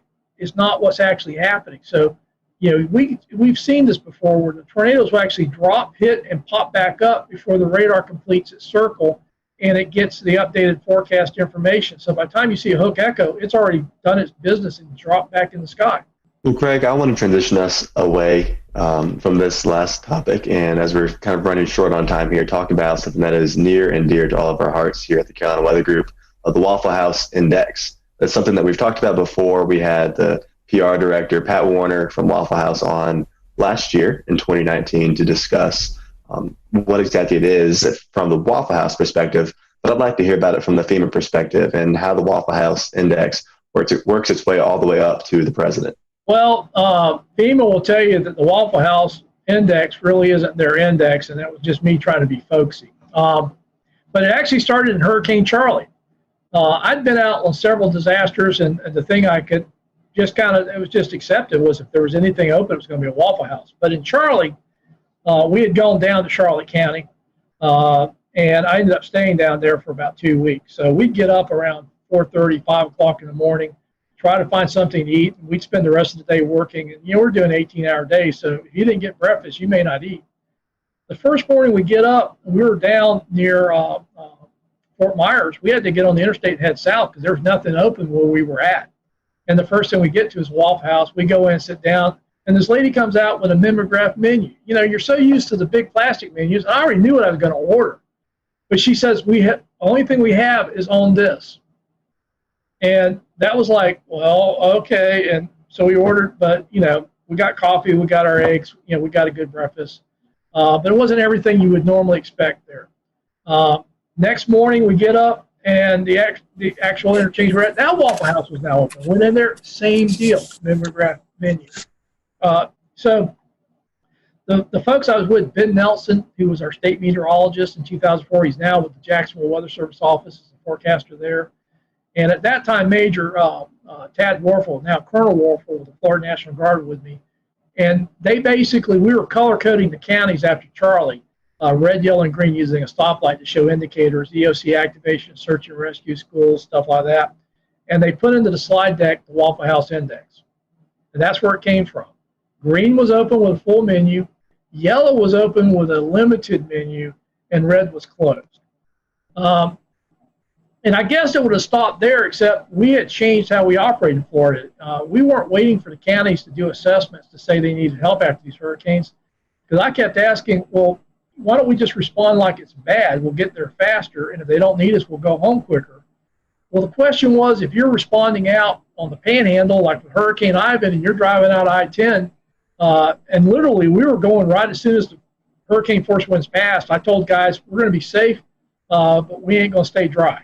We're not waiting for blue skies. So we were going right as the storm was moving out. And the question was, where do you stop? And that was kind of how the Waffle House Index got used. If you got there and the Waffle House was open, it ain't bad. Keep going. If you get there and the Waffle House is open, but they got a mimeograph menu, well, we're dealing with power outages. We probably got a lot of mass care issues. But for the search and rescue teams, don't stop. Keep going. If you get there and the Waffle House is closed, that's going to be pretty bad. Go to work. And it just kind of became the shorthand. In Florida, it seemed like all these hurricanes going across the interstate, the Waffle House was a pretty good indicator of what was happening. And the other thing, because we never really talked to the Waffle House, about them getting open and all the stuff they do to stay open. It was just our shorthand for where do we stop and go to work when we're driving in the areas, because you'll start seeing damages 100 miles out with a hurricane, but that's not where the impacts are worse. And so it just became a shorthand for us of where do you go to work in a hurricane. So I got to ask, Craig, what's your go-to meal at Waffle House? I mean, New York strip steaks. I like the steak and eggs, scrambled eggs, hash browns, scattered and smothered, black coffee. And if you're on the limited menu, what do you go with? Scrambled eggs, omelets, whatever they got. I'm not picky if they got a limited menu. But generally they'd have eggs and bacon, stuff like that. The funniest thing was when I was in Joplin.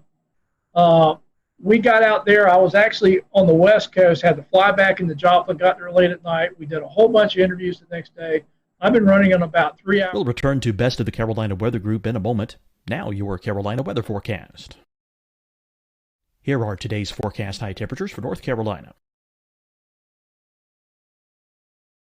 Here are the forecast lows for tonight for North Carolina. Here are tomorrow's forecast high temperatures. And here's forecast rainfall across North Carolina tomorrow. Here are the forecast highs for the day after tomorrow.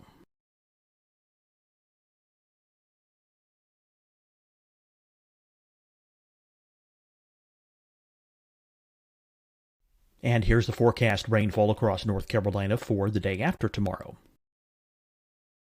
This is the total rainfall forecast across North Carolina for the next 3 days. Here's the severe thunderstorm outlook for today from the Storm Prediction Center.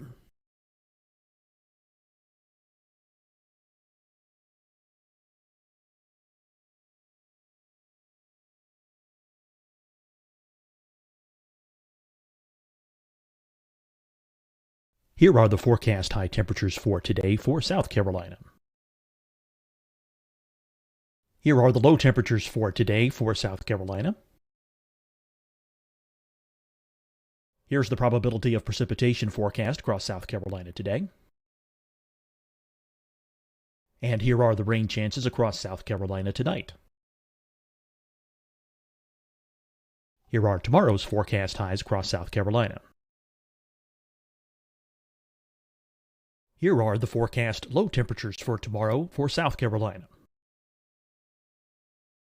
And here is the probability of precipitation across South Carolina tomorrow. Here's the precipitation chances across South Carolina tomorrow night.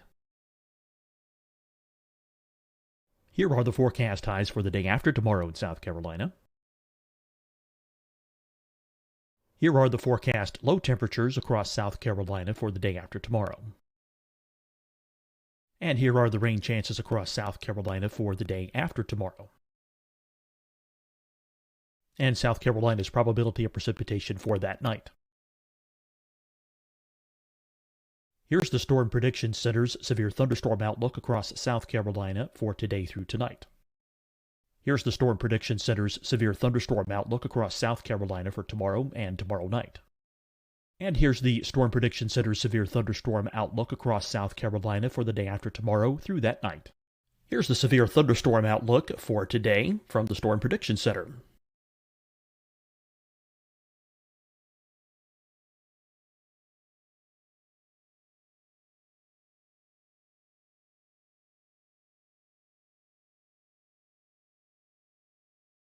And now here's a live look at weather radar across the southeast. Hi, everyone. I'm Dr. Mandy Cohen, Secretary of the North Carolina Department of Health and Human Services.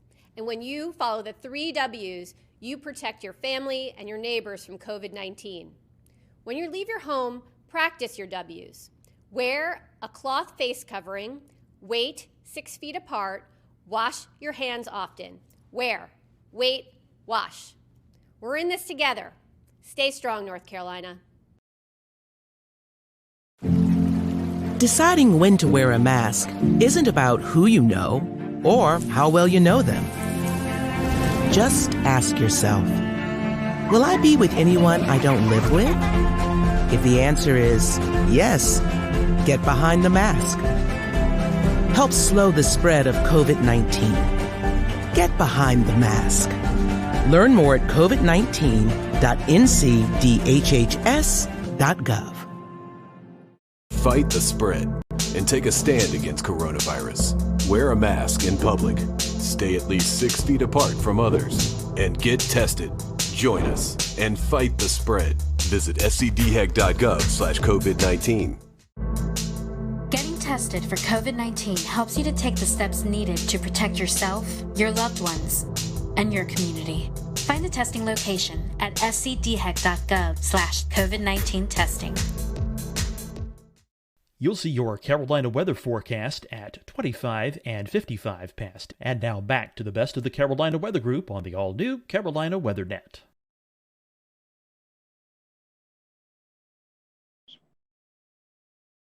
It's now about 6 p.m. We're heading back to our hotel for the first time. And there's a Starbucks. And all these cars are parked around the Starbucks. I'm like, hey, guys, just pull in. I need a coffee.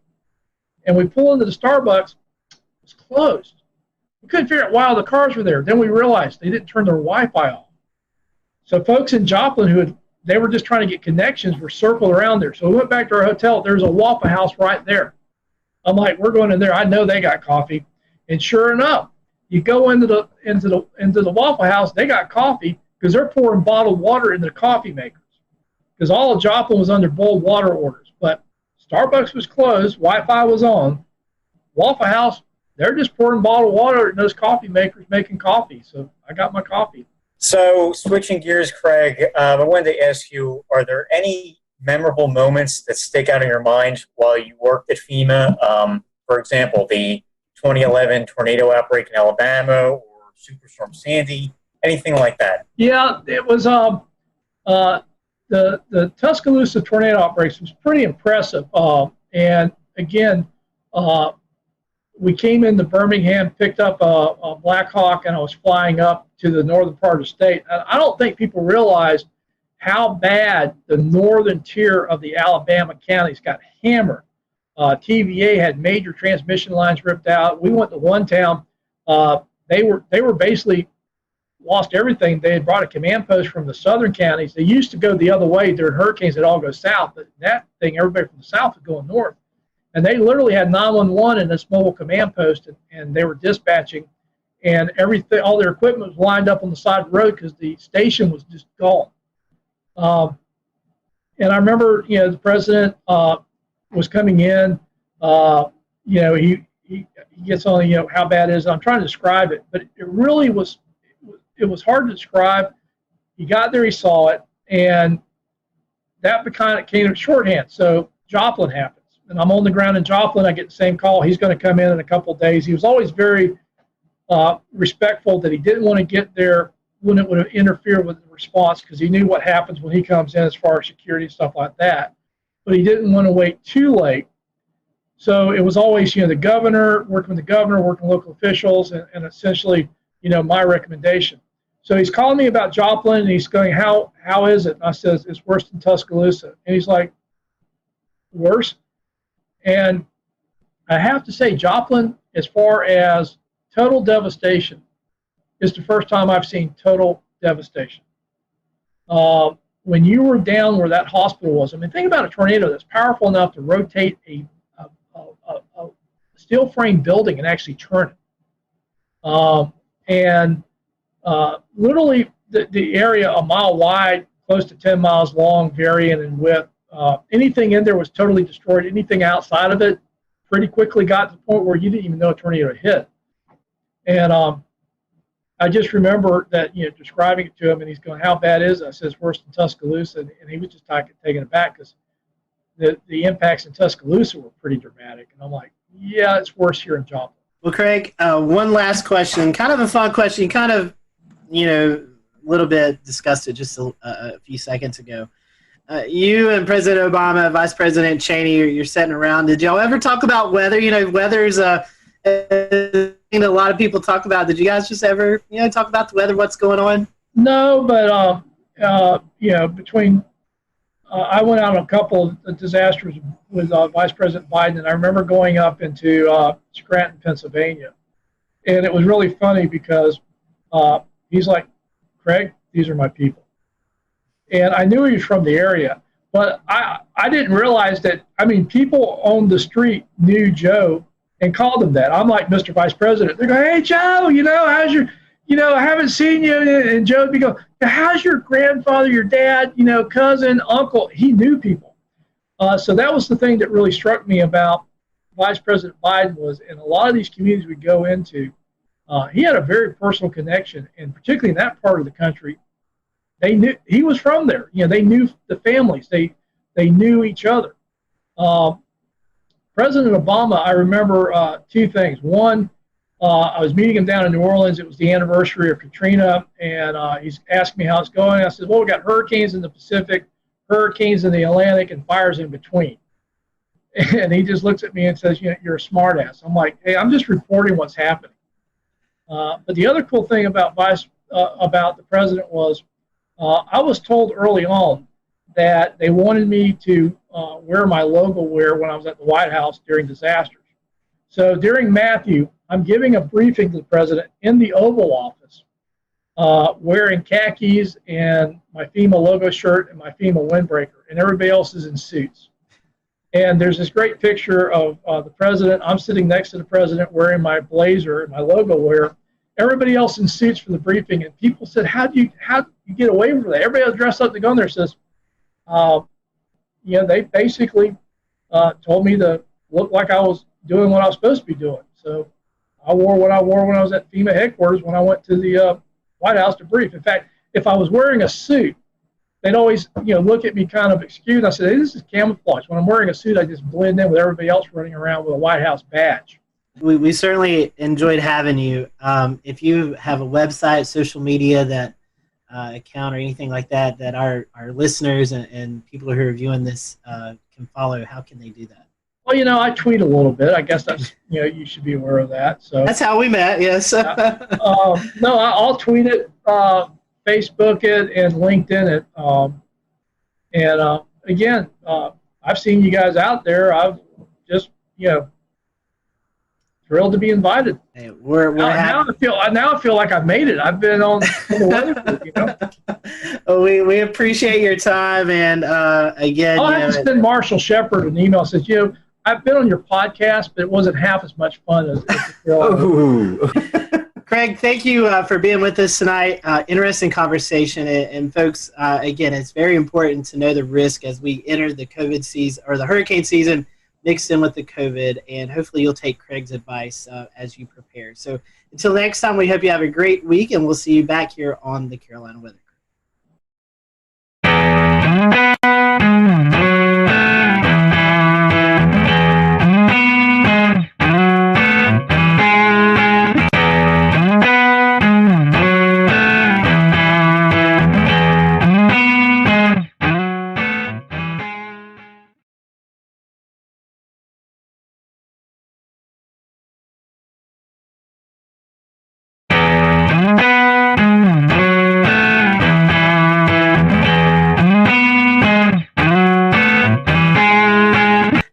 everyone. Welcome to the Carolina Weather Group. We're happy to have you this evening. Welcome to another episode, and tonight's going to be a fun episode. I'm going to go ahead and apologize. I hope I don't talk too much because we're combining weather and sports, and when we do that, it really makes me happy.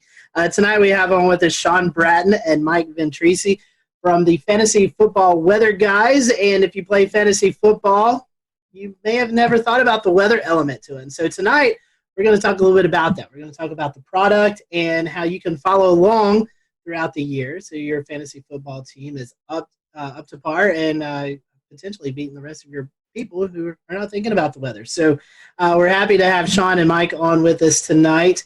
And guys, we appreciate your time. We'll go ahead into the conversation since both of you guys are first-time guests with us. We always start off our questions like this. We want to know how you got kind of caught up into the weather bug, the weather story. So, Mike, what is your weather story? And then we'll let Sean tell his weather story. Hey, thanks so much for having us, guys. This question always comes up, and it always starts off with, it's usually always the same answer, right? It's some kind of high impactful weather event that has just kind of brought us into the field. So I grew up on Long Island, New York as a kid, and ended up experiencing Hurricane Bob in 1991. So it knocked out our power. I'm like, what is going on outside? I originally wanted to be a veterinarian, and I would go home and watch the Weather Channel after that hurricane, just watching Cantore on there with during the season. And I realized I should probably change profession pathways and go into that meteorology just because of how nerdy I was, just kind of sitting out under an umbrella watching a thunderstorm. So, but it was Hurricane Bob that really got me into that passion, and that's pretty much why I ended up getting a PhD in tropical meteorology. So I didn't grow up too far from where Mike grew up. I grew up in New Milford, Connecticut, so it's in Litchfield County, Connecticut, and I actually still remember this day very vividly. I was in first grade, and we were on our, getting ready to pack up and go home, but they didn't let us because we had a tornado warning. So I was basically plastered my face to the window, looking at these ominous clouds and the rain. And I was just like in awe the entire time. Everyone else was scared. I was there up on the window wondering what the heck was going on. And we were actually kept after school for quite some time until the night, until things got cleared up. We did have a tornado touchdown near our school in Litchfield, Connecticut. So it was a really cool event. And then also the blizzard of 96 was a big high impact weather event that had been early January of 96. That was a big event for me. I remember that. We had off school, and we had like 24 to 30 inches of snow. So it was a really cool event too. And then of course, I'm sure you hear this a lot, but the movie Twister came out, and that kind of sealed the deal for me after watching that. We were talking off air, but we've done this show for a while, and it seems like that there's a common denominator there with Twister and how many people is brought into this industry because of the movie. Yep. Like us, we all have our other weather day jobs, and we kind of do Carolina Weather Group, for fun, and that's what you guys do with the Fantasy Football Weather Guys. Tell us about what you do in your daytime jobs. I know you guys are both connected in the weather industry as well. Yeah, so I guess I'll start off. And so I work currently for the Weather Company, which is owned by IBM. When I started my career there, I dabbled with a lot of energy forecasting, pretty much providing weather information to folks who are trading natural gas futures and some of the utilities. But since IBM has stepped into the picture here, they have been transitioned into more of a I guess you could say an analyst. My title is a meteorological engineer, essentially, where my main goal in the company now is to make sure that our forecast offerings are the number one most skillful product out there. So it's been a lot more of data engineering, software engineering, and playing with Twitter on the side, pretty much. It's kind of how it's evolved. For me, I'm actually I teach AP Physics at a school called Lane Tech here in Chicago. So I teach honors in AP Physics, and then I also teach at the College of DuPage. I teach some weather and climate courses there. This is very cool. And so, Sean, that's something, weather, it seems like a lot of people are interested in, but you're actually teaching these kids. We'll get into fantasy football, but I find this really unique. Yeah. What is it like teaching kids weather? I mean, it's something I know we all get to go out and do school talks, but you're actually maybe talking to high schoolers, college kids. Yep. What's the field like right now? I mean, is there a lot of interest in weather? Yeah, so I have taught at the high school level and the college level. And in both of those cases, people are just kind of taking it as a gen ed, right, to take that credit. But one of the things that I found is the application of the content really goes a long way. So if you're going to sit there and just read off some slides, they're going to go to sleep.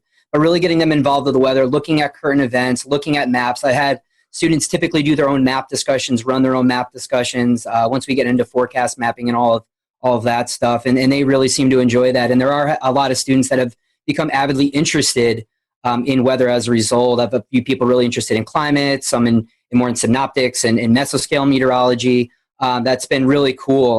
We also do kind of like these little trips. The National Weather Service locally here will do balloon launches.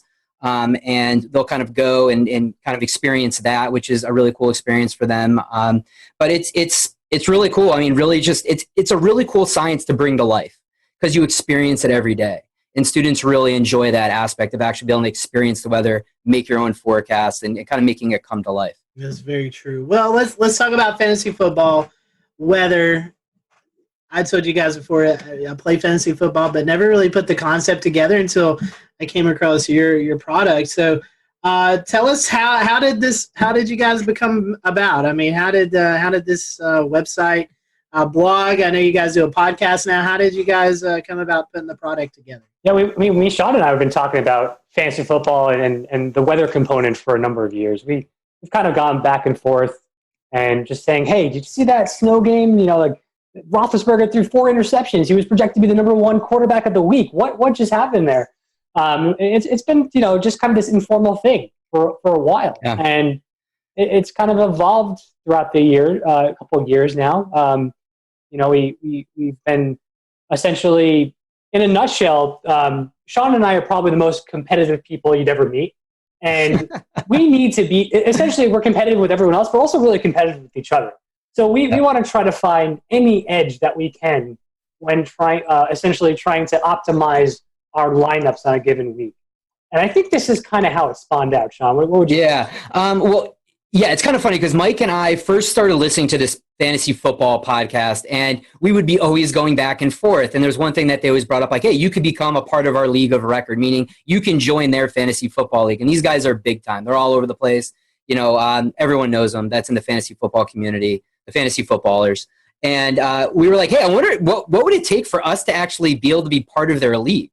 And we were like, well, we're really in tune with the weather and what's going on week to week. Maybe we can trade our experience with weather and letting them know what the forecast is, and maybe they'll let us be in our league. And so Mike and I were actually kind of just pitching this idea, and we're like, wait, as Mike explained, we were thinking about all these events in which weather has played a major role, and we're like, we may have something here. And so last August, essentially, we were like, hey, let's do this. So Mike threw together a website. He's like, all right, we're going to meet at this time every week, do a forecast, and make projections for players. We had a data set we were able to work with at the time, and then we brought on our friend Colin, who's kind of our producer and behind the scenes guy, and our host, exactly. And he's been kind of doing stuff on the side, and it just kind of gained momentum during big weather impact games. We would get people on Twitter and asking us for advice and what was going on, and it's kind of built. And now we're at a point where we brought on Nick Schiraldi, who also has a PhD in meteorology, and he's working, on our quantitative statistical analysis package and user interface on our website to really kind of nail down those numbers, and as Mike mentioned, to kind of give you the edge. So, it's just a really cool thing that we kind of were like, hey, let's just try it out, see what happens, and it's kind of gaining some momentum over the last year or two. I just want to say one quick thing. All the fantasy football weather guys we just mentioned, we're all University of Albany alumni guys. So. That's our deep root connection. Well, I'm going to go ahead and share your website. Let's take a look at what you guys have created here. And I mean, this is pretty impressive because it looks like you guys have developed your own modeling within for the continental United States, what we call CONUS.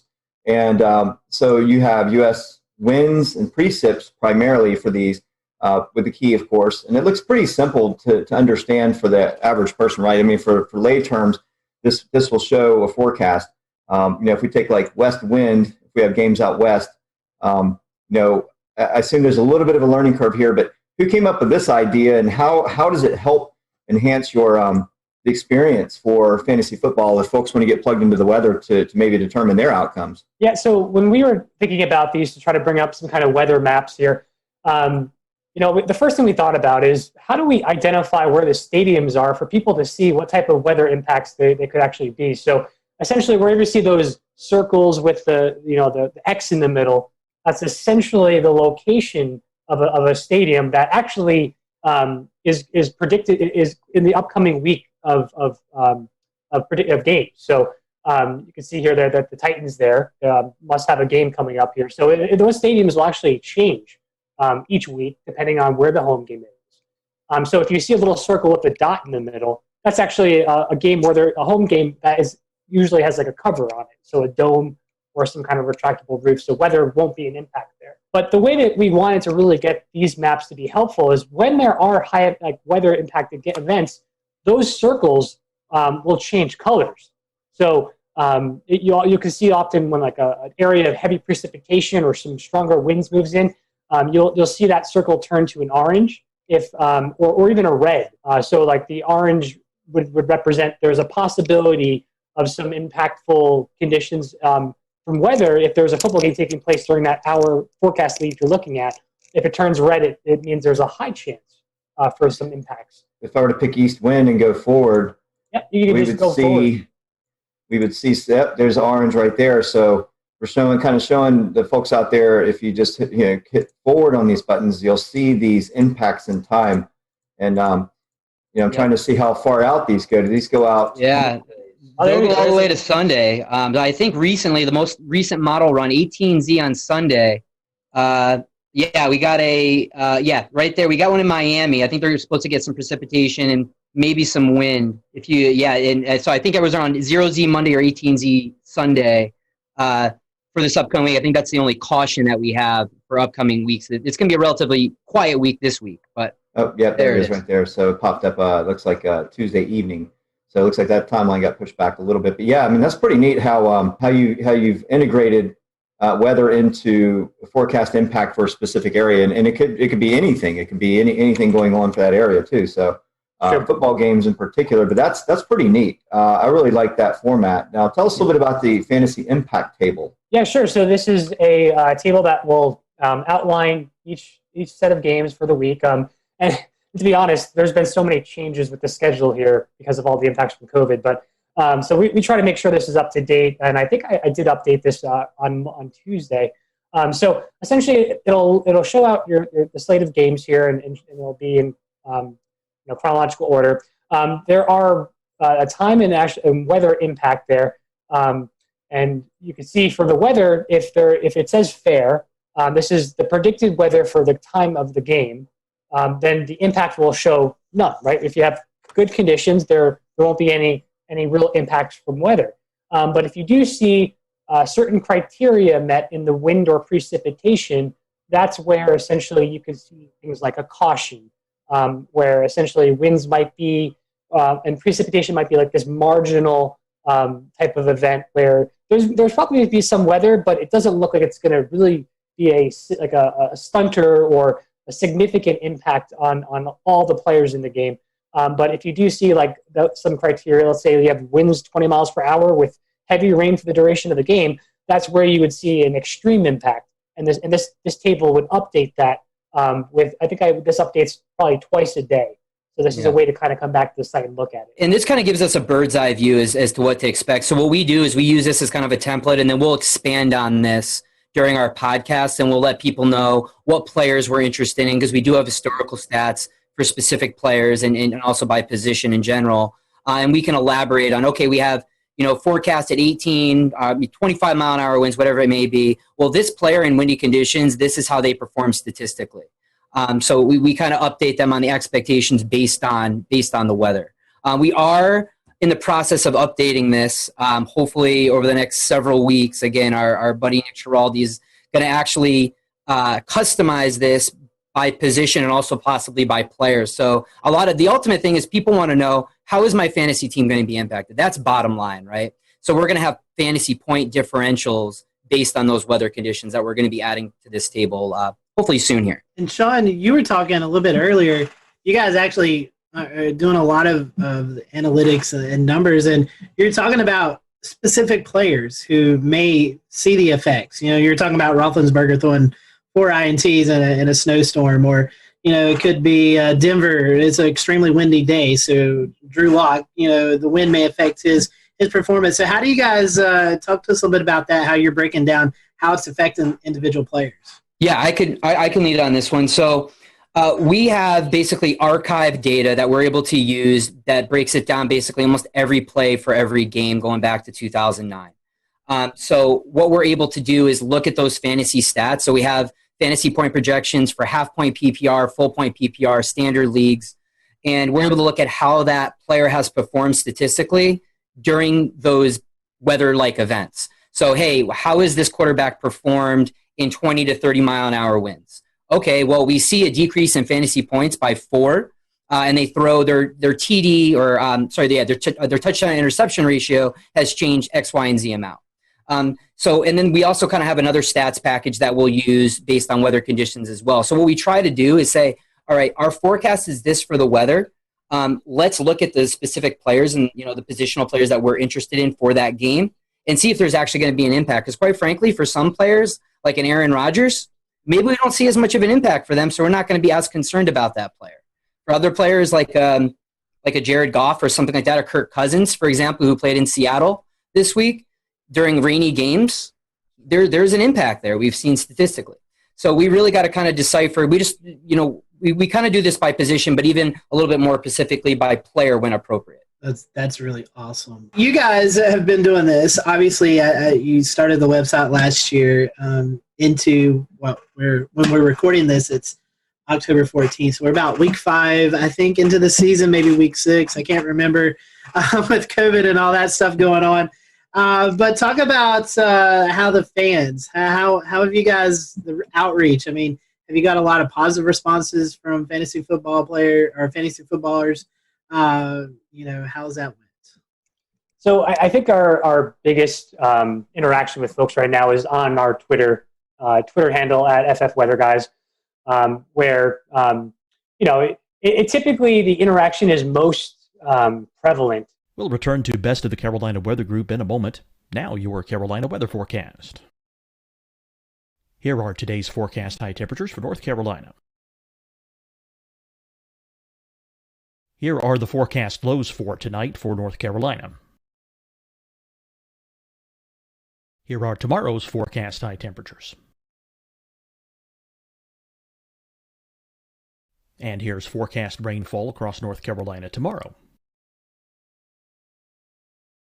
Here are the forecast highs for the day after tomorrow.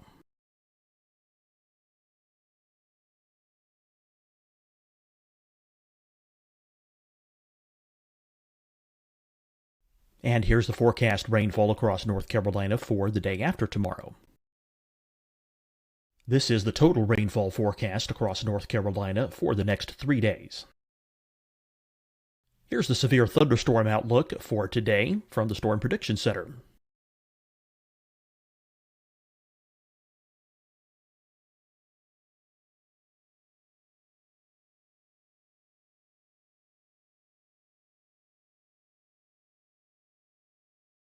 Here are the forecast high temperatures for today for South Carolina. Here are the low temperatures for today for South Carolina. Here's the probability of precipitation forecast across South Carolina today. And here are the rain chances across South Carolina tonight. Here are tomorrow's forecast highs across South Carolina. Here are the forecast low temperatures for tomorrow for South Carolina. And here is the probability of precipitation across South Carolina tomorrow. Here's the precipitation chances across South Carolina tomorrow night. Here are the forecast highs for the day after tomorrow in South Carolina. Here are the forecast low temperatures across South Carolina for the day after tomorrow. And here are the rain chances across South Carolina for the day after tomorrow. and South Carolina's probability of precipitation for that night. Here's the Storm Prediction Center's severe thunderstorm outlook across South Carolina for today through tonight. Here's the Storm Prediction Center's severe thunderstorm outlook across South Carolina for tomorrow and tomorrow night. And here's the Storm Prediction Center's severe thunderstorm outlook across South Carolina for the day after tomorrow through that night. Here's the severe thunderstorm outlook for today from the Storm Prediction Center.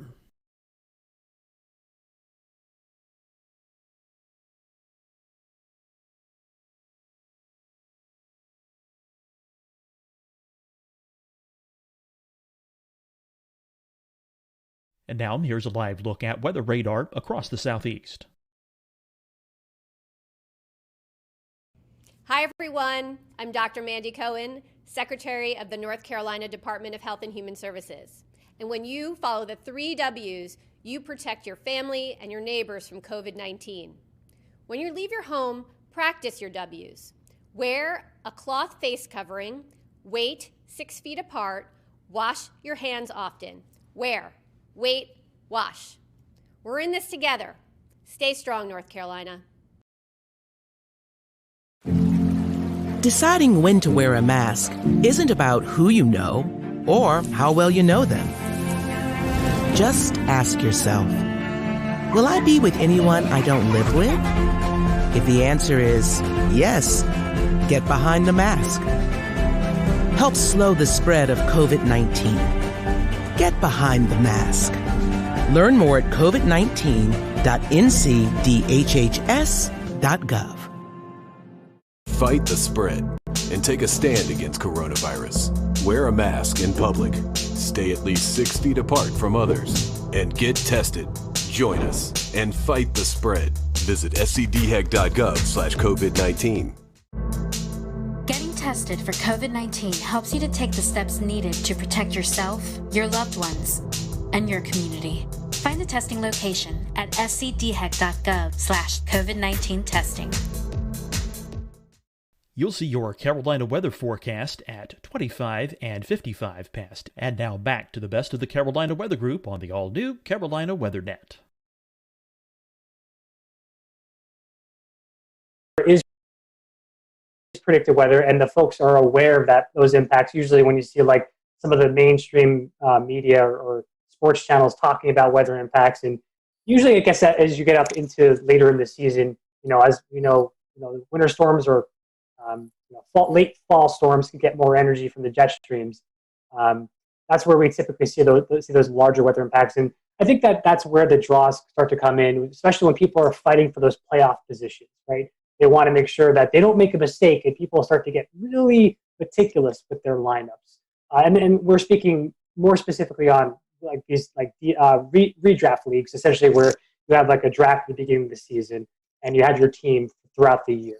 So that's where we've seen the most interaction with regards to our fan base. Yeah, and during those weeks, I mean, we'll broadcast on our Twitter feed like, hey guys, this is what we're forecasting. Here's are the impacts, and people will reach out to us. They're like, hey, I'm deciding between playing this player and that player. What do you think? And we'll say, hey, based on what we've seen in these weather conditions, this player has a discrepancy of this. We would side with this guy. And so we've seen this for a variety of weather events. Most people think of the big rain or snowstorms. This also applies for a high impact wind events as well. We had 1 week last year that we had 4 big wind events, whereas 25, 35 mile an hour winds, we saw considerable impacts. Yeah. One of those games was the Kansas City Chiefs, and people who were starting Tyreek Hill and Patrick Mahomes, they were really intent on getting some of those deep bombs that just never happened. They didn't get any passes over 20 yards. Yeah, you literally see these coaches' plans. They change their game plans essentially based off of some of these weather conditions. Yeah, when it's bad enough. And even more recently, Mike and I used this information. We were expecting rain for the Washington game for the Washington football team. And so we actually steered away from Terry McLaurin, and he only had 3 catches for 26 yards, I believe, on Sunday. So, which I mean, it wasn't wet for the entire game, but enough where it played an impact. So, yeah. You mentioned mainstream media. You don't have to drop any names, but have you found maybe a few of those folks sliding into the DM saying, "Hey, what's the weather going to be like?" Everybody's always asking for fantasy football advice. Who should I start? Who should I sit? Have you ever had any any messages from folks maybe on the TV that's asked for your opinion? So I don't think we've had any essentially any folks reach out for start-sit decisions regarding that, but we have some interaction with some of the folks from Fantasy Pros and the Fantasy Footballers, and I think there was a couple of folks from Yahoo. It's Yahoo that are all involved in the industry that will kind of interact time to time with us on Twitter. I think last year, one of the guys from the Fantasy Footballers, Jason Moore. Jason Moore, yep. Yeah, he reached out, and it was literally a question about weather, and he's just like, is there any weather experts out there that would understand to know what the actual forecast is here? Because it was during that time of year where it was really high impactful for the people watching for this particular game, and he did reach out to just put a general question. A lot of our fans CC'd him or tweeted at him with our handle, so we can kind of go in there and provide some information. Hey guys, we touched on this a little bit with talking about individual position players and the impacts on them. I was wondering a little bit about the kicking and punting game. I mean, that seems to be an area of the game that could really be influenced by wind in particular, but also precipitation as well. What sense do you guys make of how important weather is on that aspect of the football game? Yeah, that absolutely is. And a lot of this comes down, another message that we speak to is it really matters based on the stadium as well, how the winds are swirling around that stadium, how they're funneled in, and also the field type as well. Is this an AstroTurf? Is this a grass field? So those are all things that play in to how well a kicker can perform in weather conditions. We're in the works right now of gathering kicker data. So I don't want to, say anything quantitatively as far as like from a statistical analysis standpoint, but observationally, we usually talk about games after we see them after the week, and we'll talk about kickers, and we definitely notice that higher winds going cross field or going against the kicker definitely have an impact for sure. So guys, on any given Sunday, we can have a very diverse slate of weather across the U.S. Are there any particular locations across, anywhere that you guys forecast for that you find particularly challenging or frequently come up as a caution flag? The most challenging weather for us is convection. It's a really anything in the Florida area, typically in the southeastern United States. This is something that we struggle with early season, late summer and early fall when convection's still blooming. And the high res models will pick up on this stuff. And, we're out 72 hours out. We're like, all right, it's looking like it's going to happen. And we literally have to update people like hourly on Sunday to be like, all right, guys, this is the recent model run. This is what we're expecting. Because, those are mesoscale features that are incredibly hard to predict for a 3 to 4 hour window of time during a ball game. But at the same time, those could be incredibly impactful because you got heavy rains and a lot of wind typically associated with those as well. So I would say those are the ones that we struggle with the most when there's any type of convection. Yeah, those are the events that typically trip our algorithms in our fantasy impact table and some of our maps. If you look at those circles and when we change different colors, you'll see certain model runs show the impacts, and then all of a sudden they take them away because the models are having a hard time resolving the convective features. And sometimes they can sneak under the radar. I remember there was a game last year in Jacksonville where we had this strong northeasterly flow off the ocean that was just bringing these shallow convective cells across the stadium. And it was just like the popcorn variety, and it was just causing. You would hear we didn't talk about it much in the podcast that week because we were the models didn't see it, and then all of a sudden they'd be raining on and off during the game, and Sean was sending us messages. Do you see this rain? It's going. It's the announcers are talking about it. We missed this. I'm like, oh my god, fun. The joys of forecasting Florida weather. I can only imagine your models. Is it like a blended run? Is it like a high resolution, like her 3 kilometer going into the NAM 3 and 12, and then to the GFS out to the 7-day? Do you layer it in that manner? That way you get the higher resolution or the RAP in the first couple of days? So this is something that we're still working on. And right now, as we were kind of spinning up things here, we've been relying mainly on GFS data at first, but we are shifting over to leverage the National Weather blend of models from the National Weather Service. So we are going to be shifting over to that because obviously those are the guys that are paying attention more to each location as and try to be as skillful as possible. And then we can take that information and convert it into the impact, or how that impacts specific players. So it takes some of the burden off of us in the forecasting world, and allows us to focus on that impact piece. And then we can also elaborate on that. I mean, because we may use that from the National Weather Service, but obviously we have access to the different high resolution models. And again, that's something that we typically expand on during our podcast. And there may be some games that don't even come up as a caution on our table necessarily because they may not meet a certain threshold. But for us, just observationally, we know these are things that we need to monitor. So we'll mention them during our podcast or on Twitter. You're talking about Southeast Convection. I would also imagine maybe lake effect snow, Buffalo, Chicago, Cleveland, Green Bay, all locations that could see that, where one side of town could get 6 feet and the other side could get like 2 inches, Getting back to your social media outreach and your fans, the football fans in general, and how you integrate, how you kind of mesh with everything. How do your fans respond to your products, right? Because it looks like you do everything kind of for free. You're sort of providing that kind of service. And do you find that a lot of fans are really into what you do and share it out, and you get a lot of good response and positive feedback out of it? Or how does all that work? How do you get your how do you know how you're doing overall? Yeah, no, we always appreciate the feedback. We'll have some people that'll reach out like, oh, I really wish I knew this, or I really wish you approached it this way or offered this kind of information. And again, that's kind of how we're working in developing our webpage and our user interface. So most people have been really constructive and just really helpful and really nice, which is not always the case in the weather world, as we know. Mm-hmm. But yeah, no, it's been a really good experience. We used to even do a photo contest where people would, obviously not the case now, at least for most stadiums, but if you were at a game where there was weather, take a picture for us and, we'll put it on our website or show it during our podcast. And people seem to appreciate that as well. Yeah, on our website, we do have something called a mail bag where some folks can come in and write us a question, and we can essentially take that feedback and discuss it and respond back. So that's something that's also an option on the website. Yeah, I think it's this right here. So you can put your message in and submit. And then there was also what you talked about with this weekly weather blog, then the photo contest. So looks like, you give folks an incentive to sort of be more of a part of the website, which I think is great because you're allowing them to interact with you in your domain, which is awesome. So well, talking about the product, we'll start to wrap up here. How can we find you? What's the social media platform of choice? I don't know if you guys do Facebook. I know you do Twitter, but tell us about social media. I know you guys do podcasts, blogs. I even think you might be dabbling into doing some live game updates. Am I correct with that? Yes. Yeah. So we've been moving onto the Twitch platform. So if you twitch.tv/FF Weather Guys, that's essentially we have our show usually on Thursday or Fridays. We try to do it around 8 p.m.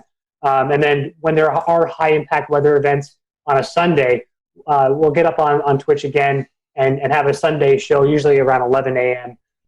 That's one source where we've been kind of more interactive with folks. Well, guys, thank you for your time. We appreciate it.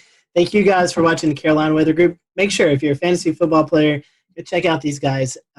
Fantasy Football Weather Guys. Google them. You can find the Twitter account, website, all of that good info. And make sure that you tune into the blog and the podcast, as well as the live broadcast there on Twitch on Sunday morning. So until then, we hope you have a great week, and we'll see you next time here on the Carolina Weather.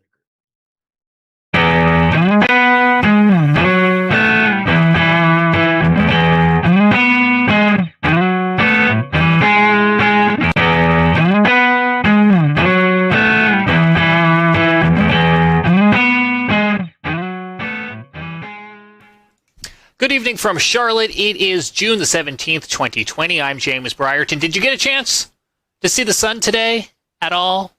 Maybe kind of, sort of. We have been cut off from the rest of the world. No, I'm not talking coronavirus. I'm talking about this low pressure that has just parked over the Carolinas today. It's very pretty on this satellite image that our friend Brad Panovich captured. You can see it there just spinning out over like Fayetteville, Fort Bragg, between Charlotte and Raleigh, just spinning and spinning and spinning, but that just socked us in with clouds. I did see just a little bit of sun today here in Charlotte before the sun went down, and that was a nice change of pace after a couple days of cloudy and cold weather. All right, this week we are talking the PGA Tour, which has resumed and is in Hilton Head, South Carolina for the RBC Heritage. Kicks off tomorrow after a couple of practice rounds. I'm holding here the weather forecast from their on-site meteorologist, Stuart Williams.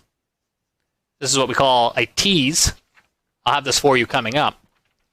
What we're going to get to first is a piece of tape that has been very patiently waiting in the wings. So Stuart sat down with the Carolina Weather Group in February to record an interview that at the time we thought was going to air alongside the Wells Fargo Championship here in Charlotte. Well, as you now know, that never happened, and other PGA Tour events were canceled. They are now resuming operations without fans and will be playing in Hilton Head, South Carolina. So we are very excited to be able to bring this piece of tape to you. This is a premiere of a new episode. You've never seen this interview before, despite the fact that it was recorded in February, but I felt that I needed to explain to you that it was recorded in a time where I could still get a haircut, and where the picture of snow over Scotty Powell's shoulder made sense, and all the references to fans attending the event also made sense back just a few months ago. So without further ado, we'll get on over to this, and then coming up later on in the program, about 30 minutes from now, we'll get a check of your weather headlines this week, including that PGA Tour forecast, an update on Sharpie Gate, and we'll take a look at the tropics as well, too. But without further ado, here is our interview with Stuart Williams, the on-site meteorologist for the PGA Tour, and he'll tell us a little bit about the company he works for as well. Hello, everyone. Welcome to the Carolina Weather Group. We're happy to have you this evening, and we present Mr. Stuart Williams, meteorologist for the PGA Tour, which is a really cool job that I would love to have. As a big golf fan, I think it's a really unique job that Stuart has, and he's going to talk to us a little bit about that tonight and let us know what all his duties are as he travels across the PGA Tour. And we'd love for you to interact with us tonight. So if you have any questions or comments, feel free to drop them on the social media platforms, and we'll address those. And we'll let Stuart give out some of his social media information towards the end of the interview tonight. That way, if you want to follow him on Twitter, you can do that, or just get more information. So we appreciate having Stuart with us tonight. Stuart, welcome back to the show. I know we had you on a couple of years ago, fellow North Carolinian, and it's great to have you with us tonight. Glad to see that you're actually home and not out on the road right now. So for those who may be introduced to you for the first time, tell us a little bit about you. I know you live here in North Carolina. You went to school here in North Carolina, so kind of give us a brief background about who you are. Yeah, I grew up in Winston-Salem. I currently live in High Point, North Carolina. And I got my meteorology degree from UNC Asheville, so I was actually there from 1988 to 92. So that kind of dates myself there. So 50 years old now, so I'm getting older. But after that, I started working for a company called Mobile Weather, and we started doing golf tournaments, weather for golf tournaments. So it started like with the Crosby Celebrity Tournament there in Winston, and the Vantage Championship, which was a Champions Tour event in Winston. And after that, I was interning then at that time when we started those, probably about 91 or so. And then as I graduated, we kind of formed a company called Mobile Weather, and we started doing more and more golf tournaments. So individual tournaments would hire us. And then from there in 1995, we signed a full-time contract with the PGA Tour doing all their events. So, and it just kept snowballing from there. And then, so I was working with a company then called Mobile Weather. And so we were doing golf tournaments. I was traveling all over the country. And then in 2005, I started working for DTN. And ever since then, I've been with DTN, and we just keep growing and doing more and more events. So, we have all the PGA Tour, Champions Tour, Korn Ferry Tour. We do the LPGA. We do the PGA of America, which includes the PGA Championship, Ryder Cup, Senior PGA, and some of their smaller events. And we do quite a few international events for IMG. We do a lot of Asian tour tournaments in China and Taiwan and that kind of thing. So, we do over 150 events a year now. So it's quite busy. Well, I know you're not the only one. I mean, that's a lot of traveling. So, yeah, tell us a little bit about your team. How many meteorologists do you guys have, Is it just you that goes out to a tournament, or is there kind of a team aspect for you guys? Yeah. How's that going? Yeah, we've got we've got 7 or 8 guys that travel all the time, and we usually just send one person to each tournament or event that we cover.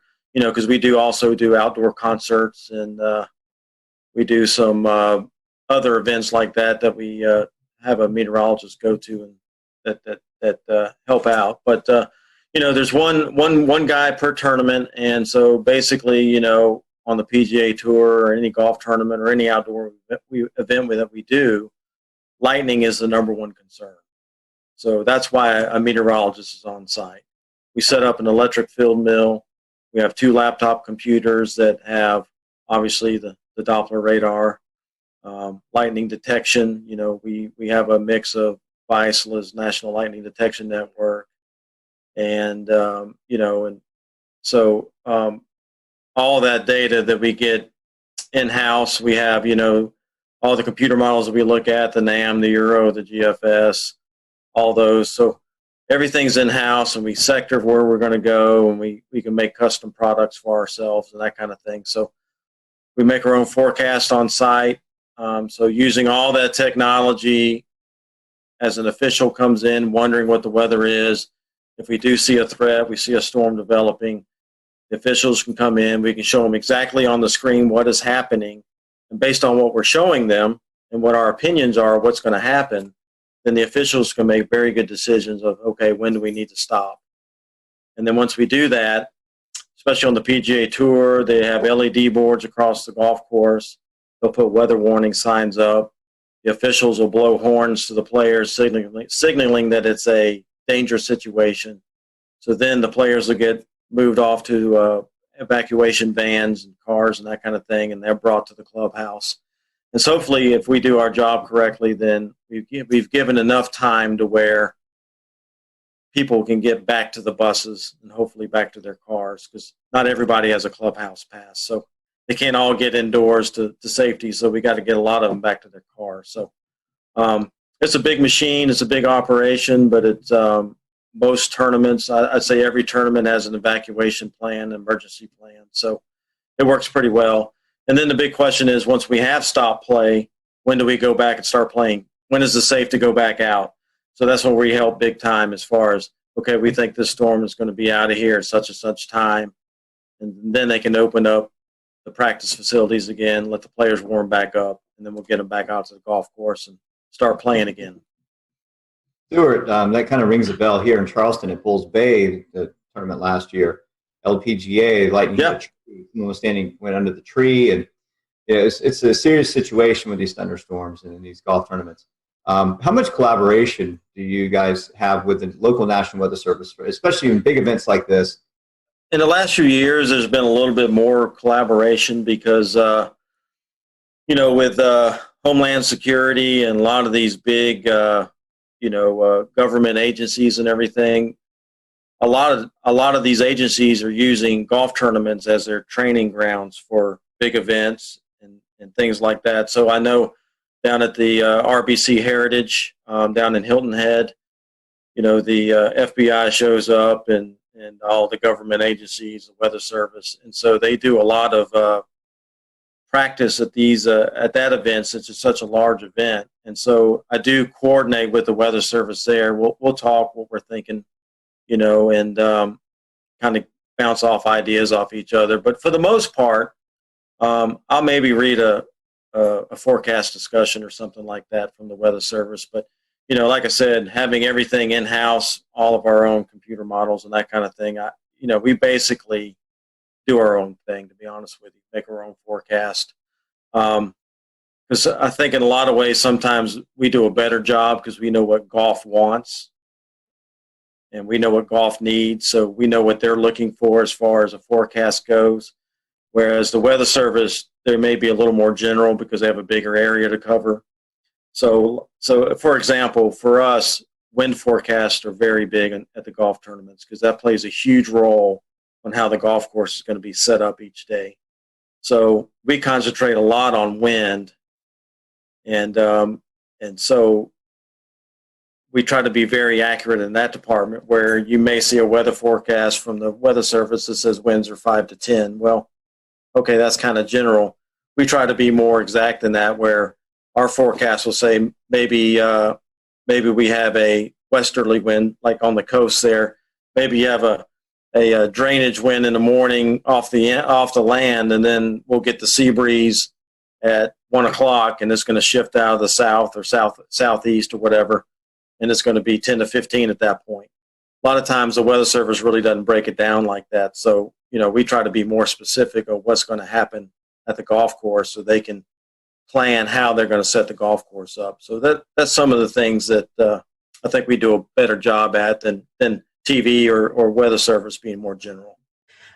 Stuart, let's play. Let's hope we're not forecasting too far in the future. We have a Wells Fargo Championship coming up in Charlotte, the Wyndham Championship in Greensboro. Let's say that you're there forecasting and you see it could be a potential stormy day. That there's going to be thunderstorms moving into the air. What is it? Kind of give us what you do the morning of. Kind of give us a play-by-play of what that setup looks like if you see it's going to be a stormy afternoon or something in these tournaments. Well, let's say the first tee time is 7 a.m. Okay, that's usually when most tournaments start, 7 in the morning, and I'm usually there probably about 5:30 in the morning, because I'm looking at weather data, looking at the latest stuff, making my forecasts and getting that out and distributed, uploaded to the player page, that kind of thing. And so we also have radios that we communicate to the officials with. So every morning I'll go into the rules office and tell the guys as they head out to set the golf course up what I think the winds are going to be that day, and then what time I think the best chances of us getting a thunderstorm.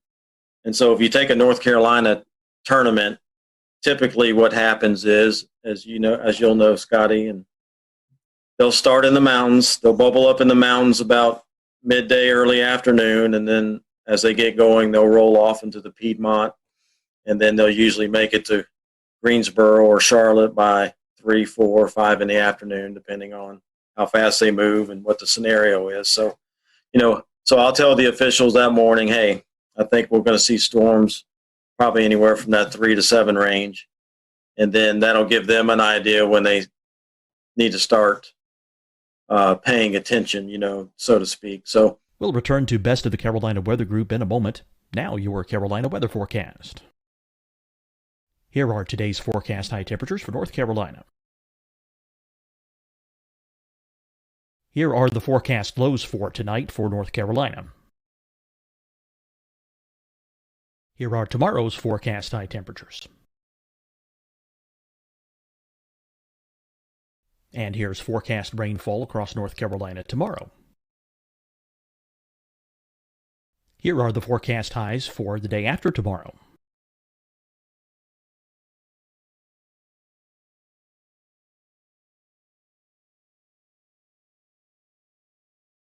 And here's the forecast rainfall across North Carolina for the day after tomorrow. This is the total rainfall forecast across North Carolina for the next 3 days. Here's the severe thunderstorm outlook for today from the Storm Prediction Center.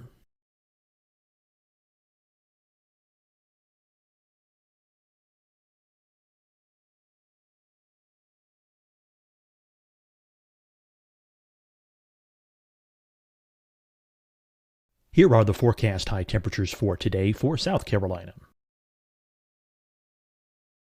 Here are the low temperatures for today for South Carolina. Here's the probability of precipitation forecast across South Carolina today. And here are the rain chances across South Carolina tonight. Here are tomorrow's forecast highs across South Carolina. Here are the forecast low temperatures for tomorrow for South Carolina. And here is the probability of precipitation across South Carolina tomorrow. Here's the precipitation chances across South Carolina tomorrow night. Here are the forecast highs for the day after tomorrow in South Carolina. Here are the forecast low temperatures across South Carolina for the day after tomorrow. And here are the rain chances across South Carolina for the day after tomorrow. And South Carolina's probability of precipitation for that night. Here's the Storm Prediction Center's severe thunderstorm outlook across South Carolina for today through tonight. Here's the Storm Prediction Center's severe thunderstorm outlook across South Carolina for tomorrow and tomorrow night. And here's the Storm Prediction Center's severe thunderstorm outlook across South Carolina for the day after tomorrow through that night. Here's the severe thunderstorm outlook for today from the Storm Prediction Center.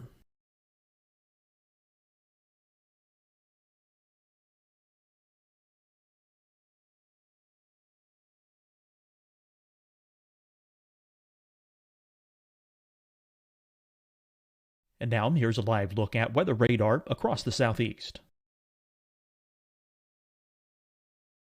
Hi, everyone. I'm Dr. Mandy Cohen, Secretary of the North Carolina Department of Health and Human Services. And when you follow the 3 W's, you protect your family and your neighbors from COVID-19. When you leave your home, practice your W's. Wear a cloth face covering, wait 6 feet apart, wash your hands often. Wear, wait, wash. We're in this together. Stay strong, North Carolina. Deciding when to wear a mask isn't about who you know or how well you know them. Just ask yourself, will I be with anyone I don't live with? If the answer is yes, get behind the mask. Help slow the spread of COVID-19. Get behind the mask. Learn more at covid19.ncdhhs.gov.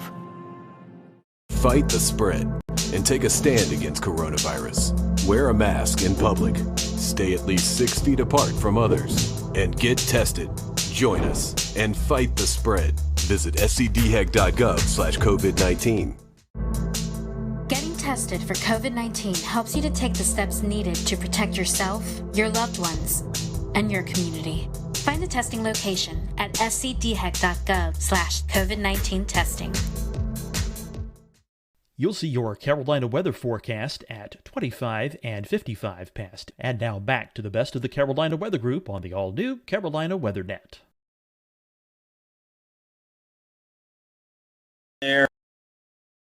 I'll keep looking at the new data, see if there's anything we need to update. And then obviously I keep watching the screens. I'll have the radars going and that kind of thing. And then as soon as I see something that has a potential of getting to us, that's when I'll get on the radio and tell the officials, hey, I'm seeing some thunderstorms over, let's say, Yadkinville, and they're going to be moving across Winston and the Greensboro here in the next hour, hour and a half. So that'll give them the heads up that, hey, I'm starting to see some stuff that could impact us here in the next hour or two.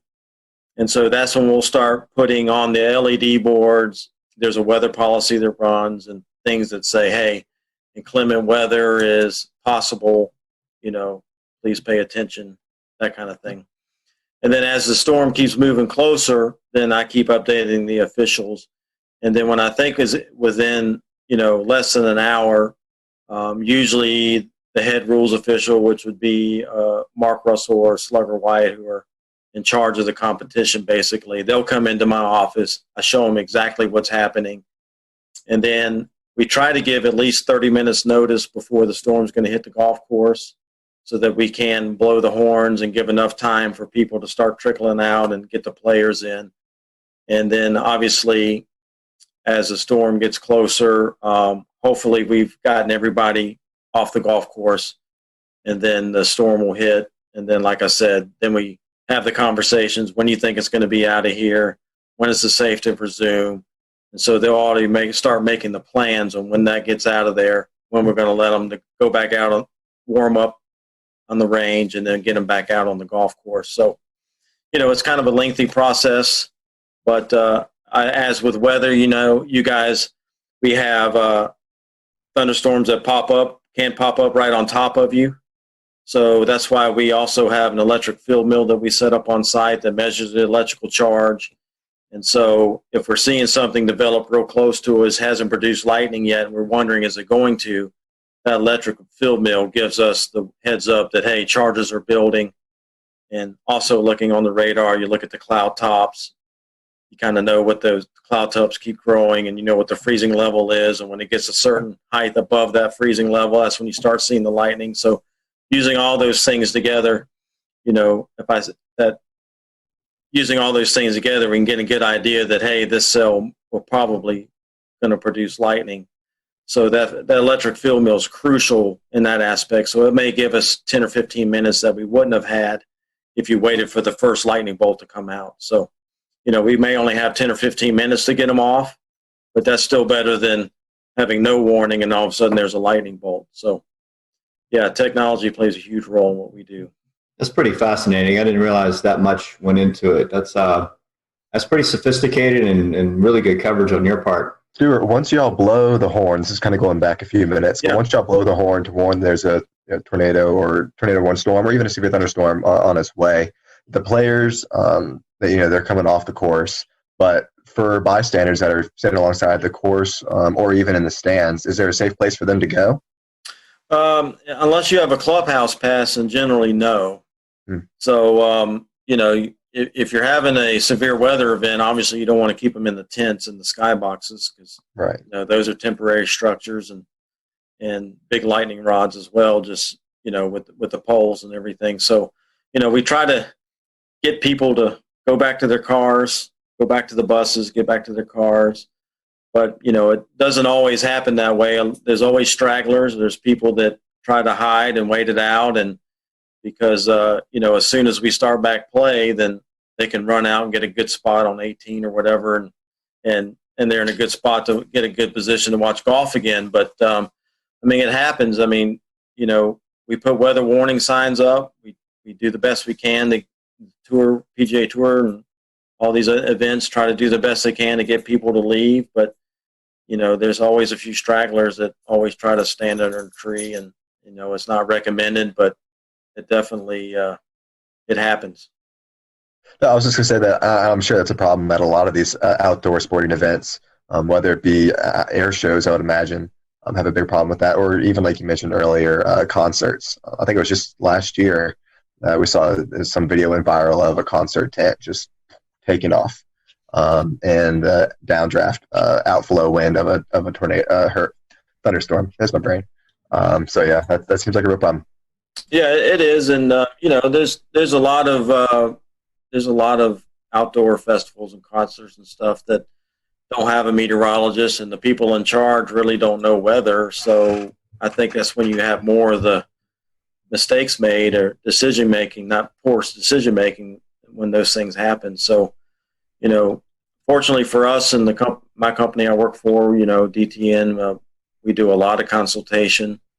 We have a lot of customers that call in and get opinion from a meteorologist. So I think it's getting better and better as far as people hiring meteorologists or at least weather companies to help them out and make good decisions. And like for me, on the on-site business, actually have a meteorologist at your site is expensive. You got to pay for hotel rooms and airline tickets and ship equipment and plus have the meteorologist there. So that's kind of a hard thing for some organizations to pay that kind of money to have somebody there. But once you have that meteorologist there that's on site, they see how it works and how it takes the pressure off them making these decisions. And it actually pays for itself, to be honest with you, to make good decisions. But, like I said, if you don't have the money, a lot of these organizations just don't have the budget for it. Hey, at least they can still hire a company like mine and have a consultation where they can call in, so it definitely makes a difference. Definitely so. Able to do that for Speedway Motorsports Incorporated. It definitely, I tell them, I'll worry about the weather. You guys worry about running the event. And it's just, I think it's a peace of mind for those folks. Well, I say it all the time myself is I'll tell you when you need to worry. Yeah, I'll do the worrying for you. Exactly. I'll tell you when you need to worry. So, I want to get back to what you mentioned about winds, right? So we talked about wind science, right? And we get into the nitty gritty of it, right? So you're talking about sea breezes, you're talking about things at the coastline, even inland, where you can have wind shifting or building, stronger pressure gradient, higher winds from certain directions. Do you get into the science of saying, you look at the course, you look at the direction of wind, the dominant direction of wind for the day, and the speeds? Do you talk about which links are going to be more difficult than others? When you look at long-range trajectory shots or higher iron shots, do you speak about look for a lean to the left or hooking or anything like that when you get into the wind forecast? Yeah, the rules officials, the guys that are setting up the golf course, they're the ones that's more concerned with which holes are going to play. Let's just say we have on hole number 1, we have a strong south wind and it's blowing, 15 to 20 miles per hour. Well, if it's blowing from behind them, then a lot of times what they'll do is they'll move the tee blocks back so that hole plays longer. And then on the next hole, maybe it's going the opposite direction. Now it's in the player's face when they tee off. So they may move those tee blocks up so it plays shorter.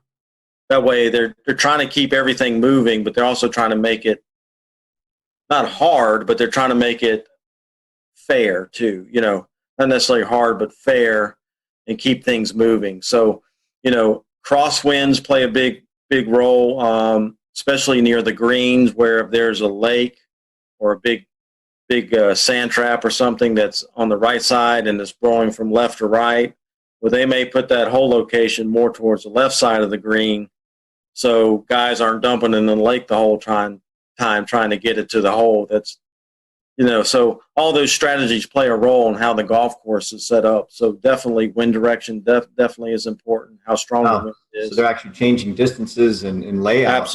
Absolutely. So we have 18 holes. We have 18 holes, and all through that golf course, it's going to be in their face or behind them, left to right, right to left. So all those things play a role in how the golf course is set up. So definitely wind definitely is a major impact on golf tournaments. So. Very interesting. Very neat.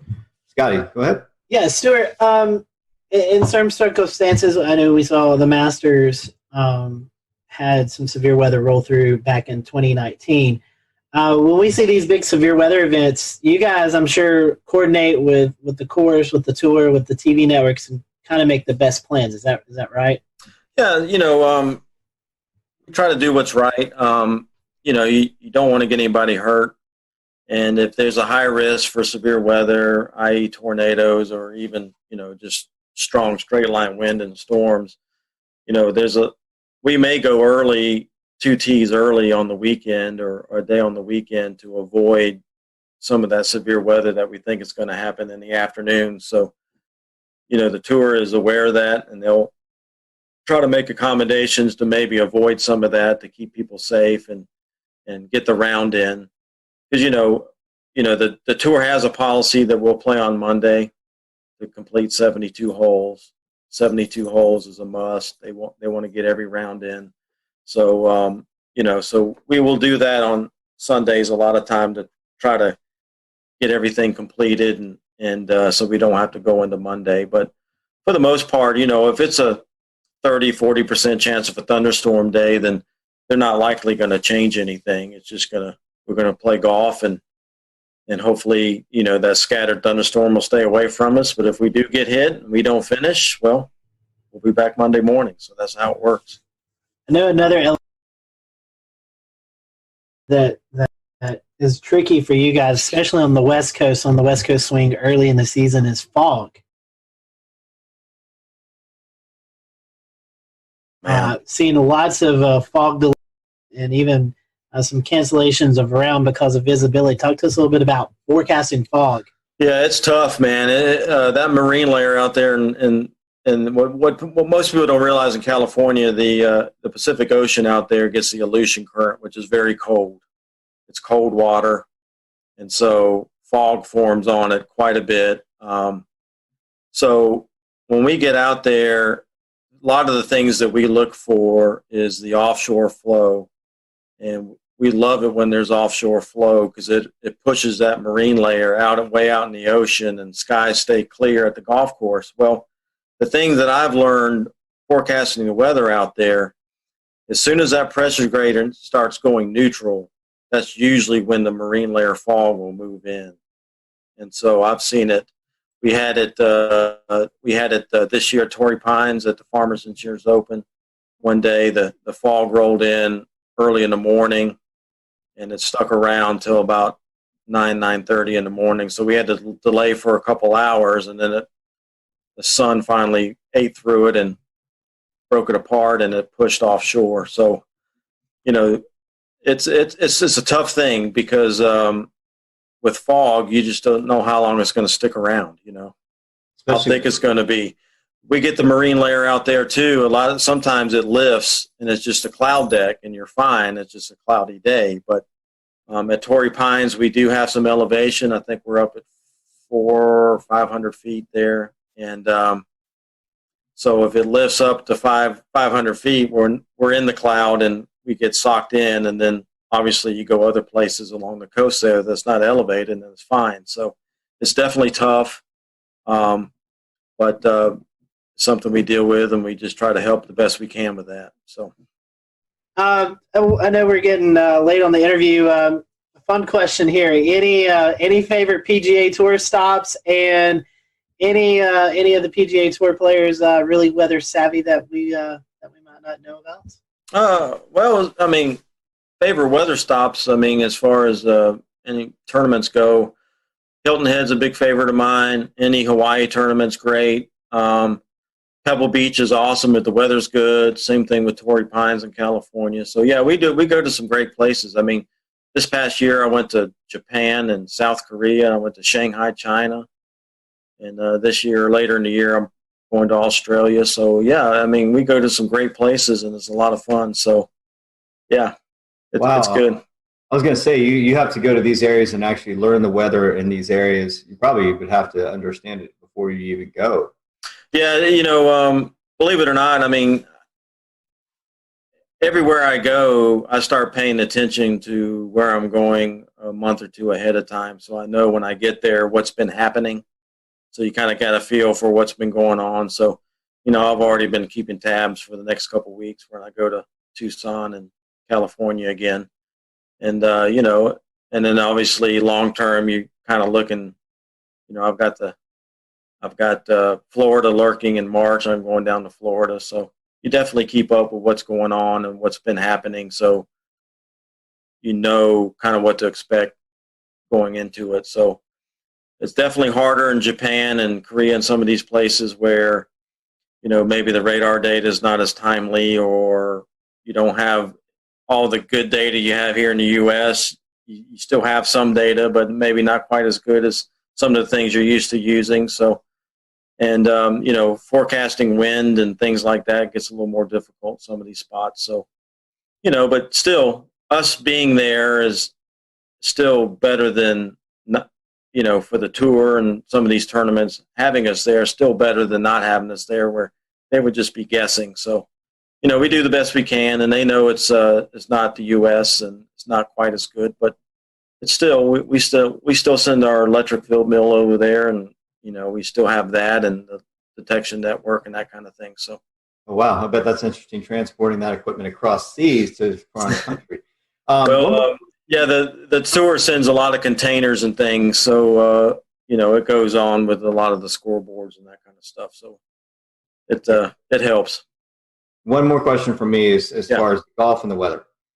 Talk about course saturation. We're talking about frost in the morning, dew on the grass, dew points, humidity, right? How does it factor in to your forecast for when the starting time is? Does that sometimes get pumped up because of the ground's just wet and needs time to dry out, or?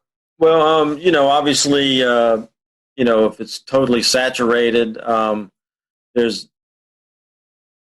the rules of golf dictate what we can do as far as playing golf on a saturated golf course. So if there's still some standing water or some real wet areas, the tour a lot of time will institute a policy of lift, clean, in place, where they can get relief maybe from some of those spots to a drier area that's not any closer to the hole, but they get some relief.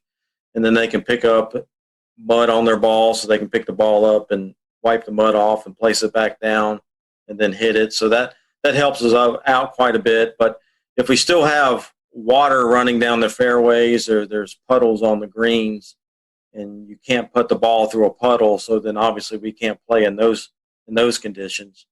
But, golf courses are made to drain. So, typically once the standing water is gone, then they institute that policy of maybe lift, clean, and place. That way we can still play and not be stopped under the rules of golf. So as far as frost goes, we do try to do frost forecasts.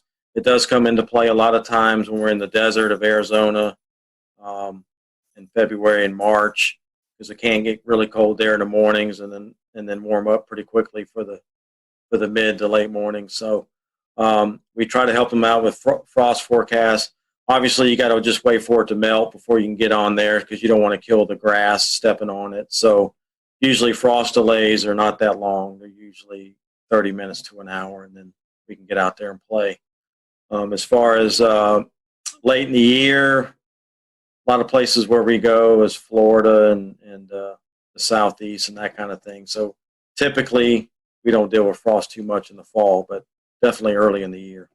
Well, Stuart, thank you so much for joining us. We certainly appreciate it, and glad that we could catch you while you're here at home. And we wish you the best of luck as you travel out to all these cool destinations, and hopefully you'll have some good weather. If folks want to follow along, do you have a social media account or something you'd like to promote? Yeah, you can follow me on Twitter. It's at PGAWXMAN and the number 1. So it's PGAWXMan1 on Twitter. And I'm on Facebook, just Stuart Williams. You'll just have to find me on that. But that's the only 2 social medias that I'm on.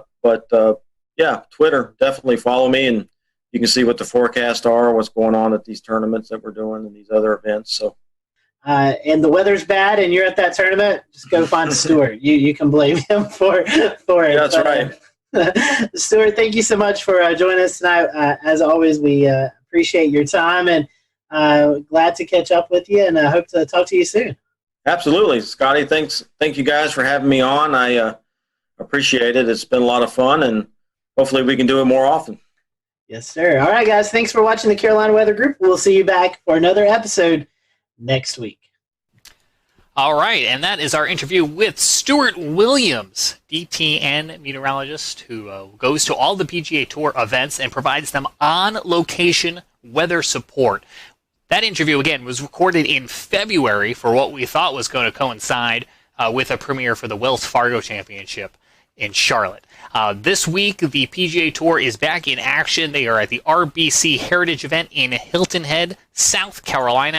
And from Charlotte, I am James Brierton. We will see you back here next week. We will leave you, I'm trying to pull up a camera in Hilton Head, South Carolina to take a look at conditions there right now. It's not coming up. Go figure. But you'll have to trust us that Stuart's forecast says it won't be all too shabby. And here it is. A look from the Salty Dog there in Hilton Head, South Carolina. Again, I'm James Brierton, Charlotte. Thanks for joining us. Have a good night.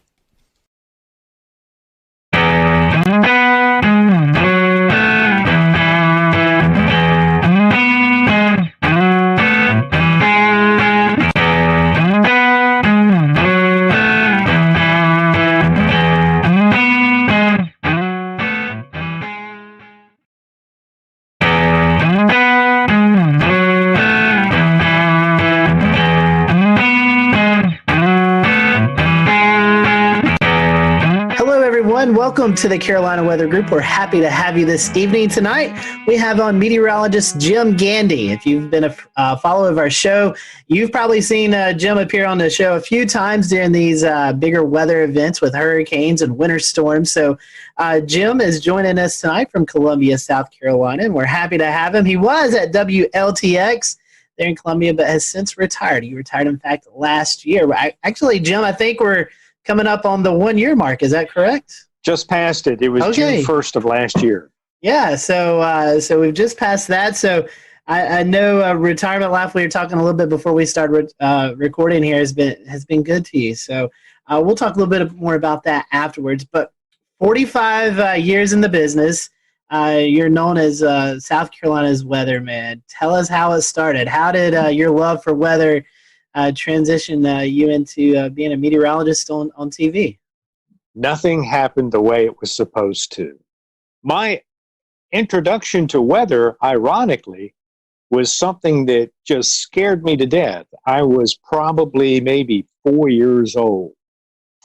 My dad was going to take me across the street to our house, and all of a sudden, the sky right before me just lit up with lightning.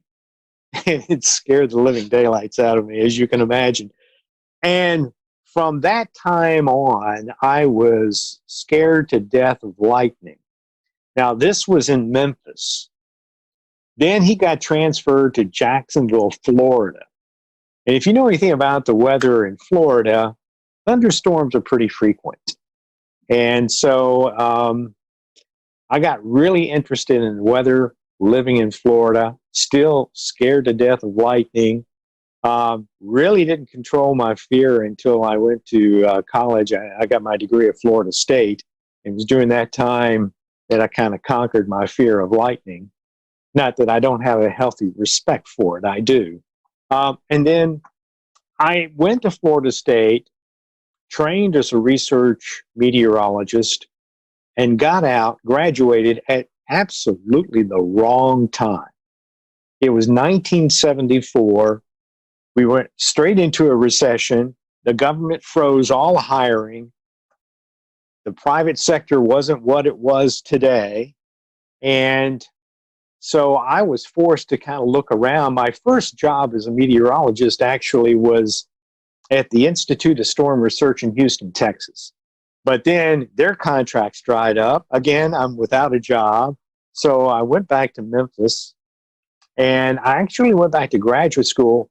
And that first semester in graduate school, one of the TV stations in Memphis called me and asked me if I wanted to come down and audition.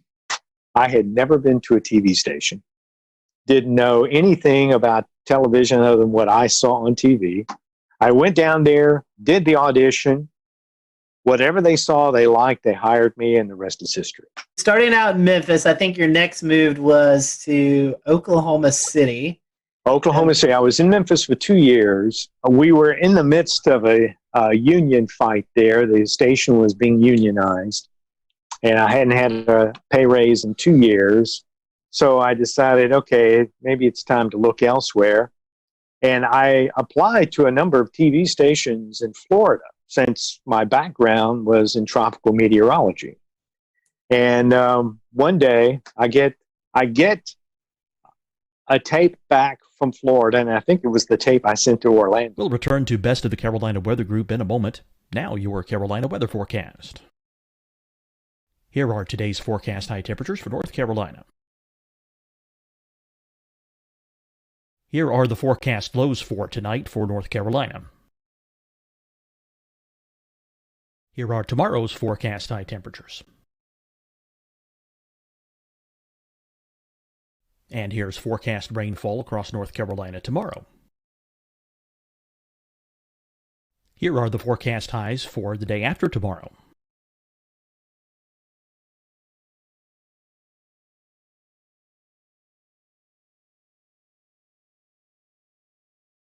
And here's the forecast rainfall across North Carolina for the day after tomorrow.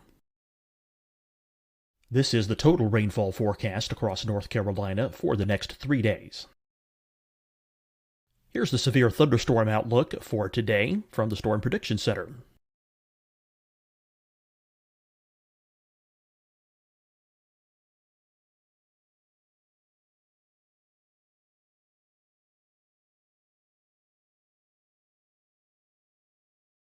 Here are the forecast high temperatures for today for South Carolina. Here are the low temperatures for today for South Carolina. Here's the probability of precipitation forecast across South Carolina today. And here are the rain chances across South Carolina tonight. Here are tomorrow's forecast highs across South Carolina. Here are the forecast low temperatures for tomorrow for South Carolina. And here is the probability of precipitation across South Carolina tomorrow. Here's the precipitation chances across South Carolina tomorrow night. Here are the forecast highs for the day after tomorrow in South Carolina. Here are the forecast low temperatures across South Carolina for the day after tomorrow. And here are the rain chances across South Carolina for the day after tomorrow. And South Carolina's probability of precipitation for that night. Here's the Storm Prediction Center's severe thunderstorm outlook across South Carolina for today through tonight. Here's the Storm Prediction Center's severe thunderstorm outlook across South Carolina for tomorrow and tomorrow night. And here's the Storm Prediction Center's severe thunderstorm outlook across South Carolina for the day after tomorrow through that night. Here's the severe thunderstorm outlook for today from the Storm Prediction Center.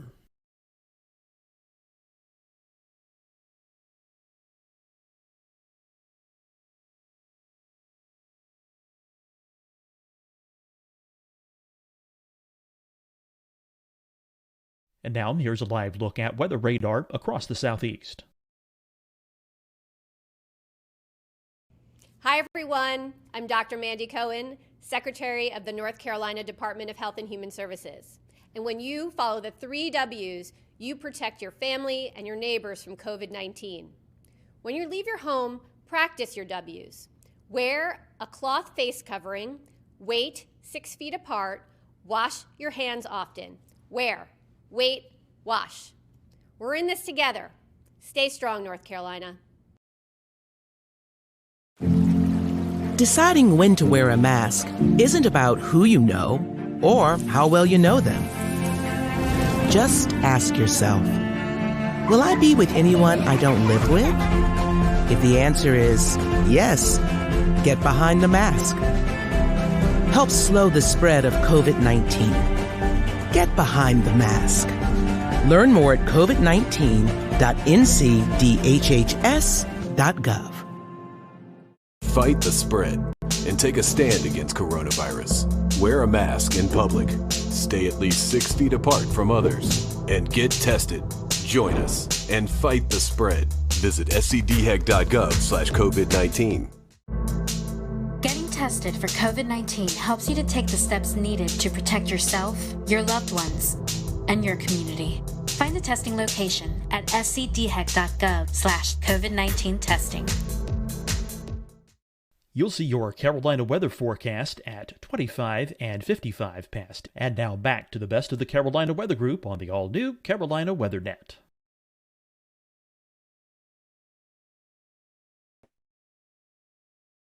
Obviously, it was rejected. One of the directors in the control room said, well, yeah, they've got an opening in Oklahoma City. Why don't you try for that? Well, I just got this tape back. I threw it in the mail and didn't think too much of it.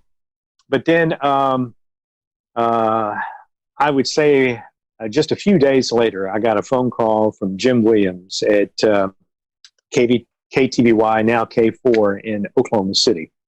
And they flew me out there, and I did an audition right there on their set. I beat out everybody that was looking for the job. And so I spent almost 5 years in Oklahoma City. Then I went and spent 2 years with Mike Smith up in Wichita at the Kansas State Network. And then I got the job at WIS in Columbia, South Carolina, and was there for about 14 and a half years. And then Gannett offered me a job. And I worked at corporate for a year and then came to Columbia at their station, WLTX, and was there for 20 years.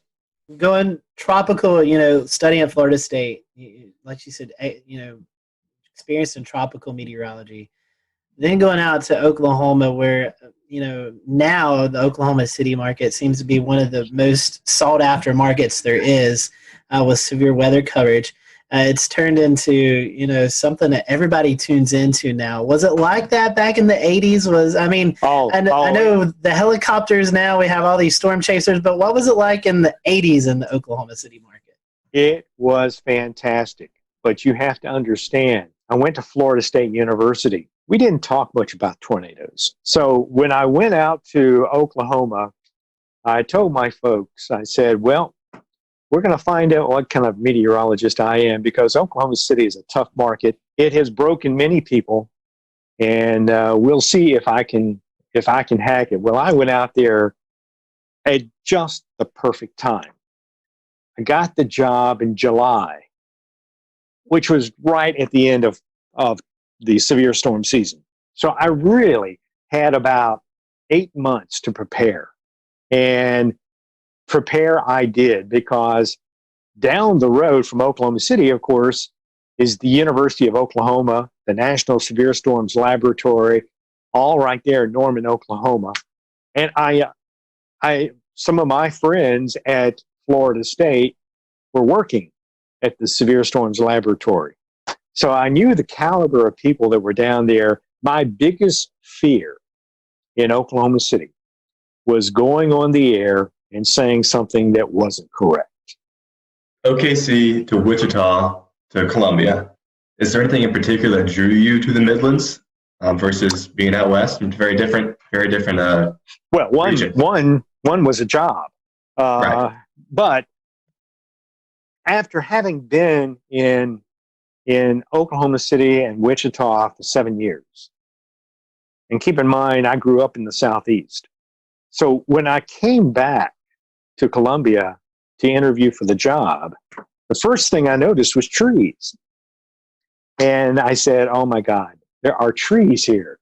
And not these little scrubby things you see out in the plains. And so I said, boy, if they offer me the job, I'm going to take it. And sure enough, they offered me the job. I took it, and the rest is history. I have to laugh. People always ask me about my time out in Oklahoma City and Wichita, if I ever chased storms. Yes. In fact, that's how I got into photography, was by chasing storms.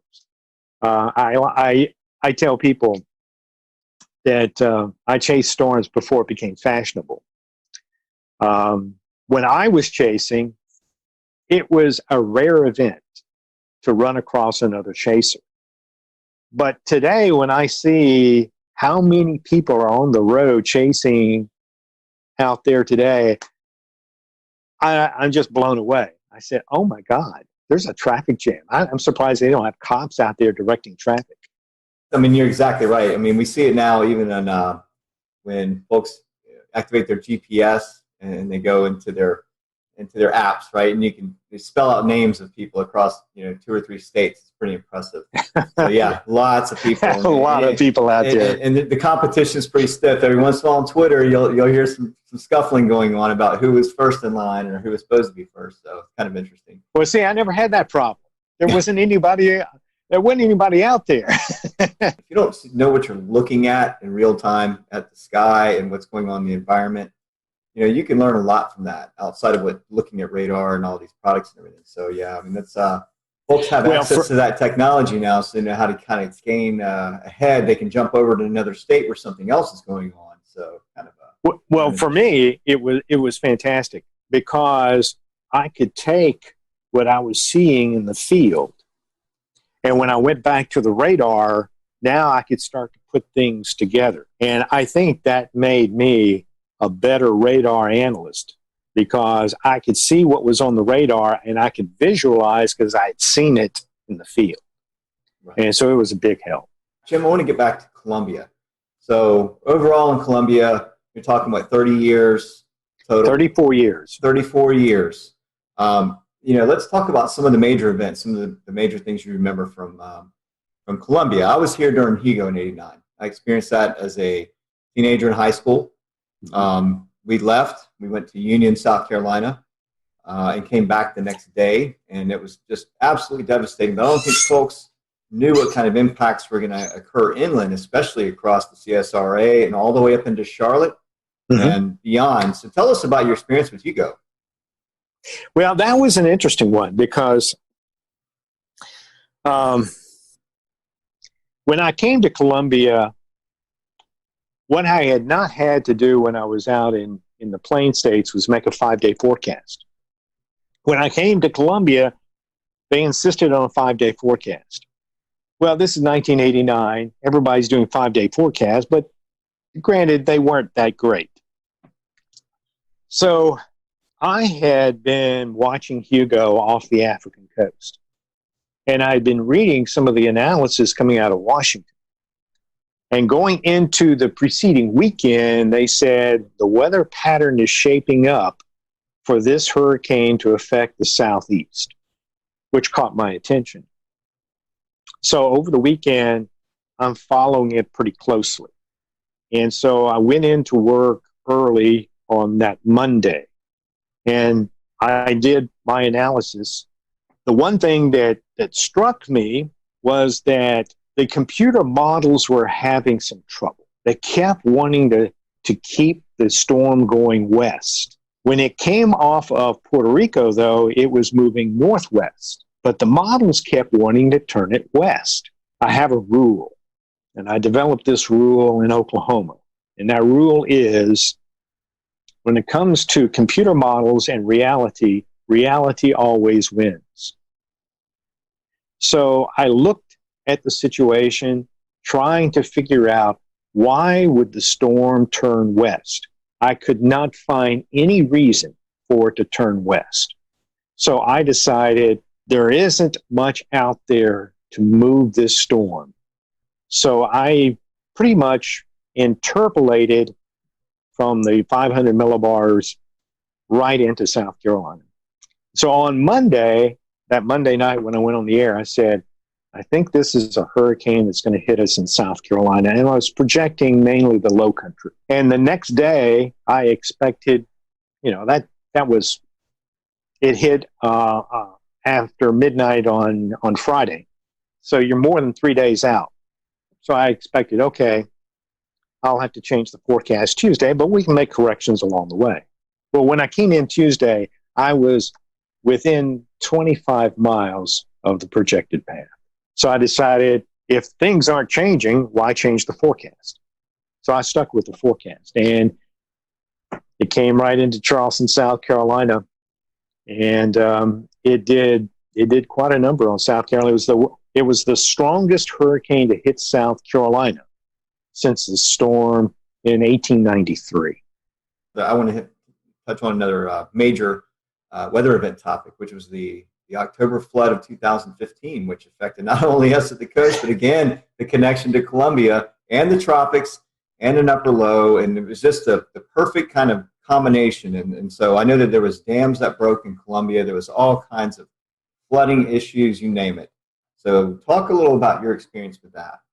And how you Well, that was an interesting one, because if you'll remember, it was Joaquin that came into the Bahamas and went stationary and sat there for a while. And of course, we were all watching it. One of the things early that week that bothered me was that the projection for rainfall for this area seemed to be unreasonably high. Unreasonably high because every computer model had the hurricane passing well east of us, offshore, maybe going into North Carolina. But certainly that would still leave us on what is traditionally the dry side of the hurricane.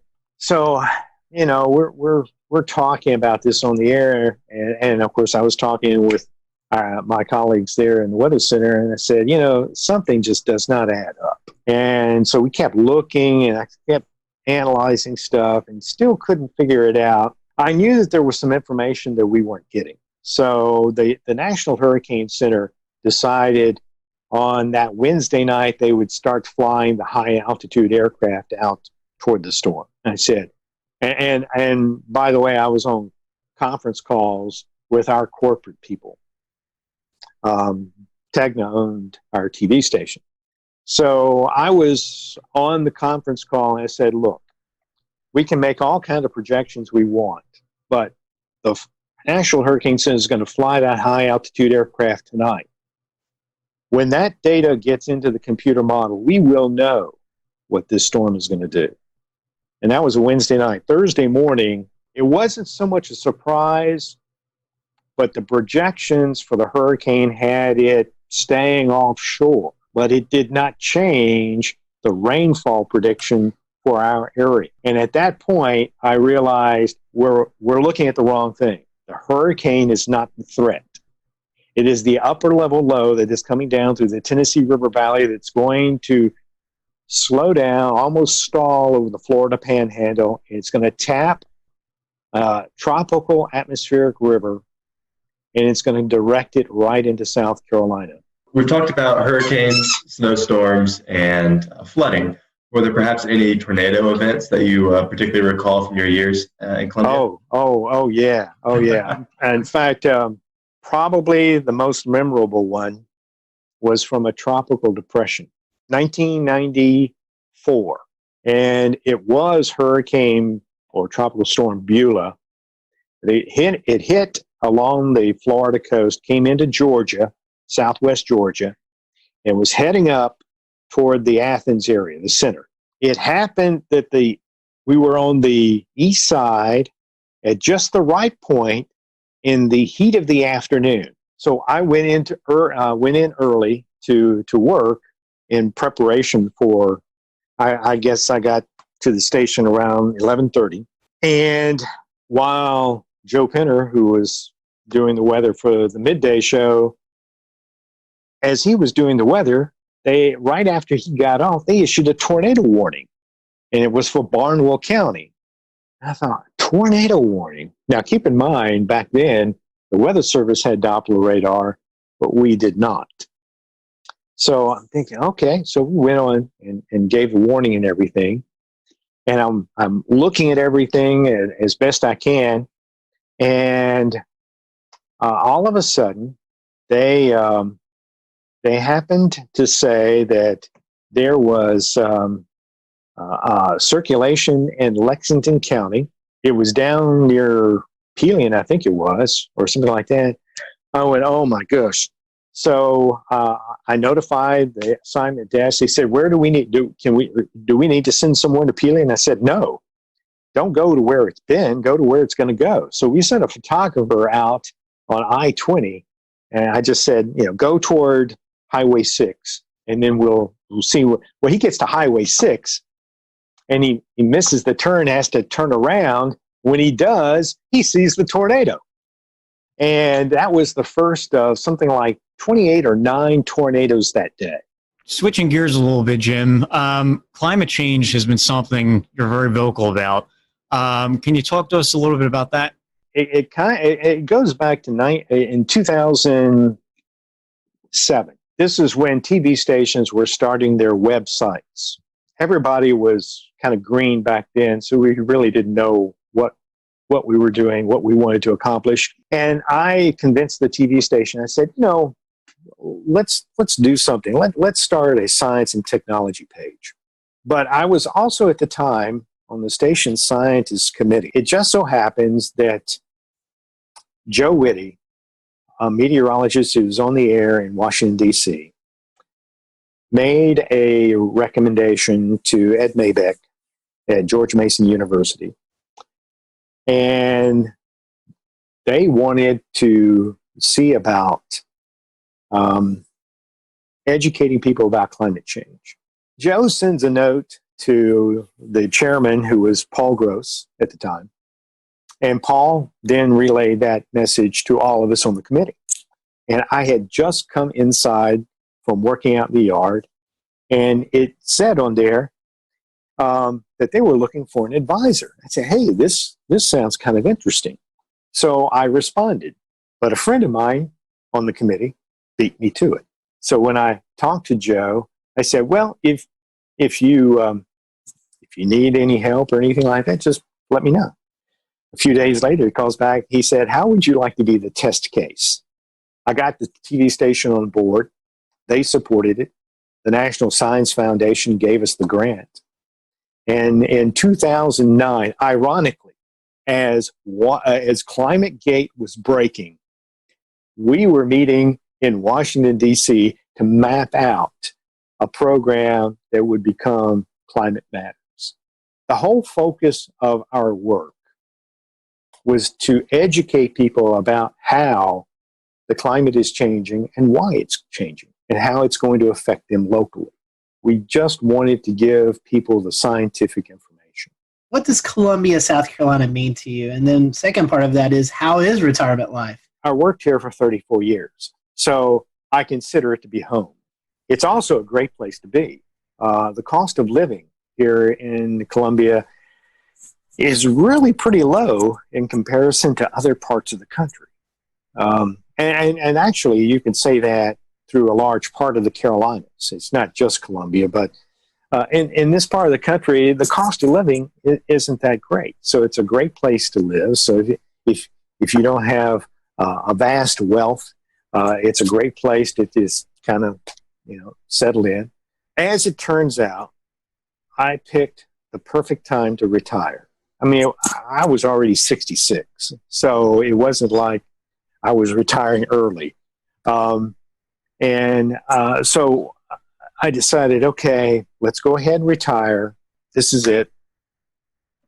I'll retire, and we'll enjoy life, whatever it is. Last question, Jim. To wrap this up, what are your words of advice for any future meteorology student or anybody that's currently in the field? I read something the other day that kind of struck me. It was a young meteorology student who was struggling or had struggled at Florida State, had gone to another college, had some problems there, but was really passionate about weather. And I thought about it because I felt bad that she was struggling, but I sent her a tweet back, and I said, this might surprise you and will surprise some, but I'm not the sharpest tool in the shed. I struggled as well. I often joke that I enjoyed the course atmospheric radiation so much, I took it 3 times.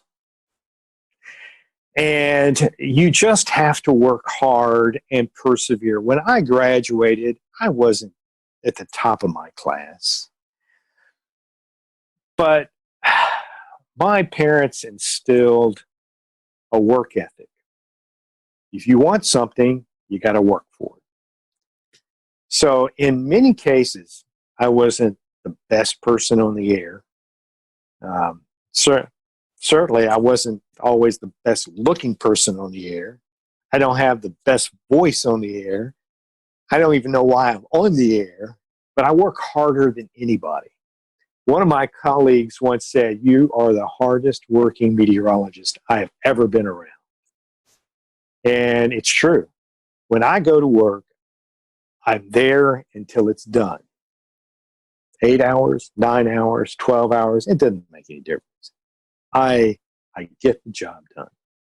And I always wanted to be the best forecaster. Very thankful for you to join us tonight. You're still following a little bit of weather. Are you doing any updates on social media? If so, how can folks follow you? Follow me on Twitter and Facebook at Jim Gandy WX.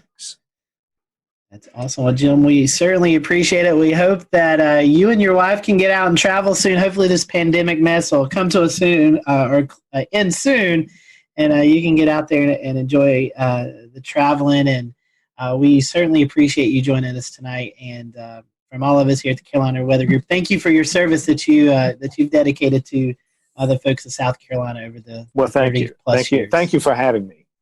You're welcome. Everyone, thanks for watching the Carolina Weather Group. We'll see you next time.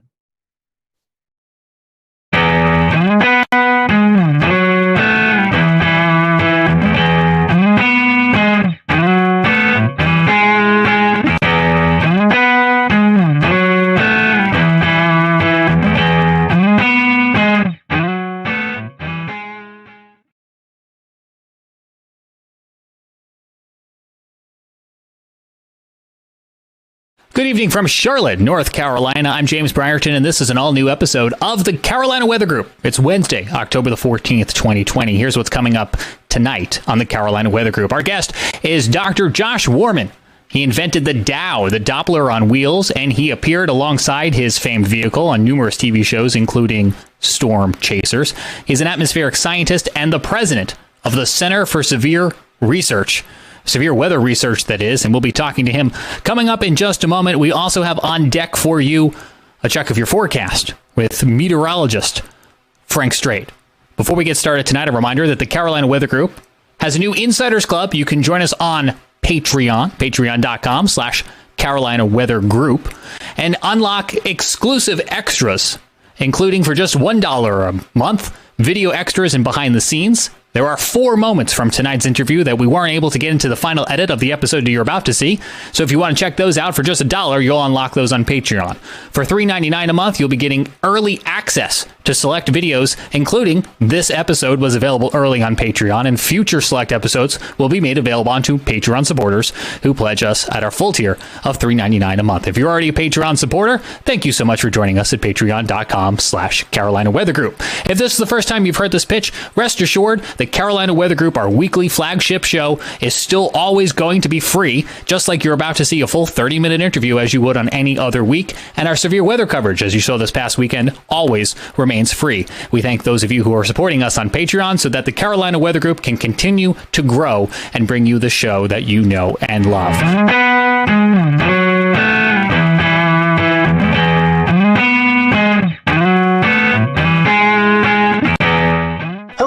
Welcome to the Carolina Weather Group. We're happy to have you this evening. Tonight's guest is Joshua Werman. He works at the Center for Severe Weather Research, and you may have seen Josh on a few storm chasing shows on TV. We're going to talk a little bit about that as well tonight with all the research he's been doing lately with the active tropical season and just kind of generally talking about his career. So we're happy to have Josh with us tonight. Towards the end of the show, we'll let Josh give out some information, social media websites. That way you can follow more of his content.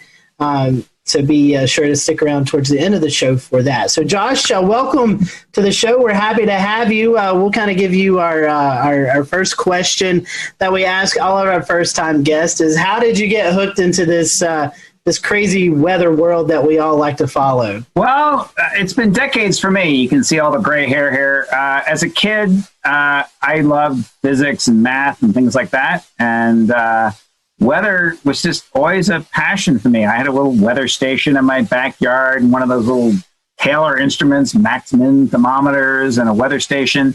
I was old school before the internet. So I always liked weather. It was changing all the time.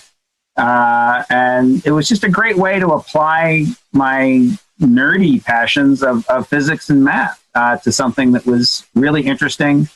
A lot of interesting challenges and problems still to be solved. So one way or another, I've been into weather for 50 years. So Josh, before you got started with the Dow projects and everything that you've been working on recently, you actually used to work with the Air Force on nuclear winter simulations, I guess you could say. Could you tell us a little bit about that? That's something I knew nothing about before doing a quick Google search yesterday. Wow, I was going to say, somebody had some old resume out there. I went to school. We'll return to Best of the Carolina Weather Group in a moment. Now your Carolina weather forecast. Here are today's forecast high temperatures for North Carolina. Here are the forecast lows for tonight for North Carolina. Here are tomorrow's forecast high temperatures. And here's forecast rainfall across North Carolina tomorrow. Here are the forecast highs for the day after tomorrow.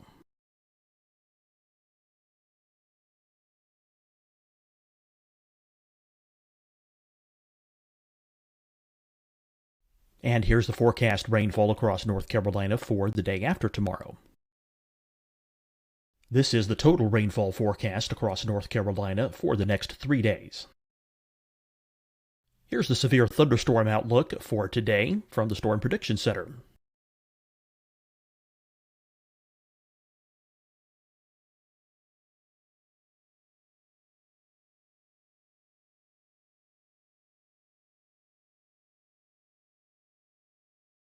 Here are the forecast high temperatures for today for South Carolina. Here are the low temperatures for today for South Carolina.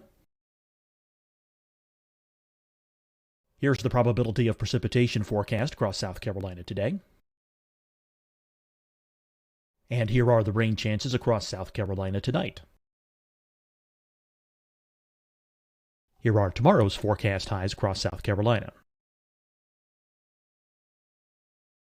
Here are the forecast low temperatures for tomorrow for South Carolina. And here is the probability of precipitation across South Carolina tomorrow. Here's the precipitation chances across South Carolina tomorrow night. Here are the forecast highs for the day after tomorrow in South Carolina. Here are the forecast low temperatures across South Carolina for the day after tomorrow. And here are the rain chances across South Carolina for the day after tomorrow. And South Carolina's probability of precipitation for that night. Here's the Storm Prediction Center's severe thunderstorm outlook across South Carolina for today through tonight. Here's the Storm Prediction Center's severe thunderstorm outlook across South Carolina for tomorrow and tomorrow night. And here's the Storm Prediction Center's severe thunderstorm outlook across South Carolina for the day after tomorrow through that night. Here's the severe thunderstorm outlook for today from the Storm Prediction Center.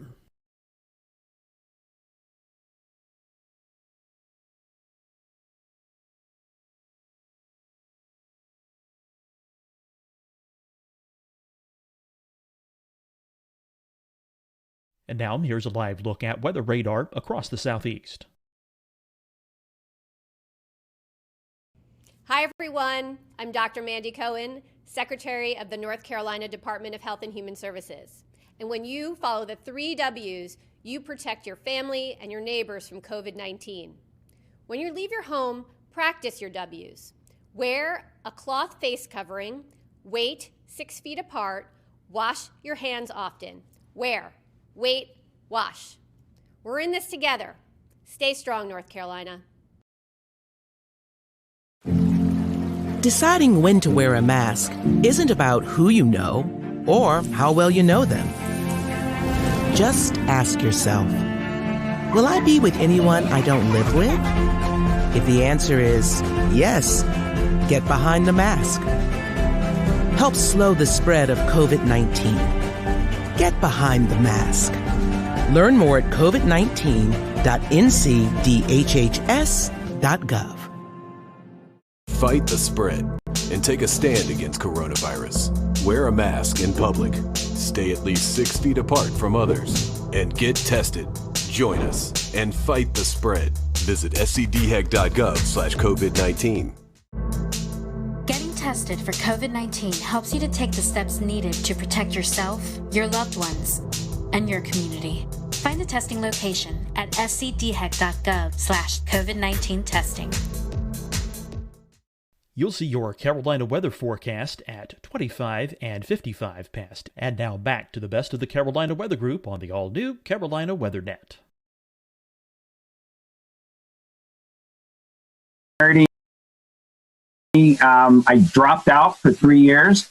So, do what I say, not what I do, but I dropped out of school for 3 years and went to work as a consultant for the Air Force Geophysics Laboratories.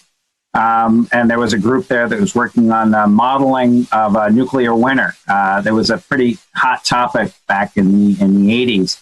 And the premise basically was that if a lot of nuclear bombs were dropped, this was a different world back then. We were really thinking about the Soviet Union and the fact that some giant nuclear war would happen with thousands of nuclear bombs dropped. And the concern was that these nuclear weapons would waft a lot of dust and smoke up into the stratosphere where it would last a long time. And so what we were doing in that group was taking normal thunderstorm cloud models, similar, though more primitive because it was 30 years ago, but similar to models that are run now on clouds. And we would, instead of initiating a cloud with a 2 or 3 degree warm bubble from turbulence, we would initialize the model with a 500 degree nuclear explosion, and boom, you get a big cloud. And we would look at how high the dust from the ground and how high the smoke and other things would be lofted into the stratosphere. You could see what the effects would be on blocking off the sun, what was the issue. And so the concern then was that a nuclear war might lead to what was called then, probably still is, a nuclear winter. Josh, it seems like you've done a lot of work with radars. What kind of interest when you were trying to figure out what you liked and didn't like in the weather community? What kind of drew you to radars and radar coverage and information? I got into radar as a graduate student, and the group I was working in was working a lot with radar. I was working with radar data. My PhD work was on microbursts, looking at radar data. And I just started asking some technical questions. Most radars work by sending microwaves out. You send a pulse of microwaves out, and then what comes back to you is what you measure. That's how almost all radars are working. But I just asked myself one day, I think literally this was in the shower kind of mental conversation. What happens to all the other stuff? You know, some of the radiation hits the raindrops and comes back, but a lot of it goes other directions. What happens to all that? And so it turns out really interesting things happen to that, and you can measure that. So I basically came up with this concept of what's called bistatic multiple Doppler systems. That's a lot of syllables, but it was just a different way of doing radar. And I kind of got into doing some radar technology. And in the process of getting more, that kind of led to another question once I was doing that kind of technology. By the way, those in the field think that was my most clever idea, not the Dows. I was just reading papers about people who were doing tornado chasing. This was in early 90s.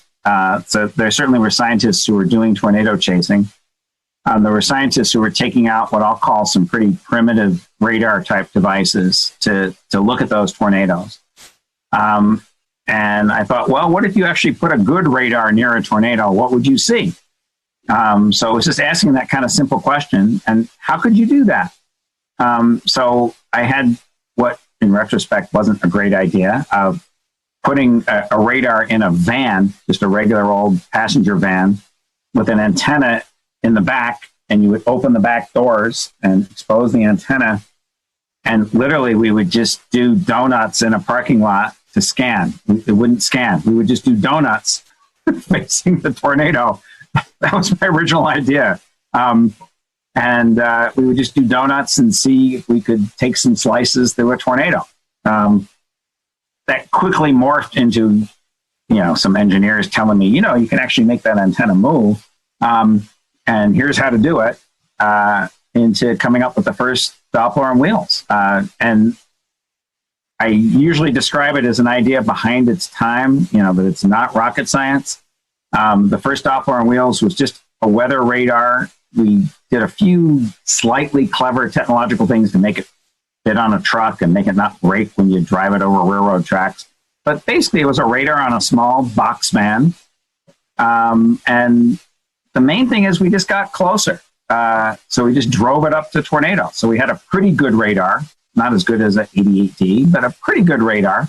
And by getting it 50 times closer, we had a 50 times smaller beam that way. We had a 50 times smaller beam that way. So it's already 2,500 times better. We were a little bit clever and sampled in the third direction better. But I could get 10,000 pieces of data where an 88D would typically get one.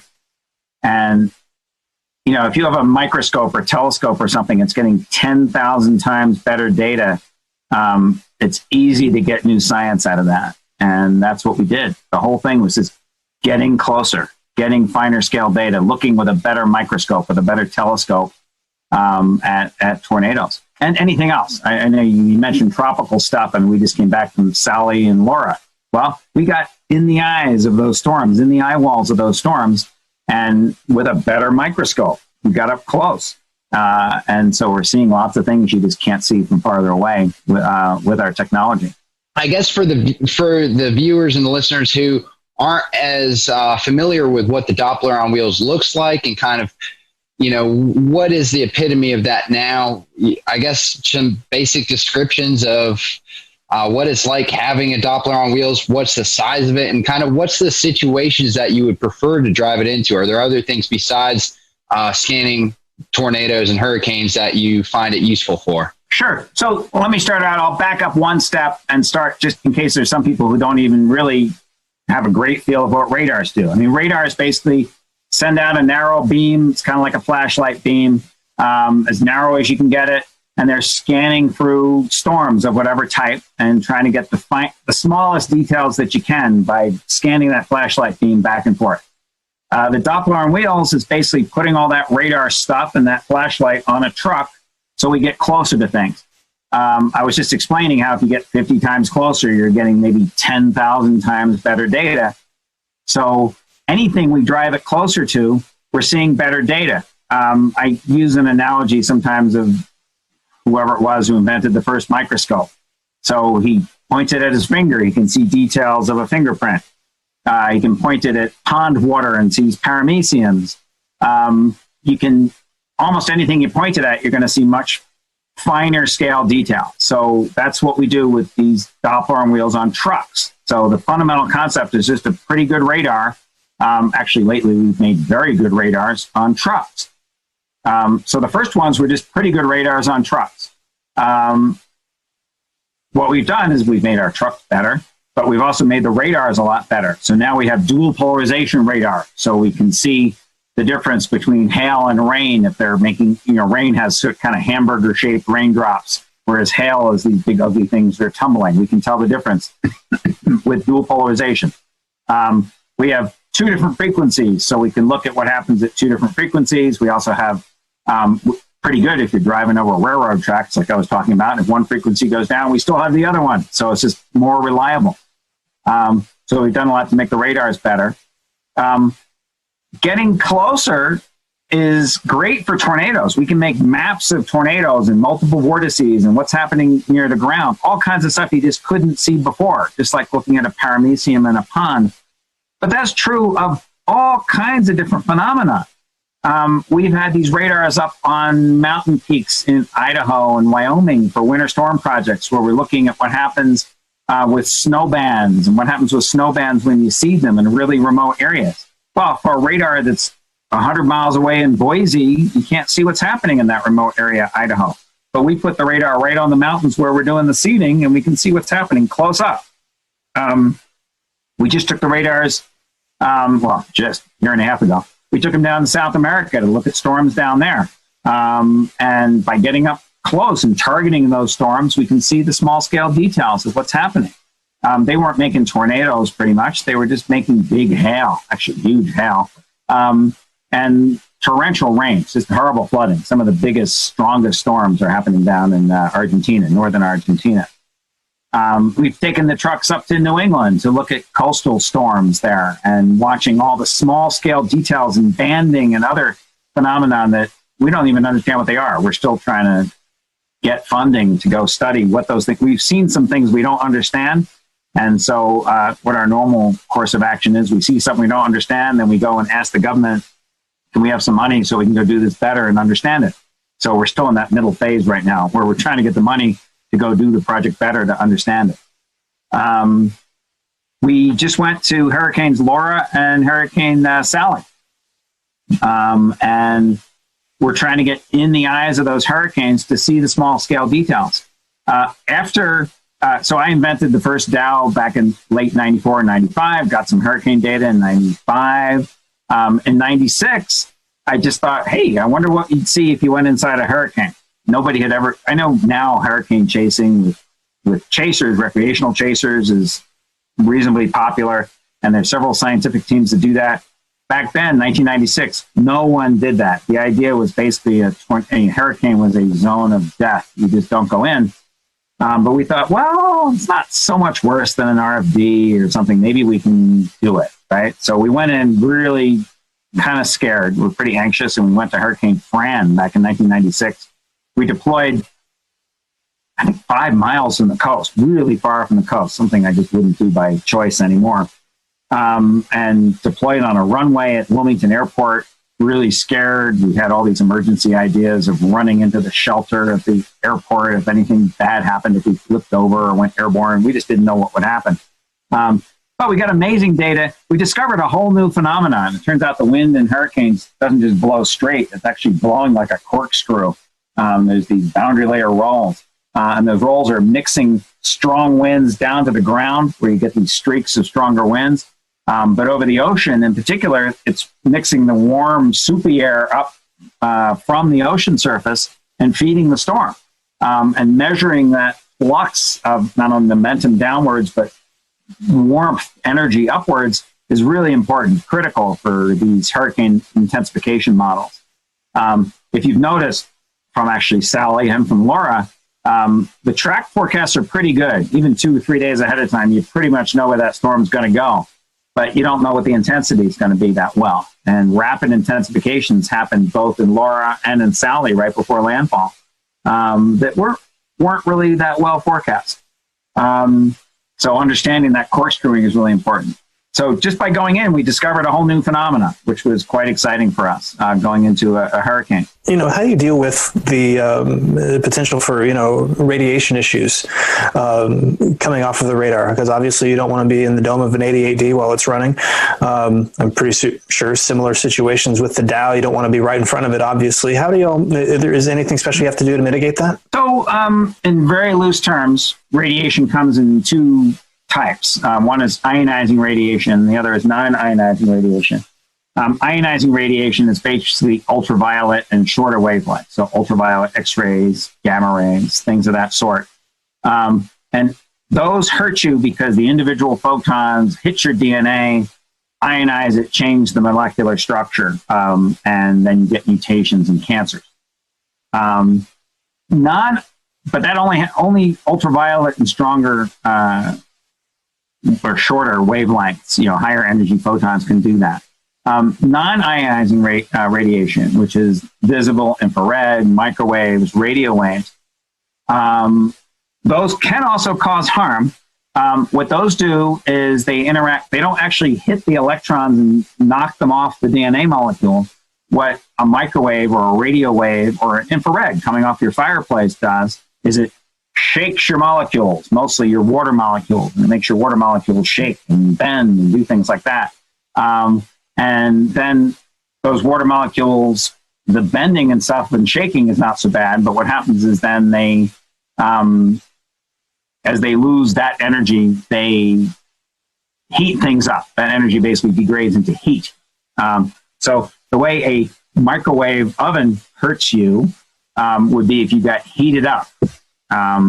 If it heated your tissue. And in theory, a radar or a microwave or something like that could heat your tissue and hurt you if it raised your body temperature. So if it heated up your eyeballs or your brain or your liver or something up to some dangerous temperature, that would be bad for you. But it takes a lot of energy to do that. Now, and a lot of energy focused in a small area to do that. So your microwave basically makes about 1 kilowatt of energy, but it's focused on a small area like that to heat up your muffin, right? Or whatever you're trying to heat up. A radar, so let's say the Dows, they might put out on the average 1 kilowatt or 2 kilowatts of energy, but it's spread over this huge dish. So in fact, an 88D, I would stand in front of the dish of an 88D. It would not heat me up that bad because sure, it's putting out an average of 1 kilowatt. It puts out a megawatt for a microsecond, but on the average, it does that 1,000 times a second. On the average, it's putting out about 1 kilowatt. Now that kilowatt compressed in this much space, if you put your hand on the waveguide of the 88D or a Dow, it would be like holding a light bulb. It would hurt you because of that heat. Actually old style light bulbs. See, now I'm going to date myself. Not these LEDs you kids use, the old incandescent light bulbs like we used to use. But an old incandescent light bulb, if you held it, it would hurt you, right? But if you stood 2 meters away, it would not hurt you. The brightest light bulb 2 meters away is not going to hurt you. Pretty much these radars, when you're a couple meters away, like an 88D or a Dow, are not going to hurt you by heating you up enough. Now, there can be exceptions. There are some military radars which have more power if you got super close to them. I think cell phone towers, microwave links, there's some things where you can get an energy density that's pretty high. And if it's an energy density that's enough to heat up your eyeballs or interior, several degrees, like a fever, then that would cause harm. But in general, we don't believe. The best medical knowledge that we have is that this low degree of heating from 88Ds, from Dows, from things like that, from light bulbs, from standing out in the sun, you get heating from standing out in the sun, probably doesn't hurt you. Now, that said, as with anything, if you Google on the internet, and there's 6 billion people out there, you'll find some people who have some alternate theories about anything, right? Google Flat Earth Society if you want to prove that theory. And so there are people who believe that these pulses and things like that can cause harm in some other ways. I don't think they're right. There really isn't medical evidence that they're right, but there are some concerns over that. I had a question. I wanted to kind of switch gears a little bit away from hurricanes and tornadoes and maybe talk a little bit about your work with lake effect snow. I was curious just, how is the DOWs used to look at lake effect snowstorms, and what are some of your favorite places to set up along the Great Lakes? So we did 2 lake effect snowstorm studies in the last several years. The most recent was called OWL, which I forget what it stands for. Ontario something, lake effect snow. And they were fascinating for me. I was really interested. I'd grown up in the East Coast, and so, been up there a little bit and seen some lake effect snow, but not really experienced it in that way. We based in Oswego, New York. And the idea was to look at Lake Ontario lake effect. Lake effect snow happens, I'll say very, very loosely, cold air comes over warm lake. You get moisture and heat coming up from the lake, and you get convection. Lake Ontario is deeper. Lake Ontario, Lake Erie get a lot of lake effect, but Lake Erie freezes over in the winter. And basically that warmth and moisture coming up stops. So the lake shuts off. Lake Ontario is deeper. Has more mixing, so it stays, open for business. They say for most of the winter, usually the whole winter. So we based in Oswego, which was on the southeast side of the lake, and with the Dows, we could operate different places along the lake. So we went as far west as Buffalo, as far east as the Canadian border, up on the northeastern side of Lake Ontario. And what we did the fall before the project is we scouted out lots of potential sites where we could park our radars. We had 3 radars up there, and we were trying to operate them in triplets to triangulate on the different parts of the storm. And depending on the forecasts, we would drive to site 1, 2, and 3, or site 15, 16, 17, wherever it was along the lake, and then scan there for the duration of the storms. Sometimes it was a bust and the bands didn't happen where we thought they would. Sometimes it was pretty amazing. These bands would happen right there. And very impressive snow. You get these, it was kind of windy. We were always right along the lake, so it was particularly windy, 30, 40 knot winds sometimes. And so we'd have these ground blizzard conditions, very low visibility. Not a lot of moisture, huge snow ratios, 20-to-1 kind of thing. But it would just be blowing like crazy. So you couldn't see anything. And the snow rates, I remember one day, we're getting 6 inches an hour. I mean, it's just, you can't believe that. I couldn't. It's just amazing amounts of snow coming down. Again, over the course of the winter, it wasn't like there was 8 feet of snow on the ground. It would kind of compress between storms because it was such fluffy stuff. But these bands were quite impressive. Some of the bands had little cells in them, which almost look like miniature supercells. We get these little mesovortices, or what we call the misovortices, MISO, because they were pretty small, kilometer or so in scale. Weaker than tornadoes, but these pretty pronounced spin-ups. So we were mapping those out. It seemed like those were associated with some enhancements in the snow and changes in the type of snow crystals. So those were pretty interesting. So Josh, as we wrap this up tonight, let's just talk briefly about some of your TV appearances. People may remember you from the Discovery Channel show Storm Chasers and other shows that you're on. So let's talk about some of those experiences and any memorable moments from those shows. Yeah, so tornado work, that gets off and on, kind of ebbs and flows, gets a lot of media attention at times.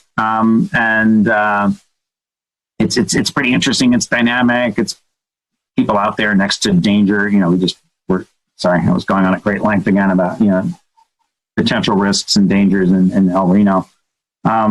Discovery Channel was a very different character of show because instead of just doing a documentary type of thing like we've done with History Channels and Nat Geos and Novas, they wanted to film something which was kind of documentary-like, but then evolved into being more reality show-like, and multiple seasons of reality show. And so that was an interesting kind of thing to do. I think both cultures struggled with that. I think we managed to do some things which were worthwhile. Discovery Channel funded and supported a lot of our science, and they stuck with us during uncertain seasons where we weren't getting a lot of data, but other seasons where we got good things. I think we were probably very difficult. Reality shows thrive on people who want to be on TV and who want to act up, and it's known that the more crazy you are and the more outrageous and the more you scream or have fights or do whatever, the more you're going to be on TV and the more it's going to be interesting. That is the opposite of what boring scientists like me want to do. I mean, we are just not into that. And so getting enough interesting TV out of people like me, I think is a real challenge. Dealing with people who are trying to make a drama show and not do serious business like I want to do is a challenge for us. But that match was made, and it worked pretty well. Now, eventually, I think they got tired of us. We were in there a lot in seasons 1 and 2, and then in season 3, they were trying to bring in more interesting people. And in season 4, I don't know if I'm catching these seasons right, but we basically were out of it. Maybe we made some cameo appearances, but they just wanted more exciting chaser type activity, and the science aspect wasn't as important to them. I wish they kept doing science more, but that's not what they're trying to sell pickup trucks and pills or whoever advertises on Discovery Channel. It's a business. So I'm sure they were making commercially sensible choices for what's good there. As we were making choices for what was good for our science. I mean, we didn't care about pickup trucks. What we cared about was getting good data. So it was interesting working with that. For those who are listening or watching the podcast or the live stream, if folks want to learn more about what you guys are doing with the Dow project and all the other things you're doing, how can they do that? Do you have social media, website our folks can follow? So first, because I'm old, but second, actually, because of Discovery Channel, I basically don't do social media. So first of all, my phone number here at home is not under my name. I don't have a Facebook page. The problem was I think they had 3 million people watching that show. Let's say one. We'll return to Best of the Carolina Weather Group in a moment. Now your Carolina weather forecast. Here are today's forecast high temperatures for North Carolina. Here are the forecast lows for tonight for North Carolina. Here are tomorrow's forecast high temperatures. And here's forecast rainfall across North Carolina tomorrow. Here are the forecast highs for the day after tomorrow.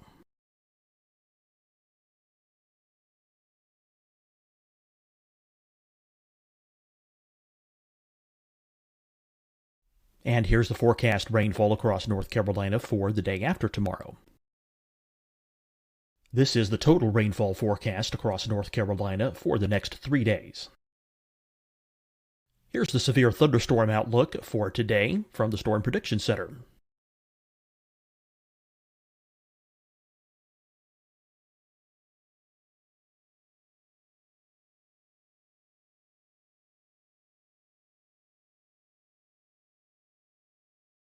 Here are the forecast high temperatures for today for South Carolina.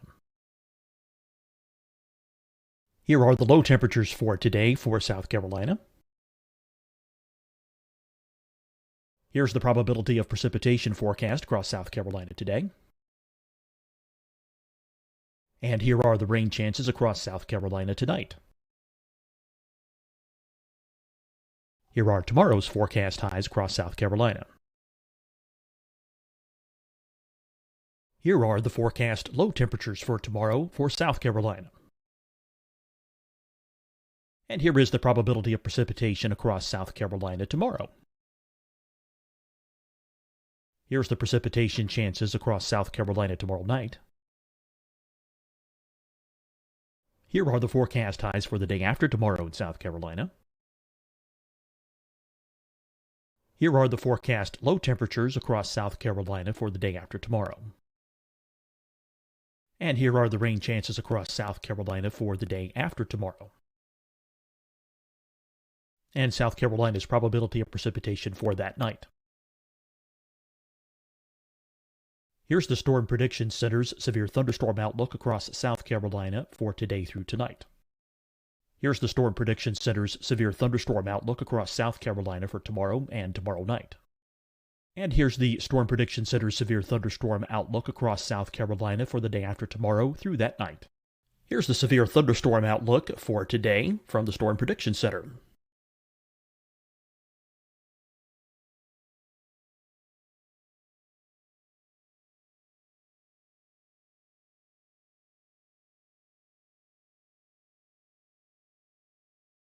And now, here's a live look at weather radar across the southeast. Hi, everyone. I'm Dr. Mandy Cohen, Secretary of the North Carolina Department of Health and Human Services. And when you follow the 3 W's, you protect your family and your neighbors from COVID-19. When you leave your home, practice your W's. Wear a cloth face covering, wait 6 feet apart, wash your hands often. Wear. Wait, wash. We're in this together. Stay strong, North Carolina. Deciding when to wear a mask isn't about who you know or how well you know them. Just ask yourself, will I be with anyone I don't live with? If the answer is yes, get behind the mask. Help slow the spread of COVID-19. Get behind the mask. Learn more at covid19.ncdhhs.gov. Fight the spread and take a stand against coronavirus. Wear a mask in public. Stay at least 6 feet apart from others. And get tested. Join us and fight the spread. Visit scdhec.gov/COVID-19. Getting tested for COVID-19 helps you to take the steps needed to protect yourself, your loved ones, and your community. Find the testing location at scdhec.gov/COVID-19 testing. You'll see your Carolina weather forecast at 25 and 55 past. And now back to the best of the Carolina Weather Group on the all-new Carolina Weather Net.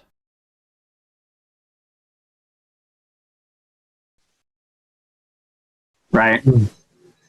I don't want emails or Facebook or stalking or, phone calls from that 1 in 1,000 who are crazy. So I basically never got involved with any of that sort of thing. That's so old, it probably wouldn't matter anymore. But so how can they do it? I mean, we're just not good at publicizing our stuff. We have a bad web page that's mostly out of date. Every so often we update it with something. I think we put some Hurricane Laura stuff on it. Like I said, I don't do Facebook. Maybe some of my team members do. We're I don't know, boomers. We don't do that kind of thing much. I will say this. I'll give you a plug for your website. It's cswr.org. And I do see the article there about the Dows being deployed during Hurricane Laura. So if you want to check out the website, in fact, that's how I got in touch with you, Josh. So okay. Check that out. So, but we appreciate you. Go ahead. Sure. I said that's the best formal thing is that website, and I don't even do it. I mean, actually, back in the day, I used to actually type HTTP, which also was probably a boomer thing. But I have somebody on my team, and I say, hey, put some link to our Washington Post article on there if you can. So sometimes we get some things like that. Maybe there's something about our fire, but so we went to this Cameron fire and got data, and I don't know if that's on our webpage. I don't know how you find out about it. I mean, we're just not good at publicizing ourselves. We need some influencers on our team. I think. Well, hey, I know a group right here that would love to help you out. But in all seriousness, so Josh, we appreciate the work that you and your team do and the valuable research that you provide to all of us here in the weather community. We appreciate you joining us tonight, and we hope you stay safe out there the next time you venture out into hurricanes or tropical storms or tornadoes or this upcoming winter storms. We wish you the best out there, and we'll stay in touch. Okay, thanks. It was great talking to you. Terrific questions, all of you. It was fun to answer those, and I'm happy to answer others or do something like this again whenever you guys are interested. Thank you guys for watching the Carolina Weather Group. We hope you have a great evening, and we'll here next week.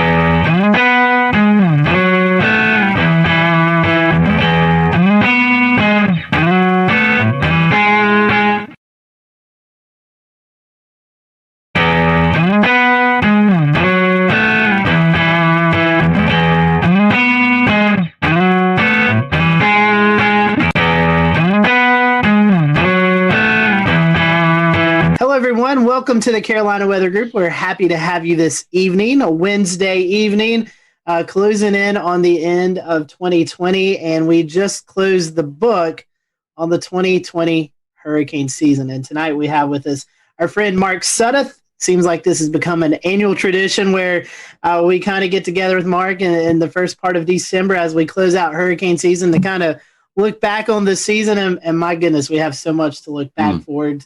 We were talking before this that we've got stuff up just because we can't remember all the storms right off the top of our heads. So we'll get into that. Mark, for those who may have not caught you on previous shows, tell us a little bit about who you are and how you got called into tracking these hurricanes, and then we'll kind of go into the conversation. That's great to be back, Scotty, and everybody else. Thanks for having me a part of this again.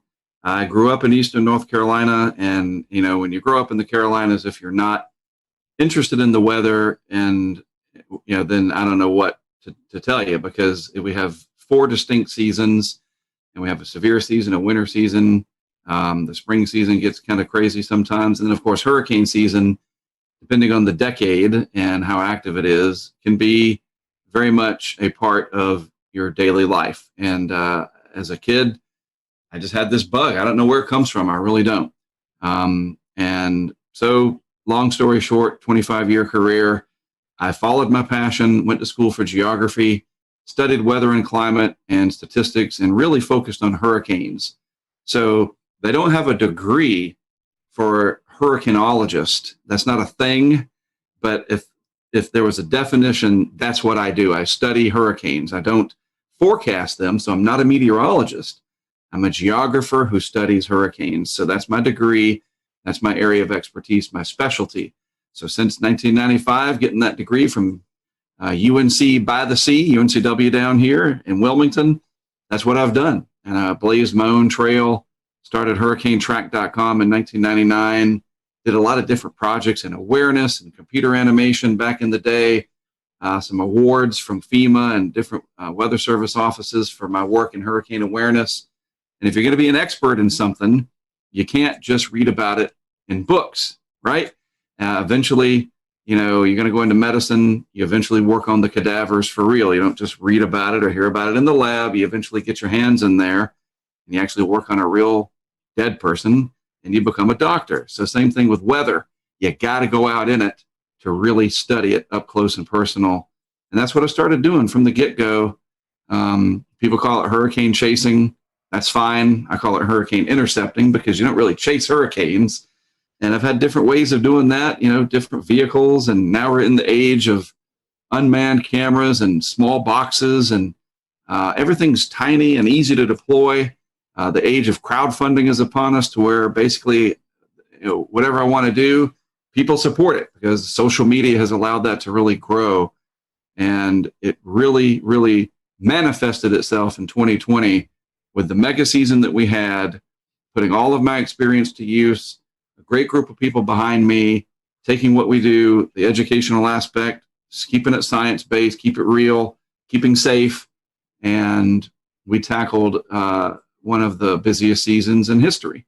So here we are. And Mark, a lot of work goes into it, and this year a little bit more, I would say, as we start to look to hurricane season around March into April.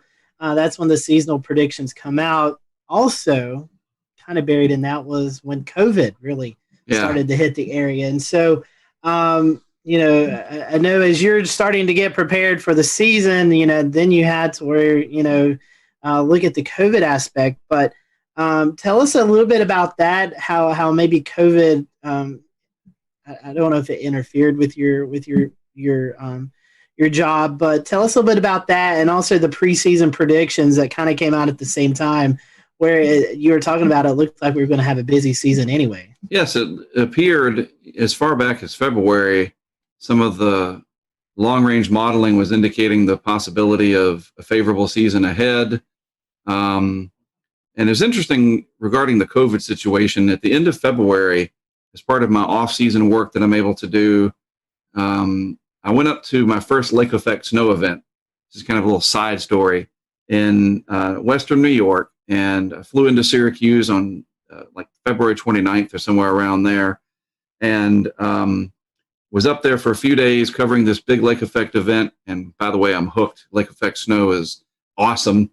And I remember when I got to the Charlotte airport from Wilmington, it was like a last minute thing. I airlined a bunch of cameras with me, and I was like, I'm gonna go for it. So I flew into Charlotte, and it was packed, and which it usually is. And there was a few people wearing masks. And I remember I got off the plane from Wilmington. I walked into the concourse there, packed concourse, whatever it was, probably came into concourse D from Wilmington. And on those big monitors at Charlotte Douglas, President Trump was coming out. And I thought, this can't be good. This cannot be good. If he's going to come to the podium while I flew that 45-minute flight from Wilmington to Charlotte, something bad has either happened, internationally, or this COVID thing is finally going to break loose, because I had been watching it and learning about it. My wife's in the medical field, and that was it. And so I got back like March 3rd or 4th or something like that, and the world changed within 2 weeks. Basketball got canceled. Our lives turned upside down. And then coincidentally with that, this parallel universe began where the hurricane season forecasts, at least from the people that really track this stuff, Ben Knoll, Mike Ventris, Dr. Ventris, Eric Webb, myself, Levi Cowan, those of us that are really, I don't want to say obsessed, but we're watching this very closely. We saw it. It was like, oh man, the modeling showing this standing wave over the Indian Ocean in Africa, and the potential of La Nina and the warm Atlantic. I mean, just the signals were overwhelming. All the while, this COVID thing looked like it was just going to get out of control. And we were very worried that it would get so bad that we might not be allowed to travel interstate-wise. And it's interesting, though, isn't it, that once we got to Memorial Day, it's kind of like the country threw up their hands and said, okay, Uncle, and we had to deal with the economy. And that's a whole other thing. And as it turns out, we were able to travel just fine. Kind of get to the punchline here from the COVID side. We took precautions. We were smart. If we were in an area where they mandated masks, we wore them. I don't like it. I had to do an interview with a mask on with CBS this morning, and it was the weird. I've got a Hurricane Track branded mask. At least I did that. And the interview, I think it was Omar. I can't remember his last name. Sorry. He's 6 feet away or more, and they got this big boom mic like they're shooting a movie, and everybody's wearing a mask, and we're outside. I was like, this is just screwed up. Like, I'm not used to this, you know what I mean? And it just became annoying, that anytime we took pictures or with any of, we were with Cantore during Laura, and we got a group shot with him and Charles Peak, and we all had to put our mask on because you can't put that, So the COVID thing was ever present, always there. But I will say, interestingly enough, we traveled 25,000 miles. We traveled 25,000 miles at least, starting late May with some testing and some other stuff. Tropical Storm Arthur all the way through Ada in Florida. And we had a team of about 5 of us, I think, and not a single one of us ever tested positive for COVID. We somehow were able to avoid it. Knock on plastic. That's spectacular. I mean, that's, just the precautions and the worry and all that I know you have to do and the people you have to interact with. Yeah. It's great to hear that, that all of that turned out to be pretty good. So that was a big worry. You're absolutely right. It was a concern of ours. And it's a concern, I'll say this, going into the winter in terms of how bad things are going to probably get, that interstate travel may become difficult because I'm in the position to be able to cover winter storms like never before. But that's a story for another day. I think there's some ways to manage it with testing, and looks like I'm going to get a swab up the nose more times than I want to be able to cross into areas like New York. But if that's what I got to do to be able to still do my work, so be it. Maybe 2021 will be a different story 6 months from now. We're hoping so. Indeed. Speaking of hurricane season, traditionally, and this is another show conversation we could have. It starts June 1st, but this year, I guess May kind of threw us a little hint of, hey, this is going to be a crazy season. We had 3 named tropical systems in May. In fact, one being Bertha, just off the coast of South Carolina there. You said you're trying to get out and test stuff, and these named storms starting early. So any recollection on that where you're kind of in hurry up mode trying to get everything tested out so you could get out in the field? End of May, mid-May, really. I think it was like the 18th or so that Arthur formed, and it impacted the Outer Banks indirectly / directly. I mean, it's all in how you look at it. There were impacts there. And then at the end of May, the team and I went out to Texas to test our weather balloon project. We try to do that annually. And we also kind of dabbled in some severe weather ideas that we're going to put forth this coming May of 2021. And during that, as you alluded to, Bertha formed like overnight one night and came into the South Carolina coast. And it's like, oh, well, can't get back in time for that. But it was a low impact event. And then when I got back after Memorial Day, it was time to immediately leave and go to the Mississippi coast and meet up with Greg Nordstrom for Tropical Storm Cristobal. And then we had a little bit of a break for landfall action. And I decided, because I really like to study the monsoon out in the desert Southwest, that at the end of July, I thought, okay, and you guys know this, typically July is when there's the most SAL present, Saharan air layer. The pressures are usually pretty high. We hadn't had any big time main development region like 05 mirroring yet, right? Remember in 05 we had Dennis, early July, Emily, Cat 5. I mean, we didn't have that this year. So I thought, all right, people are starting to fly again. I'm going to take my chances. I took some equipment out there and I went out to the desert Southwest. And what happens? Hannah. And I'm like, I can't. What am I going to do? I'm not going to just fly into Houston and drive down to Kennedy County where there's more cows than people and just stand in it. I don't have any equipment. So Hannah got past me, and I hate it. I hate it when one gets past me. But if there's anyone to miss, it was Hannah. Because look, it came into a county where the cow to people ratio is 1,000,000 to 1. We've made it all the way to H, Hannah, and if we're going in alphabetical order, and my alphabet correctly, we're going to have Isaias next. That is the most prominent storm that affected the Carolinas this year. Could you go into just some kind of conversation about how that went for you and what you saw in the eastern half of the Carolinas? First of all, it was a challenge pronouncing it, and it's funny because now I can say it just fine. And I even had a friend of ours down in San Juan send me a video, and we are getting ready for Tropical Storm Isaias, and I couldn't say it. It was so annoying. And then, of course, after it made landfall, I was able to say it just fine. We thought, that was the end of July into early August, and kind of a little earlier than we expect them around here in terms of the peak. And it struggled and probably kind of left over in that unfavorable mid-level dryness left over from the big SAL events of earlier in the season. But then again, boy, that last 12 hours right before landfall in Brunswick County, Isaias took off. And it was very, very surprising.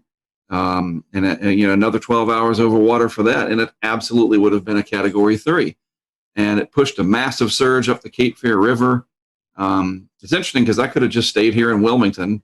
I went down to Florida. It was another one of those ones like Dorian. And we all remember it looked like it was trying to do kind of a Dorian redo, right? And, it kind of got everybody spooked. But the models weren't as aggressive with it as they were for Dorian. So there was some doubt. But Isaias was impactful, massive surge up the Cape Fear River compared to, I think it was another record. The record before Matthew, I think it was Matthew, starting to get to be too many of them, was Hazel. And I think Matthew broke Hazel's surge record at the Cape Fear River in Wilmington, not Wrightsville Beach, not the Brunswick County beaches, but the actual Cape Fear River gauge. Matthew broke Hazel's record, Florence broke Matthew's record, and Isaias broke all of them. That is incredible. 1954 is Hazel, and then 16, 18, and 20, we broke that record again. That is insane. So we know that you place cameras around. We're seeing other chasers, or I should say interceptors, as you would say. Tim Reed, for instance, they're starting to bring they're bringing more gadgetry into the chase, right? So are you bringing anything else? Like they have the Surgeonator. Are you bringing like, water level meters or anything like, I know you have anemometers on hand and cameras, but what else are you bringing for your equipment for these interceptions? Well, first of all, it's great that other people are able to fund and do these things. And no matter what you name them and who they are, if it benefits the science at the end of the day and creates public awareness, it's a big enough world that, hey, bring it. That's great. The more, the better. I wish I had time to sit back and watch what some of these people were doing more, but we're all so busy, we hardly even get to see each other, especially in a season like 2020. And so one of the things that we have really focused on is just more cameras, have as many of them out there as possible, and put them in areas that are going to capture the impacts in a way that we can see what's going on, that'll help the local officials, the local media, and then from there, regional and national interests, whether it's the Weather Channel or even the National Hurricane Center. We provide the feeds to them, obviously at no charge. I mean, even if you wanted to charge them, good luck with that. This coordination and camaraderie with all of us, it pays off because we're able to let them see their forecast verify in real time. And I've done it long enough that I know where to put them, where we can capture those impacts. And if it's surge that we're wanting to see, which is mostly what they're for, we've done a really good job of that, especially going back the last 5 years. But the answer is more, just more of them. And the crowdfunding through Patreon, it really exploded this year. And I cannot account for why. Maybe more people were at home. I don't know. I mean, I've had the ability to crowdfund what we've been doing for probably 15 years, but Patreon has been around only for a few years, so I really can't explain it. But all of a sudden, especially for Hurricane Laura, it really took off. But it's not just the funding from people becoming supporters and donating, if you will, $10 a month. People literally sent us equipment. We'd say, hey, look, we need more Nest cams. We need more drop sensors, these Kestrel sensors. We need cases. We need batteries. I'm not kidding, guys. And this is just wonderful. I would open my door and there'd be just stacks of boxes from Amazon or from B&H Photo, from people that sent stuff. And it was people from all over the world, not just the United States. And we would go put that equipment into place. And we'd literally hold the boxes of, hey, Pete, this is the box you sent. And that's amazing. So we had the funding to create more stuff than we've ever had before. And the only thing I would say, though, that stunk this year was that a majority of the landfalls were at night. Big thumbs down for that. Mother Nature owes us one. And that was really horrible, and that limits the ability to see the effects. Because here's what I say about the video. Video is data. And that's a real thing. It's called photogrammetry. And we use that very much in our work to see patterns, just simple things like seeing high water marks, to the timing of everything, the direction, and we can extract data from that video for years to come. Altogether, if you are one of the people that is helping you set up equipment, what does the kind of average day look like for you all as the storm approaches and the morning starts, and what does it look like from that point out? That is a great question. Nobody's ever asked it that way before. I'll say this year, it was the most well-oiled machine that we've ever had.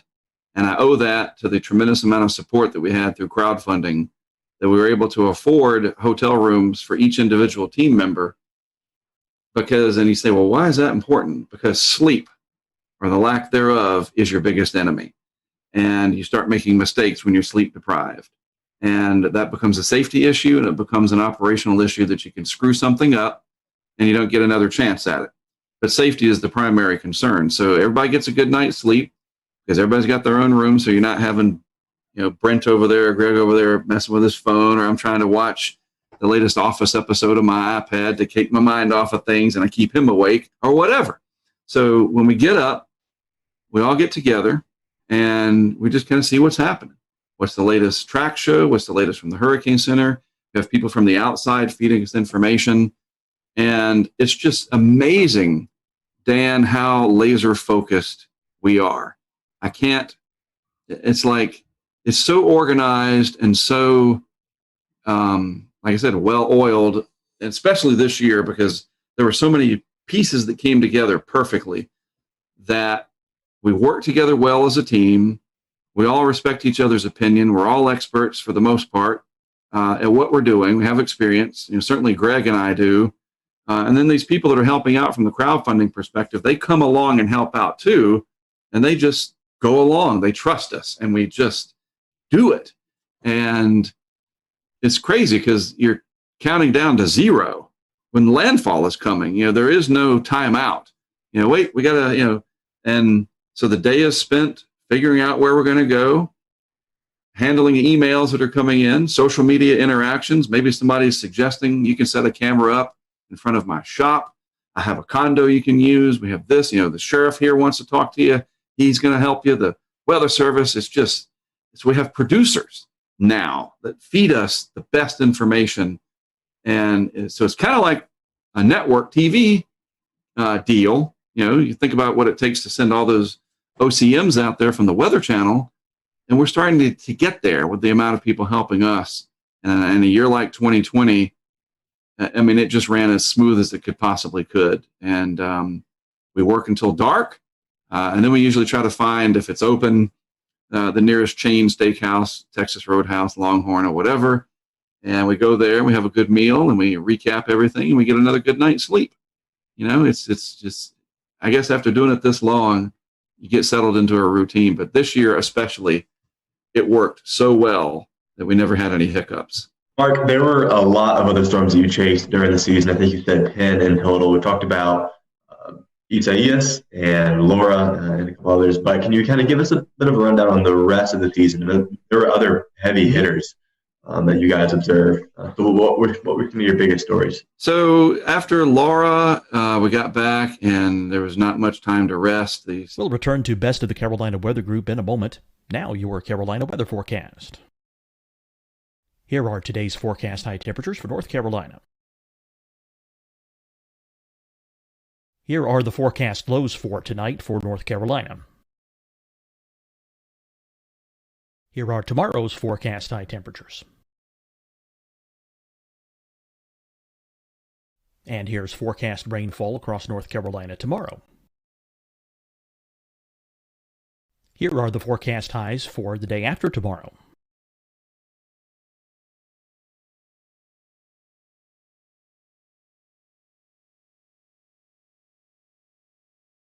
And here's the forecast rainfall across North Carolina for the day after tomorrow.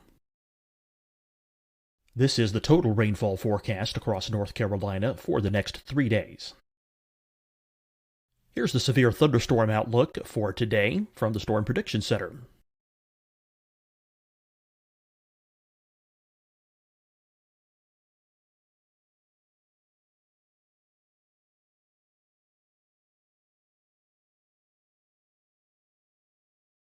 Here are the forecast high temperatures for today for South Carolina. Here are the low temperatures for today for South Carolina. Here's the probability of precipitation forecast across South Carolina today. And here are the rain chances across South Carolina tonight. Here are tomorrow's forecast highs across South Carolina. Here are the forecast low temperatures for tomorrow for South Carolina. And here is the probability of precipitation across South Carolina tomorrow. Here's the precipitation chances across South Carolina tomorrow night.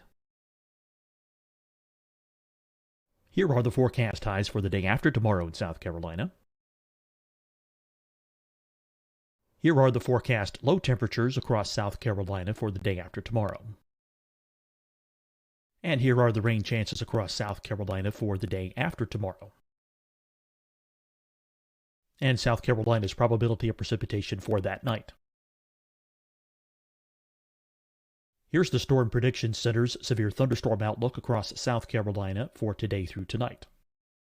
Here's the Storm Prediction Center's severe thunderstorm outlook across South Carolina for tomorrow and tomorrow night.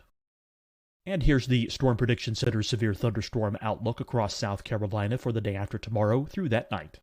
Here's the severe thunderstorm outlook for today from the Storm Prediction Center.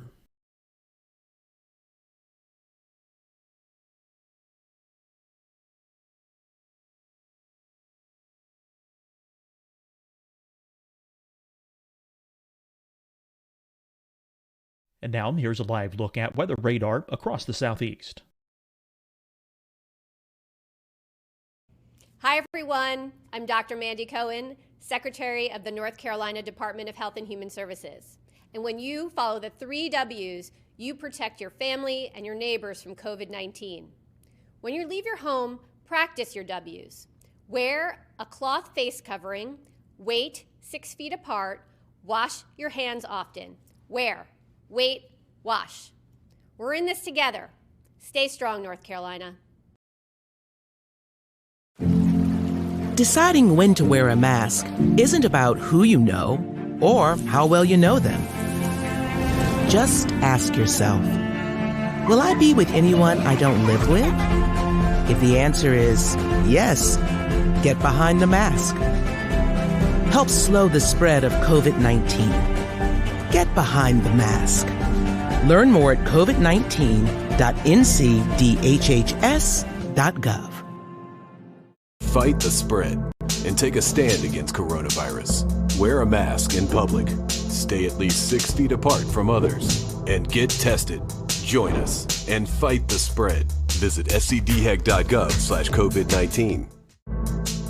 Getting tested for COVID-19 helps you to take the steps needed to protect yourself, your loved ones, and your community. Find the testing location at scdhec.gov/COVID-19 testing. You'll see your Carolina weather forecast at 25 and 55 past. And now back to the best of the Carolina Weather Group on the all-new Carolina Weather Net.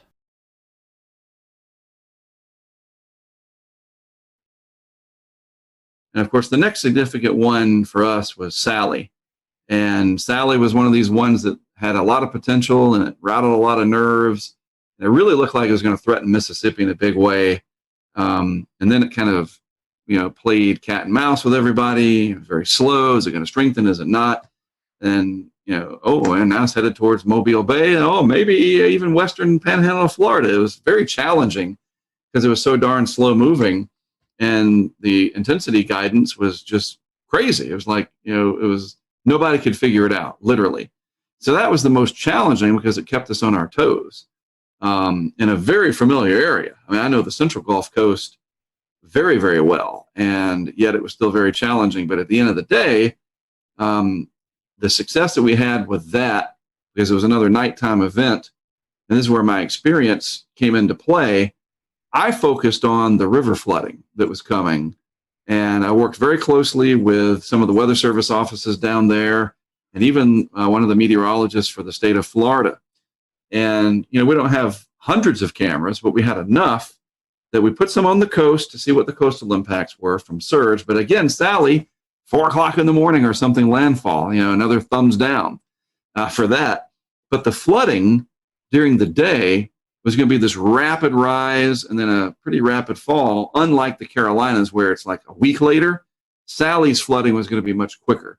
So we put a camera system on the Fish River in Alabama.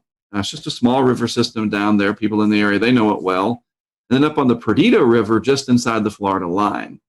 And boy, what we captured there was one of my bucket list, like, I want to do this. The river forecast was for like, record-breaking crests, in excess of 20 feet for both of these, if I'm not mistaken. So we purposely put both camera systems at about 7 feet. And exactly what you think happened. They went underwater. And the one in Fish River kept going. It was a GoPro camera. We didn't have enough. The live signal was not strong enough there. And that camera, you see the water come up, it submerges the camera, and then because of all the red clay and the soils down there, the water turns blood red. And we estimate, because the camera was 7 feet, the Fish River crested at like 20, 21, that the camera was more than likely under 5, 6, 7 feet of water for about 8 hours. And that little box that it was inside of, the GoPro, not even a molecule, a compound molecule of a hydrogen or an oxygen to be found. Absolutely bone dry. And that is amazing footage. And it'll really help to show the impacts of river flooding. We had pressure sensors out as well. The eye went right over one of them in Gulf Shores, Alabama. But again, the darn thing hitting at night, there was just not much we could do in terms of the visuals. So you have to shift and say, okay, what are the other impacts here? And that river flooding, that's what I wanted to take away, and that's exactly what we captured. Then I'd love to ask, just real quick, because you just mentioned that. How do you get the live data out of these stations in the conditions that would generally seem hazardous and maybe not conductive for good coverage? We use Verizon as our LTE provider. And I am a Verizon customer. They're not a sponsor. And so I'm just putting that out there. They don't pay me to say that. And it's just a matter of luck, honestly. Their engineering and their mitigation that they put in, they don't want their network to go down. Sprint doesn't, AT&T doesn't, because people get mad. And we need the network to stay up. Obviously, all of us do. And there are conditions where, yes, it will go down. We lose our feeds, especially in big hurricanes like Laura. They'll go offline, certainly. But that's what the GoPros are there for. They back up those live feeds, especially if it's going to be in the daytime. And for Sally, slow moving, not really intense. And so you're not going to get like a gut punch to the network. It's more of a long process. And everything stayed up as far as I can remember. But that's what we do, is we use Verizon, LTE, and we will be investing, because of our strong support from crowdfunding, some of that money into even more technology for 2021 that'll give us hopefully double the bandwidth, if you will, or at least the range to pick up towers. Maybe the tower nearest our camera is out 5-10 miles away. We could pick that one up. We've got somebody from Washington State who's donating some equipment to make that possible. And always trying to do it better, keep that mousetrap ever improved, right? Well, I didn't mean to interrupt your the rest of the season recap. But after that storm, what else did you investigate? It's interesting. Sally turned into Beta. We went from Sally to Beta. It's like, how that happened? Because it was just this flood of activity. We had a big burst. We ran through just about everything that was left. Teddy, Vicky, Wilfred, subtropical storm Alpha. Boom! Now we're up to Beta, and Beta was threatening Texas, and so that was the longest stretch that I was gone. I was gone for 2 weeks, and that was weird. It was just like, man, I've been gone freaking forever. Anyway, so I went over to Texas for Beta. Set up a lot of equipment. It is the cool part about Beta. A little side story. I put one of the remote cameras on the piling of a house in Surfside Beach of one of the executives that works for the Weather Channel. He's a friend of mine, and it's no secret. His name is Tom Lee.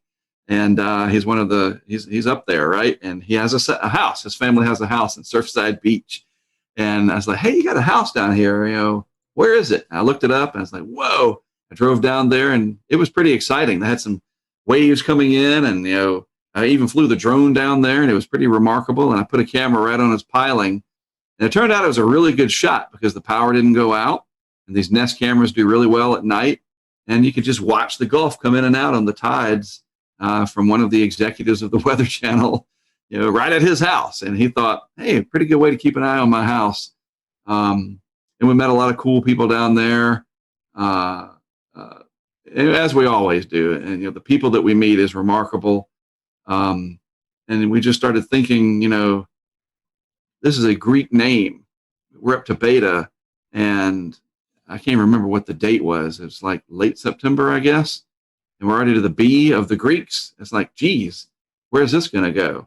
And now, of course, we know it kept on going. But after beta, there's a little bit of a lull, just a little. And then it was Delta. And I guess now's as good a time as any to get into Delta. And the thing about Delta, I'll say this. I saw a lot of people, you get the hype of something, and then you get the anti-hype. And I think both of them can be dangerous, obviously. You know, people that will put the one snapshot of the 40-inch snow, the Cat 5 hurricane parked over Charleston from the Euro 10 day or the GFS 9 day. You see it all the time. We know. But then you got the guys and the gals on social that they want to play the other side, that I called it, that it wasn't going to be anything, and da-da-da-da-da. It's like, just stop. You know, I don't want to tell you what to do, but stop.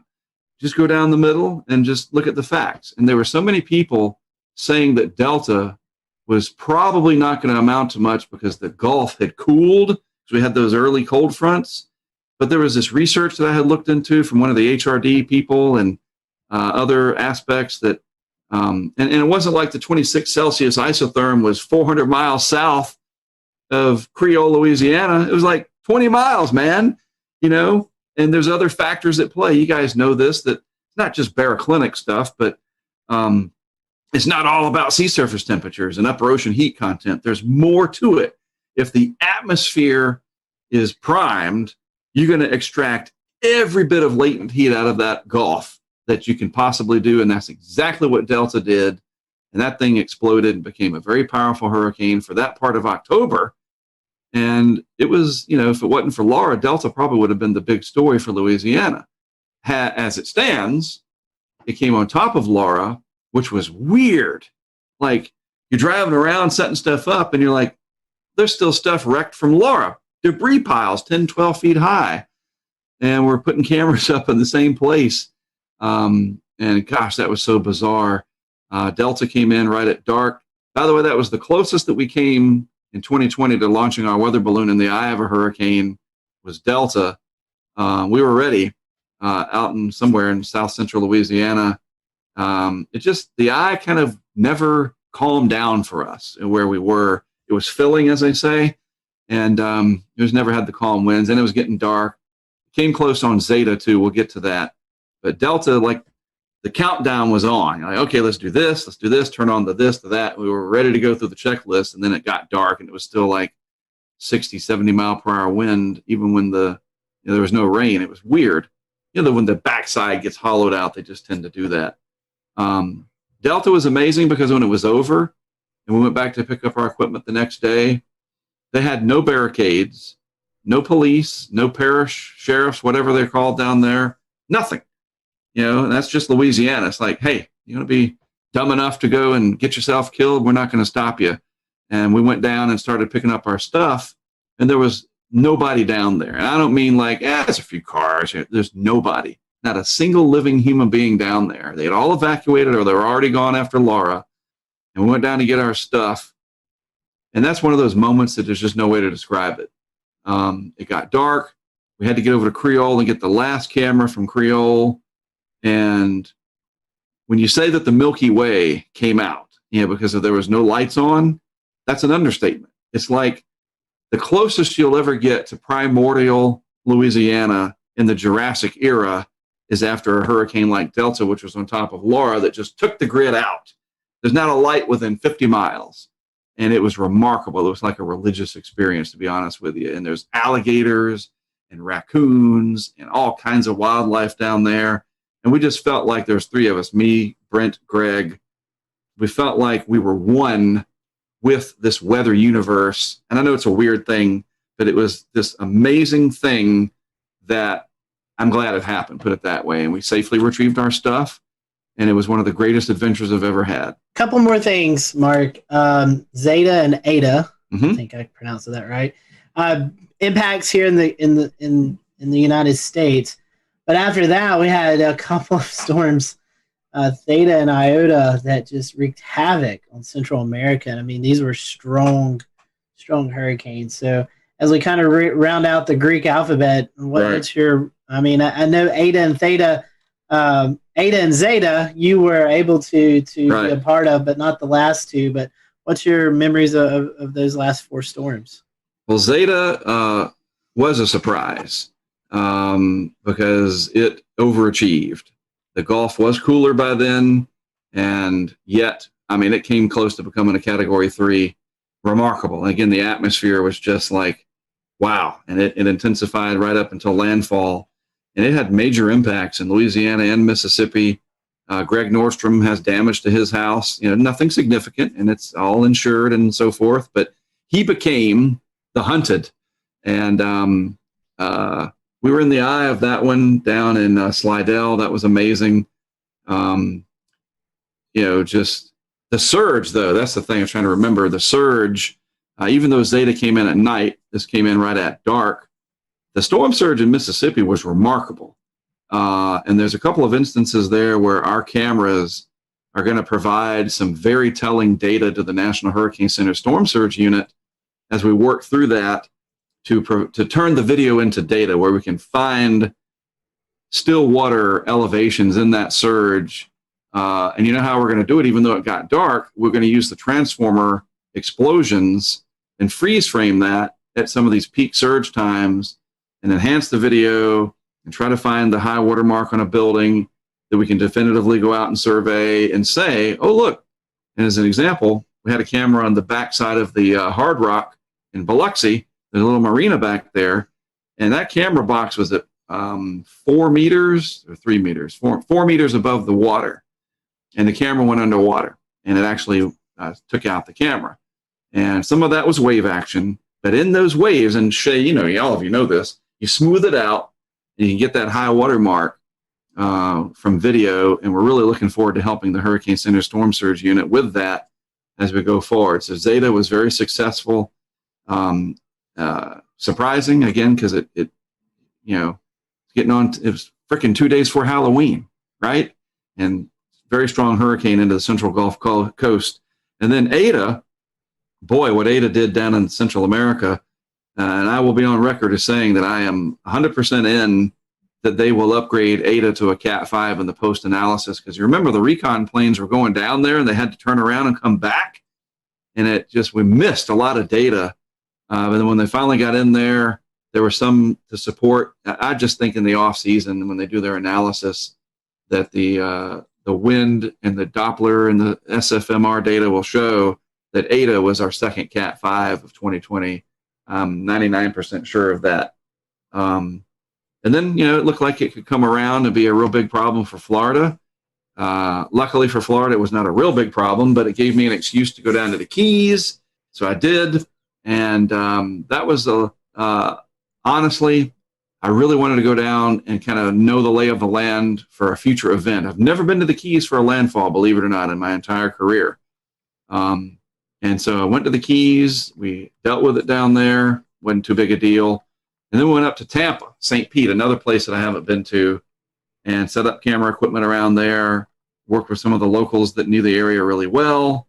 That helped a lot. And we nailed it. We got some amazing storm surge shots right along some of those causeways. And I felt like Ada was another one of those warning shots that was a November tropical storm, and if it had been a month earlier, it would have been a lot stronger if everything else was equal, and Tampa Bay would have had an 8 to 12 foot surge, not 2 to 4 that they had. And it just shows you, bypassed them and then it kind of died out going into Cedar Key, man, it just shows you how vulnerable Tampa Bay, St. Pete are. Those areas are to hurricanes. And you never know. Sometimes the end of the season kind of shows you where you're going to pick up the next year.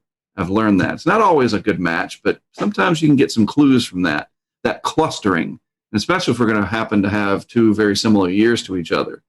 Maybe that's a warning shot. And then it was Iota. Theta, I think, was like I don't even remember, didn't do much out in the Eastern Atlantic, I think, but Iota, wow, that was, poor Central America. And I was in touch with a guy on, I guess, Facebook Messenger for the Hurricane Track page who lives down, it's the island that's south of Providencia. He was real worried about it, and it reminded me of Irma when I was communicating with a guy on Facebook that lived on St. Bart's. He was scared for his life because 185 Irma was coming for him. And this guy was down there on that island south of, I think it's San Andres or something, south of Providencia. Of course, that island, Providencia, these are Colombian-governed islands, was just annihilated. We saw the devastation from there, and that was it, thankfully. Iota capped off 30 named storms, the ace of around 180, right? 13 hurricanes and 6 of them, whatever it was, major, right? Something like that. Start to even remember. And maybe that's it. Maybe we'll be done for the whole, we won't be like 05 and we're still naming these things in January, but I wouldn't be surprised if we get something in the subtropics at this point. Well, Mark, one more thing to kind of wrap up this hurricane season, and we talked a little bit about it earlier, is how many storms we saw this rapid intensification. Yes. A day and a half before landfall. What's your thoughts? I'm not asking for scientific or just what are your thoughts about that? I mean, because you've mentioned previous, sometimes these seasons kind of foretell what's going to happen next season. This is a scary trend, and it's a trend that really needs to be watched. Well, the simple answer is it's concerning because we look at the ACE, and some of that ACE, the accumulated cyclone energy, was generated, like we look at Laura, it was a 150 mile per hour hurricane, but it did so in that last day before landfall. And Michael did the same thing in 2018. Matthew rapidly intensified on approach to Florida, and it was very fortunate for Florida that it just scraped by 20 miles offshore. Dorian stopping, I don't know, whatever it was, 180 miles short of West Palm Beach, our vicinity, as a rapidly intensifying Category 5. And we're getting real close here to some absolutely mind-boggling disasters because these hurricanes are intensifying close to land. Eta and Iota both intensifying real close to South America like they did. That was a similar theme in 2005. Now, we had a much higher ACE score in 2005. And you say, well, yeah, there's a lot of, we had 4 Cat 5s that year. Well, think about it. All 4, here's a similarity. All 4 of those Category 5s in 05, yes, they were much stronger than what we had in 2020, looking at the big picture. But Katrina, the entire life cycle of Katrina was about 5 days, the whole thing. And in that 5 days, it became a Cat 5. Rita, same thing. Tropical storm in the Bahamas, Cat 5 in the Central Gulf, makes landfall as a 3. The whole thing lasted less than 5 days, roughly. Wilma, a little longer, but it rapidly intensified. Twice, once on the approach to the Yucatan, and another on its way into Florida, and it made landfall as a 3, if I recall. Emily, Dennis, both, Dennis almost was a Category 5, rapidly intensifying. And here's the common thread. They all did so probably west of 75 degrees longitude, not like Irma, which was a Category 5 way out in the Atlantic. Florence, way out in the Atlantic, very strong. Ivan. These long track hurricanes are so different than these ones that blow up in our backyard. And it's not just the United States that has to deal with these. Central America, Cuba had to deal with Gustav doing that in 2008. But there's this weird common thread between 05 and 20 that these massive hurricanes that we did have strengthened so quickly in our backyard. I don't know why. I don't know exactly why. Can you attribute it to the La Nina and the favorable pattern right over that area west of 75, south of 30 north? There's something going on there. And, that's the thing. Can we see that kind of a pattern again ahead of time? And no, this is our bubble. This is our area we got to really look out for. Maybe that's one of the next things that people like Dr. Klotzbach or Eric Webb or Levi Cowan, who works down at HRD now, maybe they can work on that pattern recognition for that favorable bubble that's going to give you those strong hurricanes. And if they're close to land, we really should know that. You kind of piggyback off that. We've had a few Twitter questions come in. Matthew Harding wanted to know, do you think we'll see something similar in 2021 that we've seen in 2020? I mean, I guess to kind of piggyback that, what is your outlook as we go into next year's tropical season? Well, I think and this is so easy to understand, it's highly dependent on the state of the ENSO, I think more than anything, the El Nino Southern Oscillation phenomenon. Right now, we are in at least a moderate La Nina. It's like negative 1.3 or higher or something. I mean, the index is pretty low. And so that La Nina sticking around or not, and basically it's the absence of El Nino. If there's no El Nino and the Atlantic is warmer than average, especially in the main development region, then you typically have an above average season. But a season like 2020, where it's hyperactive and mega active, hopefully those are 15 years apart, because this is just too much. But you look at 04, here's the interesting thing. 04 had, 15 named storms, something like that? And the A score was way higher than 2020's was in 04. And yet 05 almost doubled the amount of named storms of 04. Its ACE was a little higher, but they were back to back. You know what I'm saying? So I don't think you can look at that and say that 2020 is the 04 of the 04-05 combo, that 2021 would have 35 named storms or 40. Maybe it's a little bit of a reverse, that next year we have 15 to 20 named storms, but some long trackers, that the overall pattern stays favorable. Maybe that bubble shifts back out towards the southwest Atlantic and maybe Florida, and the Carolinas comes into play. There's just no way to know this early on. But the biggest thing to track, it's easy to do, is the anomaly data, the state of the ENSO, how the Atlantic's doing. And if those two puzzle pieces, a negative ENSO and a positive AMO, or just a warm Atlantic, doesn't even have to fit the classic anti-Atlantic multi-decadal oscillation. I know I'm throwing all these terms out. But if the Atlantic's warmer than the Pacific is, look out, generally speaking.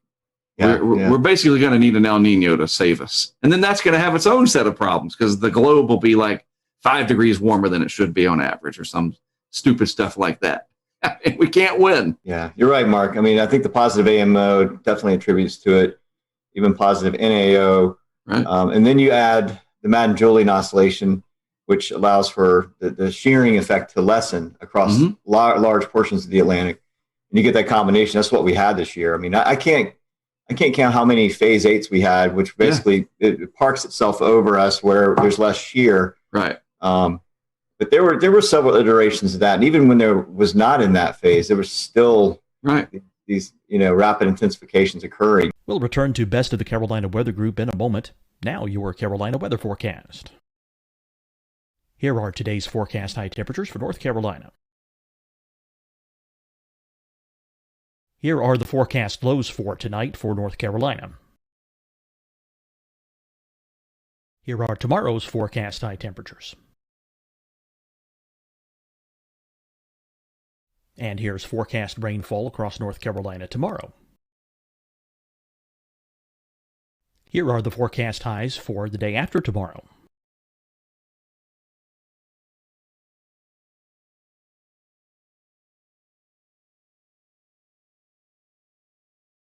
And here's the forecast rainfall across North Carolina for the day after tomorrow.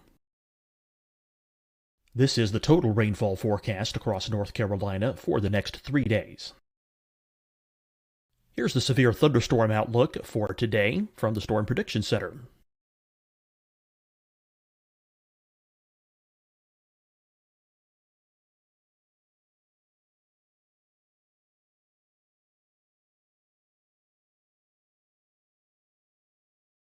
Here are the forecast high temperatures for today for South Carolina.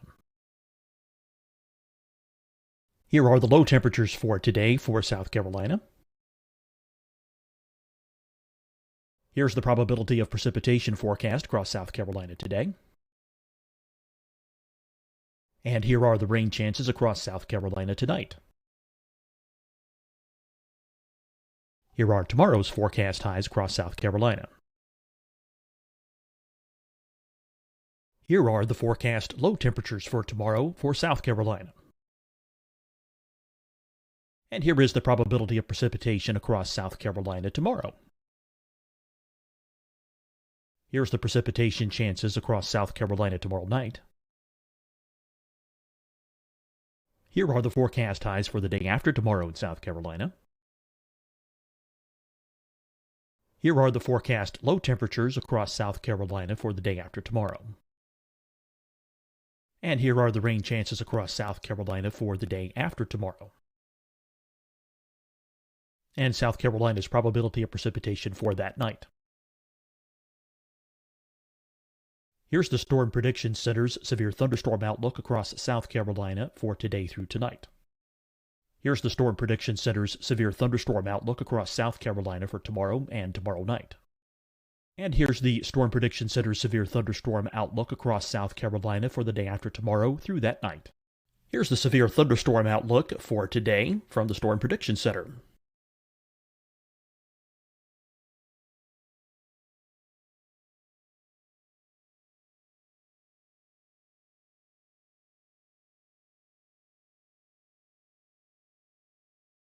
And now, here's a live look at weather radar across the southeast. Hi, everyone. I'm Dr. Mandy Cohen, Secretary of the North Carolina Department of Health and Human Services. And when you follow the 3 W's, you protect your family and your neighbors from COVID-19. When you leave your home, practice your W's. Wear a cloth face covering, wait 6 feet apart, wash your hands often. Wear, wait, wash. We're in this together. Stay strong, North Carolina. Deciding when to wear a mask isn't about who you know or how well you know them. Just ask yourself, will I be with anyone I don't live with? If the answer is yes, get behind the mask. Help slow the spread of COVID-19. Get behind the mask.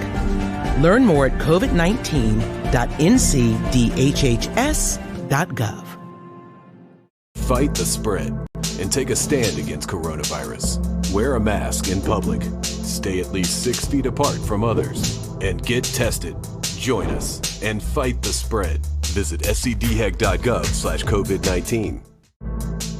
Getting tested for COVID-19 helps you to take the steps needed to protect yourself, your loved ones, and your community. Find the testing location at scdhec.gov/COVID-19 testing.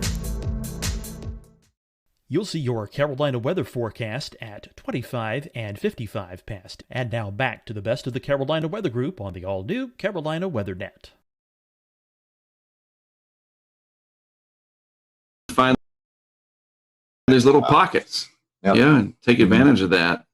But 2021 will probably be another active season because I've never seen that we have an El Nino after a strong La Nina. I cannot recall the last time that happened. It's always a first.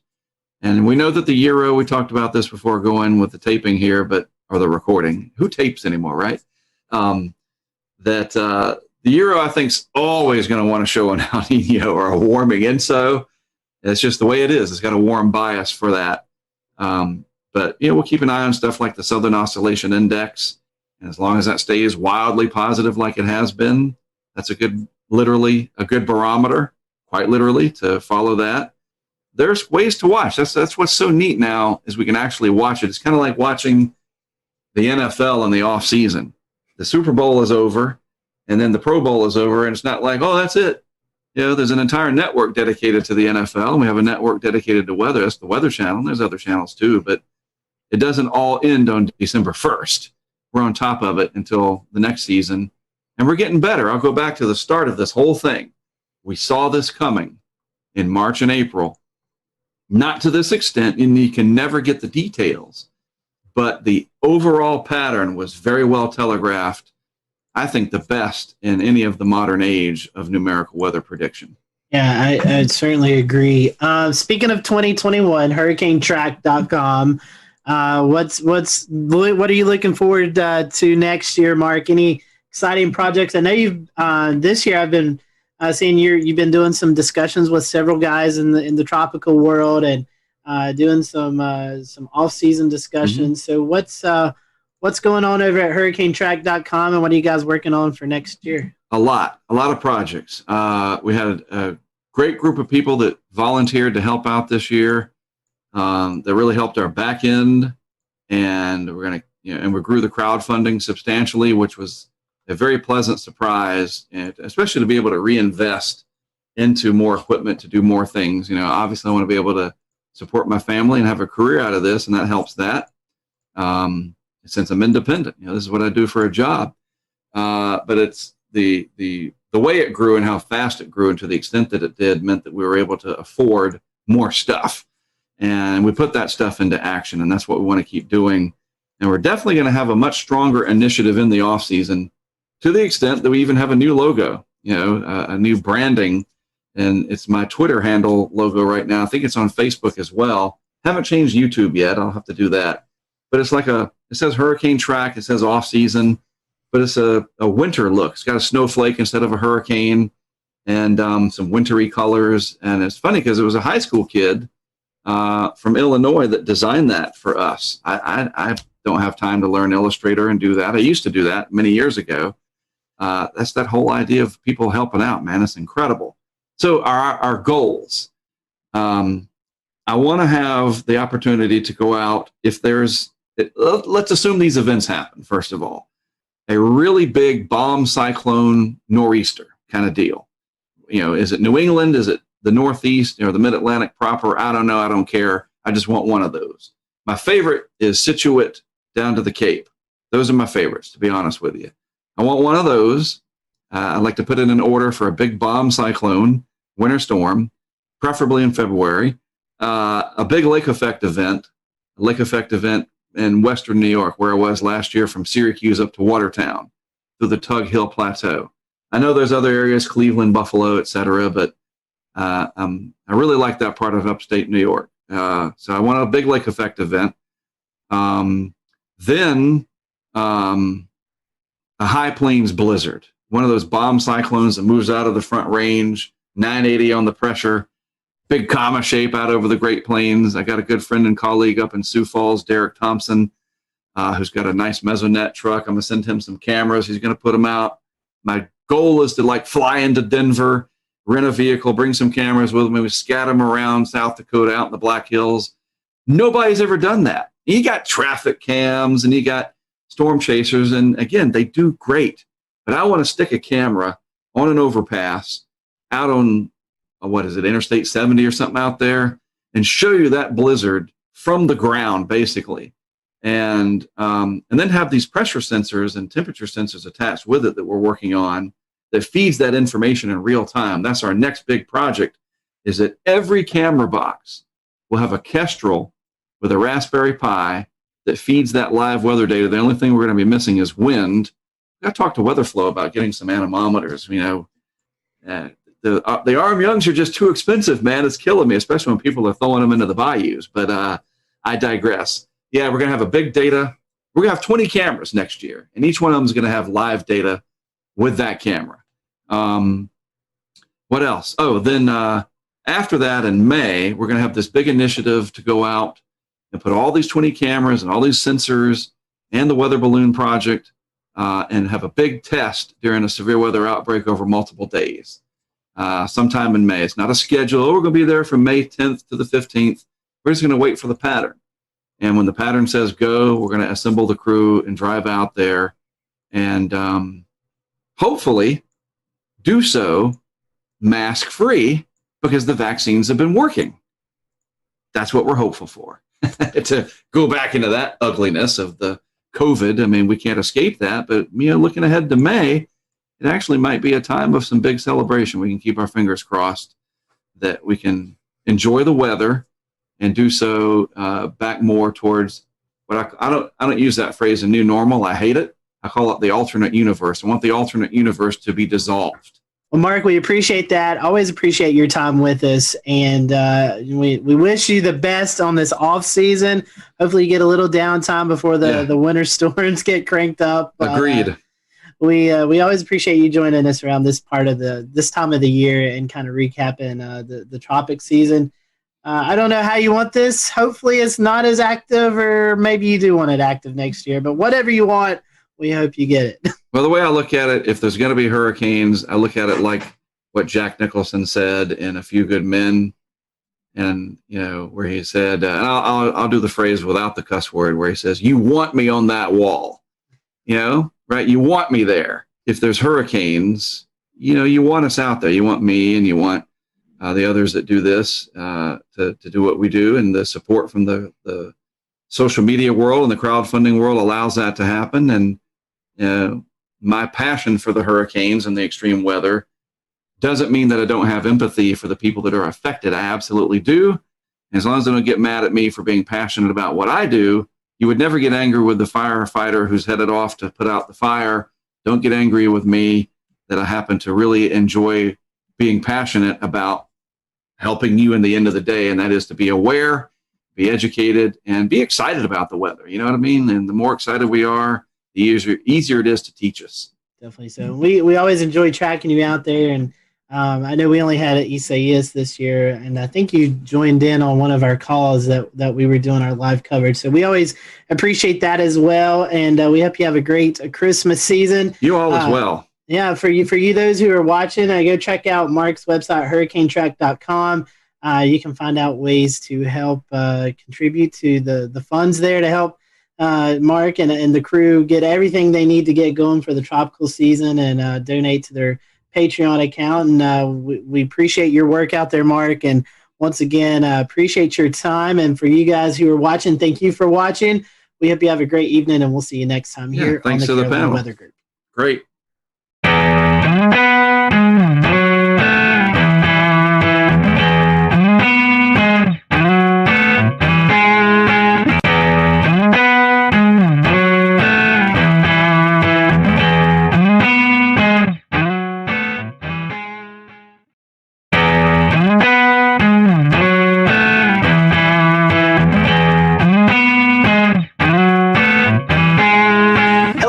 Welcome to the Carolina Weather Group. We welcome you to our latest edition of our little podcast, Weather Live Stream. And we're going to be talking about an interesting project tonight, the Snow Impact Project.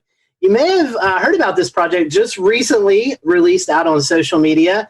NOAA and NASA and a lot of different entities working on better forecasting winter storms, and especially along the East Coast here where we live. That will be helpful because we know a variation in just a few miles can mean all the difference in snowfall forecasting. Tonight we have with us Lynn McMurdy.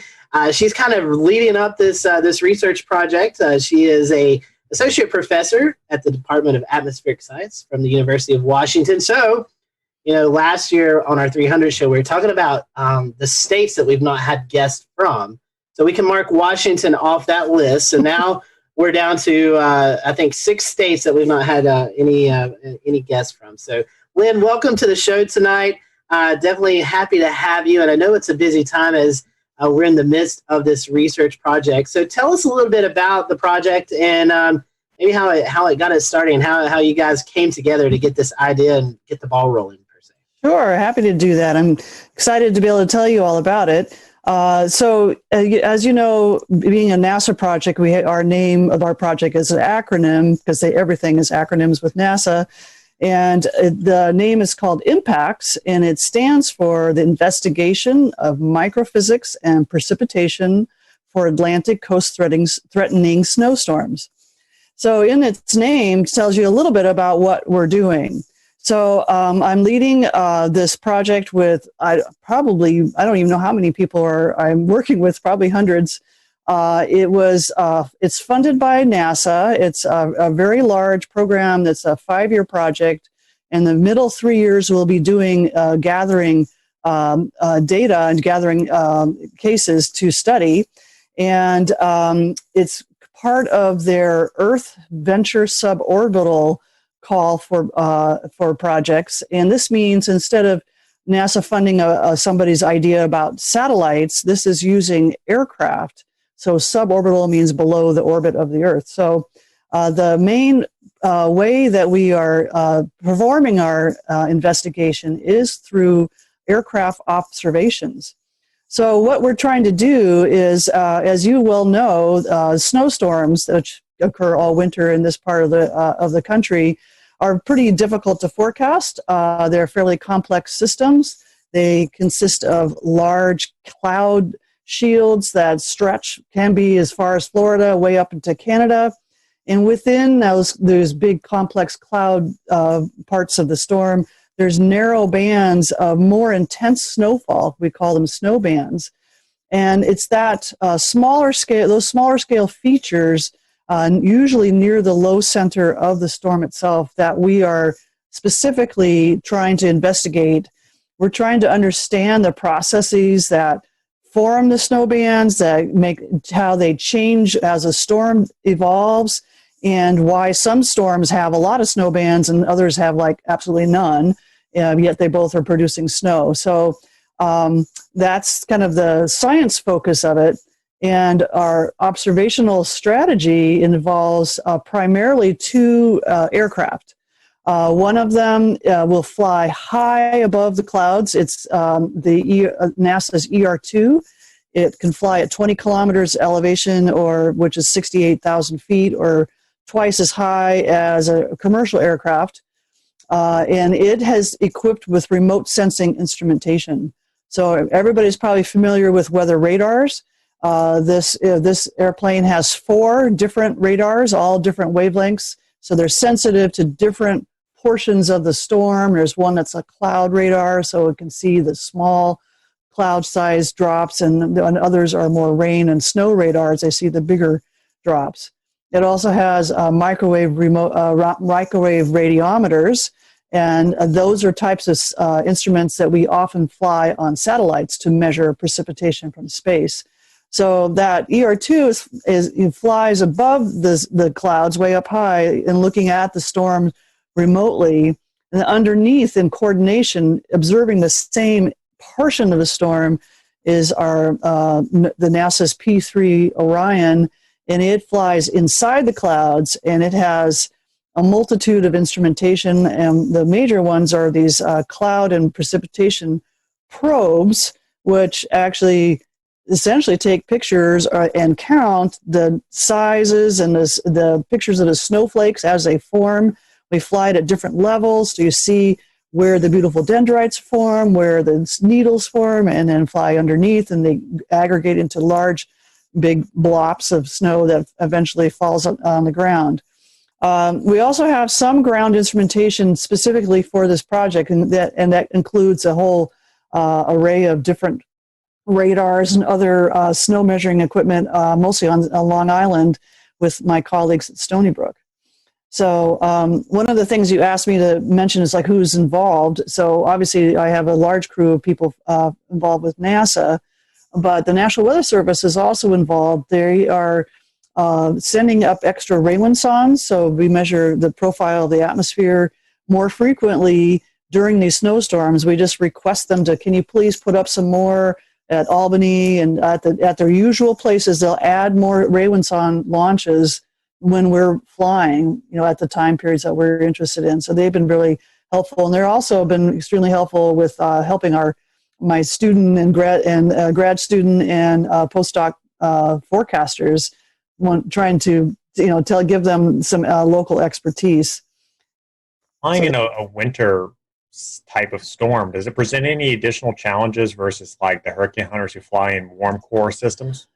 Well, that's a good question. The two different systems are pretty different. The hurricane hunters typically fly fairly high, and what they're doing is trying to get different profiles of the environment of the hurricane and try to get a good estimate of what the central pressure is.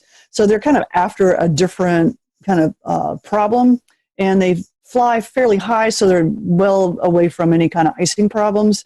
So for us flying in snowstorms in the winter, depending, like this last case, we actually flew. It was rain on the surface, but the structure of the storm was the same, so we flew in it. But icing was an issue that we had to watch out for.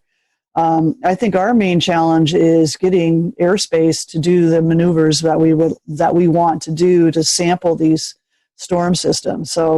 But so far, the air traffic controls have been extremely helpful and very accommodating.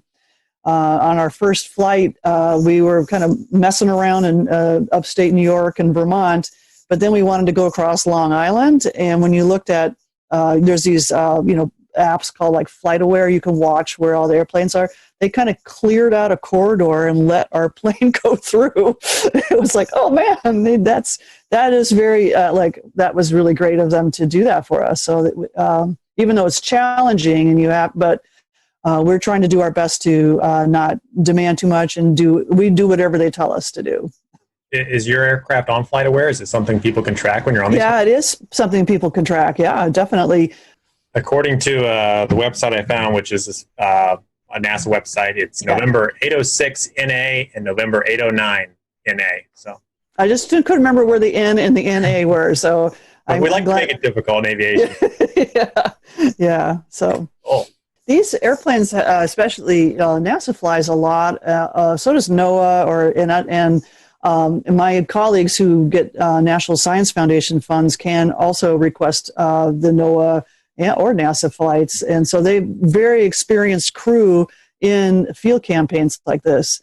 And each one has its unique way of doing operations. I think we're not doing anything really clever, fancy, different, and never been done before. And a lot of our instrumentation has been used in many other projects. And in some ways that's good. It's kind of less risky. And we'll get good data right away. And so it's, banking on the experience from other campaigns. So I know specifically the focus of this project is for snow bands, but does some of this data also feed into freezing rain and sleet forecasts as well? It might, yes. I think what we're doing at this stage is we're first looking for any storm we can find. The banded structures can result in different things at the surface. The bands form aloft. So at those levels, that's always below freezing. And then the structure at the very lowest levels, the airplanes can't, observe because you're going to crash them because you're flying so close to the surface. So if it happens to be a situation where there's pre-existing cold air down at the surface, and that happens to turn into freezing rain instead of snow because it's warmer aloft, then yes, we will inform that. So I've told others that snow bands are our wish list are the main thing we want to get for. But if the storm happens to be warmer than your usual winter storm, the structures are similar and we can still learn the science of what makes those structures. Why does it organize in these narrow bands that are maybe related to the low pressure center deepening or maybe not? There's different hypotheses that we're testing. And we can test them with a variety of storms, including ones that have freezing rain and things like that. Lynn, just off the cusp thinking, this may, correct me if I'm wrong, may be able to help predict or maybe forecast where we could actually see those intense bands set up where we see thunder snow. Is that?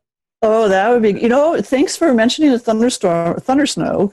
Because for this year on the ER2, we do have an instrument that measures the electric field, which then relates to lightning. So if thunder snow happens to occur, we will actually learn some really fascinating stuff. They've never flown this instrument in situations where in winter storms.